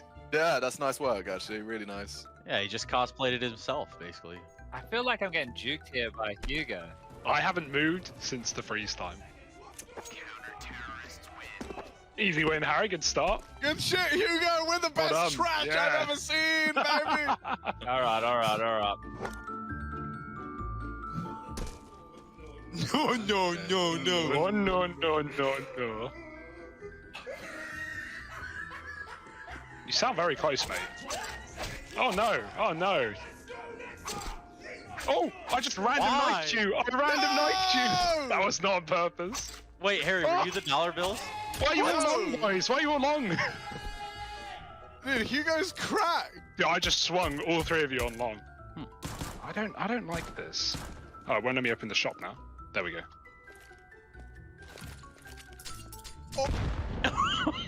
I know I'm close. I can hear him here, He's but somewhere. am I like- blind? Not even. Oh. Not even. No. He's like 10,000 miles away, I think. Y'all are trolling me right now. Oh! Where were you, dude? I was even specking Chad. I didn't even know where he How did the grenade not kill you? I was dropped the it right rocks. there. I was the Yeah. rock. Very was well the played. rocks. Very well played.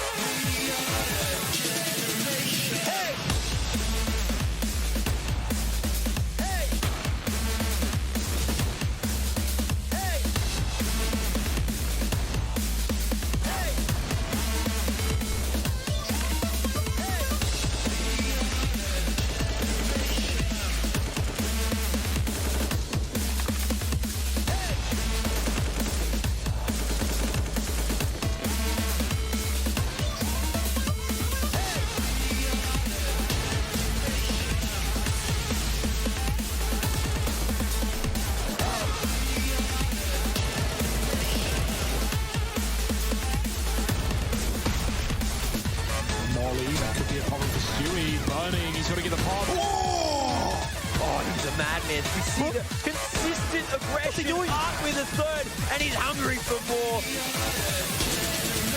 Hey, oh, it's a collateral Zephyr and Leaf taking him. One shot. Art is nuts.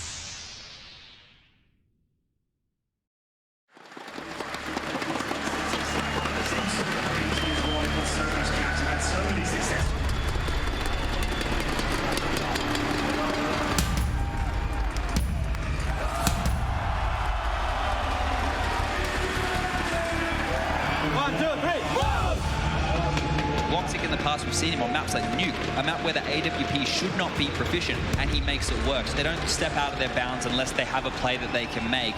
Is he really going to take this fight again? It's Creep versus Orb, and precise as always. It was 6 in a row, and he's got 2 in a row. 4! Sam jumps into the jaws, and Watsick, he's so damn hungry here. It doesn't matter where they come from, and Watsick is a beast here in Odense. Unbelievable scenes, Alex.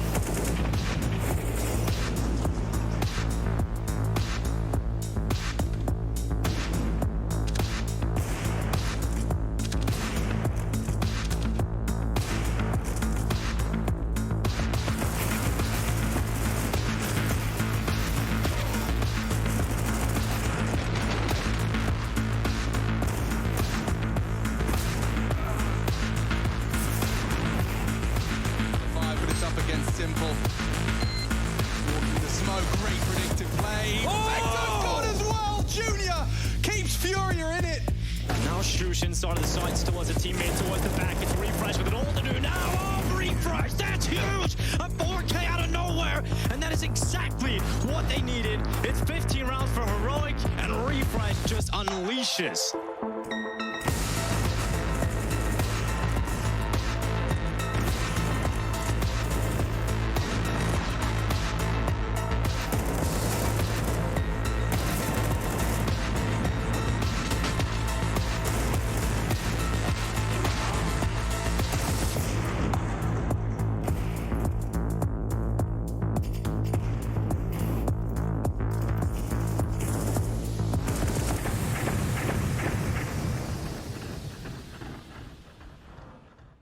Hello guys, my name is Nato Safix. I've been asked to showcase a few tips and tricks here on Overpass, and I've got 3 lined up for you. One of them being probably more of a funny spot you can use in matchmaking, so let's go ahead. When I was playing AWP, one of the tips that stuck with me on Overpass is if you can jump up on this here. Then a lot of people are holding this angle here, and it's quite good, especially if the opponents have pistols, for example. But for me, it's sometimes better to grab this angle, because even if the flash comes over, which you won't be able to dodge anyway, you'll be blind. Then when the players swing out behind the rock, they probably clear this here angle. And then when your flash starts to fade, the players will be pretty much in your vision, and then you can like just slow clear out. So typically you won't be flashed for that long unless they flash like really super far. If they just flash in your back, you won't be blinded for a very long time, and you'll be able to get some easy kills. If you're going into the underground area, it's a pretty funny tip, I guess. I use it a bit in matchmaking because I find that it works quite well. And if you just smoke off the underground, for example, you can jump up here on the ledge of the pipe. Then you can go up on the pipe, and it's actually quite a hard angle to clear. So if the terrorists are not aware that you're going to be there, it's a pretty neat self-boost. You can also get a teammate to boost you up, and if you do so, it might be a fun off angle. Not only that, if you're up on the pipe, you can actually look through the windows out into short. So if someone's taking short and they haven't properly cleared connector or underground, or however you would like to call it, you might be able to get a sneaky kill. So if you're playing CT side on Overpass, what many terrorist teams do is that they do an execute with a smoke wall. So you have the 3 smokes here on the bomb site. And the problem with this is that if you're the CT, you can't really get any clear vision. One way to get impact is simply just jumping off this trash can. So if you do that, you can get some info. But not only that, you can actually also boost on the corner of the trash can. So when the smokes are up, basically you're able to sit on top of your teammate's head. It's just a way to get a clean kill without potential for a refrag.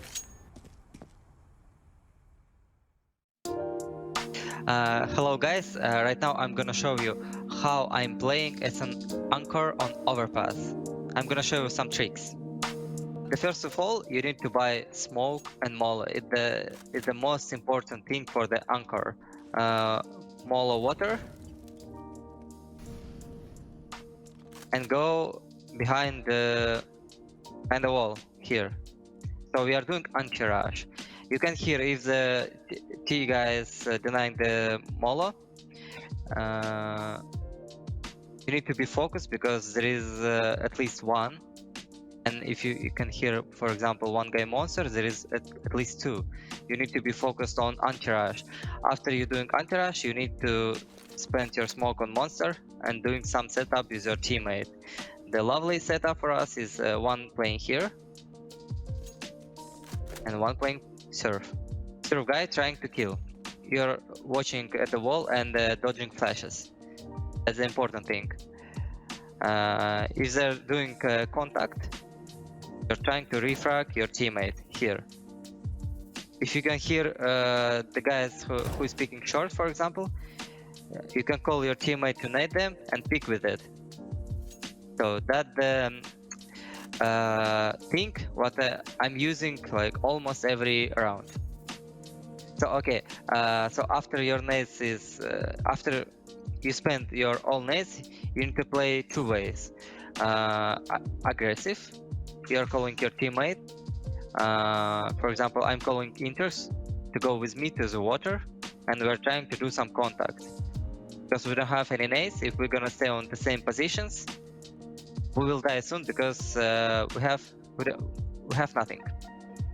So we're trying to do some contact, and we're trying to get water control. If we're getting it, we're almost like winning every round. So, and the second way is passive. We're trying to go to stay this position, for example, and this position. And here I'm giving info to Inters, and Inters, after my info, he can pick, or he can just hide here and cover my left. And after I'll get contact, I'll cover his right side. Okay, I just showed you basic things, how you need to play as an anchor. You need to play with your teammate for sure, because as solo, it's hard to stay here. The first thing you need to do, anti-rush. Second thing, anti-contact. And third thing, some combo with your teammate, aggressive or passive. That's it. Thank you for watching.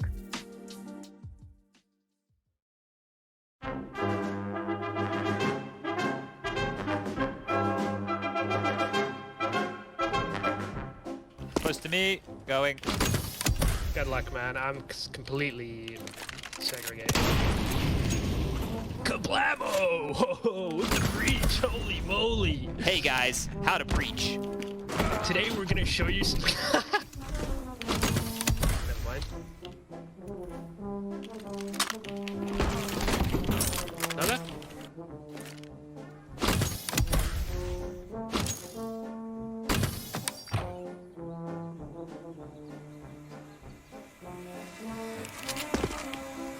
I'm behind him, he's like on the coast down here. Oh, two. Still not close enough to help you. Okay, I'm nuts.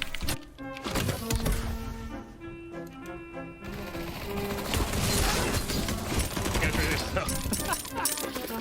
You going for? There's deep people and close. I'll go for the deep people then. Okay, I'll go for the close.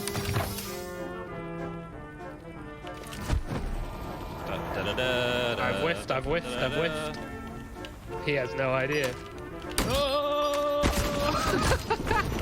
No!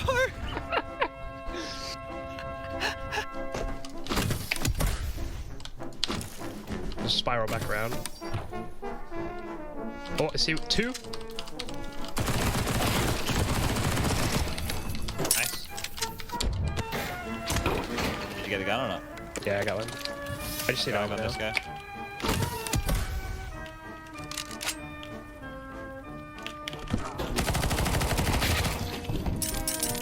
Nice. I'll go for a gun. Two.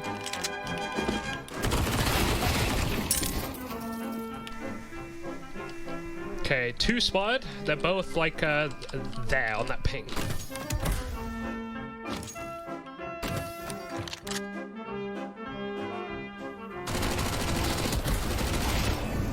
Nice. Easy.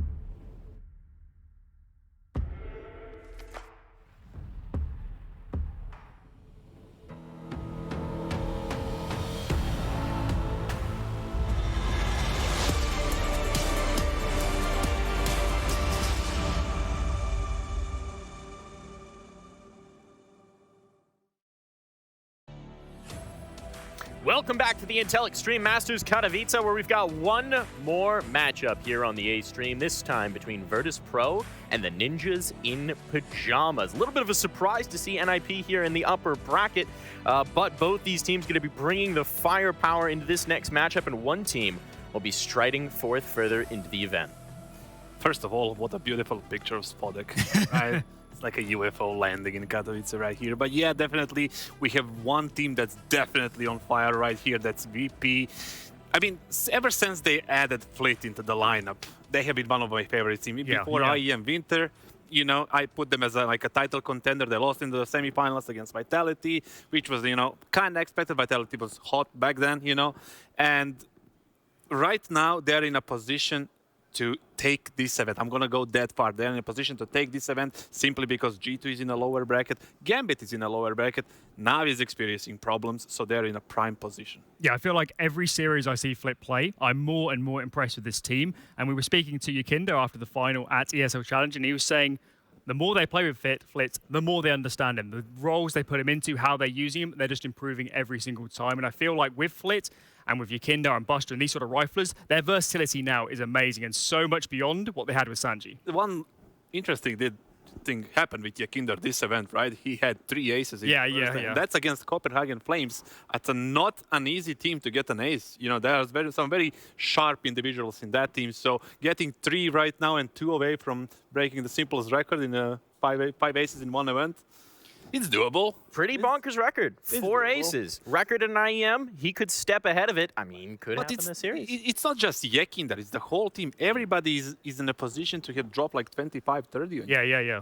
The impressive thing about that matchup, actually, was that Yukindo wasn't really the focal point. He got the aces, he wound up with the numbers, but it was his teammates that really stepped forward and showed us that this is a bit more of a complete team. They won that challenger just before this event. 2 over Furia, 2 over against Complexity, 2-0, 16-3 against Movistar Riders, and then 16-14 against 9Z. And they didn't drop a map. They look spectacular. They're coming into this event just, you know, like a contender to win the whole event. And I want to tell our audience, Alan and I were at that Challenger event. The 9Z scoreline might look a little odd. That team was having an absolute fairy tale run, so it should not shock you that much. But in this matchup today, obviously they've been looking good in the tournament. The firepower's been on point. The stars have been aligning. They look, frankly, like a little bit more of an aggressive team. I know that's with VP constantly a talking point of how slow they are, but they've been a little bit quicker to close out games here, Alan. I feel like the way to frame Virtus Pro now with Flit is that they have more options to go aggressive. They still like playing slow on T-side. They like the slow defaults into the late executes, but when they have the spawns, when they want to get aggressive, they can take the spawns on Flit when they couldn't on Sanji, and they are taking faster map control on some of the maps. So for me, it's not a big kind of changer, but they just have more angles to their game now than they had before. And Jamie's still saving. He is still saving. The thing is, like, they're facing a very dangerous team at the moment right now. A lot of people, including myself, is not giving too much credit to NIP for what they did. Yesterday, they had a wonderful game against Gambit. Nonetheless, one of the VP's kryptonite teams, you know, and they put them in the lower bracket by playing as a team.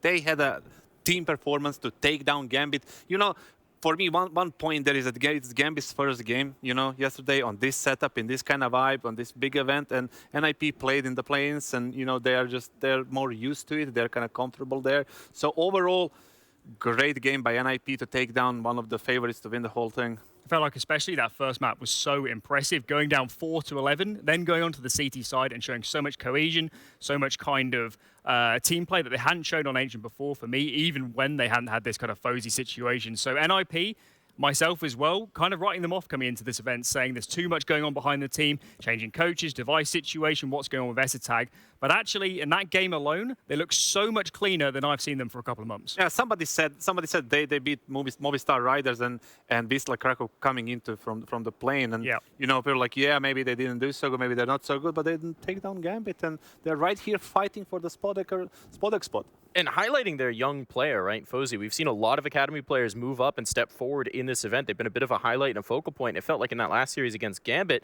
he maybe took a step forward. I don't know. I mean, for me, it was more of a team effort rather than I want to praise anybody in particular, like especially somebody from the academy team right now, because looking back at the past events, it wasn't like that impactful.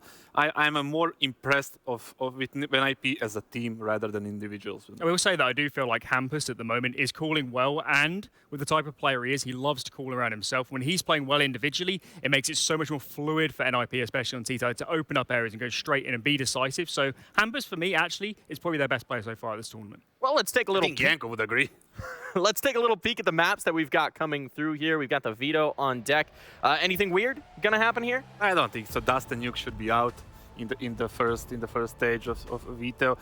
I wanna know what VP is gonna go for here. Are they gonna maybe go for something like Mirage or Vertigo? Yeah, I feel like it's going to be Vertigo. On the NIP angle in terms of the ban, there used to be a Vertigo permaban, but we've seen recently and in this tournament going much more towards the Dust 2 ban, because for them, they just can't get any traction on it. So I would expect the Vertigo ban to come in. I think the interesting one is the NIP pick, which I expect to be Ancient. There is the Overpass early on. What do you make of that one? Should be a decent pick for NIP. I think they have been feeling a lot of confidence there on that map, and they go. I think NIP went for the overpass, and yeah, it should be. It should be, and then the Vertigo comes out inverted. Yeah, definitely, it's inverted. VP picked off Vertigo, and NIP picked overpass, which makes sense at some point. Maybe they have something that we don't know. Maybe it was going good with the stand-in on practices, and Ancient as a third map, and I think that's gonna suit NIP as well, especially because they like that map, like we said, and they got 2 out of 3 they like. Let's say it like that. Yeah, for sure. Aside from the Vertigo, NIP are going to be very happy with that. But I do believe they have to win their map pick on overpass in order to get to that Ancient. Yeah, for sure. Vertigo almost certainly is going to be for Verts Pro. So we're looking at Vertigo as a sure thing. The question mark comes on Overpass. Have you seen enough to make you think they've got the chops to take this to a 3-mapper? Well, they took down Gambit yesterday on Overpass, so that's one thing. It's not really easy. That's one of the Gambit signature maps in the last year, so they have something going on. Probably they feel confident on it. The defaults are good. The CT rotations, the CT aggression early on is probably good as well. I didn't see that game per se because it was on the other stream, but taking down Gambit is a big thing, and that can justify this pick. Yeah, I think actually on Overpass, Virtus Pro is a really hard team to gauge because they just haven't played it a great deal with this lineup. And good luck with Yekinder. But when I have seen them, Yekinder on that A-bomb site on the CT side, so aggressive, taking so much space. And for me, especially at Challenger and in the Grand Final, they looked brilliant on Overpass. So I'm going to say it, 2-0 Virtus Pro. I don't see how NIP can get this to 3 maps. Well, that's what we said about yesterday about Gambit as well. But I do agree with you simply because VP feels super confident here. They are on a hot streak. They feel mega confident they're going to go for it. Yekinder is in a live form right now. He's going to go after all these players. I think that pound for pound, I think he's much sharper than most of those players from NIP. So let's just wait and see. Well, we've already seen some upsets come through today. Fnatic comes to mind, and some very near upsets, with Ents almost pulling it off. So maybe upsets are in the air. Maybe there's a time for a little nip magic. They looked so focused right now. Even though nobody's smiling, everybody's like staring directly. They're always like this. They're always like this before the games. Well, are they? They certainly were at Challenger, so... Well, yeah. I'm putting my faith in Buster a little bit. He was popping off a little bit more than we've been used to players, seeing. You go Buster? Yeah, I know. Well, that's bold. A little weird on this one, but I think Buster's making some more waves in this roster. I mean, definitely these guys have every single one of those has a potential to just pop off on any single map. And I felt it before. I felt it in the semifinals of the major, actually in the Boston major as well against these two people. So back when they were avant-garde, so it was... Everybody can just deliver when they need to. Well, we'll see if they can deliver. Your casters will be Moses and Sadikis to take you through the action when we come back. Don't worry about that. We're not going anywhere at all. We're going to get right into the game. It's live. Virtus Pro NIP upper bracket semifinal. I got to say, I'm pumped to see. We haven't seen Virtus Pro. They've obviously only just played one series against Copenhagen Flames. But just the word on the street, I'm not going to throw anyone under the bus. There's a lot of excitement amongst the talent crew of this Virtus Pro roster, and a lot of people you're starting to hear whispers of people saying, "Wow, VP they're going to win the whole event. Actually go all the way." They're a dark horse in this, and they always, you go back to their their time before they were even in this organization. Plopsky takes out Jame. That's a good start with a Deagle down to the connector stairway. Yeah, you go back to even the Berlin Major, and this was always a dark horse team that made a run to a final. The core of this team joining into VP. They are that team. They can absolutely upset anyone on any day, and coming into the challenge, or rather out of the challengers with the undefeated streak they had at that event, yeah, I don't doubt it. Now, interestingly, Yakinder has been removed by Hampus. He, with 3 aces in a single series, you pointed out, only had 35 kills in that time. So 15 of his kills, almost half of them with aces, were 3 rounds. It's ridiculous. And NIP, what a turn of events for them yesterday after seeing what they were doing in the play, and they did not look promising at all. They've got the advantage in this round. Bomb to go down on top of the truck as Flit fires, but has to fall off the stairs. Inside, he's isolated by a Molotov. Buster is segregated and left alone, 1-on-2. Bomb planted. He has armor, but no kit to work with, and there isn't any on the deck. He's got to go the fast way, the hard way, and fight forward with a USP. Shots raining out. He's got to be careful with his ammunition. 8 shots to go. He's going to work it onto Esatag first and tries to isolate him. He continues to shoulder check to bait those shots, but he's had enough of that, and Buster goes for Hampus instead. A little bit slow to react with Esatag, but he will drop down and get the shots with the Glock. Yeah, you could see it as well, being really cognizant, Buster, with the remaining ammunition of that USP. He was going slow taps, trying to hit the head on Esatag. Good 2-on-1 win for NIP. Poor Flit. He did not want to commit there. He didn't want to be that aggressive, but once he sees the Molotov flying right at him, he realizes he's going to be fighting in flames, so he had to step forward, and that's really unfortunate. Messes with how he wanted to take that, I think. Pissed around for the Ninjas. 1-0. T-sided pistol as well, and look, I'm not going to harp on the same storyline because yesterday it looked much better, but that is good momentum for them to have a similar performance. Yeah, you'd hope so too. I mean, this is their map pick, remember. You'd hope they have a good game plan that's going to net them some of these offensive rounds. I think Assad touched on it brilliantly on the desk as well. I mean, they took this map off Gambit, and this has been one of Gambit's strong points. So obviously that was confidence-inducing if they didn't have it before. Yeah. Right? So they're going to be comfortable here. That said, Virtus Pro, this is not unfamiliar. I mean, we see them play this map very frequently. Dangerous on it as well. Molotov's out towards stairs. Rez and Plopsky both chucking a pair of Molotovs to make sure any stack that's here is going to be busted up, is going to be in an awkward situation. So removing the danger from that part of the map, gaining control as Plopsky just chills. Rez, Hampus, and Fuzi to take control of fountains and playgrounds, peeking out towards long. Very passive from Virtus Pro. They've got 2 scouts on Yekindar and Jame. Yekindar out towards long, Jame in the A bomb site as well. So those long-range weapons trying to get a couple connections out towards long, out towards lane.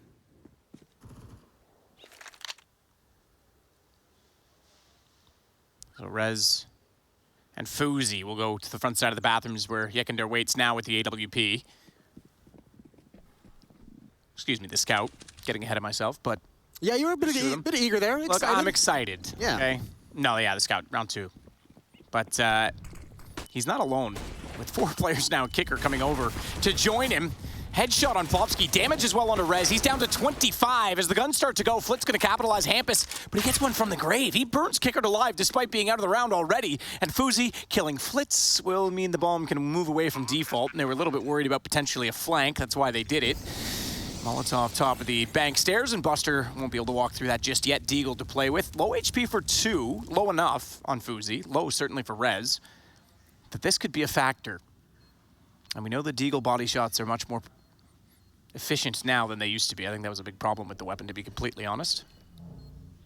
Well, Buster's just going to back off. No armor in the Deagle. He'll bring it forward in the next round. Is hoping someone would make a mistake. It's not going to happen. That round was actually super, super close to VP turning it in their favor. A couple really timely kills. The one out towards long on Jame while he was looking towards bathroom. Yekindar not able to fully get away after 1 kill and a tag. Nope. 2-0 for NIP. They survived the scare. That's actually another stat as well, that if you go back to 2 days ago, NIP won 3 T-sided pistols, but failed to convert any of them to the second round. Ooh, yikes. So that this is already a step forward for them. Yeah, and you know that had to have been a topic of conversation. So that's always a feel-good moment when you sit down with the team and you say, we gotta fix this one specific area, and then you see it kind of turn into success in real time in the match situation. I mean, there's a classic example of teams that failed to convert those rounds, not really achieving what they should have, and it was during the Liquid era. One of the teams that possibly could have beat them to that and beaten Astralis was Vitality at the time, and they were losing every anti-eco possible. Yeah, there always seems to be one team in the pro scene that really struggles with anti-ecos. That's a banging pair of shots out of Flit. Good job with the 5-7. That range ain't going to be too friendly against the AK-47. 5-on-4 for VP. Does make me happy to see more and more 5.7s coming back into the pool. Yeah, a lot of we're getting frisky with all the different pistols. It's good. I like for the balance. You know, there was a day. I miss it. I don't miss that day. Bring back the Wild West. We were on a plane that day. That's true, we were. And then we got to Pro League, and it was nerfed. Yeah. It was nerfed by the time we landed. We did a show match using just the R8 ones. When Valve corrects an update in 24 hours, you know something went horribly wrong. Yeah, absolutely. They were well aware of their mistakes. We are very sorry. Let us remove that immediately. Plopsky good for one on Yekender. It's Jame that actually snuck out, got 2 quick dinks. The second one being a kill on a res with the USP, but it's S-Tag that then makes things right again. And all right, being 1 man up right now is NIP with 38 seconds. Flit's going to go hunting, though. Not quick enough to catch them out with a flank at long, but does catch a lonely Fuzi. Oh, this play's sick. Kicker could do everything. Use the sound. Oh, he's got damage. He cleans it up. Swings wide. Plopsky's got him long range with the AK against Galil. Thankfully, Huge Galil. Clutch. That would have been almost a kill if that was AK, because he actually double body shot at him. He goes down to 40 as it gets tagged up through the edge of the wall, I think. Nonetheless, Plopsky gets the bomb planted, knows he's going to be challenging, and very quickly to do so. A one-on-one from this round that started off with the 5-7 kill. And I don't think he's going to find the right way, because at 40 HP, Flit's able to capitalize. I think Plopsky just second-guessed his play. He was tucked into that corner, could have sat and just held one angle. Exposed himself to 2 different ones as he was hoping to catch him coming around the other side of the default boxes of dice boxes. What a great win. Flit, just this whole round from Flit is fantastic. 2 kills here, and obviously there's 1v1 clutches at the end. What a monster he was. Just talked about some of the problems, some of the woes of converting these rounds, and NIP stumble in round number 3 to just pistols, not even armor. AWP now picked up on J Matt. Thank you, Jason. Someone has to be here for me and hold my hand. I got you. Well, yes, he will have it out. No surprise they get that to his hands as quickly as possible. Rez limited to just the deagle on the T side. Smoke on short because they go for the Molotov to hold that off instead. No boost against it, but Flit is jumped up on top of the lovely board position on the site with nade that could have gone toward the door. Didn't quite spot Hampus. He stayed down below. He didn't jump up on the ledge, so no information from that yet. Hampus can hear them now. Yeah, now they'll exchange a bit of, you know, phone numbers. And Buster backs out. This spam, I think Flit's just trying to distract a little bit while Buster pushes in. Looked like he wanted to get a bit frisky with it. Hampus in a little bit of danger that he doesn't realize just yet. Virtus Pro timing downstairs, taking control of sewers. No desire to evacuate back up the stairs where they don't have control, so he's going to circle through the B bomb site. Defense still looking solid. Jame passive at dice boxes inside of the A bomb site, but NIP just now starting to move up long. So a bit more time here before NIP's in any kind of a position to actually attack. They've got 4 flashbangs to work with, and 2 smokes and a Molotov on this, 2 Molotovs, excuse me. So they could actually, depending on their utility usage, they could make this really uncomfortable for Jame. Kinder's timing here could be amazing, and he will get res. Plopsky's not there to trade. That makes things a bit awkward. He's going to get all the way back and get the kill. I thought he was going to be caught, because that's a tough retreat to make. And he didn't have a secondary shot because Jame was busy looking toward the bathrooms where Fuzi will win out the first exchange between the ops. Hampus switching over to the AK, meanwhile, trying to find that revenge onto Yekender, who's now going to triple up. Remember, 4 aces in an event is the record. He's not going to get one this time, but 3 kills. He's getting closer, maybe. Maybe he gets one this game.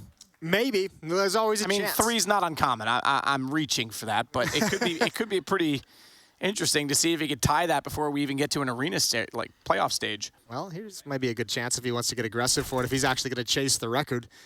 I doubt he's even thinking about it. No, he's not. But, I mean, you never know. He might be aware of it, but it's not one of those things you can really force.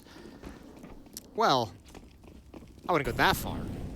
Play Gladiator. You can really chase after an ace. That's why I'm saying in a round like this, if you really want it, this is the one to go for.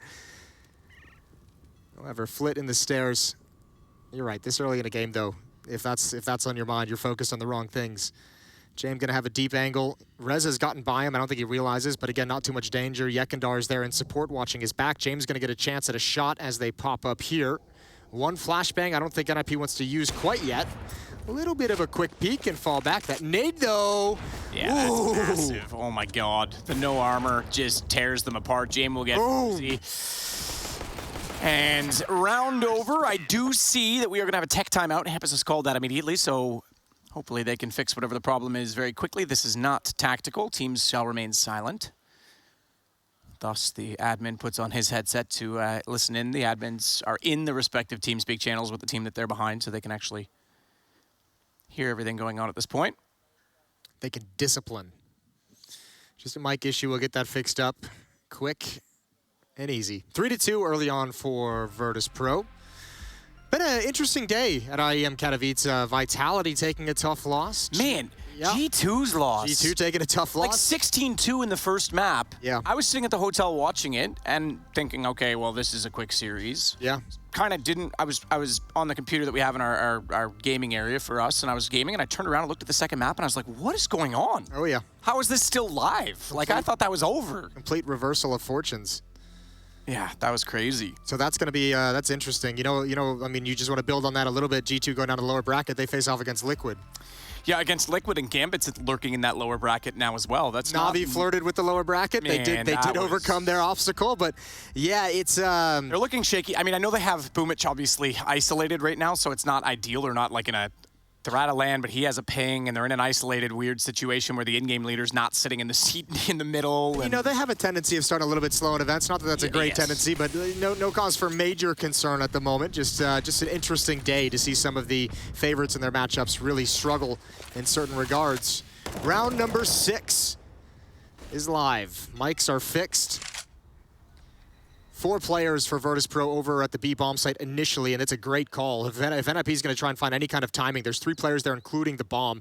Hampus and Rez going to challenge against Yekindar. Boost up over the top. Oh, he spotted it, but he's committed to the fight. Can't handle the pixel. Yekindar goes down early. Meanwhile, the wrap toward long from Hampus and Rez. James on his way back over to the A site after that early exchange. They don't have bomb. It's clearly toward Monster, so they're trying to sell this rotation. They'll go for the flower pot boost just to clear.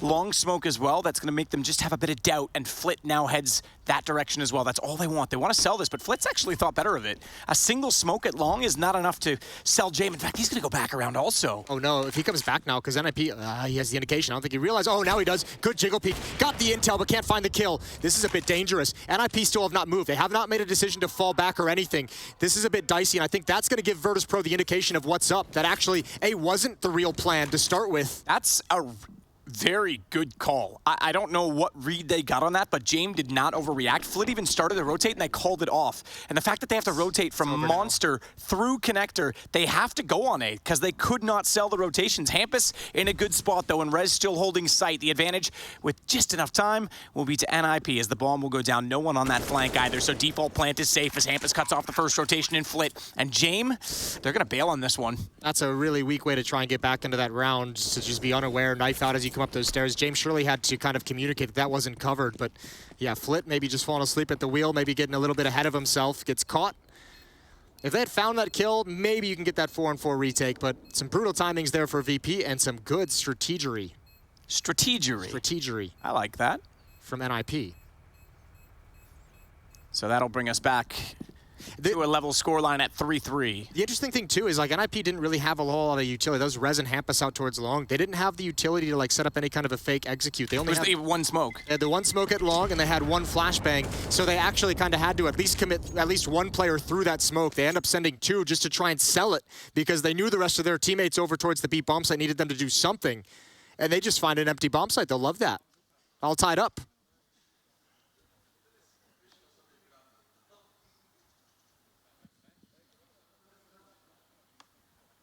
Tied up and money on both sides.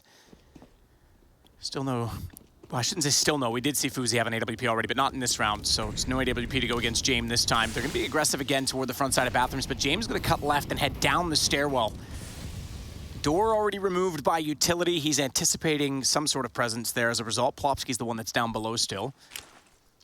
Yekindar's going to get another chance. Looked like Flit was setting up some utility. Flashbang maybe for him to take a peek, but they've called it off.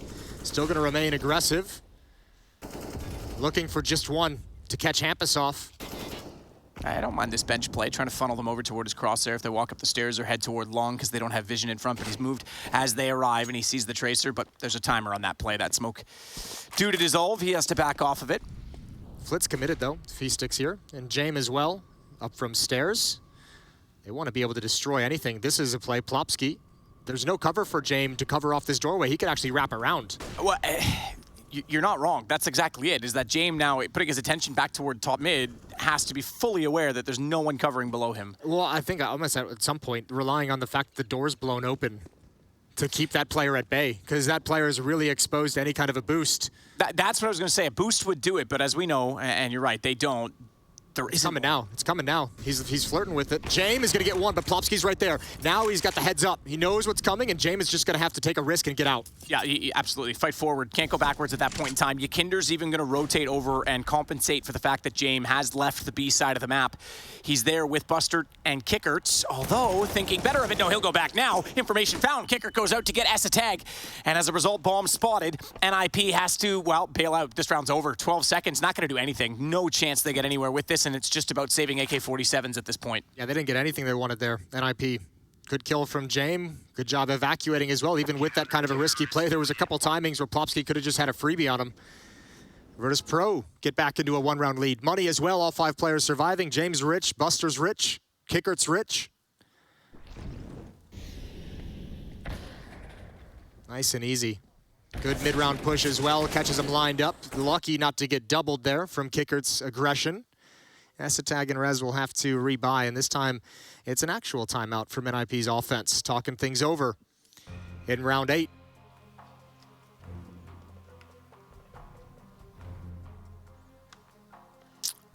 Coach getting involved.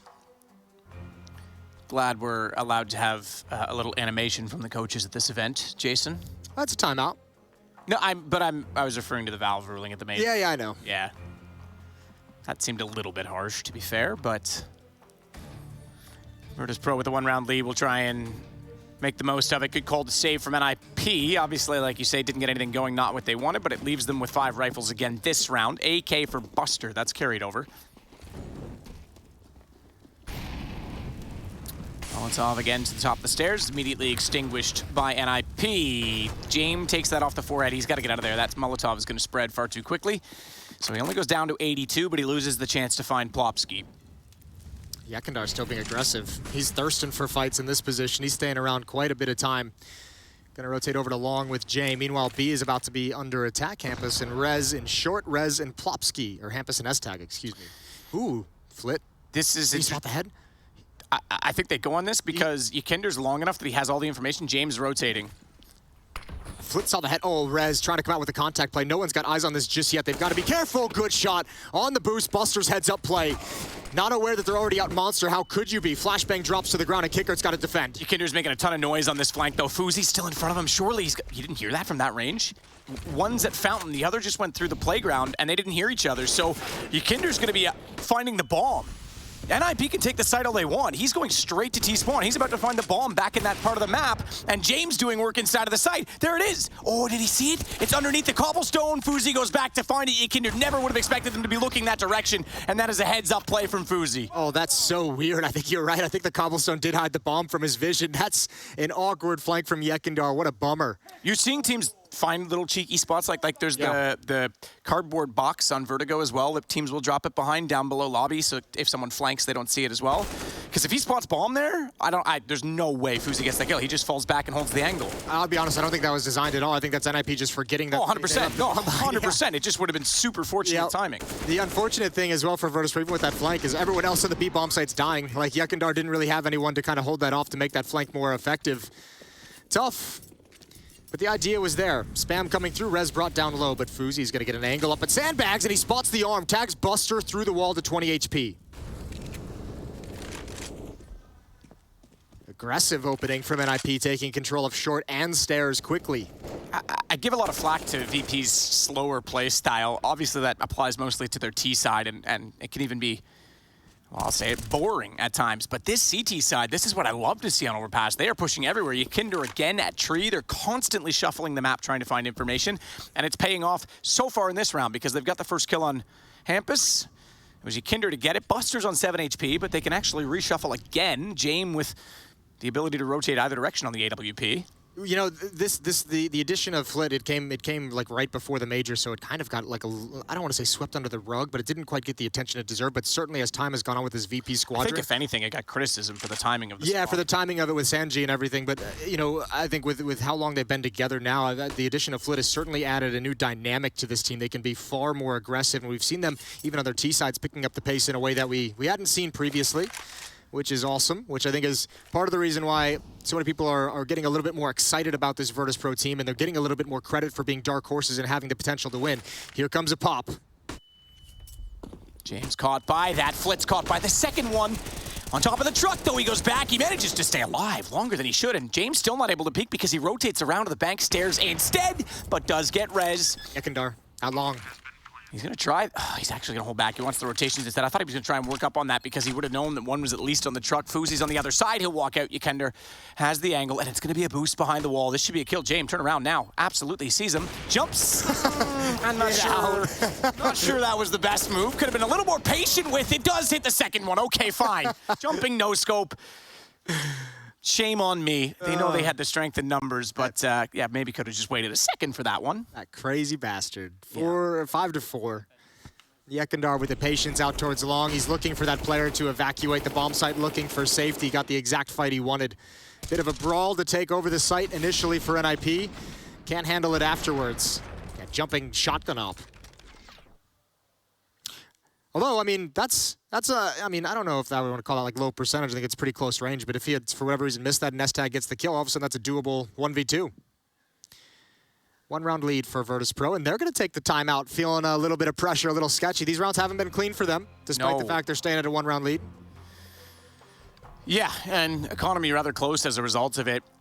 James looking good now, 6,000 and change with the AWP out. Bit of utility he'll want to purchase in this round, but so too we're seeing Kickert looking pretty good. So the money's starting to build, but they aren't there with sort of that full round in hand as of yet. And the T somehow staying in this with a lost round bonus at only the first round. It's just been back and forth.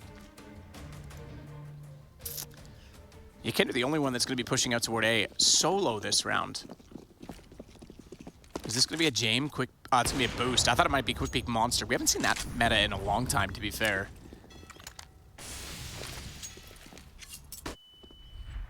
Double ops.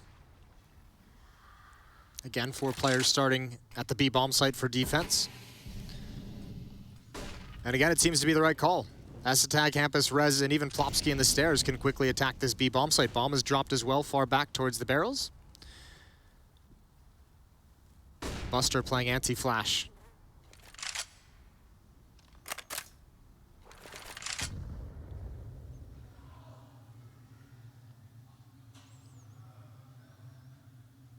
It's interesting. Flit's even like shoulder peeking towards short because no one wants to get aggressive. James still watching that angle too. It's not like they don't have information to cover it, but they're just antsy that the utility could push anyone off as they flash themselves back over. They aren't committed to playing on that great position. Jame, there it is. Holds from the pillar. He'll find S-Tag walking in. They'll smoke it off now as well. Here's that bomb spot we were talking about in behind the bush and the cinder. Maybe it is designed. Oh, definitely. I think a lot of teams are finding little cheeky spots like that for that reason. Oh, Ykinder's slow to react, but definitely sees Plopsky. I don't think he wants to waste his position on a crack shot like that. That's the thing. He's the only one there right now, and it actually is beneficial because now Flit and Jame are on rotation.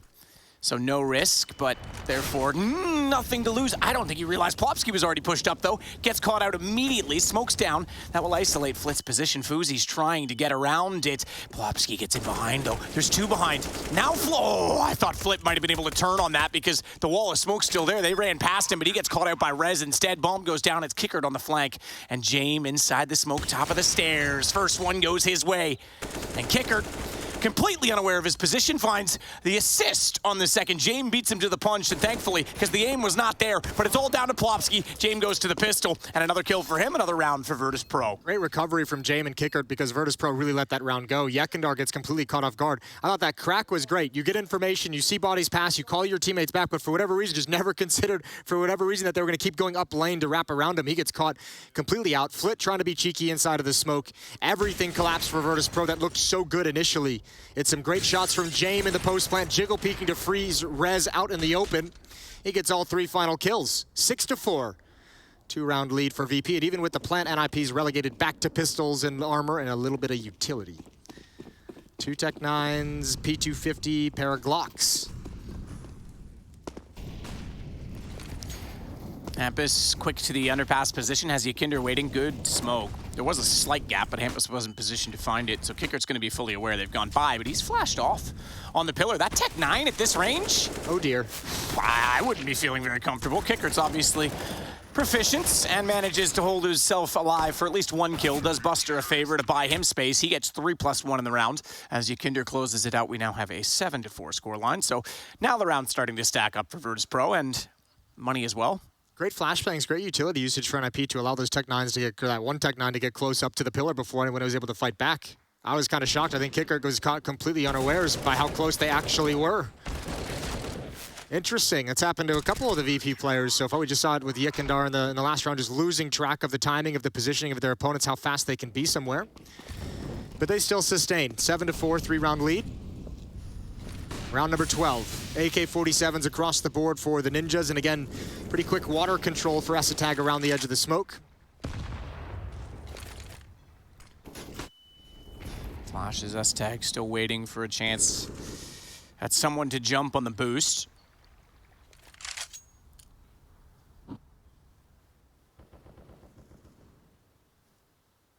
Jame, the one at long with the AWP. Yakinder not going to be wielding the sniper this time, is in front of the bathrooms. Is Flit jumping over, does I think spot Esatag. We didn't quite catch that, and that's why Buster's swinging out though, because he knows there's going to be a presence toward that construction and water position.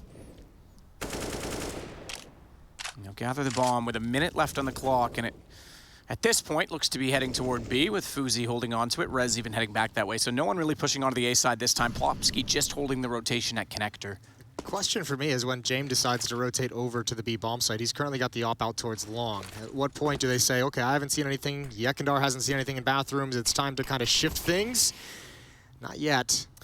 Single smoke at Monster's going to buy them a bit of time, though. This is going to come down to mid-20s before they attack. Not if they can find the kill on Buster, though. He's only good for 1. That'll open up the site, but Flit's ready for it. He finds Rez as they walk in.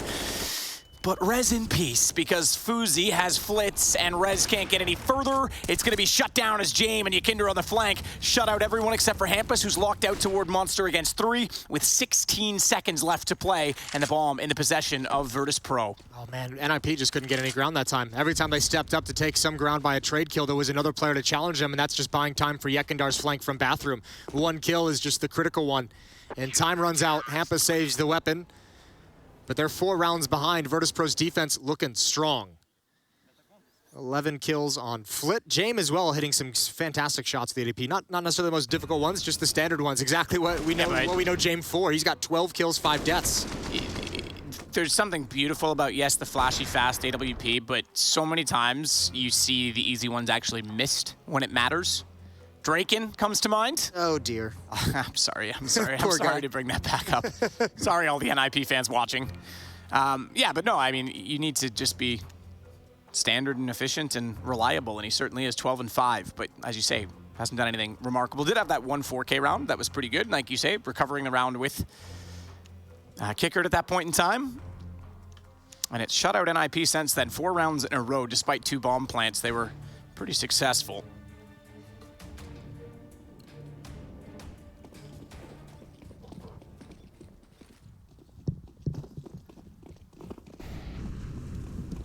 We get back underway. Rez the only one with a gun. He has a bit of utility as well. Hampus burning, steps on a Molotov. And I think he'll think better of moving forward in that position any further. Holds back at the playground. Yakinder waiting this time in the stairs. Jame long again. So he and Yakinder both continuing with that sort of aggressive stance on the A site, looking for the information. Very far forward as well, so even if they go down, there's lots of time for the rotations, and it's Flit that's the closest this time by playing up toward Heaven as Rez will take out Yakinder. Now we'll see that shuffle. Jame falls back, stays safe, Flit rotates over immediately. But this does thin the defense. Well, Buster's in a good position to at least gain information, right? He's cut the map a little bit. He can hear that door behind him open up, and he can watch towards Monster to see if anyone is going to cross his vision. A little bit of a fake towards A, a little bit of contact, and he's shut down. Jame again with a nice shot. Here comes Hampus right behind Buster. Which way is he gonna stop? Could win towards Monster, and there's Buster pouncing, and they cannot pass this position. A great angle for Buster, and he's the critical factor in the round. Fuzi gonna fall down last. So make it now 5 in a row for VP.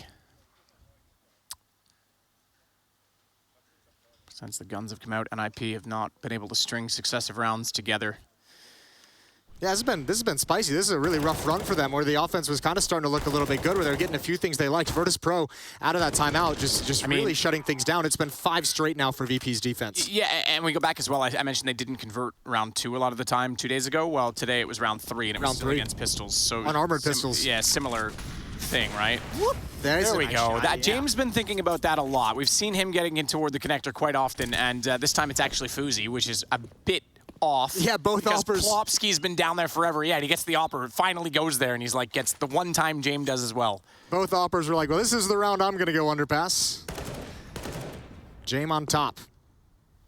He's going to fall back, he'll shuffle, he'll play underneath the sign. Good frag from Buster, controlling.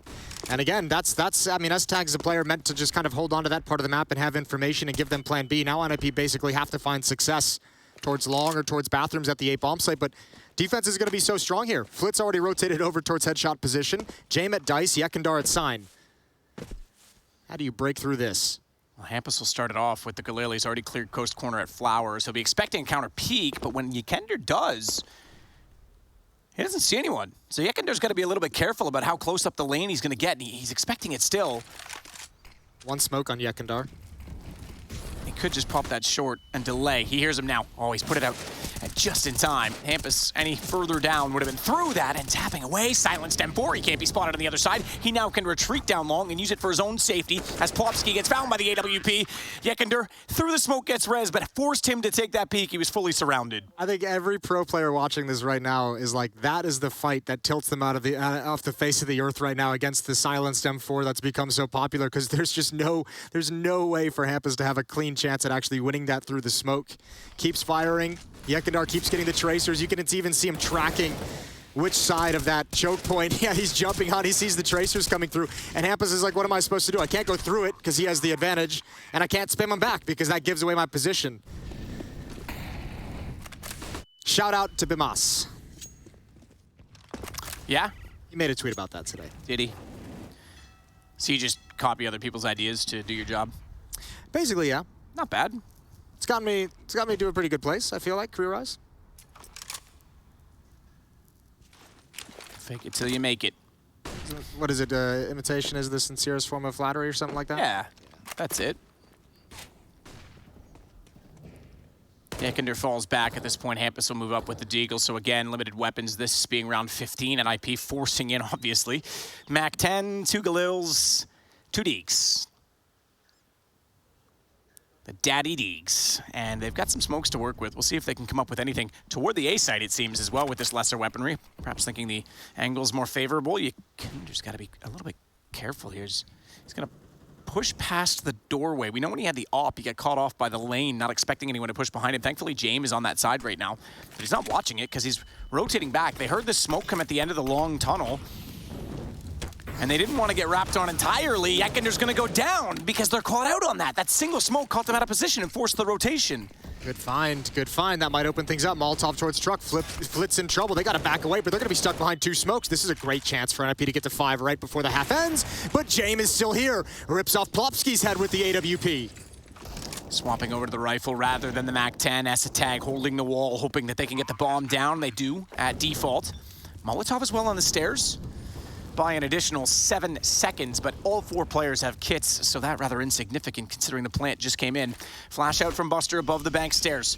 His 2 teammates will go on that flit kicker. Wait for a second one, in fact.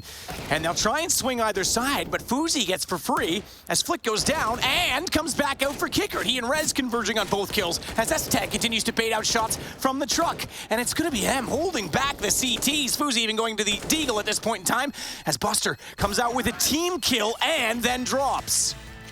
That'll be halftime. 5 rounds for NIP. They're going to switch over to defense. This is their map pick, and they don't want to lose it. We'll see what they've got when we return from the break.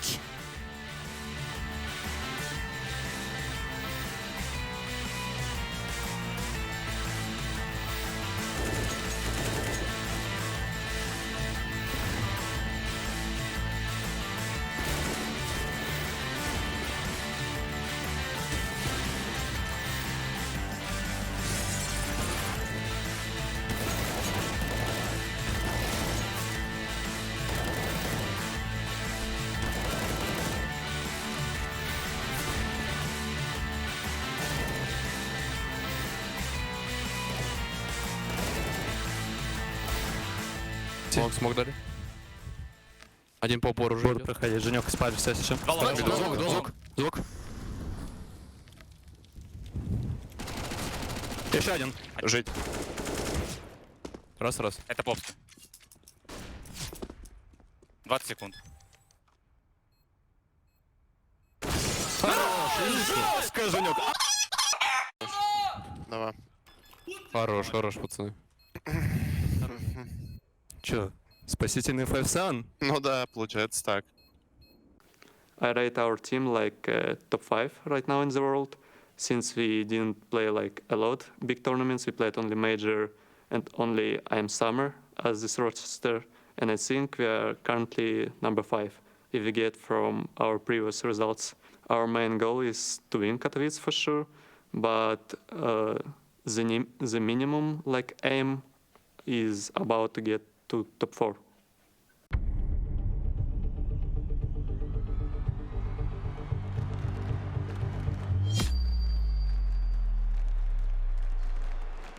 What makes someone a living Counter-Strike legend?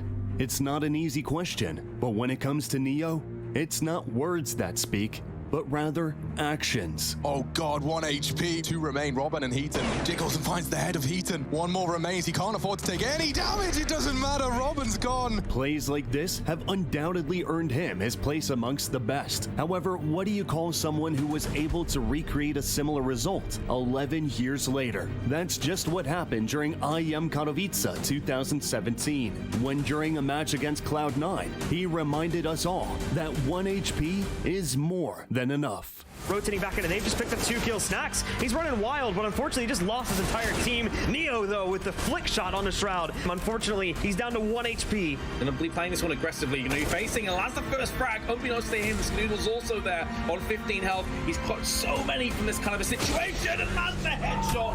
Neo putting Cloud9 in their place.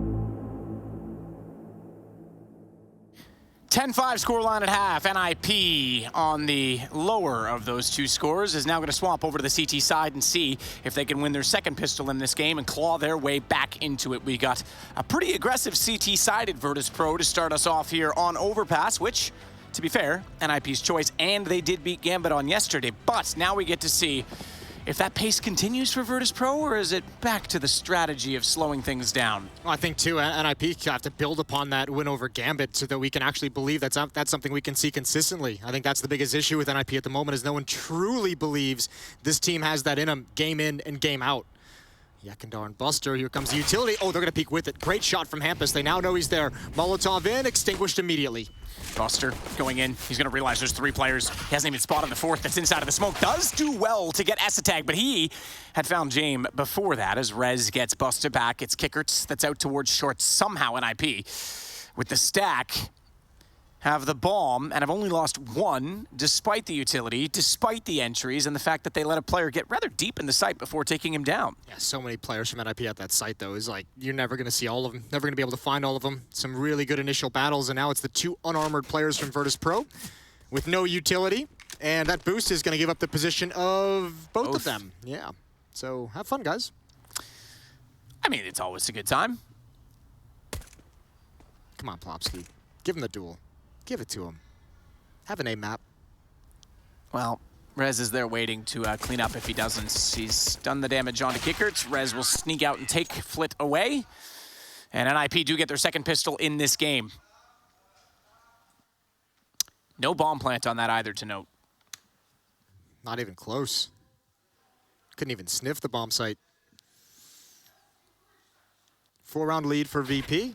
That's both pistols won by the Ninjas. It's kind of like got sewage running through it, so I'm pretty sure you could smell it if you had to, Jason, to be fair. Like, this smells like crap. We're at the bomb site, boys. Drop the bomb right here. Fuzi and Rez Fuzi's going to take a peek with a flashbang over. Spots one. That's Yekindar just jumping around the corner for information. No investment from VP. No armor, just upgraded pistols. Not even any utility. And only one deagle to go for those long-range pick one deags. Buster with Yekindar out toward the playground position is going to sneak it around. Look at that beautiful white crosshair. Yeah, I know, right? We were like, for years, the complaint was green crosshair, green crosshair, green crosshair. And does Rushley either hate everyone, although he's not been observing lately? Nice shot from Buster. Ancient, I can understand wanting that with white. I like the white crosshair. Everything's green. Play with the white I'm not crosshair. against it. I just, you know, for years we were protesting to get the green one, and then we've just gone white again. Hampus up the stairs, USP in hand, trying to save some money. Let's hope that doesn't come back to bite him in the ass. Virtus Pro now taking over bathrooms. And even Buster is pretty frisky out towards long. He's got the Deeg shot on Fuzi earlier to open things up. Rez, oh, dinked. He's got to go passive. This puts Hampus alone, isolated. He goes down. Uh-oh, boys. Uh-oh, find a way to lose. Buster's got another 2-on-2. And that's the bomb dropped at the floor beneath Plopsky. 1-on-2, excuse me. That might be the saving grace, except for the fact that Kickert's also on the flank. Oh, look how nervous his aim is. He's got the 1-on-1 now with Buster. Bomb, thankfully, in his hands and possession with only 20 seconds left to go. This is not a round that is about the objective. It is 1 versus 1, and it will come to kills.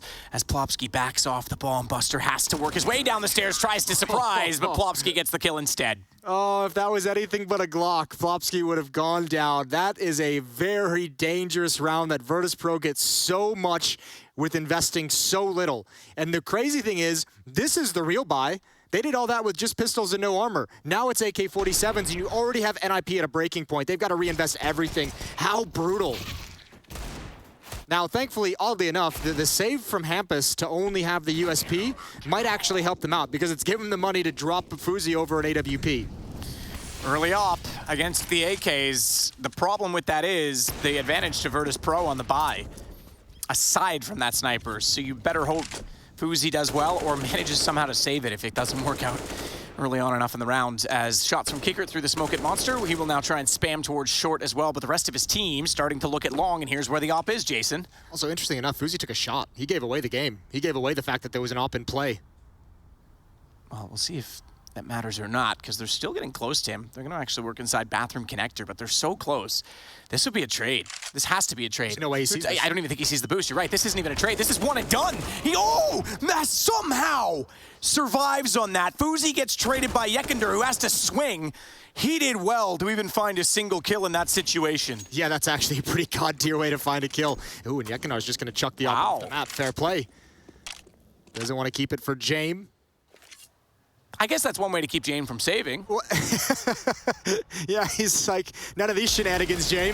Hampus, the Deagle, that's not getting away. You're fighting to death, and you're surely going to go down. No tags on the Kickert either. I don't think anyone from VP was close enough to that op that Yekin just chucks it off the map and he says, screw it. Not only that, it's confidence, right? It's like, we're going to be able to afford one of these next round anyway. I'll just get rid of it. And NIP's actually stacked up at the A bomb site, so they would have liked to have been able to push out and recover that op. It ain't going to be there. And Yekindar sticking around bathrooms, and you know in the back of his mind, he's saying, someone's going to want this op. Someone, when the round is over, is going to come looking for it, and I'm going to be here waiting. James even coming back over that direction just in case. James probably coming over going, hey man, where is it? Give it to me. It's like, nah dog, I chucked it. Sorry dude, I lied to you. You're absolutely spot on, Jason, because here they come. The cavalry running up long. Unfortunately for Yekindar, he can't get an ace off this. In fact, he can't get anything. Rez is going to get the kill immediately.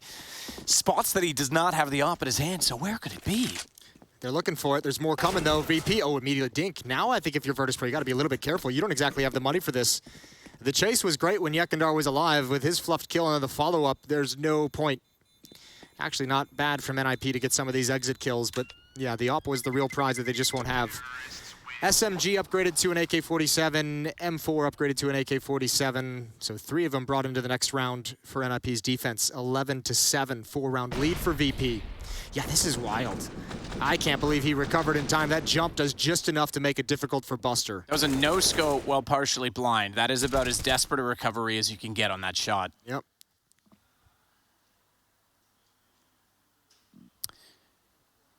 Timeout NIP, their third. of the game so far. They'll talk things over. They're going to force out another rifle, just to note. You can see it now on the bottom of the HUD. They've got an M4 to go with those 3 AKs, but that's all they're going to have. That's it. That's the buy. Hap has played the first round, the pistol round, obviously, then the second round with the pistol, and then the third round with the pistol, and now the fourth round with the pistol. Having a good half. Just bait a teammate, take their gun. There is 2 kits. Just love your in-game leaders. Thank you. B-Stream update. Gambit, lower brackets, remember, for them as they got knocked down in rather dramatic fashion by none other than NIP that we're casting right now. And it's them against Copenhagen Flames. It's 11-6, so they need to survive. And poor old Copenhagen Flames, always so close, but yet so far. Someday they'll bring a lighter for that cigar. Meanwhile, Flit pushing up with the AK-47. That was game 1 in that series, by the way, so... I mean, a series that could be a significant stumbling block for Gambit as well. For another team that's one of the favorites, Copenhagen Flames is no slouch, keeping it close on overpass on that series as well. Gambit's got to be careful in that lower bracket. Yekindar, Flit, and Buster to attack sandbags, but there's 4 NIP players here.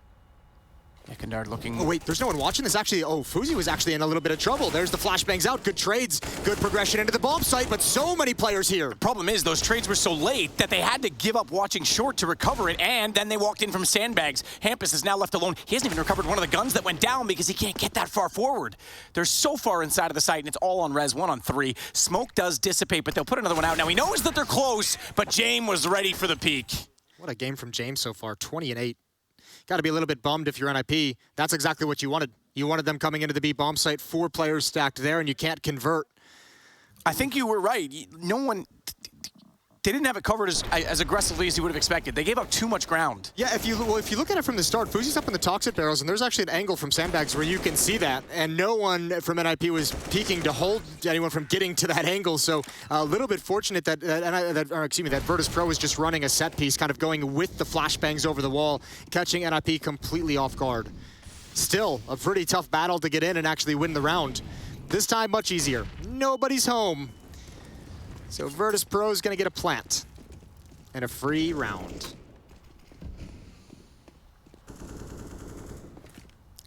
Now it gets tense for NIP, and remember, they've already used 3 timeouts. James hears it coming, drops his smoke, and just hopes and prays that NIP decides to jump through it.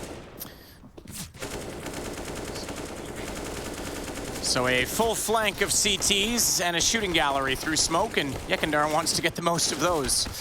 He continues to add to his multi-kill total. Flit will get in with 1, and Buster takes out Hampus. It's really just a bit of fun for Virtus Pro. If anything, just a waste of ammunition. Not even worth the time. James gonna have an AWP in this round. There is not yet one, or not enough yet money. I'll figure the English language out someday. On the NIP side, they'll go with Hampus, who's still being the selfless in-game leader. And will hold the FAMAS rather than a full rifle, and that gives them a bit more utility. This time, however, worth noting, no kits in play. All right, Flit. An underpass, James and Yekindar as well. Decent amount of bodies here. Rez to defend on the stairs. Yekindar is creeping up. Molotov's gonna come down. Rez is in trouble. He's gonna have to put this out. What do you do from here? Flashbang, excuse me, another Molotov. And actually, VP don't really want to challenge it. They show 2 Molotovs, they show 2 players, but no commitment. They let Rez stay alive. He's gonna evacuate with the help of a flashbang, now joined up with Fuzi over towards bathrooms.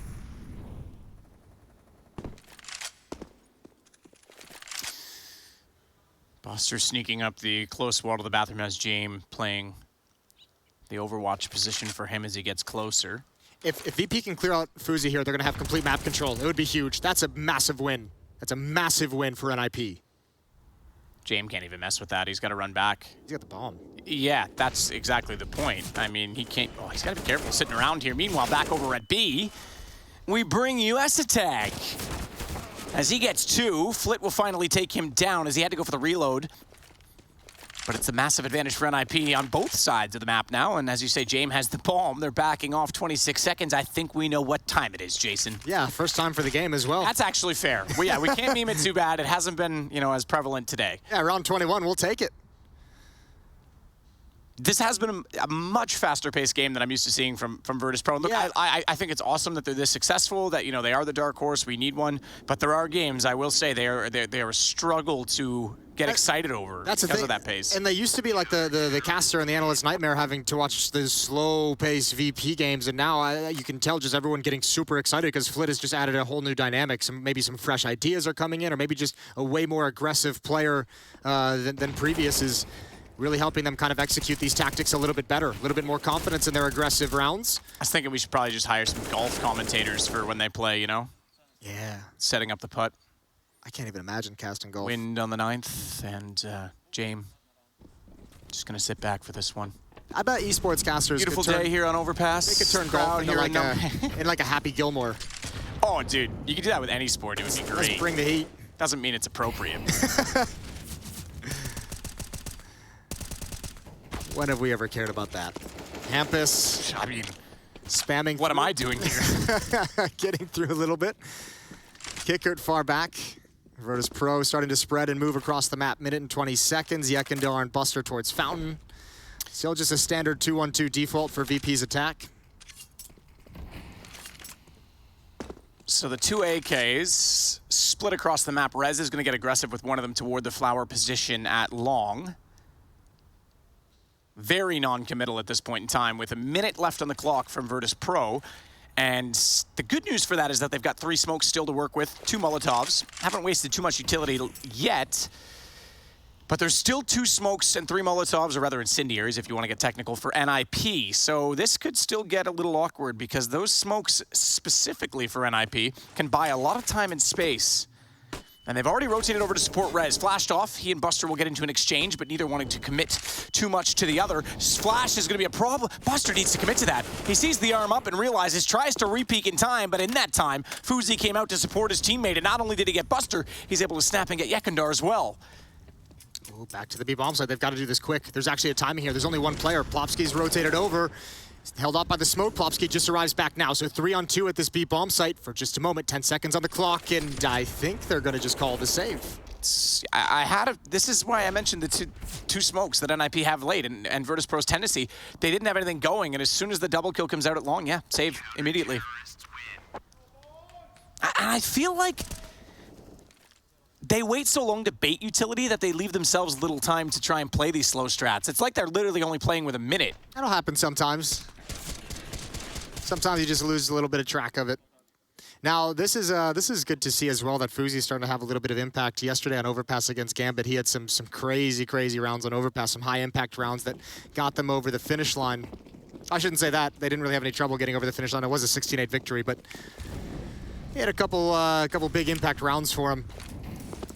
4-round lead for VP. It's getting whittled down by NIP's defense holding strong. 2 in a row, both by timing. Yekindar, the one that's up close this time with the MAC-10, so you can tell that the money's getting a little bit tense on the T side. Again, as you say, both on timing, but also no bomb plants, therefore, so significant. Yekindar with 1, takes out Plopsky. He assisted on Esatag's kill on Flit just over the shoulder and back toward the door, but it's going to be the advantage now for VP, and they're going to go. They aren't going to waste time in this round. Esatag tries to sneak out from the smoke, but Kickert's too close at the toxic. Bear rules, my goodness, Yekindar, you've got to hit that. Hampus gets the kill, and now they actually have a chance in this, because despite that it's a one-man advantage for Virtus Pro, add all that HP together, and it's less than that of NIP. They've got control of both facets of the flank, and Rez is going to be perfectly positioned, but not spotting through the awkward fence. We've seen that fence dodge and absorb bullets in the past, but this time it's the vision for Rez that's lacking, and it's Hampus that's had enough of the round. Yeah, well, he was rotating all the way around to join up with Rez on that flank, assuming that they could have the double flank, it would be powerful, and yeah, Rez just never saw Kickert. I wonder if he saw Buster deeper and was just kind of focused, laser focused on the deep player. The HP was really rough. Man, that's a call from Virtus Pro. That's great. They have all the information at the B-bomb site. You get 1 kill in Monster. You get 1 kill from Yekindar over towards Sandbags, and even spot the second player. So then all of a sudden the Monster players are like, I know exactly where the only defender is. I'm going to push right through. And Kickert's able to find him. Tough fight coming through the smoke just as it plumes. But we'll take that. This one, ooh, that's brutal. What a brilliant shot from Kickert. And he absolutely had to bang through that fence. Back to a 5-round lead, 14-9. NIP, loving the fact that VP has just called a timeout for him so they can talk things over, but they have no money after this buy. Everything on the line here for NIP.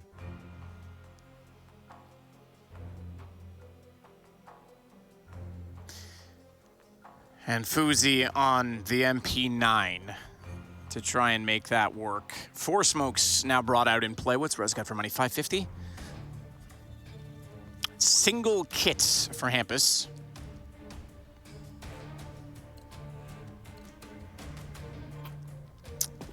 And a full buy, obviously, on the side of Virtus Pro. You are absolutely right. Never mind playing for overtime. They're going to try and shut them down right here and now. 4 stack from spawn. No one jumping out of heaven this time. Jame will not get the kill. Not yet. They're going to commit to this, though. Hey, it's, you know, like I said, the first 40 seconds don't matter, so stay here all you like. The trains come by, though, and that's a bit annoying. These damn trains. All right, so they bust up the quad stack. Flashbang over the wall to come through as the smoke fades. Rez is pushed up into the corner. You have to think if you're going to call this kind of a tactic to that quad boost and you're going to come back and have to re-clear everything, this is an angle that you would check. It certainly looked as though... Oh, ooh.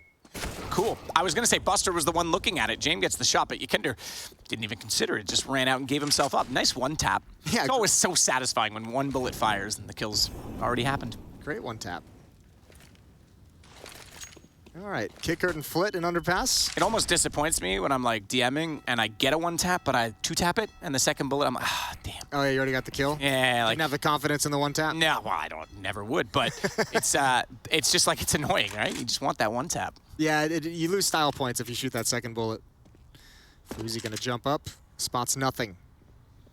He just missed the timing, though. There's gonna be 2 players there slipping into what would be his vision if he went for it now. Kicker towards Monster, and a Monster-heavy lean on the defense. Esatag close up along the wall. Plopsky deep. Oh, that's a big fight. He knows the second one's there as well. Molotov in hand. That's a mistake. Nice flashbang as well. And oh, the kills. Wow, they just broke down the door. Look at Jame as well. He instantly knew that the rotation was going to be coming from behind, threw the bomb into the site, and just locks on. Hampus is going to have to save again. Hand off the mouse already. Yeah, guys, let's talk about the next round because I have the only weapon, and this one might be too far gone for NIP. So with that, it's Inferno. Excuse me, I'm on the wrong page here. Vertigo. It is Vertigo that comes up next. No, now you're throwing me off. I was on the wrong page as well. It's Vertigo. You were right. Vertigo. Oh. Yeah, you were right. Yeah, I knew that all the time. Yeah. Trying to bait us over here with this information. I've got like 9. There's too many. I know. Exactly that.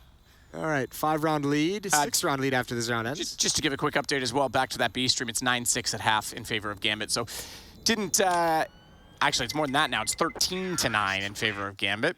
Didn't exactly close out the first half as much as we saw, but still with a fairly convincing. It's almost exactly in line with our matchup. The CIS team. Overpass as well. Yeah.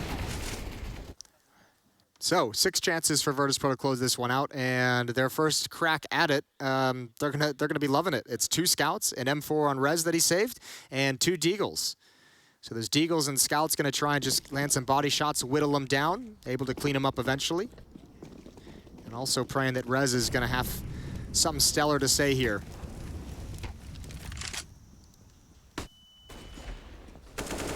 Nice shot. Yekender. Fuzi gave himself up by firing with the scout, but the second one comes back out and finishes off what his teammate started, and Buster has been busted. He will drop, but Yekender is not okay with that. He'll try and track down the man who murdered his mate.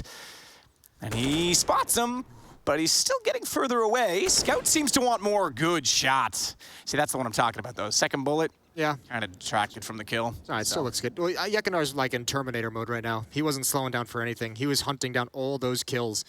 He knows he has an advantage in terms of weaponry, and oh, he's got another one.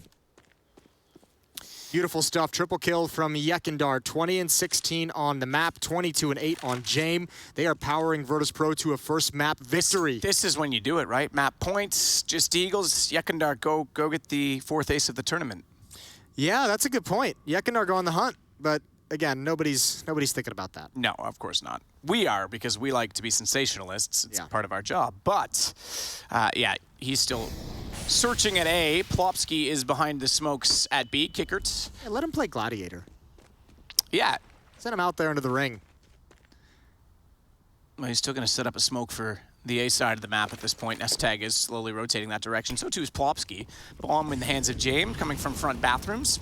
So they're taking the bomb toward the site that Yekindar is on. Maybe there's a chance he can find it. Certainly if this Deagle finds kills first, but Flit won't allow it. Yekindar does get the fourth. Oh, that would have been it. But it's not the ace, Jason. It would have been it. It doesn't matter. VP's more focused on the win. They'll take the first of this series, and NIP have to respond on Vertigo, which is a tough position to find yourself in against a team like VP, Jason, which could put them into a lower bracket that already has the likes of G2, has Gambit, and in this tournament, it's super dangerous.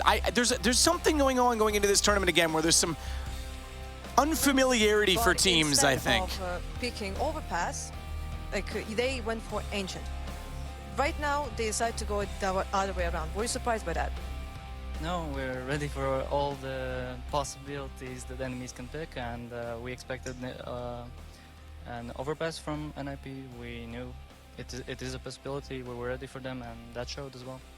And right now it's going to be Vertigo, so we should expect 2-0. I don't like to BM, so there's always a possibility of us losing, and you can't always win. But we're gonna hope that we're gonna close this 2-0. Okay, then good luck.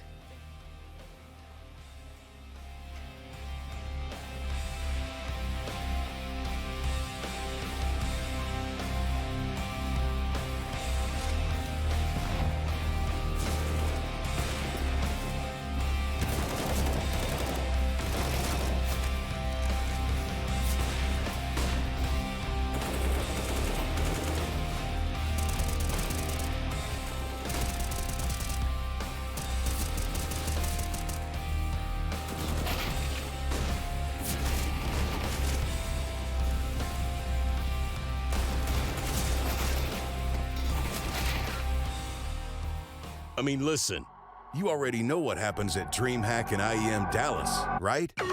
Okay, first, you have to snipe tickets for all your friends, getting you access to the DreamHack Gaming Festival and IEM, the way to the stadium, the other fans, enjoying the music acts, the festival party, crushing opponents in the LAN area, meeting the stars, entering the arena, the nerve-wracking 1v1s. Oh, you like overtimes? Those insane clutch rounds. Watching with your friends. And when the whole crowd goes silent. The champions. The defeated. Lifting that trophy. Writing esports history.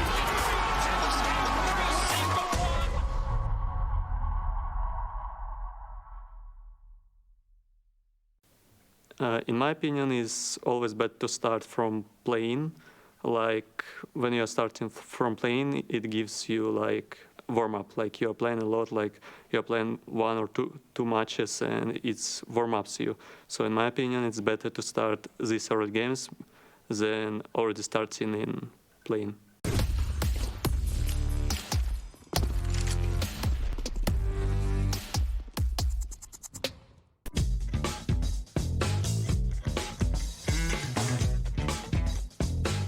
Hey Future Pros!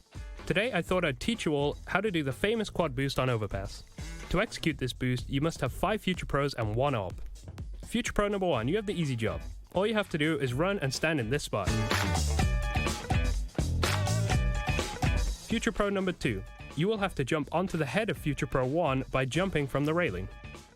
Future Pro number 3, now that Future Pro 2 is nice and situated, you can now jump onto their head by also jumping from the railing. This is higher than 2 people, so you'll be sliding when you jump onto their heads. Make sure you are sliding into the wall and try not to slip off. Future Pro number 4, your job is to get Future Pro 5 on top of everybody else's head. You need to crouch down and let Future Pro 5, FP5, hop onto your head and get in their spot. Lucky Future Pro number 5, you actually get to shoot something. Hop on top of your teammate's head and you should easily be able to jump on top of everybody else's. You will also be sliding when up there, but you should be able to make it around the corner while sliding into the wall. Now you'll have a clear vision to a few spots on B, so take your time and place your shot. Happy boosting.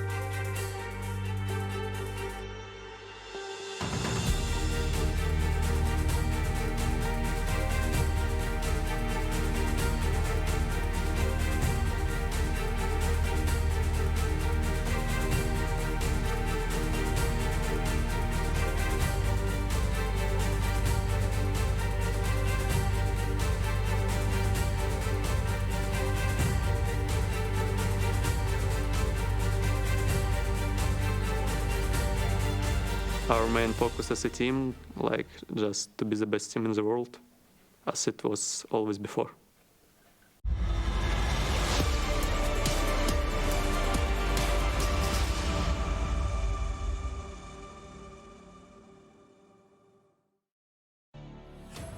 The claws are out today for Virtus Pro as they look to claim their spot in the Spodek. A commanding first half translate into a comfortable map win. What did we see there on Overpass? I mean, the CT side was pretty good. One of the most impressive CT side I've watched so far from VP, even though it was a 10-5. I mean, NIP won the T-pistol and they got 5 rounds total off that. And you can say how, because of that, you can see just how difficult this match was for them, and they were totally outmatched completely in every set. Yeah, for sure. In that first half, VP were 11-4 in opening duels. Extremely impressive. And for me, Yakindar was the star of the show. James topped the scoreboard, but Yakindar is so good mid and late round, getting aggressive, taking information, staying aggressive in the toilets. And the whole time in that first half, VP were always out-rotating NIP, always 4B, always 3A at the right time, and Yakindar was always shooting them from the back. James had 20+ kills in this map, and that's most of those kills are based off Yakindar's information plays. He knows where people are and where aren't, right? And then James just rotates, picks up whatever he needs to pick up, and gets those kills. So overall, the combo on A side looked pretty well for VP, and that's one of the biggest reasons they won this game. Now you guys are talking James, you're talking Yakinder. I'm talking about my man Buster, and he's part of our Air Force Aim High head-to-head here up against Rez. I said he'd have a good map. You may have doubted it, but you know what? He brought some numbers. Well, 20 kills. I mean, he was the second highest fragger in the VP team. He was like a silent killer for them. He picked up all the things that James couldn't pick up, and obviously a big part of this victory on an overpass. Yeah, 55% headshot rating as well. That's not that spectacular, is it? I'm just here for my man Buster. That's my storyline going into the series. But seriously, I mean, this was a really strong first victory, right, in the series. We're headed to Vertigo next. We said that NIP needs to win this first map in order to get to the third one, to the Asian, but they lost it, and I think it was a pretty comfortable win for VP overall, and now they're heading into Vertigo, a map that VP loves to play, and loved to play ever since it came out. So, and we haven't seen NIP on this map so much, especially with the stand-in, so it's going to be very difficult for them. The only kind of positive thing is that they're going to start on CT. Yeah, apart from that, NIP have only played it twice, and it was their permaban only a month or so ago. And Virtus Pro for them right now, I do think it might even be their best map. Look brilliant on it at Challenger, and as it looks at the moment, it's hard to see the flaws in their game. Now, if there was one player you think who could ignite a little bit of a fight here for NIP, backs against the wall, who would you be looking at? I want to see Rez. I always want to see Rez. He was one of my favorite players back in like last 2 years from Nordic scene, from Swedish scene, next to Brolan and Crims, obviously. But I want to see him, being quite aggressive like he usually can be on a map like this, where there's a lot of brawling going on, especially on A-Ramp. I want to see him go and try to get some rounds for his team. And Hampus as well. Yeah, I'll go with Hampus. I feel like on this map especially, when he can take space on A on T side and then call around himself and really do the mid-rounding, I do think Hampus needs to be aggressive, needs to be proactive, and if he's not finding frags, I think we'll see a similar result to Overpass. Well, we'll have to see if they can break the control of Virtus Pro here on Vertigo. We're going to take a quick break, and when we come back, it'll be time for map number 2.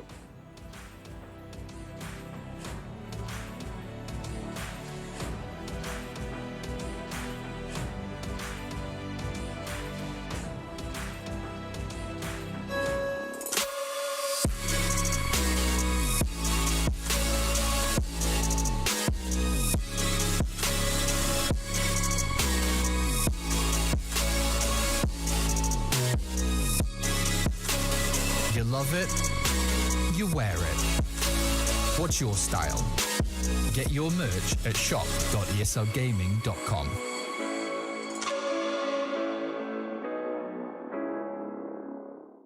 Choose nades, choose a smoke, choose a flashbang.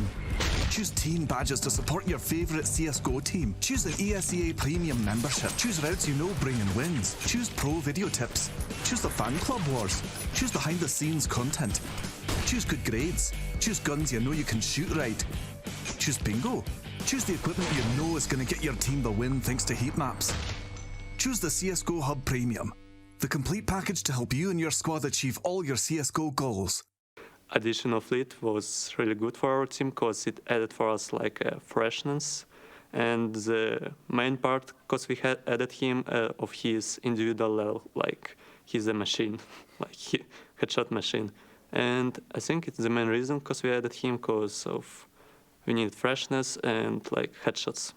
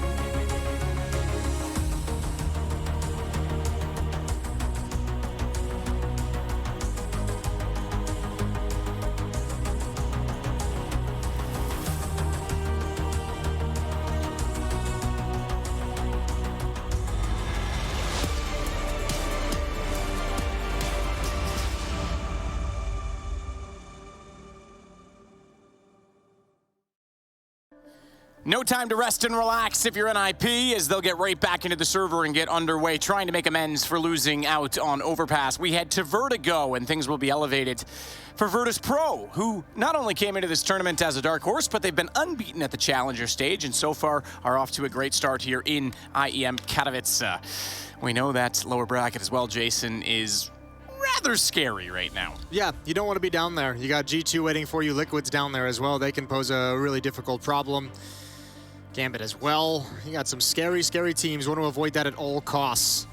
And Virtus Pro, this is the map the desk before this match even started just essentially said, yeah, this is basically, you know, a Virtus Pro map. Like this is the one they're going to win. Now, they've won 2 of the last 3 games they've played on it in the past 3 months. That only loss was a close one to Vitality. Man, it's kind of crazy that they've only played it that many times in 3 months, because I remember days. Well, it's been the off months, right? If you go back 3, it's been like the winter break. No, it's nice. That's where I'm going with this. Yeah, because I think the other side of it was 2 things. It was kind of getting repetitive, and also you should have said they played it 3 times this week at some points, and that would have been standard. And I think it's, like I said, there's a bit of shakiness coming in because teams maybe have that little bit of rust. There hasn't been as much action in the schedule, but it's also nice and refreshing to see everyone kind of invigorated and motivated for those reasons as well. Like, I'll be the first to say it. There was teams that were at big events that were almost like they didn't care if they won because there was another event next week at times, and that's a bit much. Yeah, the grind gets exhausting. No one's thinking that coming into IEM Katowice, though. Oh, everyone wants this one. This is that trophy. This is one of the big ones to put on the mantle. Let's see how these teams do. NIP desperately need it to stay in the upper bracket. Virtus Pro starting on the T side.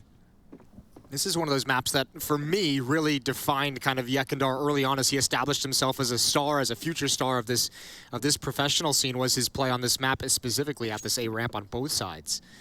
Yekindar is going to lead the way all on his lonesome. Look at the confidence. The rest of the team just waiting to see what he spots to follow it up. They don't want to get spotted by anything. Rez might walk into a trap. Peace. Cool. And that's the round. That's not even a trap. That's just an absolute assassination. Sorry, I shouldn't say that's the round, but that's the bomb site lost. Yeah, calm down, Henry. I did. I pulled a Henry. It's messed up, man. Maybe it's your fault. Maybe that's everything's my fault. Just blame me all the time, everyone. Jesus. It's like Semler's. Leave it to Sato to not even make it to the major final and mess everything up for everybody, right? Like, just get blamed for everything. Flit's come through the smoke and realized his teammates behind had a bit of a problem, and it's come down to a 3-on-2. So despite that you say the round was gone, Jason, it isn't yet because Plopsky has a kill as well. Flit has made Hampus go flop, but Plopsky might put the rounds, well, never mind. He's actually going to get caught out by Flit wrapping around. I thought he might bring it to a 1-on-1, but James was running, and it's 4 kills for Flit. You know what it was? Is Rez was the only defender there. There's no way for VP to have known that, but looking at the minimap as a caster, I was like, if they just beat this up... Don't try and walk yourself back out of this, Jason. Like, you said it, okay? The execute does slow him down, allows NIP to get into a nice position. Actually, a pretty damn good attempt at the retake, all things considered. Just way too much to deal with. So 1-0 for VP. They take the pistol. They didn't have a single pistol on an overpass. NIP won both of them, remember? Yeah, that's absolutely true. Yep, and what a, as we said, based on the fact that it's a foregone conclusion, according to our desk, what a way to start off the map. Maybe make short work of it. NIP certainly under pressure already. Plopsky, MP9, the rest of them on Deagles. That MP9 over towards middle. 3 of those Deagles at the A bomb site. Here we go, Yekindar's up, he spots 1. The Galil not as accurate as he would have liked. He gets the kill onto Rez, that's gonna open things up. Teammate is clearing out his left angle, and he's the point man on the bomb site. Now all that's left to do is Jame bring it up from the rear and get that plant down.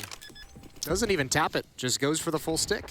And the nade didn't really bounce over. It did 1 damage to Jame. That's unfortunate. Missed its toss. Oh, go for it, Yeki. I think it's because there's a texture on those boxes. So yeah, see there's like a little, I think it bounced off the centerpiece. There had probably a collision on that rather than it being just a square collision. So unfortunate. Counter-Strike nades. But they'll save what they have on the NIP side, it appears. A bit of armor, the helmet especially for Plopsky. Not that it matters when there's a couple AKs on the board. I say a couple, there's just the 1 for Flit, but it'll be 2-0 for Virtus Pro. Nice 2-0. I mean, these opening 2 rounds, this is like Mortal Kombat. It's like a taste of what's to come. Yeah. Little Did you watch the new one? I didn't watch the new one. I did. I thought I'd do it for nostalgia reasons. It's enjoyable. Is it actually for very enjoyable? For that reason, though, right? Yeah, Like it's nothing mind-blowing. It's not going to be on anyone's top 10 list, but it's just a cool Mortal Kombat movie. It was like my elementary school days. Yeah, it's legit. Yeah, I thought about it, and I saw it on the plane, and I never did. I should. Maybe I'll do it on the way home. It's fun. It gets a little weird at times, but it's worth it. It's worth a watch. All right, I'll take your recommendation. So Buster with the smoke already to the bottom of the B stairs. Meanwhile, Ramp, the point of contention, naturally, early on in the round. And jumping down goes S-Tag. He's got to be very careful inside of that smoke. In fact, he's going to go through it. Kicker was ready. Yeah, MP9 jumping, that could have been scary. Yeah, Kicker just playing anti-flash, staring into the box, waiting for that flashbang pop to know that someone's coming through while his teammates spam. And they get pulled into the play. Now Yekindar just going to step forward, everyone covering whatever position he's not going into, and they slaughter the entire defense. Rez, the last one here. Hampus is rotating over with that Deagle armor, but I think he's going to want to just try and save the armor for the next round as well. Can't even get the cheap upgrade, but here we go. Could have peek out, maybe grab 1. Flitz down low. Ooh, nice shot. Way to clothesline Yekindar. That's one. Low HP on 2, but a nade will do as Flit gets Hampus and puts him down.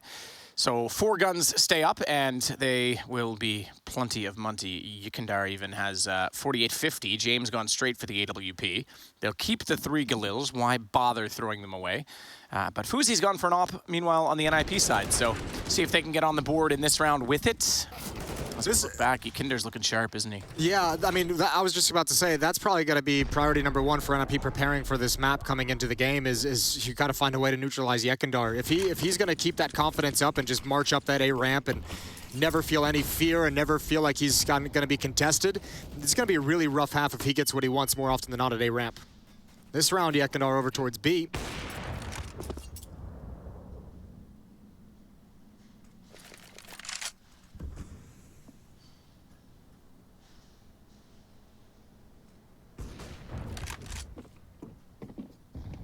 They'll hold the off angle.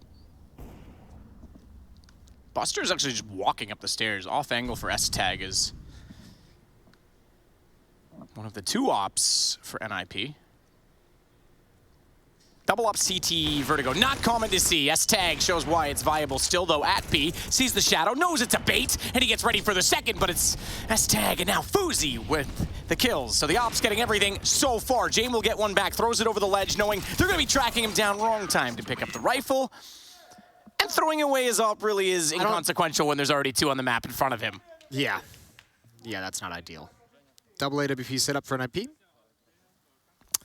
They get shut down on that B hit. That's a great job from NIP. If you can establish that you can hold this bomb site, in fact, if you can establish that you can't even let him get close to the bomb site, then all of a sudden, if they get funneled towards A, you'll have a much easier time with Yekindar. You can devote many more resources just to shutting down that play, so we'll see how it plays out throughout the rest of this half. Jamin Kickert in that direction to start. Yekindar back in spawn for the moment, and James got the pick. Fuzi peeks down into the angle. Might not have expected an AWP in the hands of Jame again, but he was wrong, and he paid for it with his life. Interestingly enough, the 2 gun rounds, Yekindar hasn't been going for his stereotypical plays towards that A ramp. They've had an emphasis on this B bomb site. S-Tag, he can't swing further left the way he'd like because of the Molotov, and all of a sudden, it's a plant in the A bomb site, B bomb site so quickly. Soon, anytime now. The problem is the utility is just flooding in on top of them. You plant forward, you're exposed. You plant behind, you're burning alive. So finally, they get the confidence to do so, the comfort to do so. Yekindar again getting aggressive. He finds both. Has to tag and Plopsky. Ain't no skiing on those slopes. Slippery, in fact, for NIP now because it's a 1 versus 5. Rez with the first kill onto Flit. They'll want this hop desperately in the next round, but I don't think they'll allow that to happen. If Virtus.pro has their way, they're going to hunt him down, and they've already got a flank as well from Kickert. I was going to say, they can be passive as they want over at the B bomb site. You don't have to throw bodies at it because you have Kickert coming in, and it's is way too long in the bomb timer for Rez to feel comfortable. He's going to go down surely at some point. He's trying to burrow his way into whatever corner he can find, but there comes Kickert, and he had no inclination of his arrival. They were even ready to trade it, even if he was looking back the other way. So Virtus.pro continue in good form. 4-1, responding immediately back to NIP's double op setup. 7 kills for Flit, which is interesting because he's rather quiet aside from the pistol, but Yekindar's been the one that's really been stealing it round after round. I was going to say, he had that quad kill on the pistol that's going to help him get up there. Other than that, it's just been some, I mean, we just saw the nice alert kill in towards middle to really secure the round, the exclamation point on the round. Low economy for NIP, a pistol and an SMG. This time, Yekindar is back towards the A bomb site, but he's in support of Kickert, who's going to lead the way through. Rez, a little bit of a nade behind this. Oh, that is a brutal flashbang. Absolutely brutal flashbang, and Buster gets a blind kill on a Hampus on the other side of the map as well. And they pass each other in the smoke. Yeah, that's a problem, because he's jumping back with the gun out, goes for the reload. S-Tag's already on him, he had no idea, but Kickert has Fuzi down, and that will at least make it, although not a direct trade, still the 2-man advantage for VP. Flit's even gone through middle, and he'll cut off S-Tag. Bomb is wide open and welcome to go to B at this point in time. Plopsky all that remains, and he's just hanging out, well, back towards spawn. Look, cut off. We just kind of talked about Flit, and he's going to have a really, really impactful game. If they continue to be successful finding a kill on a ramp, if they continue to be successful finding a kill at the B bomb site or on those B stairs, that is just going to give Flit the confidence. That's when he wants to make his move in middle, is when that defense starts shifting. When he knows that player watching middle has to go support the A bomb site because someone went down, or has to go support the B bomb site because there's pressure being applied. That's where Flit is going to live and breathe throughout this half. 9 kills on him so far.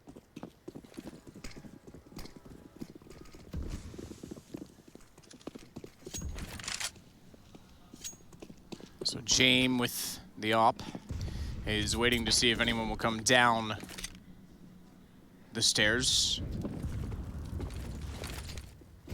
Hampus forced back as well. Really not much to report for NIP at this point. Looking for opportunity at best. Smoked off already at the site. Virtus Pro doesn't give a damn about anything on this map so far. They're just in the A bomb site so quick. You know what though? With some of the shakiness we've seen from even the top teams, G2 already in the lower bracket, Na'Vi struggling. Man, this is confidence inspiring for me to get on the Virtus Pro hype train now. Yeah, that's what we kind of brought up before the match. Is we've just kind of seen it coming from. We've just been hearing the whispers amongst each other. It's just like, oh wait, hold the phone. 2-on-2. This all of a sudden got interesting. Maybe a little bit overconfident. How did this turn? All right, James, take it away, baby. He's got one already. Bomb still ticking. This should not have come this far. James back far off this. It's wide planted. He knows he has it in his favor as Tag staring him down. James got the tap, knows he's not on the bomb, doesn't need to overcommit to this situation. And it will be the round for Virtus Pro, but you're absolutely right. That got really, really out of hand. Yeah, that might be something during this next free. So I'm like, all right, guys, everything's going great. Let's not get crazy. Everyone was kind of pushing forward. They're starting to really get thirsty for those eco kills. Going for the stat pads. But yeah, I mean, this is what I think is getting everyone a little bit excited watching this. That's kind of changing. Coming into this, I think coming into the last few events, everyone's been like, yeah, Virtus Pro is the dark horse. And I think everyone now is like, maybe they're a little bit more than a dark horse. The fact that they get through challengers as well, completely unscathed, you know that they're just going to come here fully riding that high. Oh, yeah, for sure. So we'll get a timeout called from Ninjas in Pajamas. Although I'll say even over at Challengers, I think there might have been a couple matches that won against 9Z. I think the desk mentioned it previously as well. That was like a miracle run from that team. I didn't actually watch the match myself, but 16-14 win for VP over 9Z. That was probably a game that had some people scratching their head a little bit, worried about what kind of VP we're going to get into it, but you're right. Yeah, the unknown entity though, perhaps. So a similar situation on either side. Rifles and one op. It's Fuzi versus Jame in that regard. S-Tech does have the AK from the last rather surprising one-on-one. Managed to save that at the end of the round. We'll see if he can do anything with it. Certainly need to get something going early. Need to get an early pick. NIP hasn't had an early pick at all. Well, the problem is when you go for those picks, you kind of expose yourself as well to getting picked in return. And that's been the side that they've had frequently enough.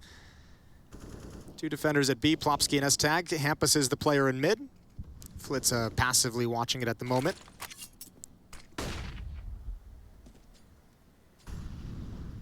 Jumps the close side so his feet can't be spotted from the doorway where Yekindar is now, but the flash doesn't reveal anyone down below.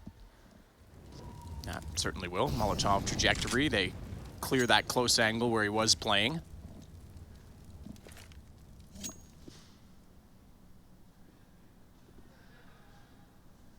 And even though they've used one of the Molotov's Buster, they still have 4 others, so it's not like they're using up anything of importance at this point. Run boost for Jame. Wants that angle. Did he spot Fuzi? His shoulder was exposed when he went by, but I don't think he was out far enough to be seen, and they'll back away regardless. Some noise is made, though, so Fuzi and Rez are going to swap positions.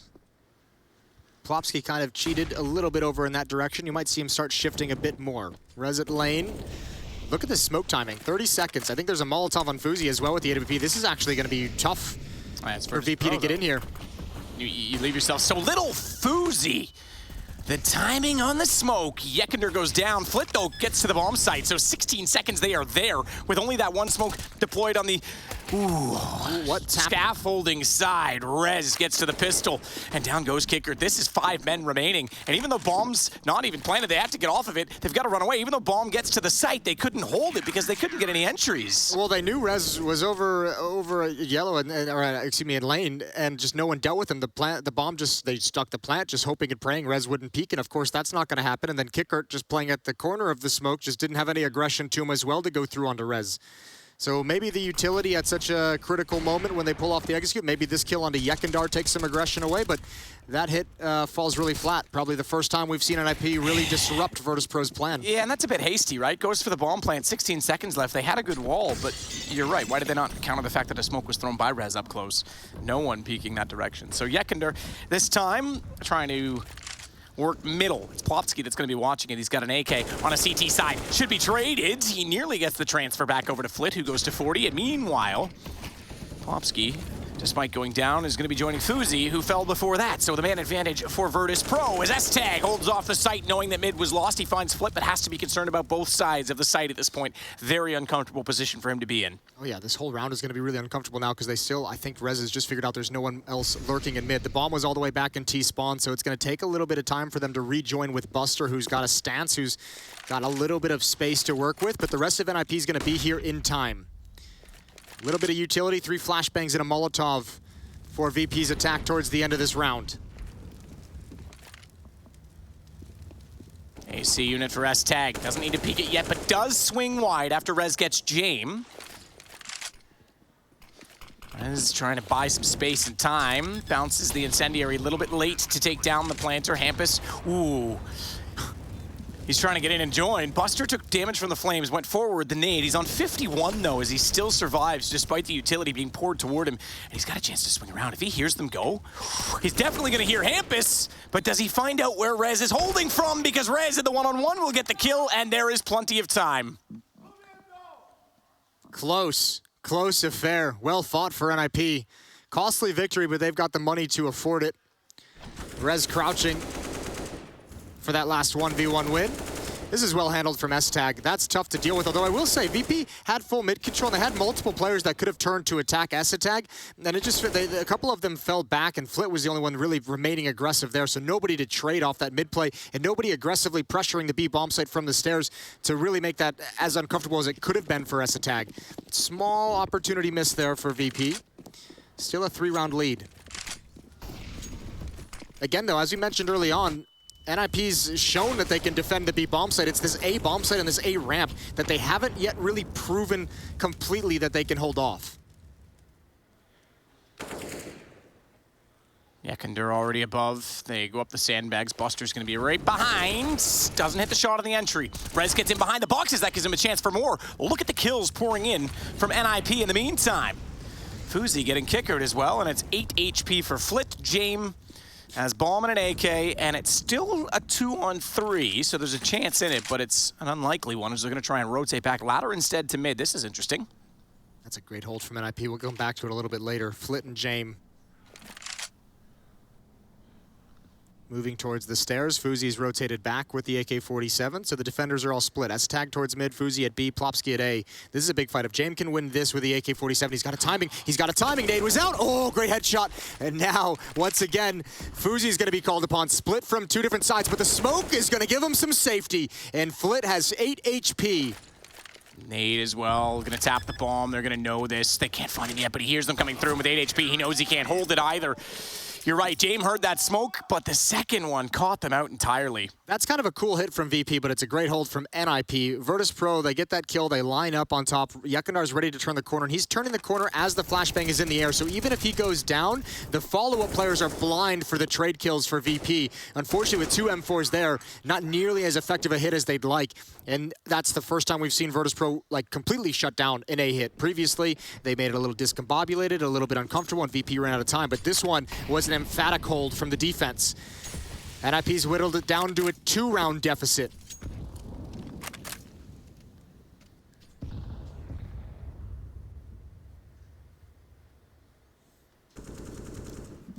Oh, we joined that late, but saw what happened. Fuzi absolutely wrecks Kickard as he tries to come up the top of the ramp. NIP is certainly battling their way back into this game with money gone now on the T side, and 3 in a row. This should be a 4th. I say should be. Welcome to Counter-Strike. Taking mid control like this for the T side, I feel like can be so dangerous and makes everyone so uncomfortable. But VP hasn't been able to build any success off gaining this position. We've seen him have it twice now, and there's 2 defenders this time at the B bomb site. So S-Tag gonna be able to mow down 1. There's Fuzi coming in hot. Oh, the P250 is not pretty, but it does find the kill at the end. Buster's the final one to go down, 6-5. NIP comes roaring back on a 4-round streak. Getting some emotion down there too. Yeah. Pretty quiet in the studio today, it has to be said. Maybe it's because Apex already played. Yeah, maybe. I don't think NIP is really known for getting too loud or hyped. I don't think VP is really known for getting too loud or hyped up either. Calm and collected. It was certainly loud when Heroic won their game in stunning fashion. Yes, and appropriately with Cadian getting the final kill in a one-on-one. You knew he was going to bust out of the chair. Oh no, that's a perfect flashbang, and nobody was watching for that. Rez and Hampus both peering down a ramp. Speaking of busting out, yeah, Kicker just arrives on the scene through scaffold, and it's 2 quick ones that NIP has no answer for.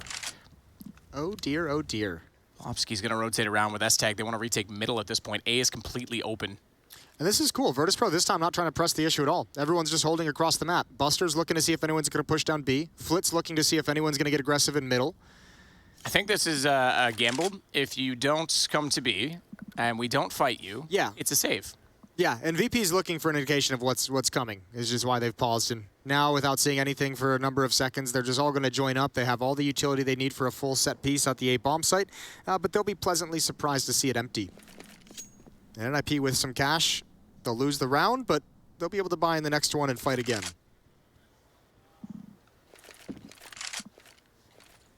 So smoke's off, and I think that's exactly the case. Round over at this point. NIP conceded the A-bomb site early on. So they'll hold the AWP and the 2 M4s for the next round.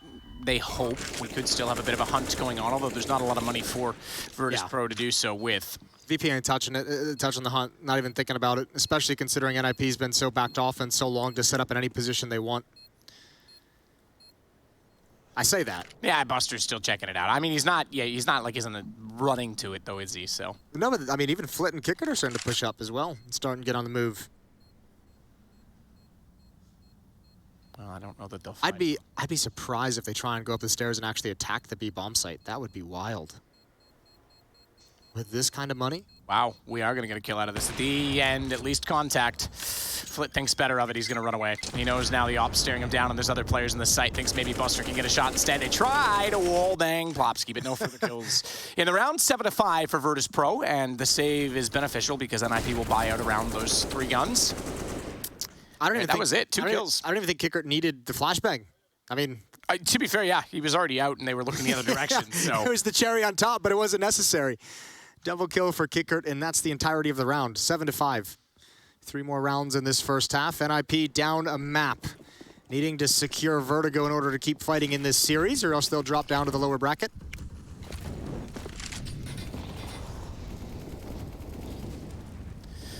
Fuzi at the sandbags, has Rez on the other side. He's going to play behind the I-beam.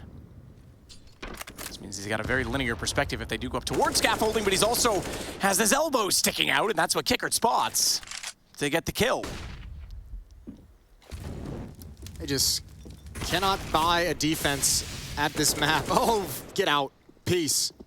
I have to say, Jason, I'm a little concerned for the structural integrity of this building if 762 can cut through one of the load-bearing I-beams.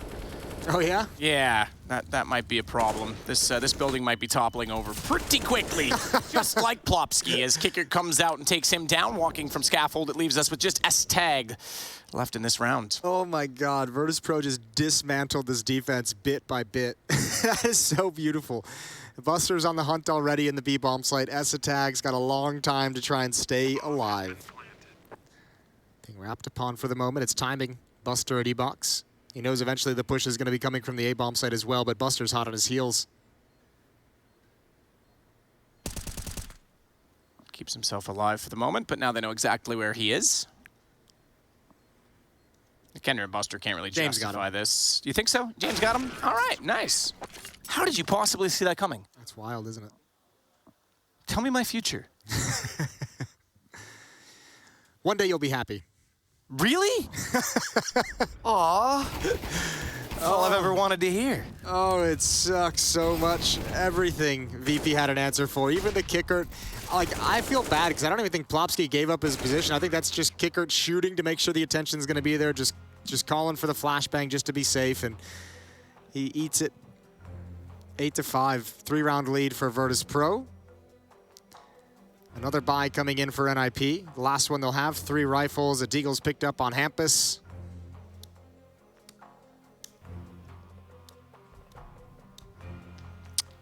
Yeah, Nestag's going to grab an MP9. I was wondering where he was going to go with that, but they've got a smoke on everyone. One kit res holding it. James only got 6. T-sided op's a bit difficult on Vertigo, to be fair, but hasn't exactly had a chance to stretch his legs in this game. He did enough work on the previous map. Here's a B-Stream update for you. Second map is underway. Gambit's up 1-0 in the series, but it's Copenhagen Flames on the defense of Inferno to have a 6-0 lead. Interesting. I would love if that series got spicy. I would love to see Gambit tested now that their back is truly against the wall. Yeah, double elimination bracket. Already lost one to be down there. So, Buster, he's going to start working his way back over from B, potentially, and join his teammates. Yekindar, Kickert, Flitz. You mentioned it before, Flit playing that position for flashbangs at the bottom of the ramp in case anyone wants to get aggressive, but no utility. They'll check the corner. Meanwhile, bounce Molotov to the bottom of the B stairs to make sure no CTs are pushed up. If anyone had to scurry away, it would give them information as well if anyone was that deep and therefore far away from the A site where they want to try and take, and hope the rotates won't arrive before they do. Rez ready. Remember last time they took a hit that was clean on this site with smokes down 16 seconds. Rez wasn't cleared. He took down Kickert, and therefore the bomb. Kickert, speaking of, is taking damage from Rez by way of the flames. It puts him on 52. Rez will push back up inside of it, gapping that smoke because he extinguished the flames with it, but it won't matter. Kickert comes through, and it's a headshot from Rez from very close range. Rez is trying to evade all the damage at this point. Buster can hear where he's gone, but can't find him, and Rez does very well to get to the AK-47, find a headshot in return, and Yekindar and James, with 25 seconds, are left in a very awkward position. James even throwing his op off the map, goes to the Tech 9. Jump off the map yourself. Just make it exciting, as Rez does a very good job holding lane. That actually would have been so legit if he just didn't even throw the op off, just jumped off himself and was like, all right, peace. You win. I know, respect. Oh, 8-6, good hold from NIP. That time, Rez passes the test with flying colors. Double kill playing from his position, even the risk of coming through it. That kill helped, obviously, from Plopsky, but this follow-up frag really helped seal things. Buster needed that frag to be able to turn and address the bomb site. Double kill for Plopsky. One final round in this first half. Virtus Pro is going to have the lead no matter what. It's just a matter of how much.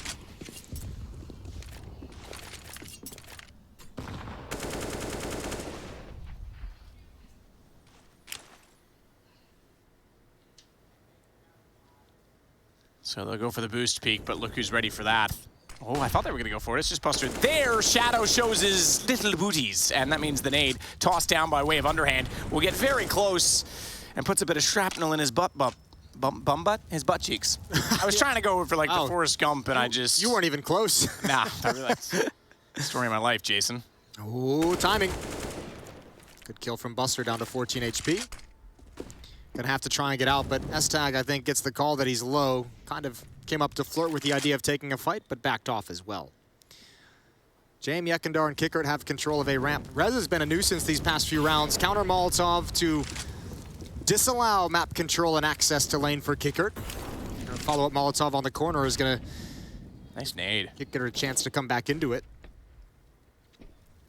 Nade was great. Yekindar took a ton of damage from it. Buster's been removed by Hampus. NIP's done very well in this half, I will say, considering they were down at 1.6 to 1. Yeah, good job recovering. yeah, it looks like we might be at 8-7 at half. I'll hold my breath on that a moment because it's a 3-on-4 in favor of NIP, but James starting to work his op toward the site, misses a chance to find Rez, and Rez saw him going behind the sandbags through the smoke, gets the headshot. A good lineup, a good guess, but Yekender knows where he's going to peek from in return. It's the lane that's the problem on this A site, and this time it's Fuzi. His backside shows easy shot for Yekender to pre-fire, but the trade is there, and an 8-7 half indeed. Jason, as NIP trying to extend this series. We'll be right back in just a second. –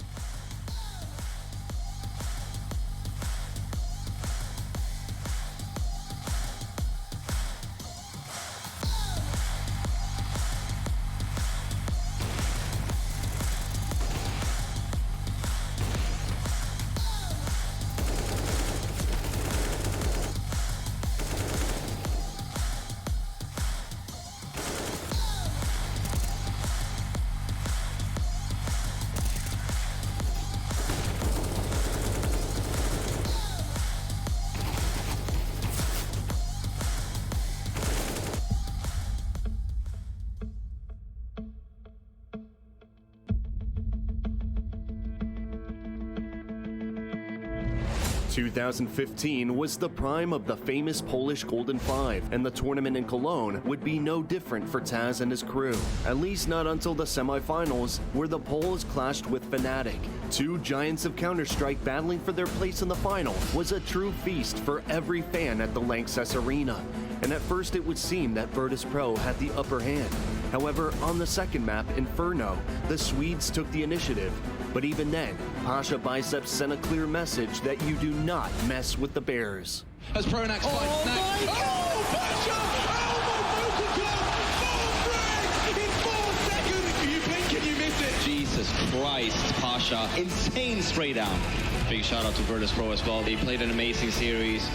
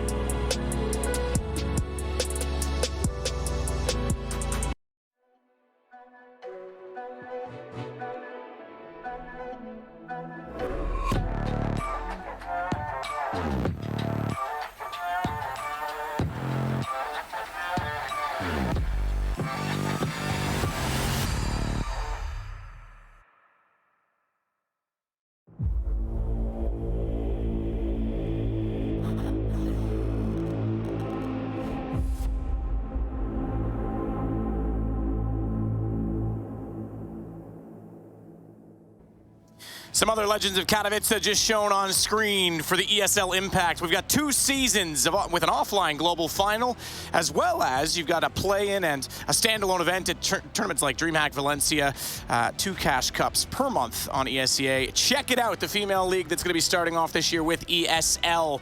And I think, look, controversy side, it's awesome. If they want to go ahead and do that initiative, I'm all for it. Yeah, let's get them involved. And I mean, let's be honest, we've casted some girls tournaments here at Katowice in the past, and there was some good action in them. Some rivalries that were pretty heated on the stage as well. So yeah, some really classic old school names in that scene. The Counter-Strike that goes way back. Virtus.pro NIP. VP up 1 map and up 1 round, but down 1 man. Yeah, down Yekender as well, who's been the hot hand. So not just any man at all. Flitz is tied with him on 12. It was the first pistol that he found 4 kills in. He's gone also, so don't look for a replication of that affair.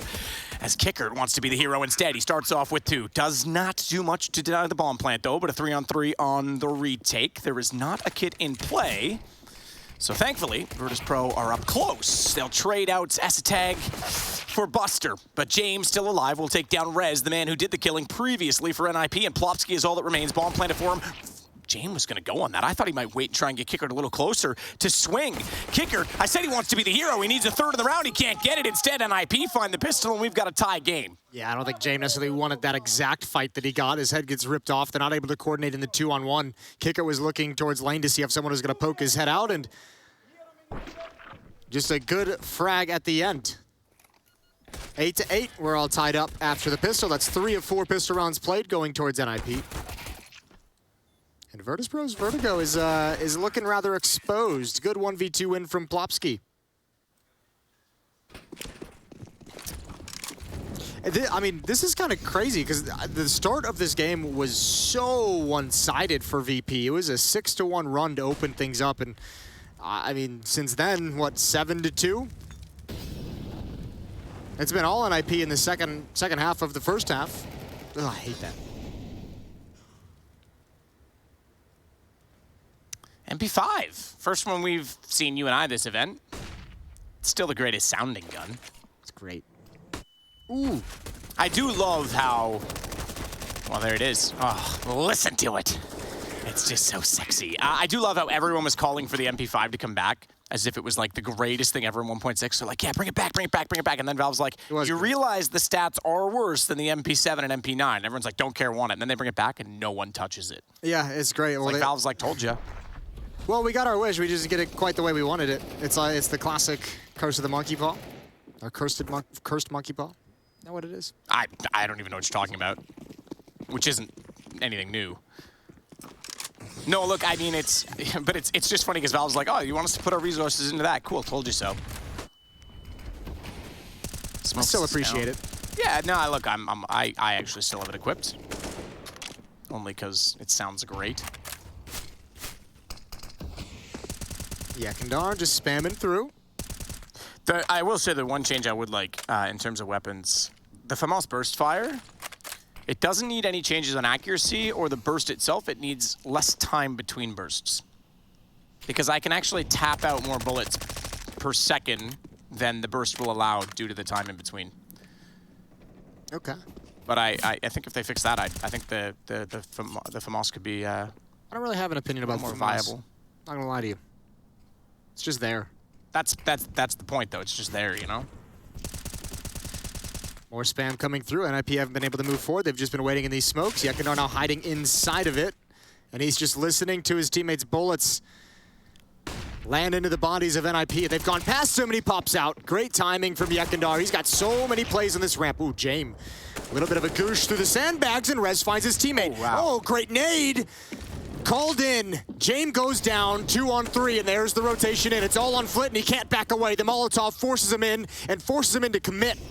Buster left alone. Thought Rez was going to give Stag a haircut there as well as he fired in, but it doesn't matter because he gets the kill, and that will allow the bomb to be planted, and Buster has to back away. We'll go now 10-9 in, or excuse me, 10-8 in favor of NIP, which means they've converted another 3 rounds off a pistol. Both pistols in this game going to the side of the T's, so this is a good start from NIP.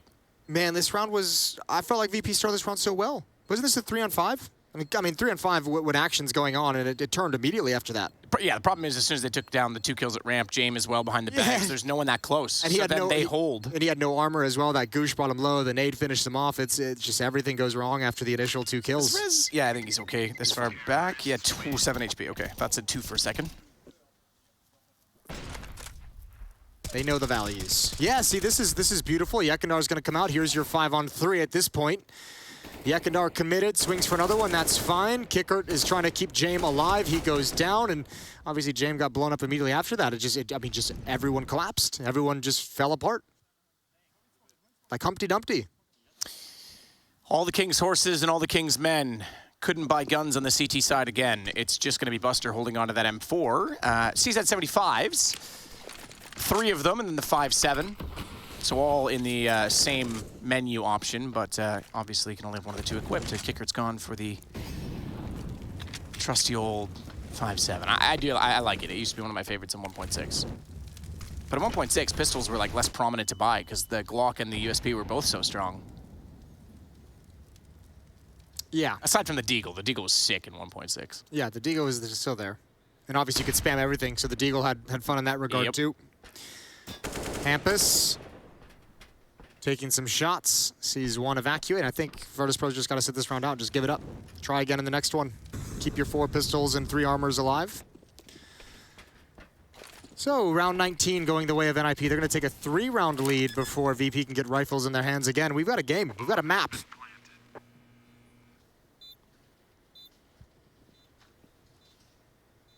We do indeed. And we might have a series as a result of that. It'd be kind of fun. What if we went back and took like, actually this wouldn't work. All right, well you've killed that. So much fun, Jason. Can't wait to hear it. I was just thinking if like you took some of the old school, like all the old school 1.6 maps, and if you could like port them over to be like CSGO maps, but like, you know, because Nuke used to have like the sliding doors on each side of the lower bomb site. Don't we already essentially have that, Jason? No. You want literally a carbon copy? Yeah, literally a carbon copy. Like with the same but then I realized, 8-bit textures? But yeah, I mean, it wouldn't matter if you can't spam through the walls and everything like that, so I just forget. You know, I said it wasn't going to work, so. You already have Nuke. Like, they've already essentially done the porting. No, it's still vastly different. Oh, my goodness. The old Nuke is way, way different. Sure, in layout, but like, it's but, you know, essentially the modern... We kind of did that with Train, and we discovered that didn't work really early on as well. Couldn't climb under the trains, that's why. Yeah, you could just see under him. That was a tease. 11-8, timeout taken by Virtus.pro. Their first here on Vertigo. They talk things over, heading into their second gun round, trying to get on the board. James is going to have the AWP back in his hands.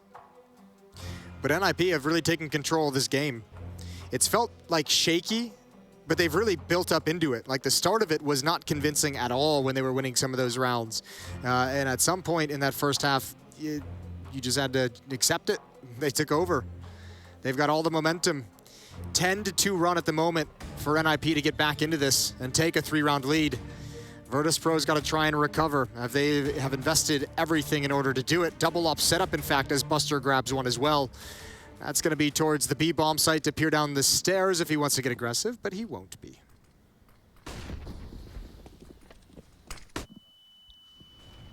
James catches out a levitating Hampus. Yeah, I saw that. I thought I was... model. Thought I was having a flashback. Is that to university days? Yeah.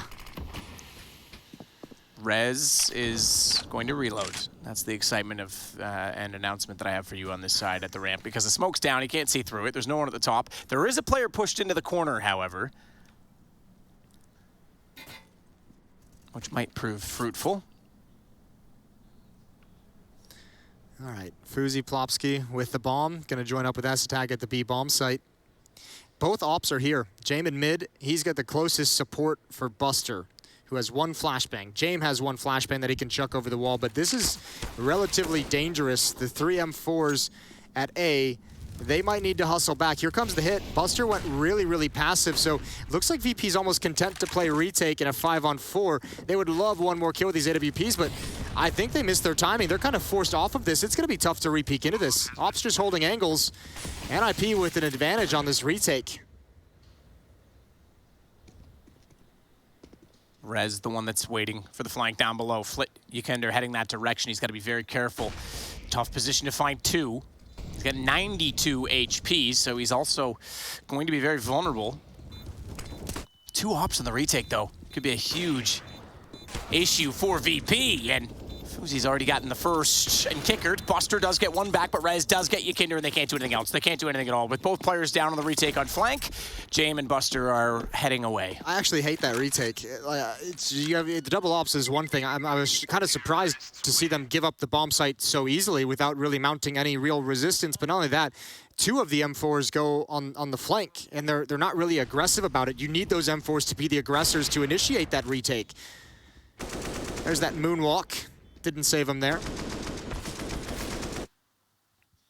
Yeah, just weird. That retake fell really flat for me, and what a critical round for that to just be so head-scratching. They'll get another shot at it. 2 M4s in hand of FAMAS around the double op setup, but again, both ops at B and mid.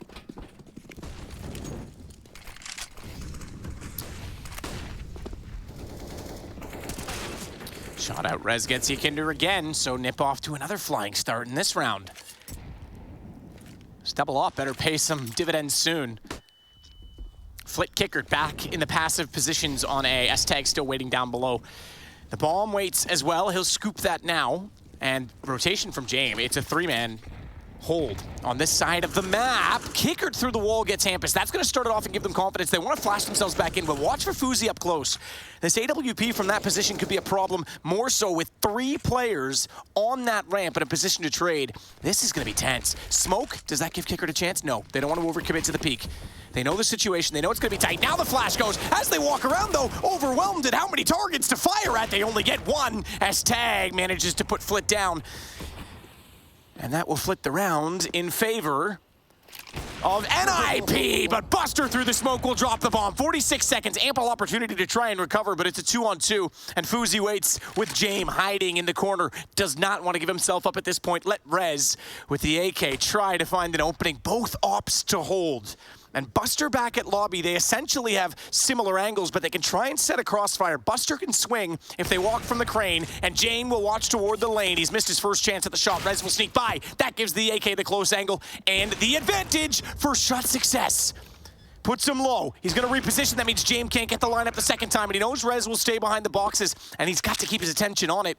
Goes to the CZ, perhaps from a call on his teammate. That'll get it close. Sees the second. Looks for Fuzi as well, and James going to pull it back, and they need this clutch from him to make it 12-9. Style points for James. That is a sick clutch. You could see him just take a deep breath, make the cross, run the gauntlet. 1 missed shot from the op at NIP, and James seals it. That is beautiful. I love everything about it. That's how it started. It's how it finishes. That's special. Some fortunate kills. A great tag through the box, this one. His final kill. Fuzi's out in the open, overextended, trying to help his teammate, I think, a little bit too much. 12-9. What a save from Jame to keep VP in the game. Yeah, that's massive. That's huge. And what a call from him as well to identify that he likely did tag him. Even knows he has to just take Rez down. Switches to the pistol, bypasses the first potential threat. And Virtus.pro keep themselves in this. So we get a tactical timeout called by Virtus.pro. It's their second in this game. Ooh. Yeah, talk things over. Not a lot of money. You need a clean win if you're Virtus.pro. Need to get back on it. But, I mean, that's just good to stop the run. Kind of mentioned it was what, 11-2 run that I think they just kind of put a stop to, but more importantly, it's even 7 rounds straight if you go back to the first half for NIP. This has been a brutal stretch for Virtus.pro, so good on James for getting him back. Let's see if they can take hold of it and run with it. Fuzi and S-Tag towards B. Hampus and Rez towards A. Plopsky looking for mid pushes, but Fuzi's getting aggressive with the op. He's dinked. The defense is going to be happy with that one. Fuzi down to 13, Hampus at 42.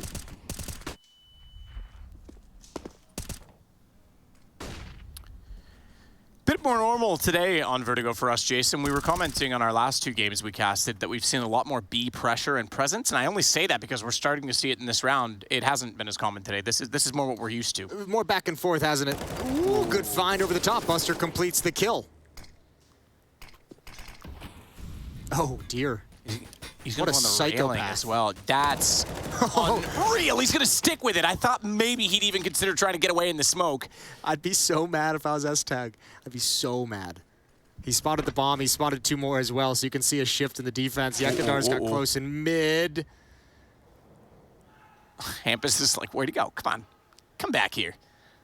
But do they consider quad? Do they consider that there's 3 on the site? They go for the shot up top. Flit has that instead. Yeah, no, they didn't renew kicker. It was there. The close play in the smoke, they thought they cleared it. That's why they had the confidence to peek back sight. They could hear the player moving around, but kicker never made a noise. And as a result, it's now just Rez remaining. And this could be back-to-back rounds for VP to finally get into this CT-sided half. It took them 5 rounds to find 1.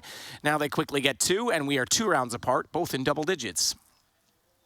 That's the exact win Virtus.pro needed out of that timeout. 4 players survive, get a little bit money built up, start feeling a little bit comfortable. And Nip's going to respond immediately with their timeout. God, that push from Buster, that's so ballsy, and he's rewarded with the kill and so much information. This whole round put together very well from VP, just 2 rounds back. However, because of that huge streak, 5 rounds straight to start the T side, NIP's got plenty of money as well. They're gonna buy deep into the coffers on this one, but still some cash left over, some residual. Got some nice savings. Up in the hands of Fuzi. VP's gone away from that double op setup that they wanted to start the CT half. Wasn't as effective as they would have liked.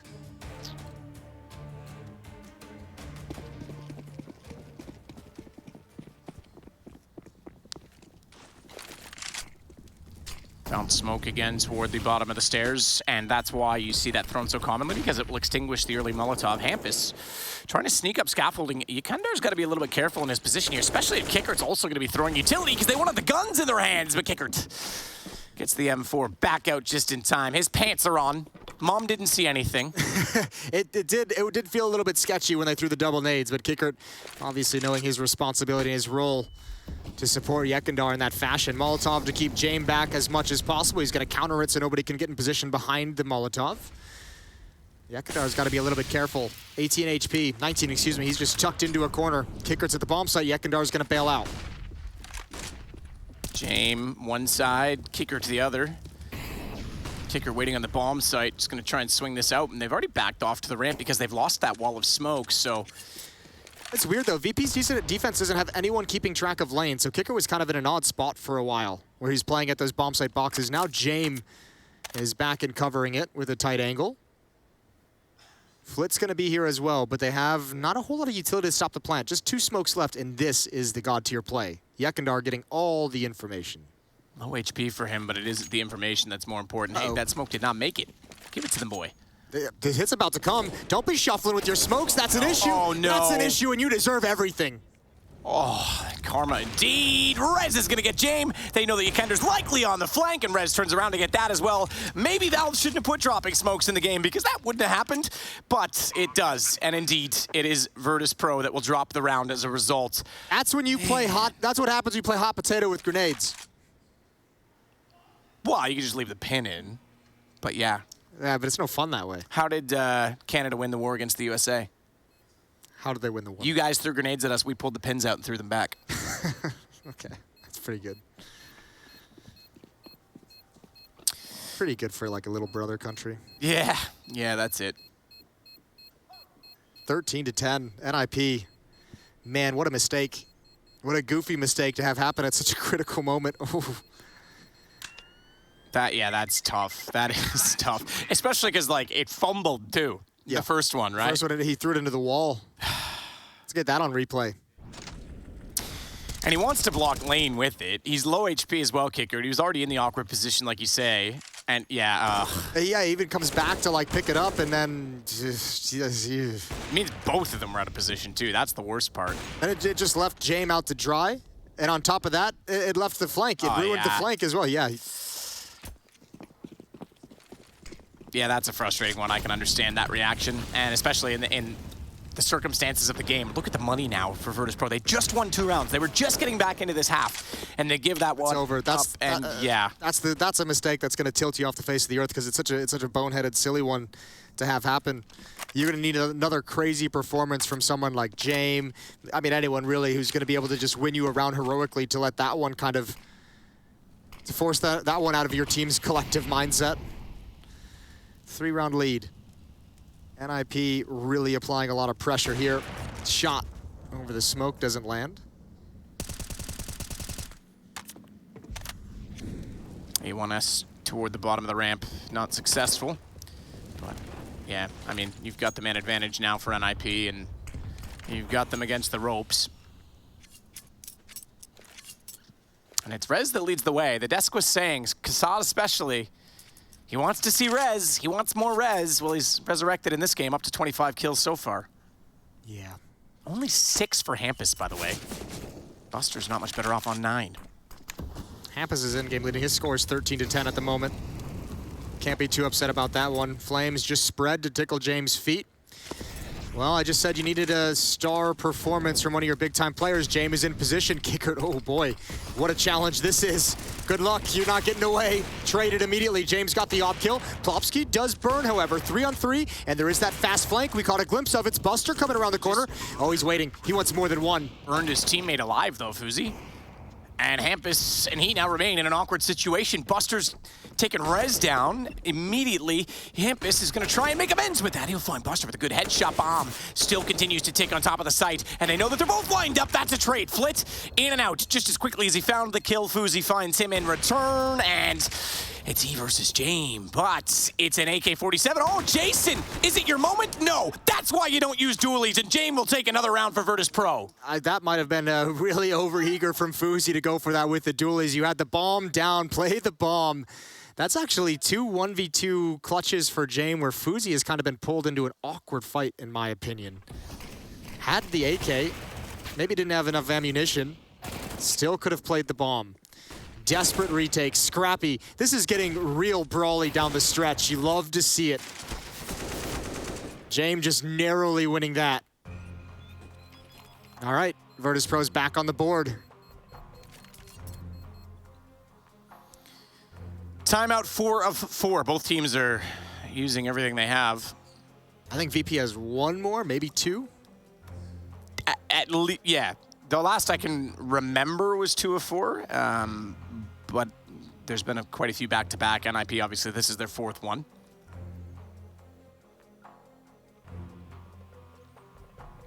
And if you're NIP, you're buying up again.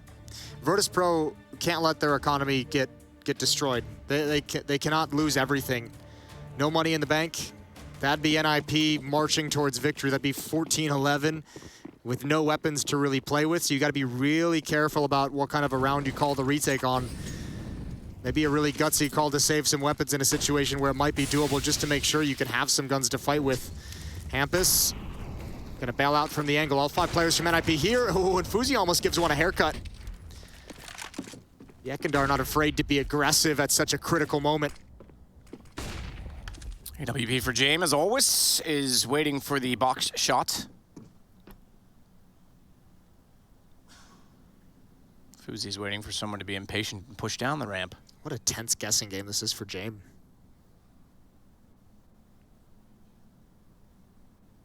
He sees him. Not going to yield much, though. Not much of a chance to fire at it, and the jump peak certainly went the other way. Fuzi saw him in return, but a good response. Yekender will at least take down Plopsky. However, and he does, he gets back inside of the site. I was going to say, a long way to rotate. Nearly. Speaking of rotates, though, is Flint getting caught off. Rez and Hampus with good crossfires. And this might be round. Okay, he's burned alive. I was going to say 14 for NIP. Kicker nearly had something to say about that. It's Buster. That I don't think is having anything to say with this round. Double ops for Nip on T-side. Sure, Hampus is going to hold it for now. On one hand, I love James just sticking around and challenging with the op. I think you kind of want that sort of like a ego cockiness in your opera, but at this, that one felt desperate once the jump spot was there. Yeah, you would. I'm wondering, we turned X-ray off. I'm sure you expect he sees you, right? Even if it's a strafe jump and you just see the side of his head, you have to expect that he's looking at you, whether it was a texture issue or not. Long time to be there as well. Yeah, you stay there after that. I think you got to move slightly. 14-11, and this is that really tough scenario. Yekendar's got 3,300, but the other 3 of their teammates are hovering right around 2K in terms of their money. Yeah, that's ridiculous. Good shot for Yekender to try and level it out. Even got back inside of the site, but as soon as Flit walked out from lobby, ba-bam. And I mean, you got to give props to NIP as well. Good call from Hampus or whoever on NIP had the plan. Just say go for it. You get that kill, just push forward. Yeah, there were 2 timeouts left, so now there's just 1. Going to be spent here as desperate times, desperate measures. Ancient is map 3, by the way, Jason. We haven't even touched on that yet. That's spicy. I think we're only going to have 1 rifle. M2, excuse me. M4 is passed over to Kickert. That's Yekindar just saying, you can have all my monies. Trade me a Deagle. So, VP, 3 rounds back. NIP need 2 rounds to close out map 2 to extend this series to the 3rd map, as you said, would be Ancient. And away we go, round 26.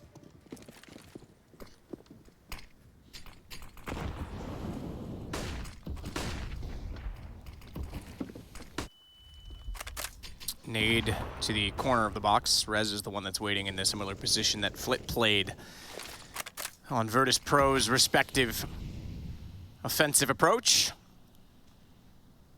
Kickert a bit unsure with that Smoke's position if anyone got up toward the scaffolding, so he's got to re-clear that position, but still holds aggressively. Meanwhile, Plopsky to mid. Jane boosted up, and S-Tag, he's made some noise. He was trying to be sneaky below the catwalk position. But yeah, pistols to play. They want to try and hold a crossfire at middle, and interestingly enough, Nip putting more pressure here than they have previously. They'll find the first kill. Did Jame reveal himself? It may not matter. Yeah, they're going to Molotov and back away, and they can just hit the ladder and be gone. Kickert rotated quickly, so Fuzi and Rez actually heard the footsteps above them. Now, Jame has all the information. The question is, does he want to push? No, he's going to fall back. So they're actually hearing these footsteps beneath as well. They're getting the idea, and I think they're just gambling here. Buster and Yekindar rotating as well towards the A-bomb site.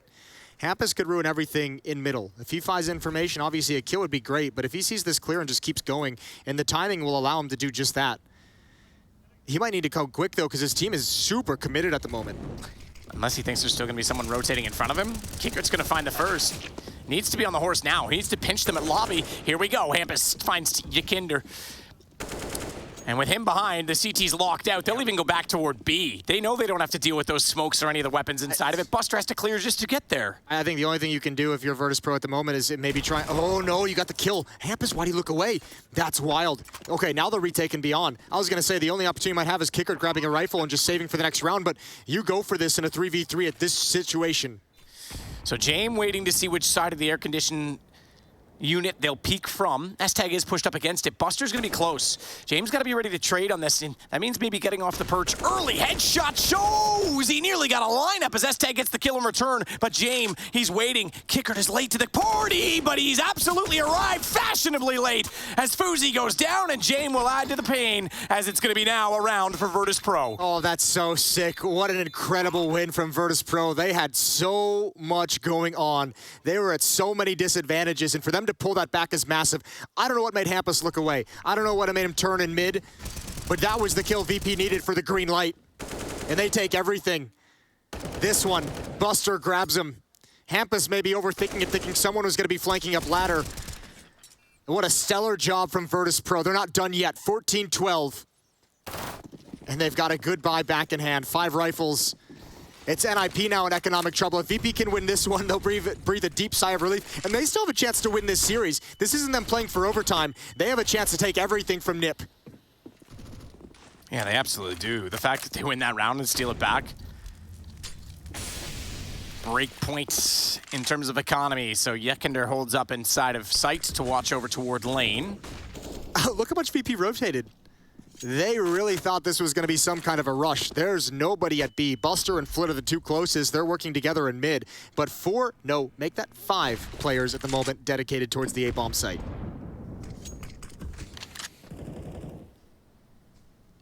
Can they get back in time?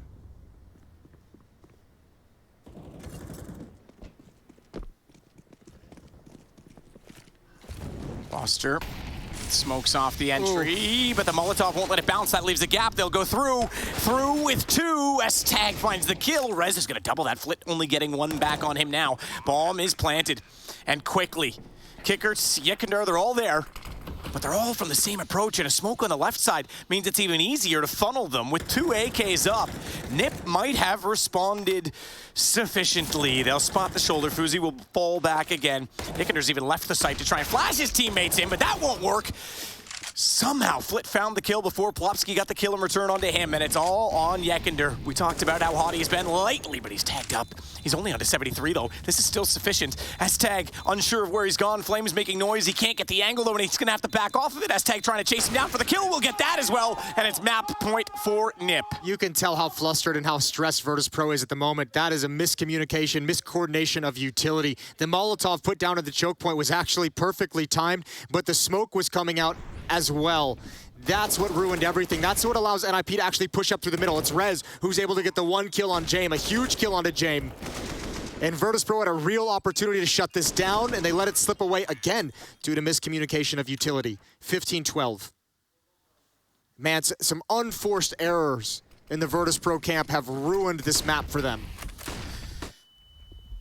First map they'll lose in quite some time. If they're not careful, Kickert's not. He gets caught out by Hampus on a Mac 10. That's a death slam. I didn't see it, but I'm just assuming. Oh yeah, that's fine.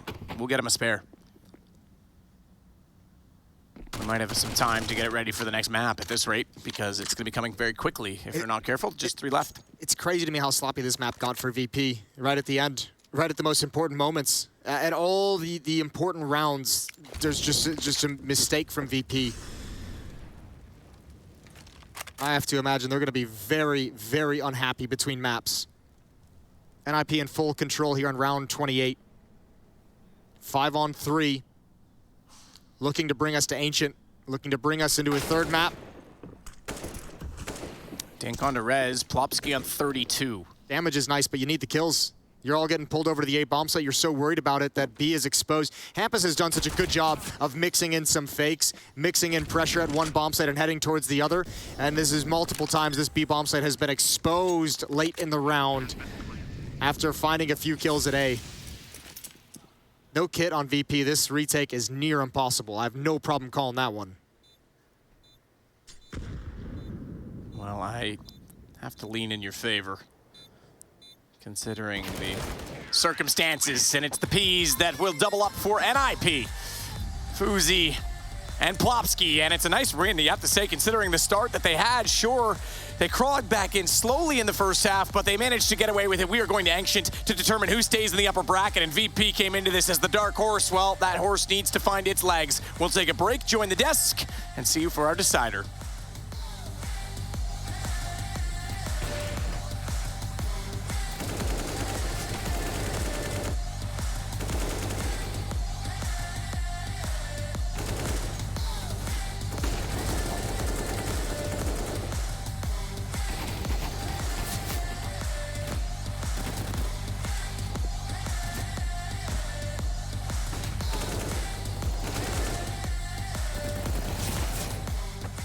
Авик цемент должен быть. Дефолт. Season. Попал.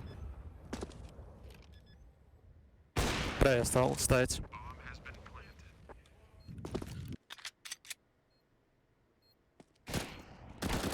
Раз.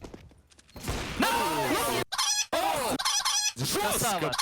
Жека.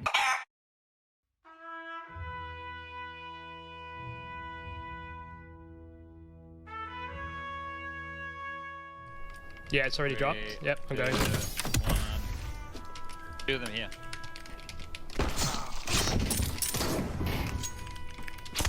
I'll go plant the bomb. That's a good idea, actually. Oh, bumping. There he is. Parachute bumpers.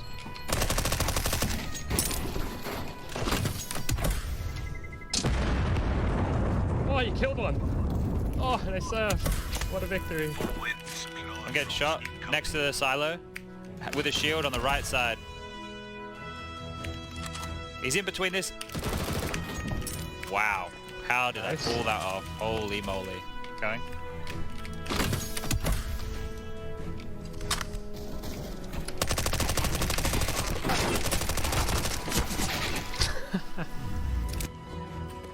Pumps here. Over here, I'm going. I'm getting shot at from behind, but I'm going for this guy. 2 guys down here where I'm landing. Coming. Yeah, I'm on the other. Nice. Oh, 2 guys on me. I'm going. I see him. Going for the back guy. Leaving him. Nice. Casbah through the front door. Oh, I see one fella. Another one. Oh, no, wait, I'll go for that pressure.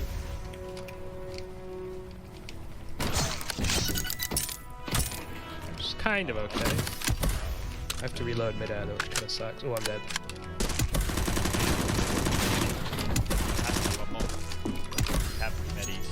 Nice.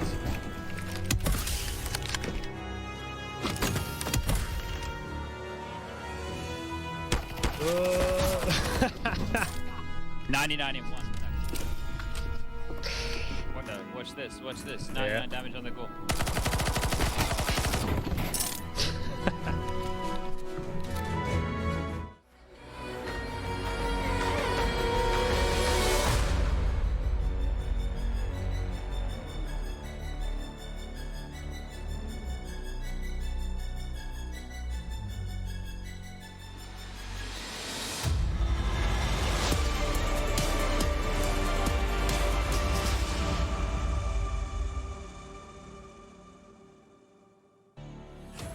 A defensive collapse sees NIP able to snatch away Vertigo and take us to a decider. There's more Counter-Strike on the way as we try and separate these two teams and send one of them on further in their quest for Spodek glory. You know, NIP keeps impressing us, right? Right. I mean, it's not that it was a CT side collapse so much as it was like really good calls and really good like pack mentality CS from NIP coming in. There was not many lurks, not many, you know, kind of super defaulty plays. It was like, okay, we're gonna get the space, we're gonna get a kill, we're gonna group up, and we're gonna go. And that's what got them, like, what, 9 rounds on the T side? Yeah, it was. I do feel like, though, Virtus.pro did lose that more than NIP won it. I feel like Virtus.pro on A, and we saw it against Copenhagen Flames yesterday, something is going wrong. Yakindar, for me, does not look comfortable on that side at the moment.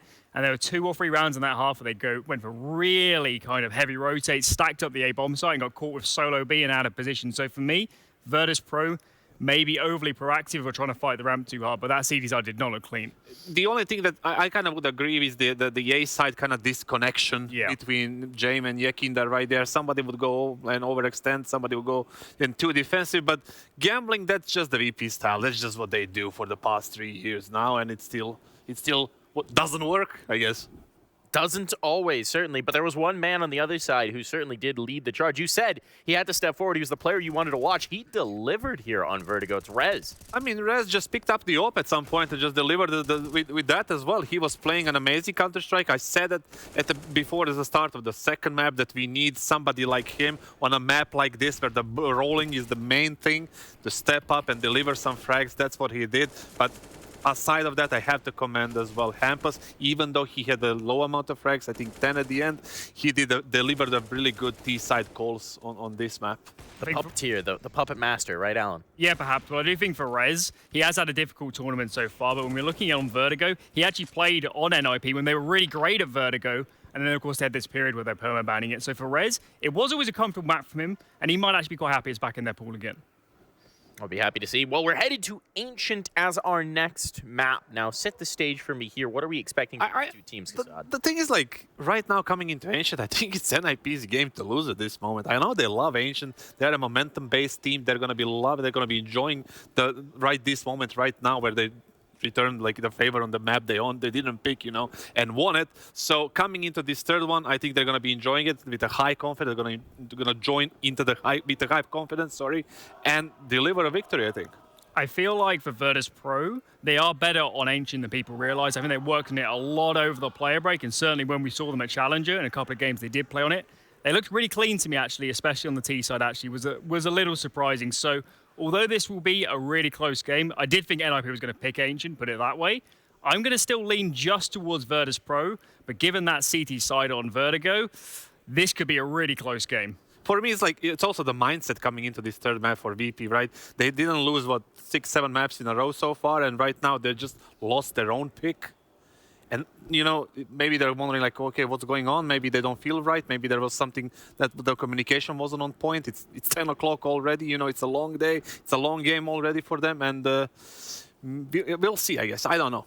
I want to focus in on one aspect, right? We've mentioned it in regards to both maps. On Overpass, the connection between Yekindar and Jame led to a lot of great rounds over towards A on the defensive half. On Vertigo, opposite story. Bit of a disconnect there, maybe some issues creeping in. How are we expecting that duo to function here on Ancient? Well, I'm not exactly sure, to be honest. I didn't see them too much playing that Ancient even before, like when the map came out since June of last year. I saw them a little bit. It wasn't really that great for me. Maybe you saw something that I didn't on Challenger. Well, Yekindar plays in towards Jaguar, that sort of position, and obviously Jame is the AWPer, so he'll either start towards mid or rotate in towards B late. So in terms of direct interplay, you're not going to see a great deal, but in terms of the impact they can have, Yekindar in that Jaguar position, he can take so many duels and get aggressive and get information. And for Jame, there are a lot of options on the CT side of this map if you know what you're doing and you make good decisions. So maybe not as a duo, but individually across the map, they can have a lot of impact on this game. I like the pack mentality from NIP, and I'm going to stick to them on this third map. I like the way they play. I like the way that they call on the T side and they behave as a group on the server. You know, there is no too many untraded frags. There is no many issues in the post plan. People are speaking confidently. The flashes are coming. Everything is, the basics are being done in a very, not unique, very normal way. And I believe that can transfer that into the third map. Well, I will say, I remember at Challenger, Yekindar took issues with criticism of their Ancient, said they've been working on it and improving it. We'll have to see if that's the case. Ancient on deck after this quick break.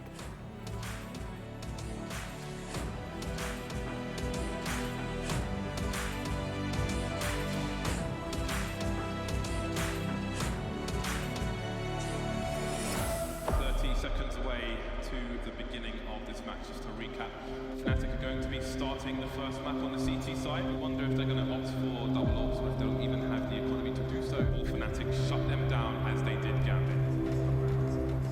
2016 saw Cologne host its third CSGO major championship in a row. And as always, the best players from around the world came to Germany to fight for the most prestigious title in the game, with Fnatic's star-studded roster not being an exception. CT plays, but he's got two to find, then he's exposed to short as well. Down goes two, jumping frag, and a headshot no less to take down Kiyashima. Their solid performance and time brought them into the semi-final, where they now had to face the favorites from Team Liquid.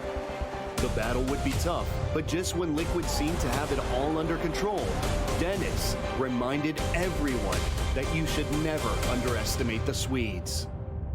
There are still 4 Liquid players towards B. Dennis with a fast frag on the simple. Bomb will be planted, posting a defense by the APC now. Pops more heads. Is this guy done just yet? This is a very tough re-entry for Liquid. What? Dennis is getting in there again. And there might be one more, of course. Dennis with the ace to kick off the second half. Fnatic needed that, and Dennis delivered. Days gone, I won't waste another one. Oh, that darkness, it won't set me back again.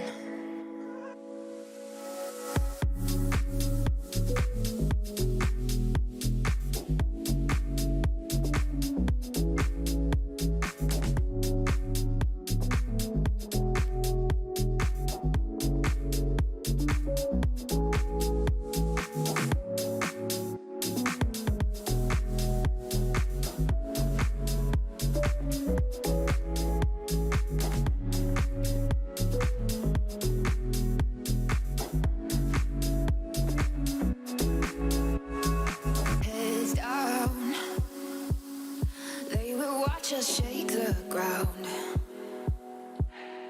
Oh, this lightness, it will fill the air around.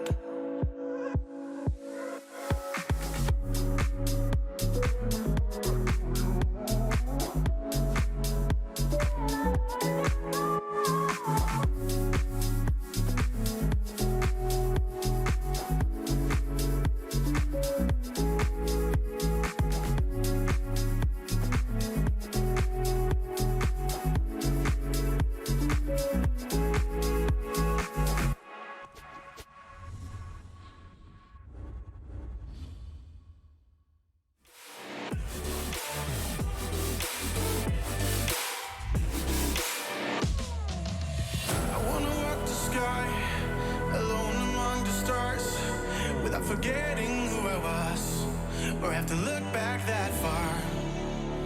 And I don't want to forget who, get who. And are you just fucking around in my mind one last time? I'm gonna be real honest this time. I'm okay with it, I am more than fine. I'm gonna roll all less red dice now. Tell me I won't get out.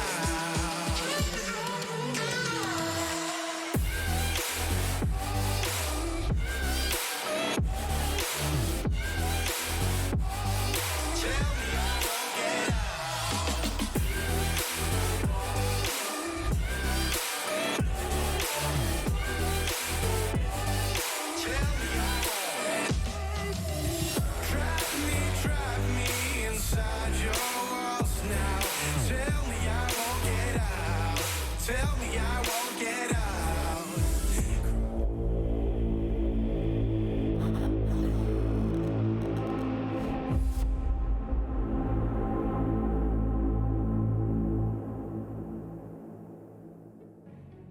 We feel comfortable playing with Flit, and we have had enough time to prepare and win this tournament. It's all going to depend on our own psychology, mental state, and individual skill that we have at the moment. Those are the words of Yekindar coming into this event.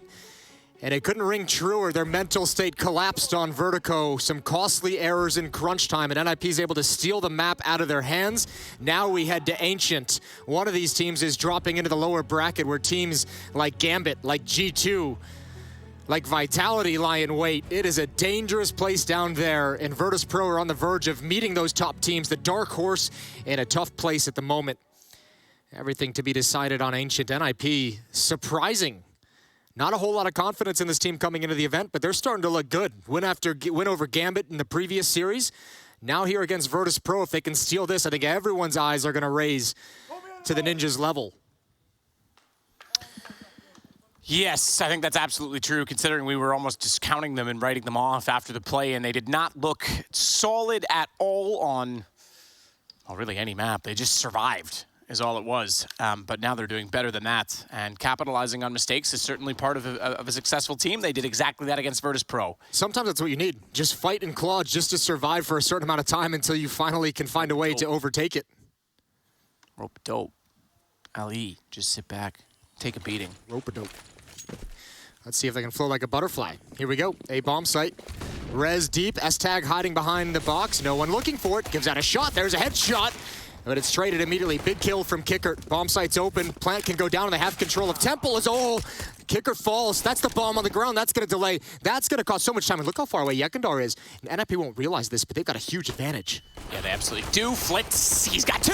Oh, nearly spun around on the Glock to find Fuzi as well, but Fuzi's not up for that. This is so cool. Buster just bailed out. He grabbed the bomb. Yekindar saying, I got the bomb site. I got the B. Just come all the way back and look at this push. This is going to be a tough angle for NIP to clear out. Nice advantage in the 2-on-2 for Virtus Pro, but this bomb needs to go down. They're not even together either, so it's an extremely good angle because that's a tradable position. There's no cover there for Yekindar, and sees the body just walking out slowly. Down goes Fuzi. Hampus knows he's in a world of trouble at this point in time. I would have thought they would have got together on that and gambled to play the retake and the trade, but Hampus was still searching for information while they were planting over on the B side of the map. Well, they never saw Yekindar's lurk, right? So he was just trying to find out which bomb site they were going to. Great kills from Yekindar to open things up, provide the escape route. I mean, he's meant to be a long flank if that bomb goes down, right? And then obviously, when shit hits the fan, he provides the opening they need. 1-0, VP take the pistol. Great kills from Flit as well to just keep this round even possible, even doable for Virtus Pro. Yeah, Yekindar makes no mistake on the Glock at that range. Great crosshair placement, immediate headshots. Yekindar again is going to be the one that goes over toward B on his own, so he's going to play that lurk once more. S-Tag trying to get a tag with the scout, moving up toward the A tunnels. But he'll back all the way to Temple, in fact. Popsky already inside Jaguar, and it will be, What does this guy have, like fire-resistant boots right now? It literally like encircled him, but never touched him. Yep. Yekindar challenging in mid, sees Fuzi, a bomb site. There's no way to defend against this. Plenty more smokes for Virtus.pro to use, and S-Tag's vision is taken away and denied. They don't even need Temple this time. Bomb's gonna go down. Yekindar has Donut. They don't need to worry about that either. How much does NIP want to commit to trying to make this work before they call it off and try again in the next round? I'm gonna say they don't commit much at all, Jason, because they're already backing up. They'll keep their armor, or attempt to. Yekindar's even come all the way back around through middle and joined his team, so no more lurk. They're safe at B. 2-0. Do we get this rare round where all 10 stay alive? I think we will. James not gonna have that. I think he's just making sure nobody's coming up to get exit kills. He's just securing the escape route. So, fair play. Stalemate called.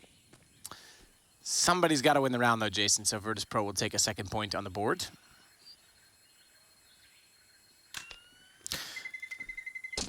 I can't think off the top. I can't imagine there's ever been a round where 5 players stayed alive in the CTs, or 10 players stayed alive in the CTs won. Surely that scenario never happens. It's happened a couple times, I think. Wow. I mean, I can't remember a specific one, but That's the thing, I have to imagine it'd be like a late execute attempt with time running down, and they all just realize, nope, we don't got it. Yeah, fair, yeah. But it is rare to make to throw you a bone. The only bone anyone will throw me. I gotta at least make fun of myself once a cast, right? Like, it's just appropriate. Hampus and Plopsky getting aggressive with the Deagles, and it'll pay off. Flick goes down. In fact, it was just Al Hampus. No assist, no flash support, just did it himself. Second shot on James was a headshot, and that will leave Virtus.pro down 2. Hampus goes down to 4 HP, but that's fine. Oh, Yekindar has to make this play. I don't know if Hampus saw him jump. Yeah, he did. He did. Spotted. And the scout grabs the angle. Yekindar's in some trouble. Third kill for Hampus. Oh. 4 HP, and he makes it work because of the call, because of the information and the scout tag to support him, as Buster and Kicker suddenly realize this round has gotten very awkward, and they will try and find some picks. Bomb will wait back towards spawn. At this point, that's not really relevant. They need to open up a bomb site. Plopsky waiting by the cave, and Rez trying to peek out down toward the lane. Fuzi's even going to start to close the map in on them as well as he works out from Donut. So quick recovery from Nip. This arguably should have happened in the next round. Rez takes out Buster. Jesus.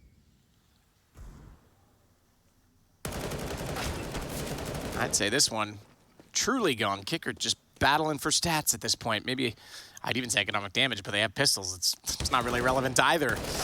Although they'll get another one from Rez, a second headshot from him. So 2 for him, 3 for Hampus, and a brilliant start from him doing so. Man, Hampus just had so much impact. The 2 kills in Jaguar, and then obviously the spot and middle onto Yekindar that allowed the scout tag and allowed him to clean up for a third. Oh, Virtus.pro's going to be frustrated they let this one slip away. 2 players there, and they couldn't trade, just the lonely Deagle. First round on the board for NIP. They've got rifles, same with Virtus.pro. A little bit light on utility for the VP attack. They've got plenty of smokes. It's flashbangs they're lacking at the moment, just 3 of them.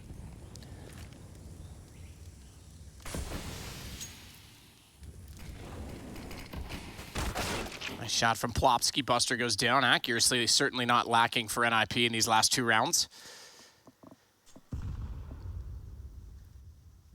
Flexing early on in that position. There's going to be a lot of battles throughout this half at lane and at Jaguar. Bomb still way back towards spawn as well. Kickert's leaving a long and doing so in a quick fashion with Fuzi at Donut. That should have been heard. So that's, I think, part of the reason. Well, I thought Revs was going to rotate. He's not. He's actually going to stay and keep looking in that direction. Throws an additional smoke out. They aren't going to overcommit to this, knowing they have the man advantage. It's S-Tag and Plopsky, and S-Tag at the Cubby as well. Vulnerable position to play. Can be very quickly isolated by utility, but he's going to put a smoke down and get himself out of there. Oh, that timing is so perfect on that smoke. All of VP was rotating back to kind of attack a contact play up that B ramp. And they just get shut down. They just get completely denied access to it. That's really brutal. 2 smokes, 2 flashbangs left for this attack, and a 4-on-5.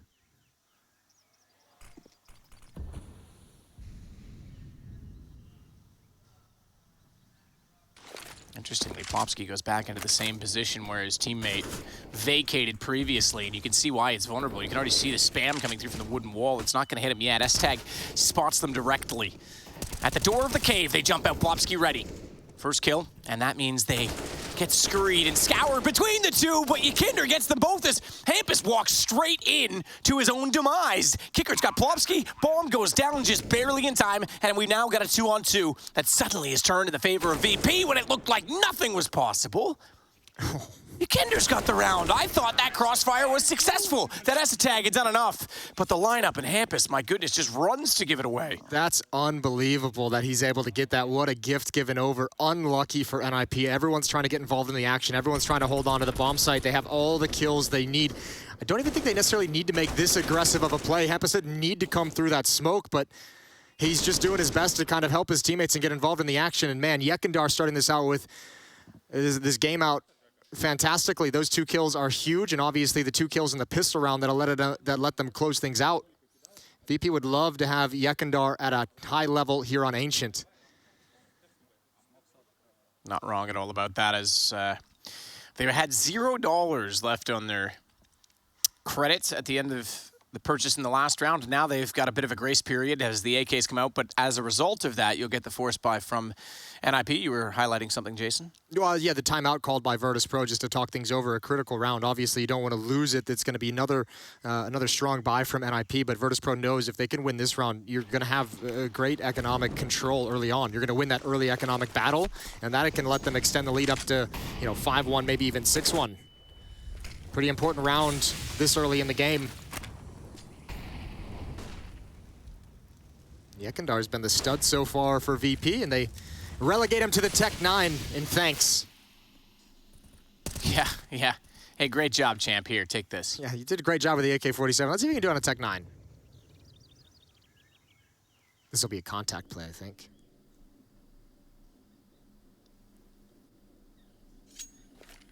Hampus is actually going to come back into the site with res boosted up. That means he's close by. Of course, you never really know, do you? Because now he's back toward the front side of the donut. Drop 2 smokes to throw the 2 smokes. Posture like there's more players here than there actually are.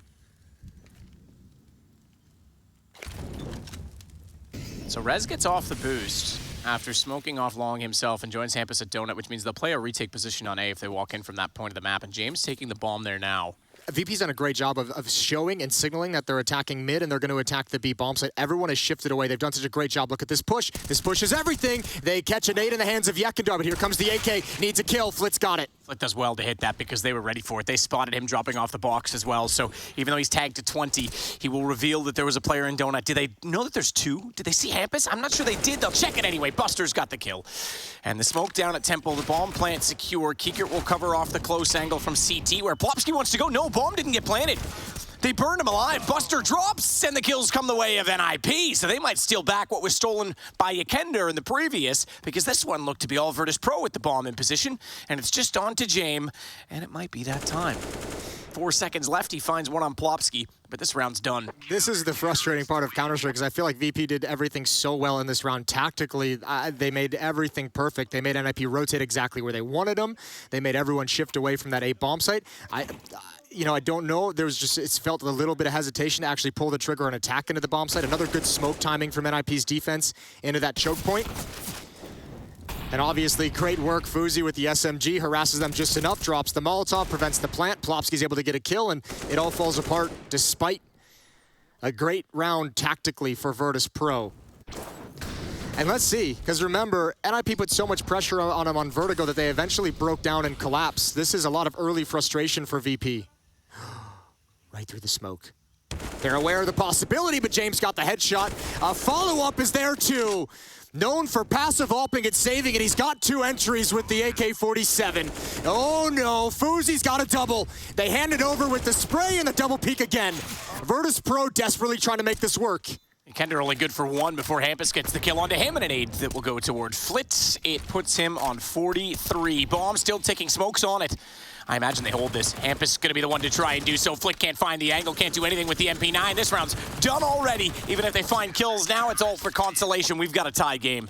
Oh no, again, you get everything you want. The 2 entries, a 3-on-5 retake for NIP, taking advantage of Virtus.pro scrambling to get into post-plant positions, some critical kills at the right moment, and NIP take another one away. These last 2 rounds have been so scrappy, and NIP's just barely pulled in the lead. This one, just a last connection on James, who was low HP as he got around the corner, and not enough utility to secure the bomb site.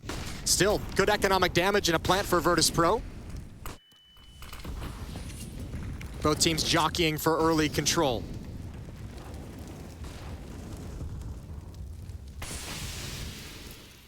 Yeah, and they're still trying to wait behind the smoke at Jaguar.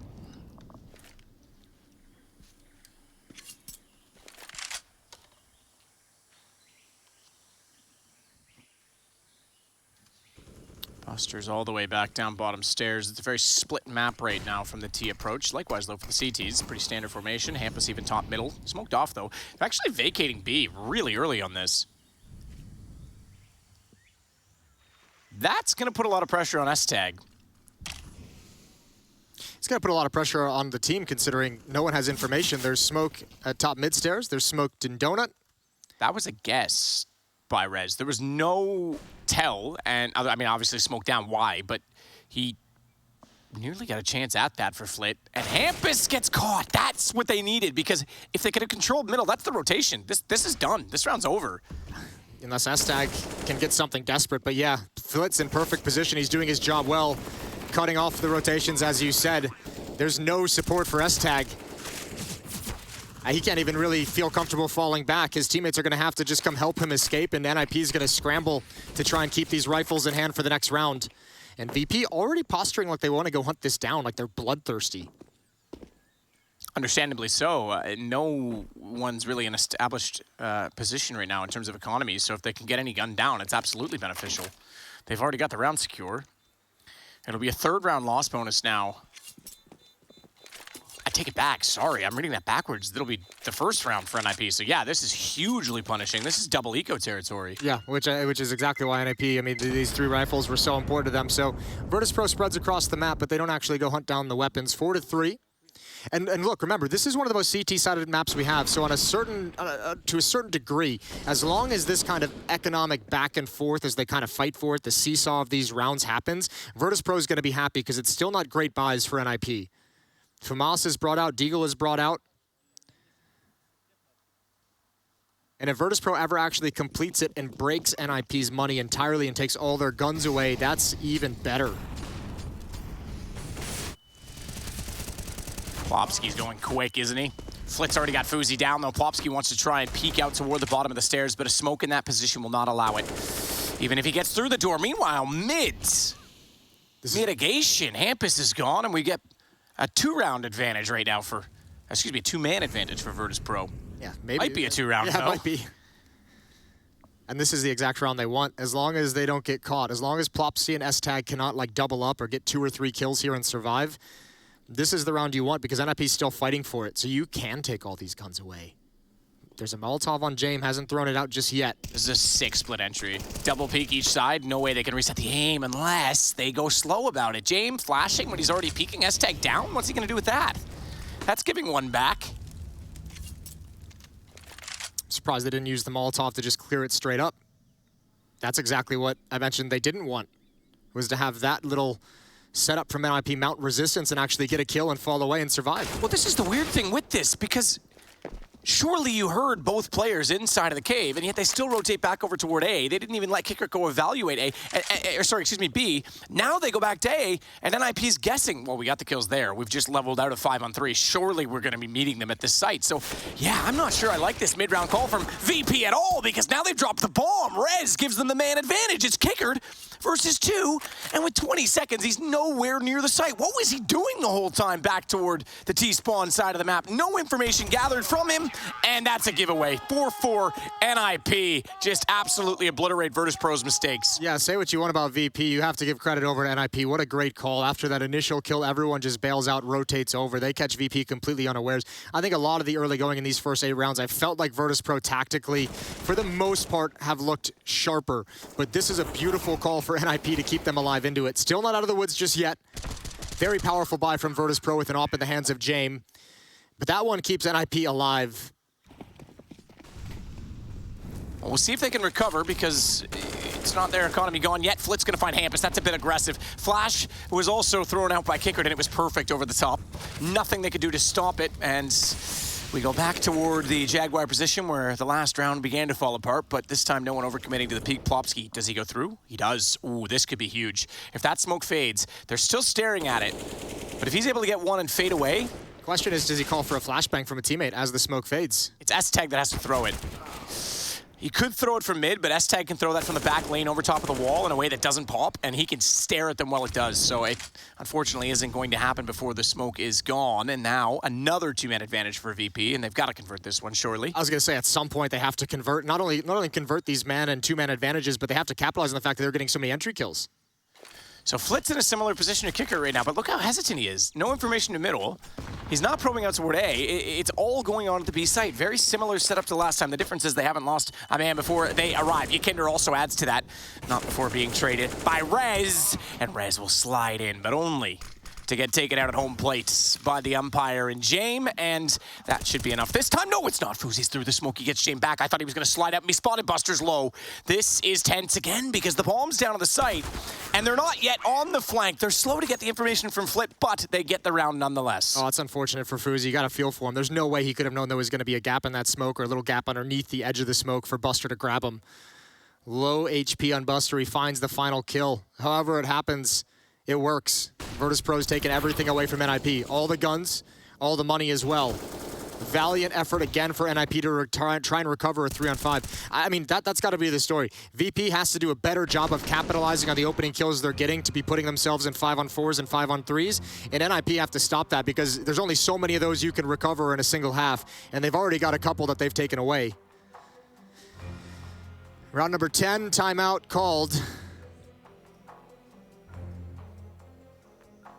With the dire economic situation for the Ninjas as well, and only a one-round losing bonus, they're going to fully invest here. Deagle's picked up armor as well. Utility's going to be bought. Everyone down as low as they can possibly go.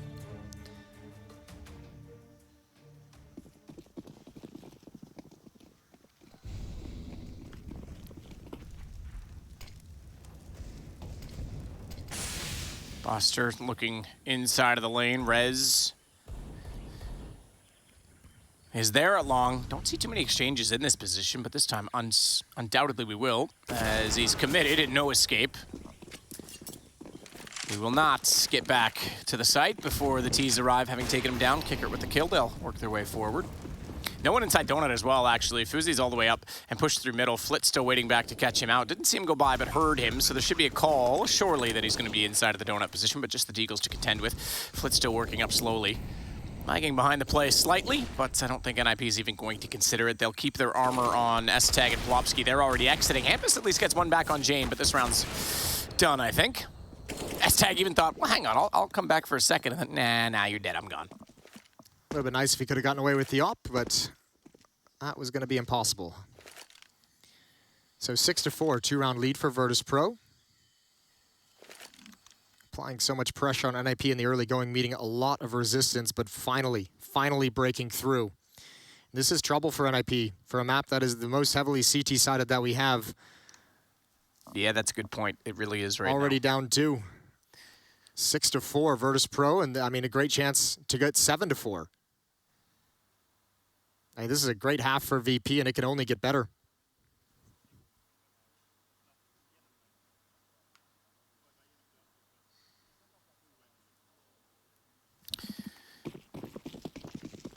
So those Deagles and the armor that goes along with them for Plopsky and S-Tag, the only thing that they'll have on the Ninja's side.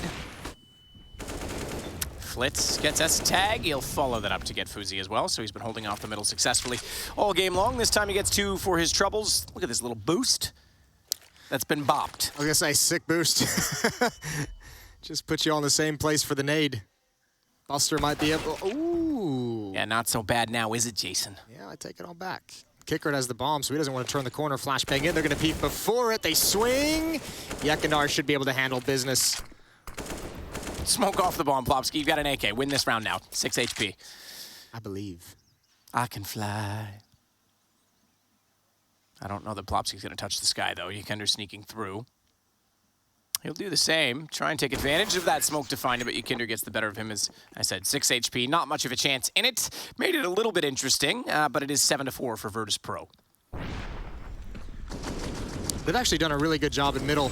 I feel like they've been finding opening kills there at a great rate, with great success rate.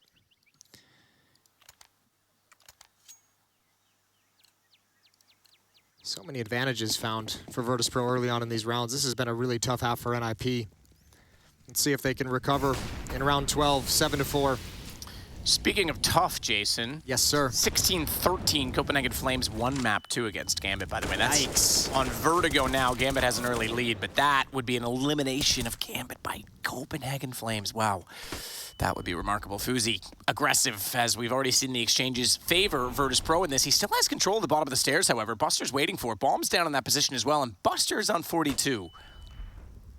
He's fine just chilling. They got 2 kills over here, and they spotted even the third, so Buster's hanging out. Kickert is making his way, stomping his way. Hampus hears all of this. Fuzi's surely going to check hard right. He does. Buster never expected that. That's a good aggressive play when NIP needed something. However, Flit has been just a nuisance in this middle lurk, and he's going to get another one. Rez never sees it coming, spamming through smoke. He never saw the bomb either, Fuzi, when he pushed down. One spotted, Flit's brought low, doesn't want to re-engage. Content with the advantages he's found. There's Kickert from the other angle. And Fuzi on the long flank. James alone with the bomb, and I mean, he's playing it safe. I don't think he really cares. They just want to find out where Fuzi is before they commit anywhere. Well, Fuzi has an AK as well, though, so I don't know that he'll be too interested in any of this ordeal. A slower affair so far, but now 8 rounds T-side, Virtus Pro. Regardless of how the exchanges go, Virtus Pro's just had so many rounds playing with a man advantage. 5-on-3, 5-on-4. This round was a 4-on-3 after the initial exchange. This is brutal. You got to feel for NIP. They've had to fight so hard just to stay in this game, and it's starting to slip out of control. Yeah, I mean, even in that round where they came back from a 2-man deficit, that looked like a turning point to keep them close, because that was a break point. That was we said it was double eco territory, and clawed themselves out of that one, and then found themselves on a double eco just after, so it didn't really last too long. 4 in a row for Virtus Pro now, as they extend their lead. 12-5 on Flit, 11-6 on Yekender to lead the way for VP.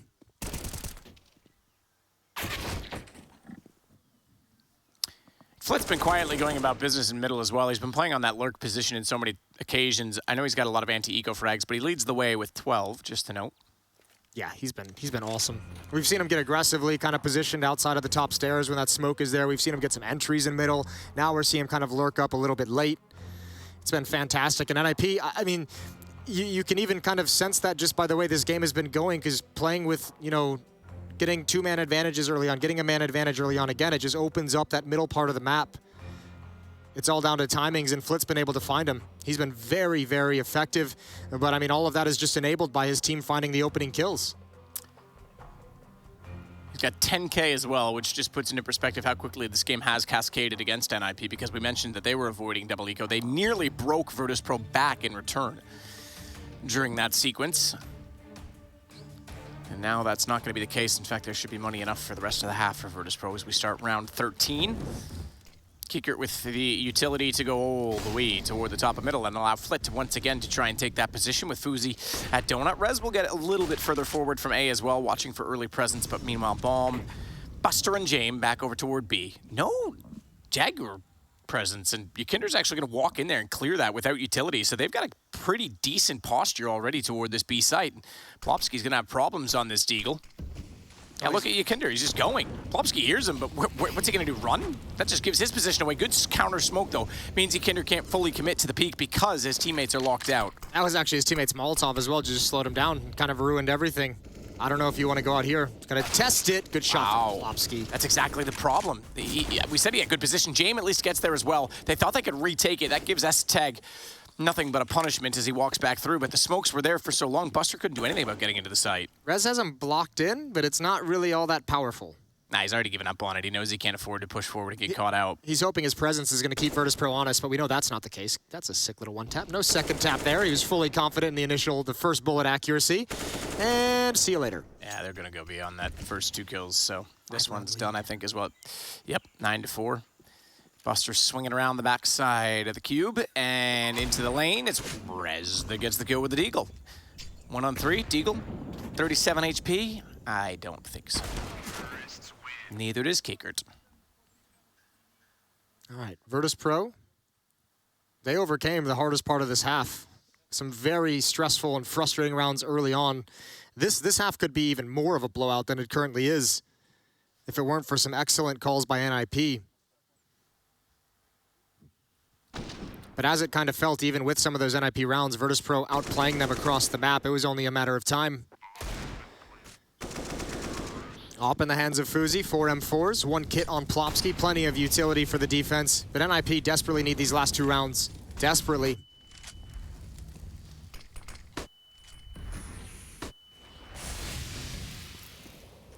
Desperate or otherwise, they're going to try and push the issue again toward Jaguar this time. It's Ekinder trying to fire back inside of the smoke. No harm, no foul. They even avoid the nade to an extent. S-Tag takes a bit of damage from it. And it's a double donut, which is not a Tim Hortons invention. The double-double, Jason, what do you guys call that at Dunkin' Donuts? I haven't been to a Dunkin' Donuts in... It's probably for the best. A long time.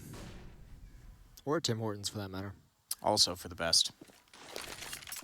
Flitz got up middle again, though. So despite that they have 2 players at Donut, the fact that the smokes went down, he's able to cross over. He can cut rotations. Bomb's getting ready to go A. This is a decent setup to make things very awkward. James going to try and sell this as well by holding people on the B site. They smoke the back lane. Oh, what? Fuzi, that's not bad. Walks in, gets Ekinder. Now, that's going to reveal to them they're backing off. James going to get 1 already, and that's because they thought on the fake they had to push mid and rotate, and meanwhile, it was coming straight back at them. Bomb plant for free. Well, I shouldn't say for free. They put some effort into getting it, but unobstructed, we'll say. Look at our boy Flit on the again. A site. Just we've talked about it a number of times, how good he's playing and how much trouble he's causing for NIP in the middle of the map. 1 kill, forces back, prevents them from even considering a rotation, and also setting him up for the hunt. Kickert goes down, not looking for Plopsky. I don't think they'll want to risk Jame. This might be where VP comes down. Actually, I take that back. They're so rich. Buster's going to go for it. Jame won't budge. They could line him up. Oh, what are you supposed to do about that? Good double from Buster right at the end, and VP is so relentless right now. Some news, Jason. Yes, sir. I would like to give this to you. It does not pertain directly to this game, but this will be great news for everyone in the tournament. Boomich has produced 2 negative PCR tests in the last 48 afters. After consultation with local medical officials, he has been deemed medically exempt from isolation and can compete in IEM Katowice from the tournament area with Na'Vi. Oh, that's beautiful. Yes. That announcement turns me on. I love it. Yeah, absolutely. And credit to the Polish medical officials for accepting those 2 tests, because some countries have a mandatory isolation no matter what. So he will be joining Na'Vi in the tournament area tomorrow. That's fantastic. I like that. Makes me very happy. All right, deep nade. Finally, some good news for NIP in the first 30 seconds of a round. Got good damage on a Buster, good damage on a Yekindar, both just around half HP. Then the map goes quiet. For the moment, S-Tag's going to get aggressive, though, pushing down on the smoke that holds the B stairs. And Rez gets the shot onto Flitz. That's all the way back over at A. That's the lurk. That's the man that's been causing problems. I don't even mind that aggressive lurk from Flit. Why not test it? He just kind of walked through Donut all the way up. Lost the fight towards Temple, but if he had won that, man, that could have sealed the round right out of the gate. When does NIP get nervous? If this hit has any success, if they can take out S-Tag, force some pressure, maybe those Jaguar players push out and Yekindar's waiting for it. He's not being aggressive at all. He's playing it passively. He wants them to push. Hampus is going to slide back in towards Cave. Plopsky's going to stay in. It's all down to this play at the B-bomb site. Smoke to block off S-Tag.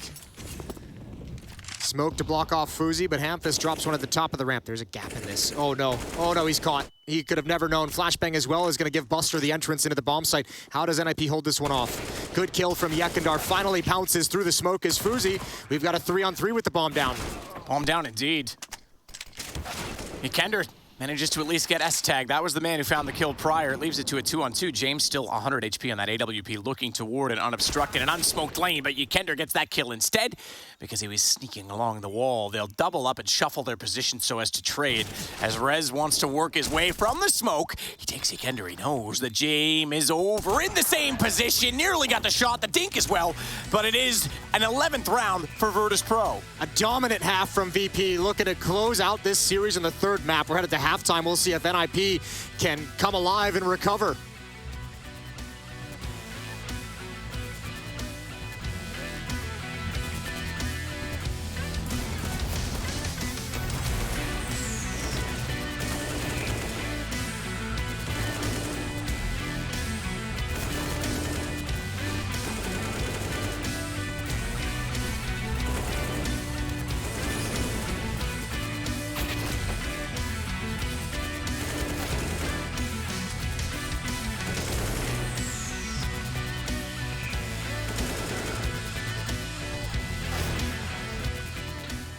I think the main things that changed with Fred stepping aside and being more of the analytical part, which is what he's already like super good at. Like he's always been known for coming up with innovative strats and like, you know, taking the meta a step further. So I think he can just fully focus on that now and not be here present. And like, I think what DJL offers is I think he's giving a little bit more resistance to Hampus. Challenging him on a lot of different aspects, challenging all of us, and making sure we're more aligned. He's more rigid and strict, which I think is super important for a team to really become one. So I think that's what he brings, and I think beyond Fred can just, you know, sit back and actually focus on all the strategic parts, which is what he's amazing at. So I think we just fine-tuned and got like more staff that could, you know, focus on what they're actually, you know, supposed to do. It's time, Cologne! German Counter-Strike on the stage, a semi-final, and FaZe Clan, the star-studded roster, standing against them. Into the Lion's Den, and FaZe going to be one very big step closer to the Intel Grand Slam. FaZe Clan has always been amongst the best when it comes to Counter-Strike, and their run at the 2018 edition of ESL One Cologne was no different from what they were used to. It's going to be tested. What a flick to land. And Rain, oh my goodness, what is he doing? He's tearing them. That was absolutely phenomenal. However, during the event, many felt it was a shame that this super team had to play with a disadvantage due to the absence of Olaf Meister, one of their most recognizable players. But the situation turned out to be not quite as black as it was painted, as Croman stood up to the challenge when they needed him the most. Launches back toward Ivy. Make sure that's cleared before they get the bomb in position. Next is going to bug. Croman snaps back with speed to immediately take out Smoothie behind him. Goppy as well. The stand-in stands up, and he might make big sit down. Oh, Croman! He's got 4. He's looking for the ace to pull it off. That is absolutely amazing! He saves them, and a must-win round to tie things up.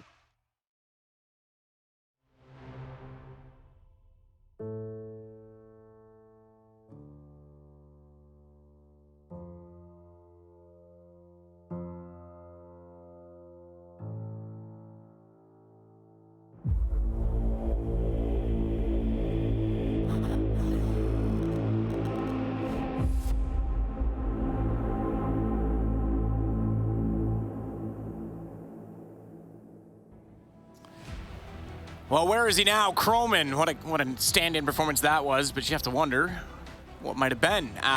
What might be in this game if Ninjas in Pajamas could maybe get a few more rounds. Maybe get this pistol, 11-4 Virtus Pro, third map of our series, upper brackets. Winner of this obviously stays undefeated, and that lower bracket's looking deadly, so I think Virtus Pro will very much want to close this out as quickly as possible. You've got some dualies, Jason. I know, I love it. On Yekendor, of all players as well. He's far away from the action, though. Maybe he comes in on a rotation. Here's the set piece. Kickert gonna kind of slide back in towards Temple and then step forward again as I say that. He just wants one, although he's pretty damn committed in this position. Rez is so close to that Temple already, Kickert. Aware, but not able.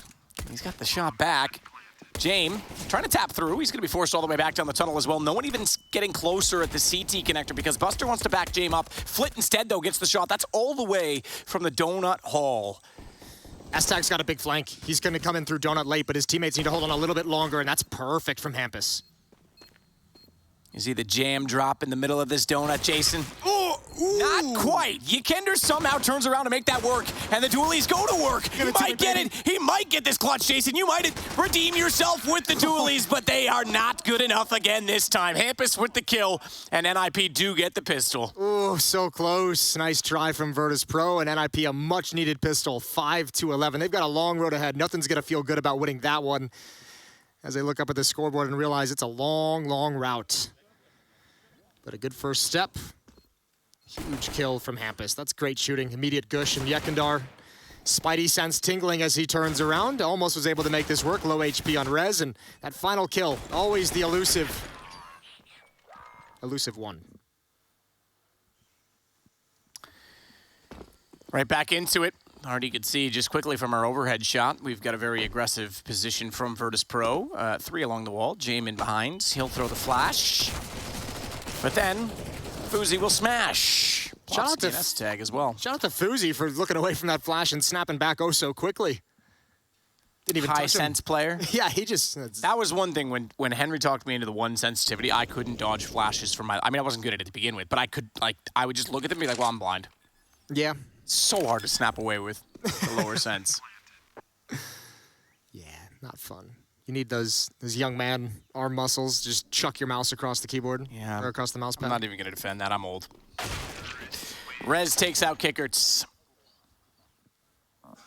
And it's the conversion of the pistol for NIP, which is a good way to look at things, trying to get back into this game. But there will be rifles bought out immediately from Virtus.pro on this round 3. And in fact, Yekender has thrown an op to Jame, because who else would you want to have it right now in this situation? Yeah, but I mean, look at what it's cost him. No armor on Yekender, and for someone who likes to be aggressive, I wonder if that's going to change the way he plays here in this round. So a lot of faith in Jame to get that going as soon as possible. Now, Jame is playing the A bomb site, so they might just be saying, Jame, just post up in the back of the site, control this, and let us be really mobile everywhere else on the map. Oh, well, it's A as well, and if this goes poorly, you know what time it is. You know that op's going to want to be held on to.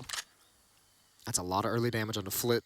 Just blind damage as well, unconfirmed, but Flit certainly feels it. James switching positions because of that damage, so if that was indeed his thought process with the AWP, it's now ruined. Smoke down.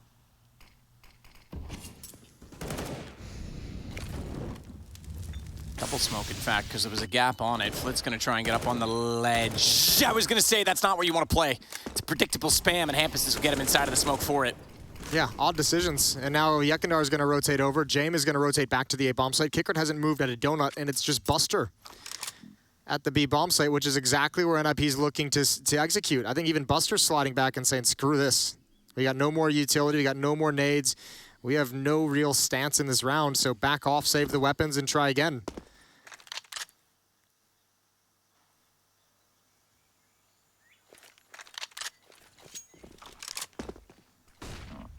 Back they go, Buster. They're coming for it. They are. They're going to bring Jame over. I mean, you might as well at this point. You're only down a man. They've got to hold it off quickly, you're right. And it smokes to each lane. Okay. Yeah, now I think they've reconsidered. Buster, yeah.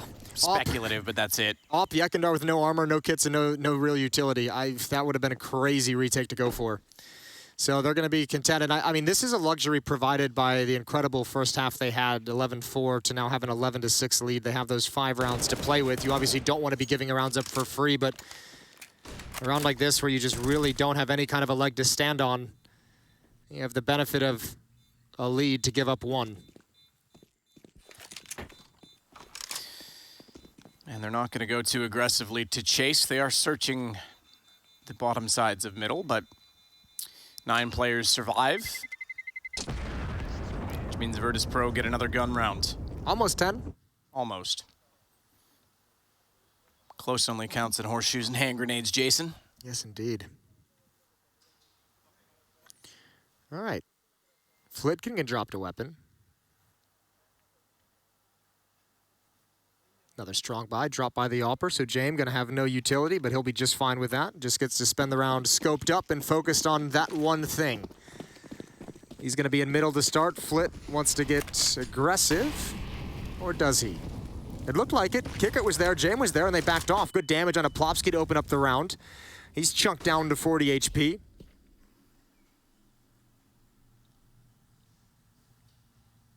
Same setup as the previous round.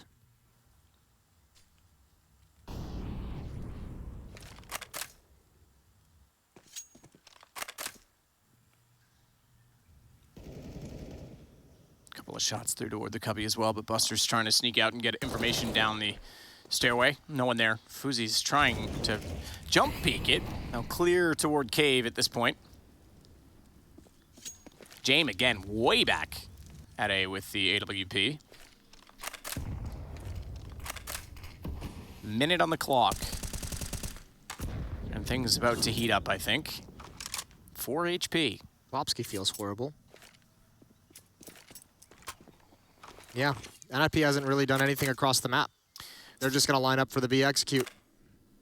I thought Flip was actually going to push with Kicker because he went over to Donut with him. I thought that's it. They're going to strengthen numbers, try and slowly close in on the map. Instead, he goes back to top red. So he's got mid at least considered, but they'll go. Smokes were waiting. They smoke off cave, though, so Buster's safe, but the dual smokes on lane, and in fact, a third one added to it. They will have no vision at all. Ykinder and Flit will rotate around. You presume it's for the boost, but they're a little late for that even, as S-Tag already goes for the bomb plant, and no kills come out until just now. Buster through a wall will find S-Tag. That's back actually through the wood. He was a little bit late to deny the plant, and I think he got that call from Flit and Ykinder, who couldn't get to the boost in time.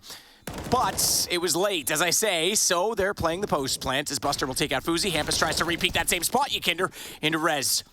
Chance for this. This is massive because 4 players are on it. They can try and hold it. Buster's the low HP, but it doesn't matter because Ykinder comes out instead. The pillar will save him. Plopsky's on 4. He can do nothing of this. And Virtus.pro steal back the round. Small detail with massive consequences. At the same time, they throw the smokes to execute to block off that left choke point into the bomb site. A Molotov is also thrown towards the end of cave to prevent any kind of repeaks, and it spreads just enough to pop the smoke and leave a gap that they actually had to fight for. That smoke is meant to prevent that kind of a fight, and that caused them to get bottlenecked, and so much damage being dealt to NIP from places they just didn't want to deal with at that time.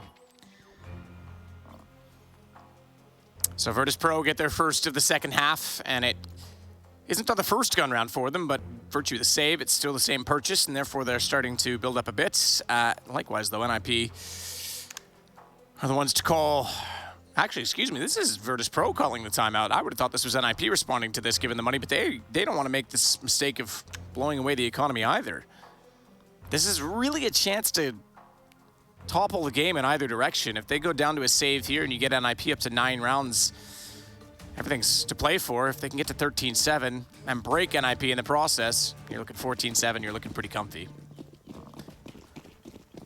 S-Tag will support Hampus by getting an 8 out inside of middle. They aren't going to go on the back of that. 2 players did push through as Flit and Kicker took Donut by way of pushing mid.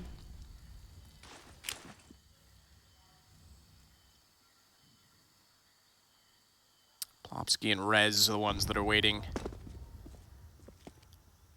down at the catwalk position. They'll start to clear toward Jaguar and make sure the bomb, or excuse me, the boxes rather, are not occupied by any CTs, because this tag never had a chance to actually peek through the elbow and spot that. Flashing themselves in. Ykinder's the only one that's watching from cave. I don't think they've realized yet that Buster has that AWP. He hasn't fired off a shot just yet. That could be dangerous. Good timing on the smoke. Plopsky spams into it, but nothing.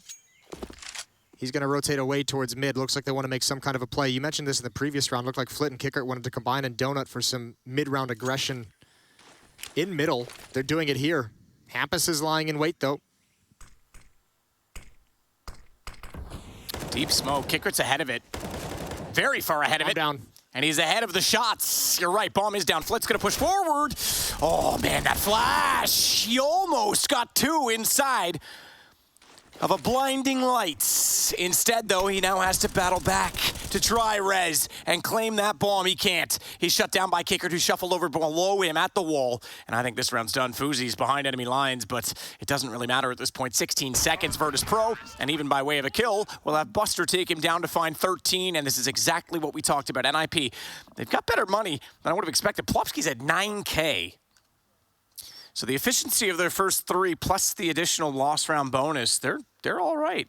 Scary thing is that, like, this is a completely different T side we're seeing out of NIP than we did at Averse Pro. Remember, they were kind of challenging for map control in mid. They were swinging out wide, getting some kills. NIP's not really doing much on the map until they kind of want to slowly make their move and get ready for a set piece, which means they're not having a whole lot of information, and it's leaving the space open to the CT side to actually be the aggressors.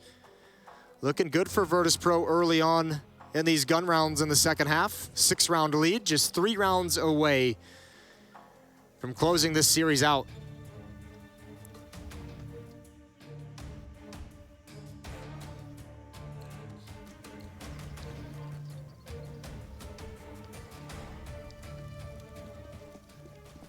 A bias off the spawn. Hampus checking middle, but he's smoked off at elbow, and in the meantime, Jame was actually going toward middle because Flit wanted to support Buster and try and get a flash over top from Cubby to let Ykinder peek. He doesn't see anyone, and Jame and Flit are on the rotation. Ykinder's got really good information right now, and NIP is going to be in a world of trouble. Ykinder can actually grab it. Oh. I was going to say, there's no one at Donut, but you still have to go either direction, and you're right. Ykinder takes down Hampus, they're locked. There's no way out of it. I thought he might have caught Hampus with an 8 in hand. He was lining up a smoke for a second, but pulled out the AK at the right second. Now you got to go into Jame. Let's see what he's got. Op in hand. Sliding into it. Fuzi. Not yet.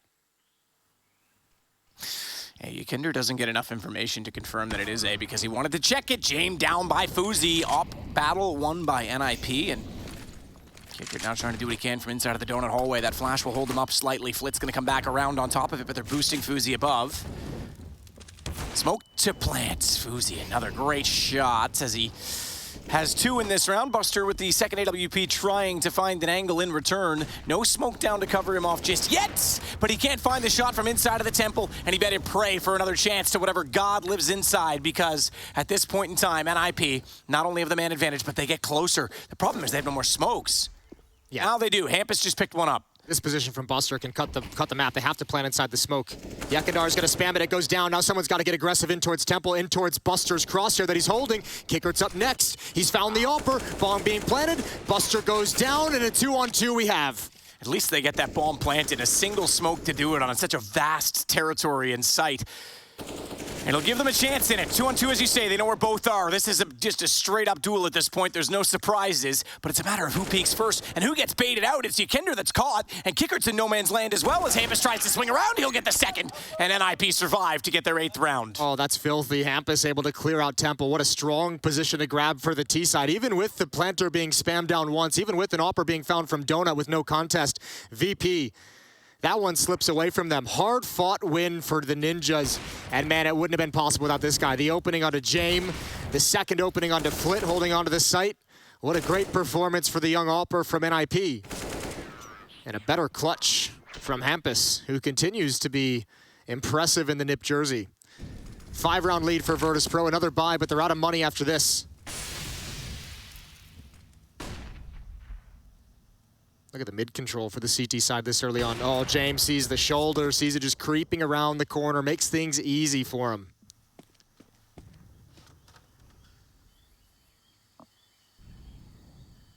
Buster, again, back at the B site, and again looking down the lane, but not with an op this time, and nearly taken down by one as Fuzi forces him off the angle.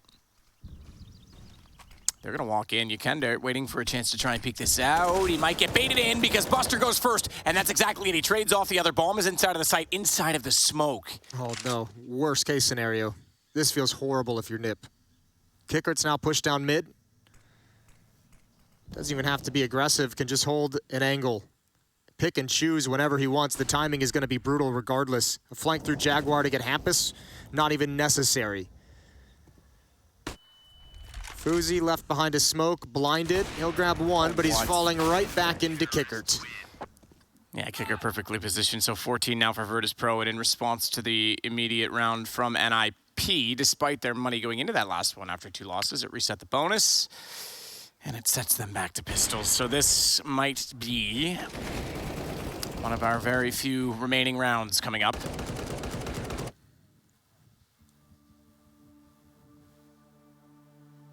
Ykinder with the MP9. Gotta feel the pressure in a timeout like this. 8-14. trying to rally for one last battle, one last surge to get back into this game. We've touched on it a number of times. The teams that are currently waiting in the lower bracket are teams you don't want to mess with. As impressive as NIP's win was against Gambit yesterday, you don't want to be facing them at that kind of a match in the tournament. It's been hard fought. You can see the B stream right here. Gambit and Copenhagen Flames going to 3 maps. Yeah, again, that's elimination match too. That's Imagine having to play Gambit on Vertigo as the deciding map in the series. There's no joy with that.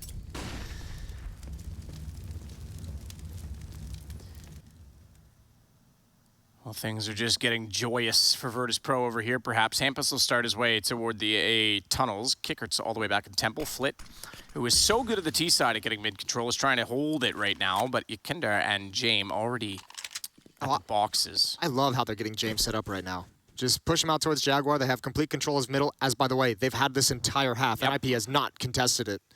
Well, I guess that's kind of the point. Flit was trying to hold it, but he hasn't had to do anything this half. Yeah, he's gone quiet. He's 15 and 12, and I think he was 13 and something, like at round 12. This fake will not work over at the A bomb site. No one's going to budge, and they walk right into James. It's beautiful. VP taking all the space NIP's letting them have, and Buster with a nice spray down a double, and this is just a slaughter across the whole map. And Buster had MP9 at that range is not amazing. I appreciate basically shooting spitballs at him, but James brings a bigger weapon. That's a little more suitable for that range. Buster had to be ready for that, right? As soon as James gets the shot, they try to rush up the lane, and Buster's like, all right, now they've funneled toward me. He's in the open, but it's a quick spray down. Map and series point for Virtus Pro to remain in the winners bracket, the upper bracket, I should say, double elimination, and that would knock NIP down. And like you say, very scary prospect awaiting the fates of those who were unsuccessful so far with a number of top teams down there. It's a shaky event so far. No one is safe, Jason. No one at all. That's what we like about Katowice.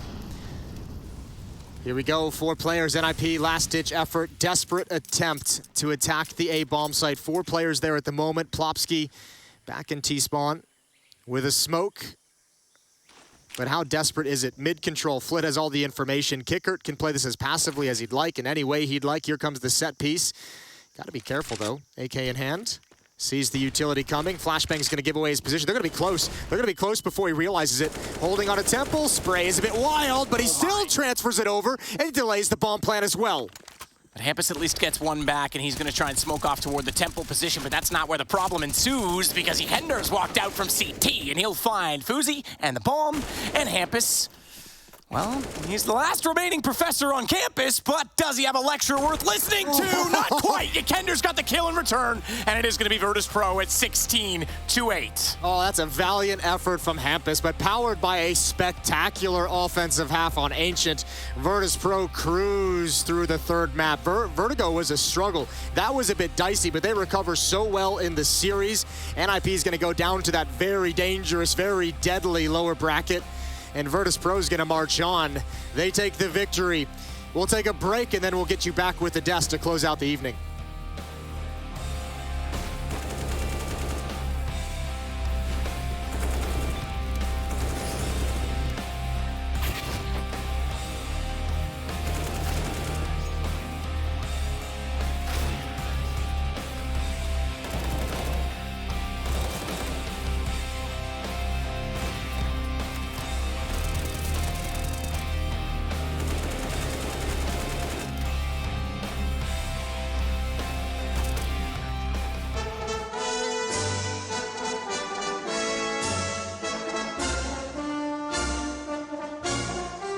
Running across the tiller, I'm going. Okay. 2, 2, 2, 2. I think they're looking at me, Rush. Yeah, they are. Okay, I'm coming. Oh, water. Nice. I'm going to go left towards radio, okay? Where? Radio. That's where I'm going to go. And what you see? One more here. Oh my god. This guy looks stacked, dude. Where is he? He looks pretty good, man. I'm gonna try and see. Dude, I think he's ready. Wait. Hold up. Put them all on him. I want to firework him out to water. You ready? Yep.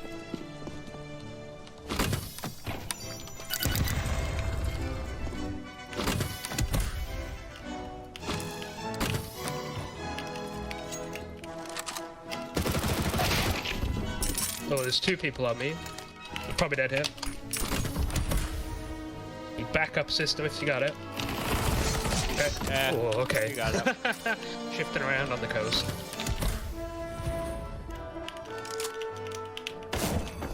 Okay, I'm going for the last guy then. He moved. Oh, here now. Yeah, nice.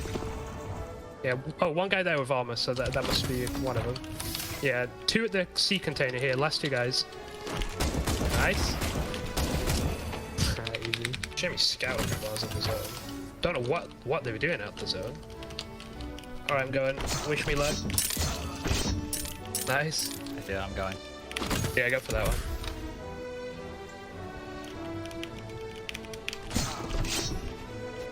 Alright, I'm doubling now. He's down there on it. Behind the tree. Yeah, I got him.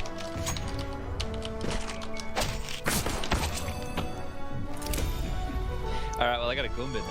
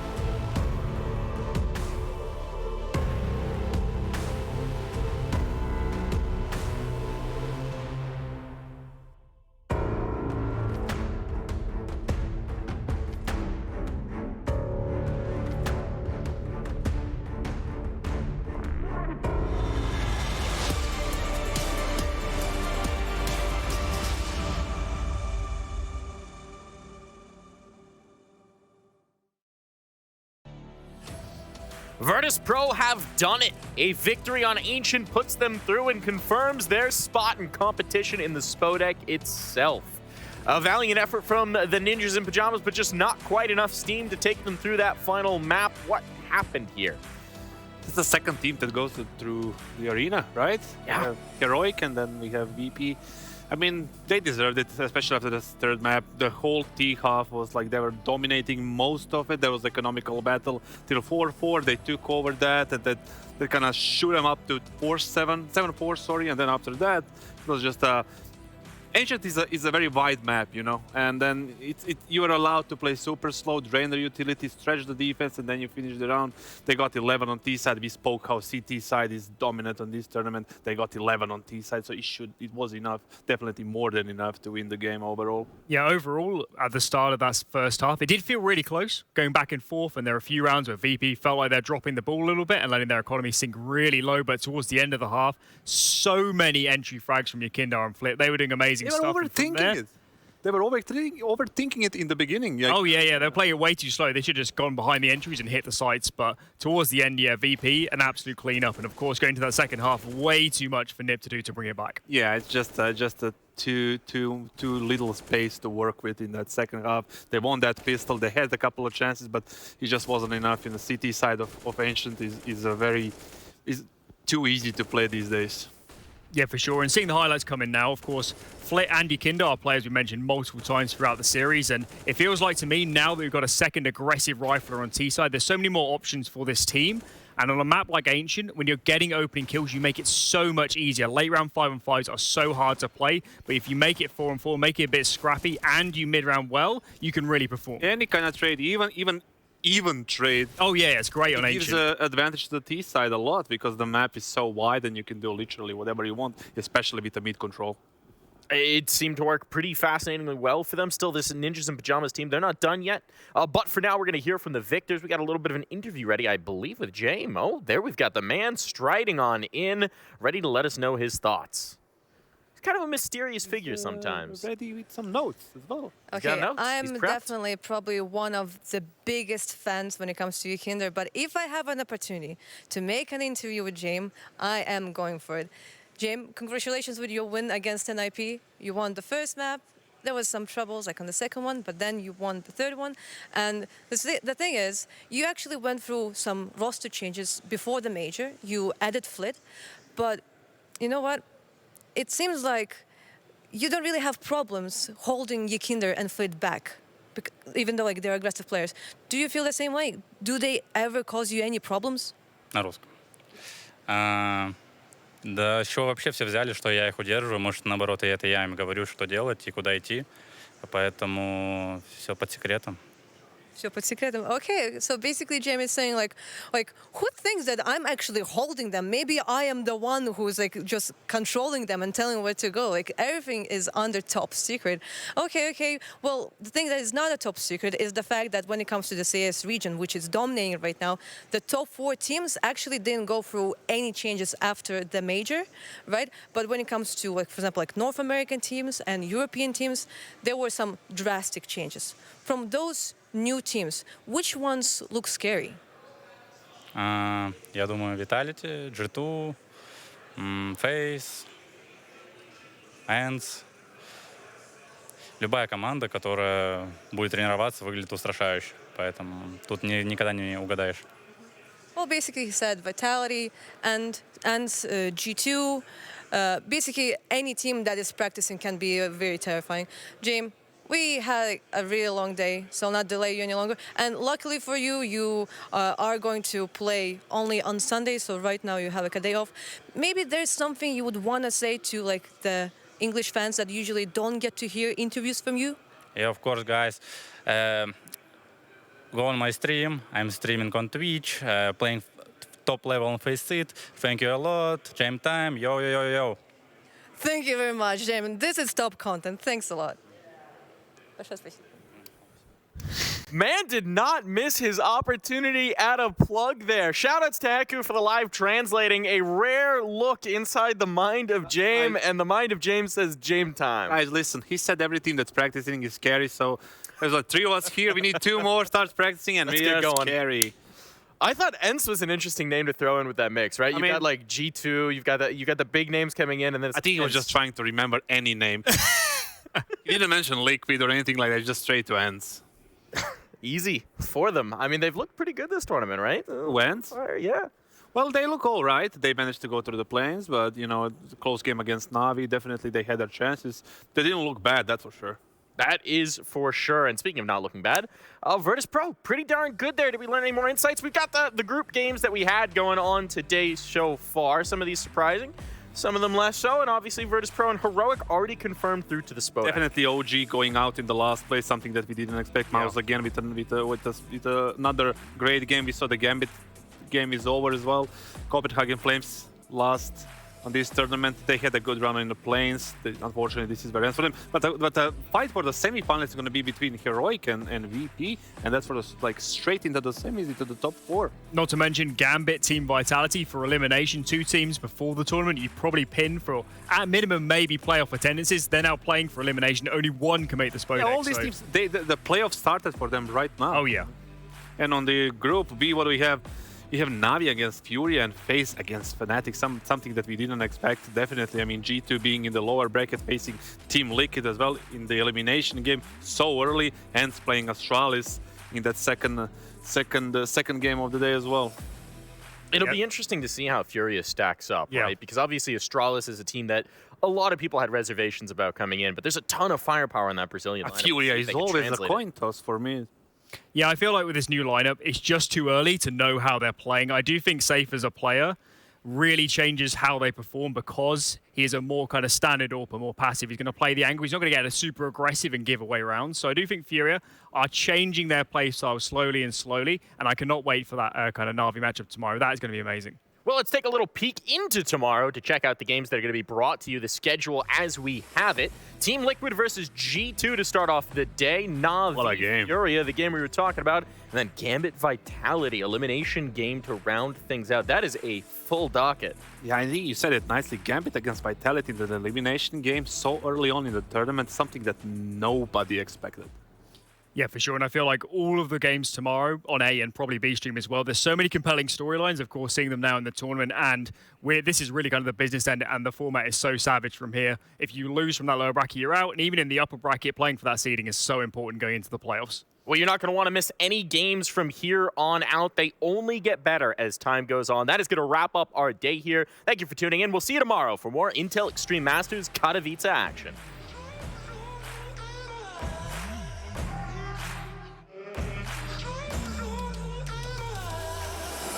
myself in the mirror not so long ago, and I told me, do you know?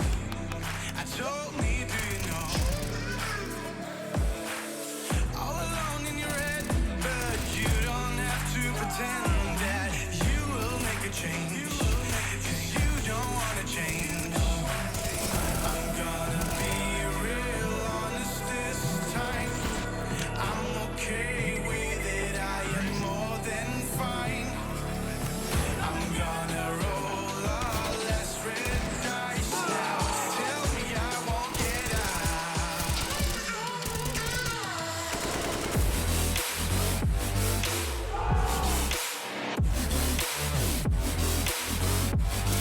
Tell me I won't get out.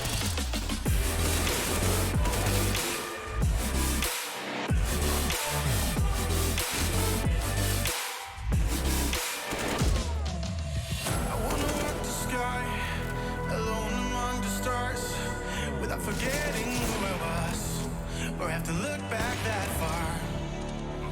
And I don't want to forget who.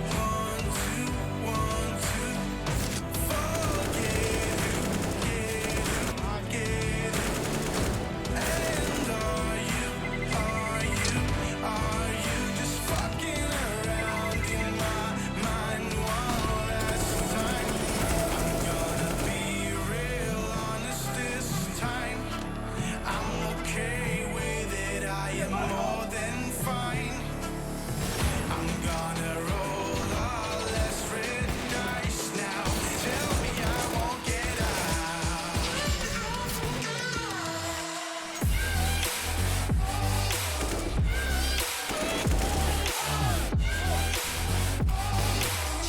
I won't get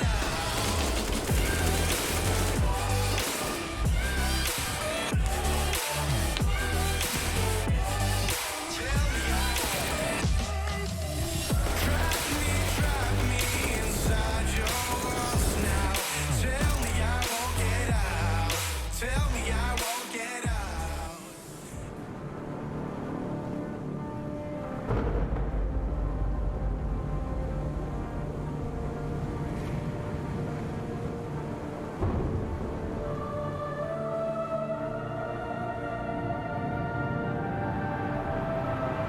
Rafa really making history.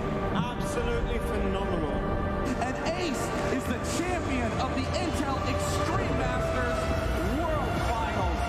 Storm's still not quite done. MC is going to take this fight, though. 3 seconds left. Last 2 rounds of matches got to start it well for ESC. And this is a massive move for Zest, but he's not content with just a Nexus kill. He wants to win. And it's all done. And Stroll's winning. Unbelievable Rogue with a 4-0 victory over Classic. And they did it again in the grand final. It's Nobu! Give it up for your Intel Extreme Masters World Champion!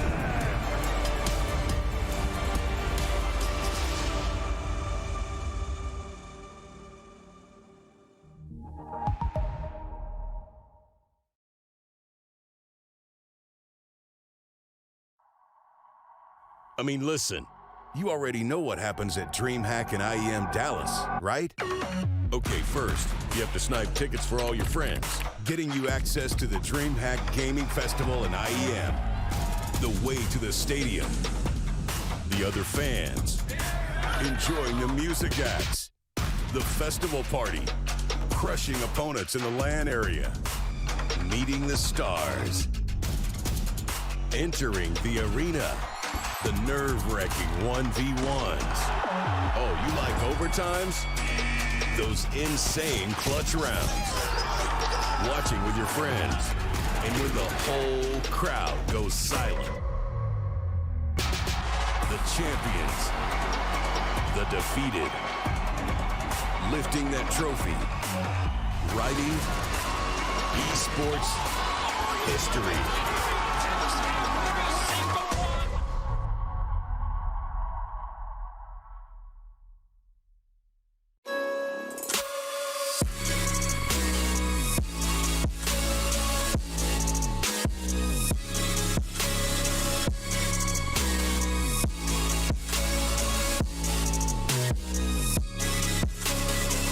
love it, you wear it. What's your style? Get your merch at shop.eslgaming.com.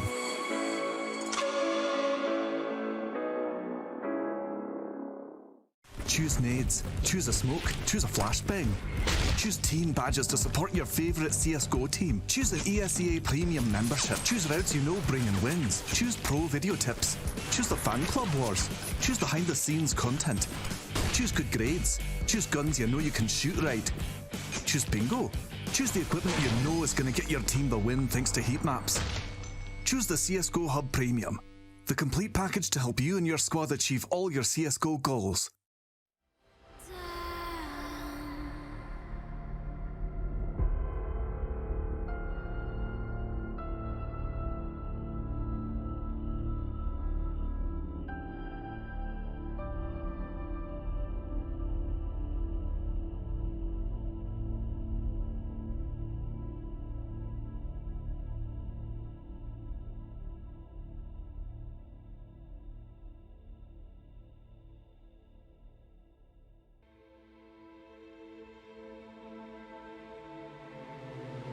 We were caught in the fire. Our faith was left out in the open. Saw the fear in your eyes as we move through the dust. Nights turn into days, one by another.